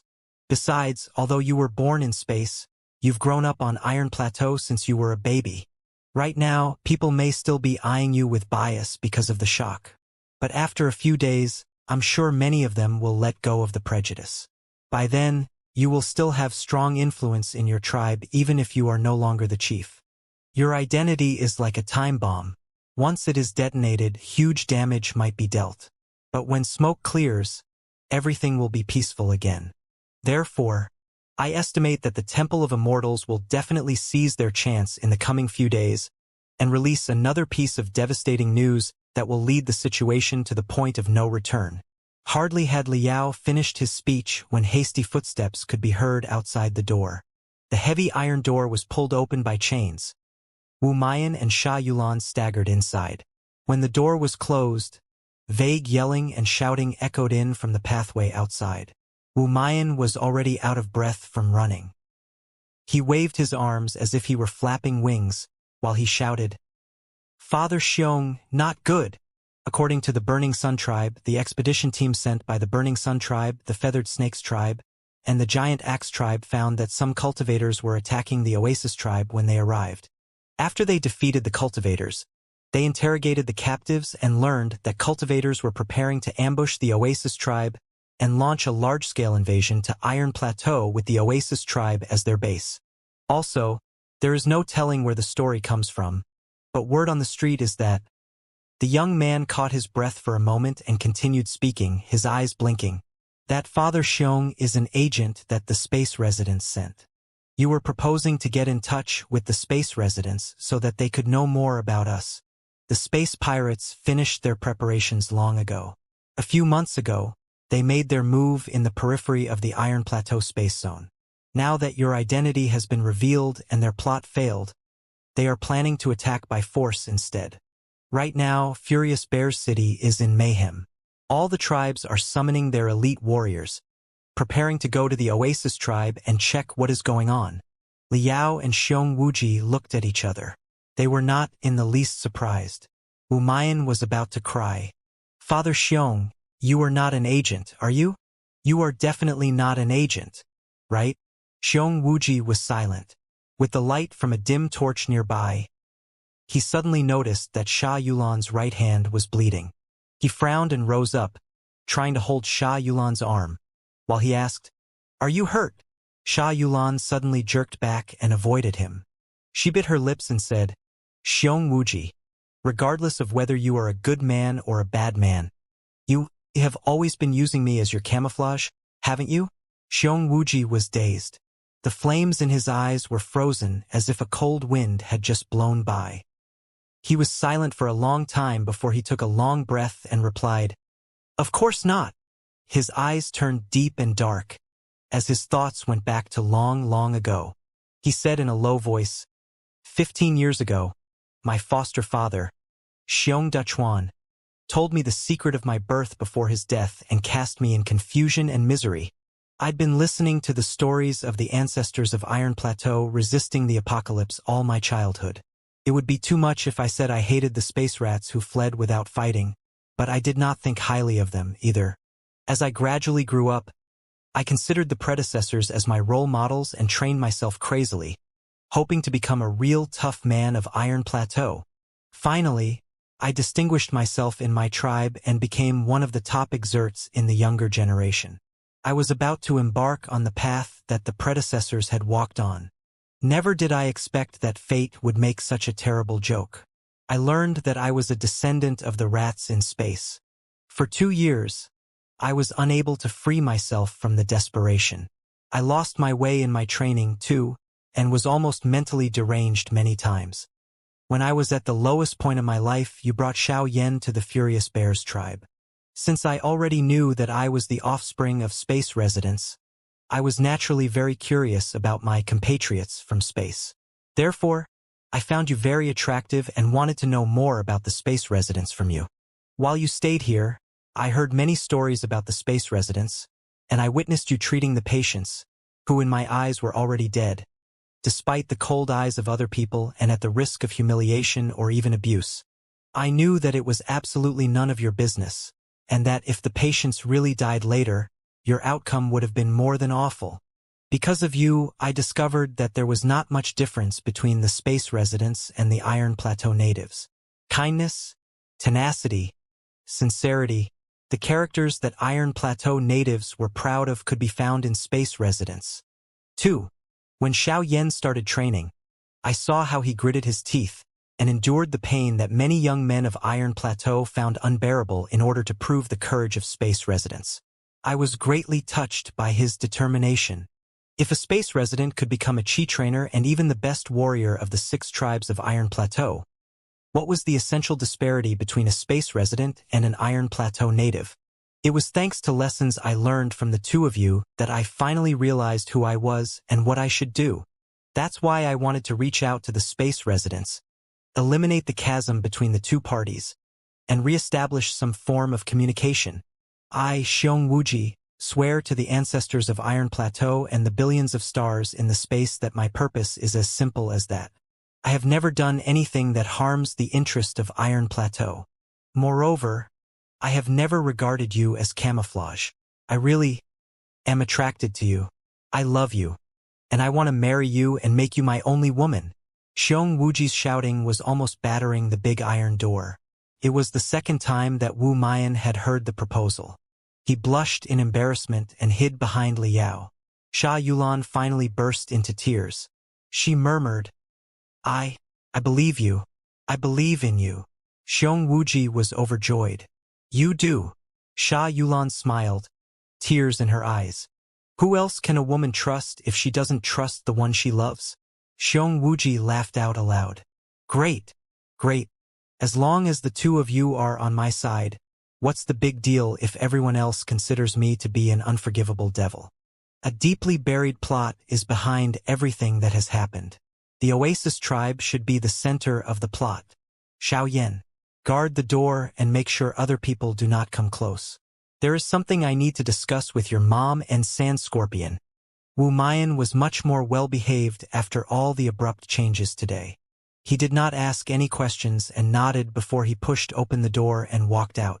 As the prison to lock the manic warriors, the place was extremely solid with no other exits. There was only one pathway leading to the area, which was heavily guarded by the chi trainers from the 6 tribes. When Liao went down here, he had undergone quite a few security checks. Xianxia closed the door. He suddenly bent and groped for something on the ground. When he reached a certain location in the southwest corner, he bulged his eyes and exerted his strength. After a grunt, he fully released the spiritual gas of the 99th level of the refinement stage, which stuck the ground. As the muscles all over his body protruded out, the ground was lifted upwards inch by inch, which turned out be a cubic giant stone more than 1 meter in length, width, and height. The giant stone filled in a hollow on the ground precisely. Now that the stone was removed, the deep and dark hole was exposed to all present. Xianxia said, This giant stone was devised by me years ago, Only those above the 96th level of the refinement stage can possibly lift it up. It seems to be an ordinary stone, but it actually contains special minerals that can block the spiritual gas. Nobody would ever be able to find the secret room below the stone. Liao remarked. This prison cell of manic warriors turns out to be Chief Xiong's secret base. Xiong Wuji smiled. More than 6 decades ago, a very strong Qi trainer above the 90th level of the refinement stage, who was unfortunately mentally deranged, was locked in this prison cell. He was mentally deranged soon after a battle of the apocalypse, but the gap between that and the next battle of apocalypse was longer than usual. Therefore, he was locked in this place for 16 years. Since mentally deranged Qi trainers are all extremely dangerous and as brutal as animals, outsiders generally do not open the cages and check them. Therefore, nobody knew that part of his intelligence was kept despite his madness, and that he dug a long tunnel with his bare hands through the underground rock stratums. He was even smart enough to cover it up by blocking the entrance of the cave with soil. Since this place was deep underground, he shouldn't have been able to run away whichever direction he moved to. But as it happened, there was an underground river nearby. When his endeavor was discovered, the tunnel he created had almost extended into the river. After that, people managed to block the tunnel and then abandon the prison cell. When I became the chief and learned my identity, I set up a secret chamber in case I ever needed it under the pretext of repairing the prison cell. Come on! Xiong Wuji was the first to jump into the secret chamber, followed by Liao and Sha Yulan. The secret chamber established below the prison of the manic warriors turned out to be a rather spacious arsenal. A lot of holes had been dug in the walls and were filled with various kinds of weapons, including coldly shining sabers and swords, true Qi firearms of unbelievable calibers, and boxes and bundles of wolf fangs. There were several other cases in the corner. Xiong Wuji kicked them open. Inside them were crystals of extremely high purity. They could be used for training or refined into magical equipment. With triggering devices, they could be crafted into crystal bombs, too. Crack! Crack!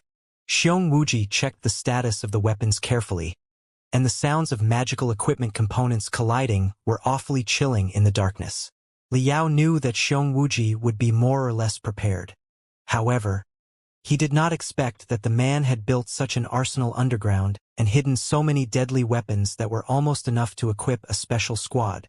Liao picked up a crystal from the case and examined its purity with his eyes, while he murmured, "Chief Xiong, it seems that Yan Qihua was right. The preparations in this place befit an ambitious schemer more than a big hero." Winning Sha Yulan and her son's trust, Xiong Wuji had completely let go of the unease and depression he had just now. He regained his confidence and said with a sunny smile, "I was never a big hero in the first place. That's a title that other people imposed upon me. I have been an out-and-out schemer the whole time. My scheme is to let the Iron Plateau natives and the space residents let go of their biases and fill the 5,000-year-long chasm so that they can be united again. The universe is too large a place with too many unknown species. Some of them, such as the Titan warriors, have even been trying to possess us as a foreign civilization. We are all human beings. What are our reasons for continuing this internal conflict? Unite all human beings to make us the strongest species in the boundless sea of stars, defeat all unknown species, and let our civilization live long and prosper. That's what a real expert human should do. In the past, I'd cursed the heavens for my sorry fate, but I figured everything out later. As a descendant of the space residents, I have ended up being the best warrior of the 6 tribes of Iron Plateau. Then, my destiny is so much more than simply resisting the apocalypse. Reuniting the Iron Plateau natives and the space residents is my real destiny and the ultimate goal that I will achieve even at the cost of my life. Whoever stands in my way must be ready to taste the wrath of the best warrior on Iron Plateau.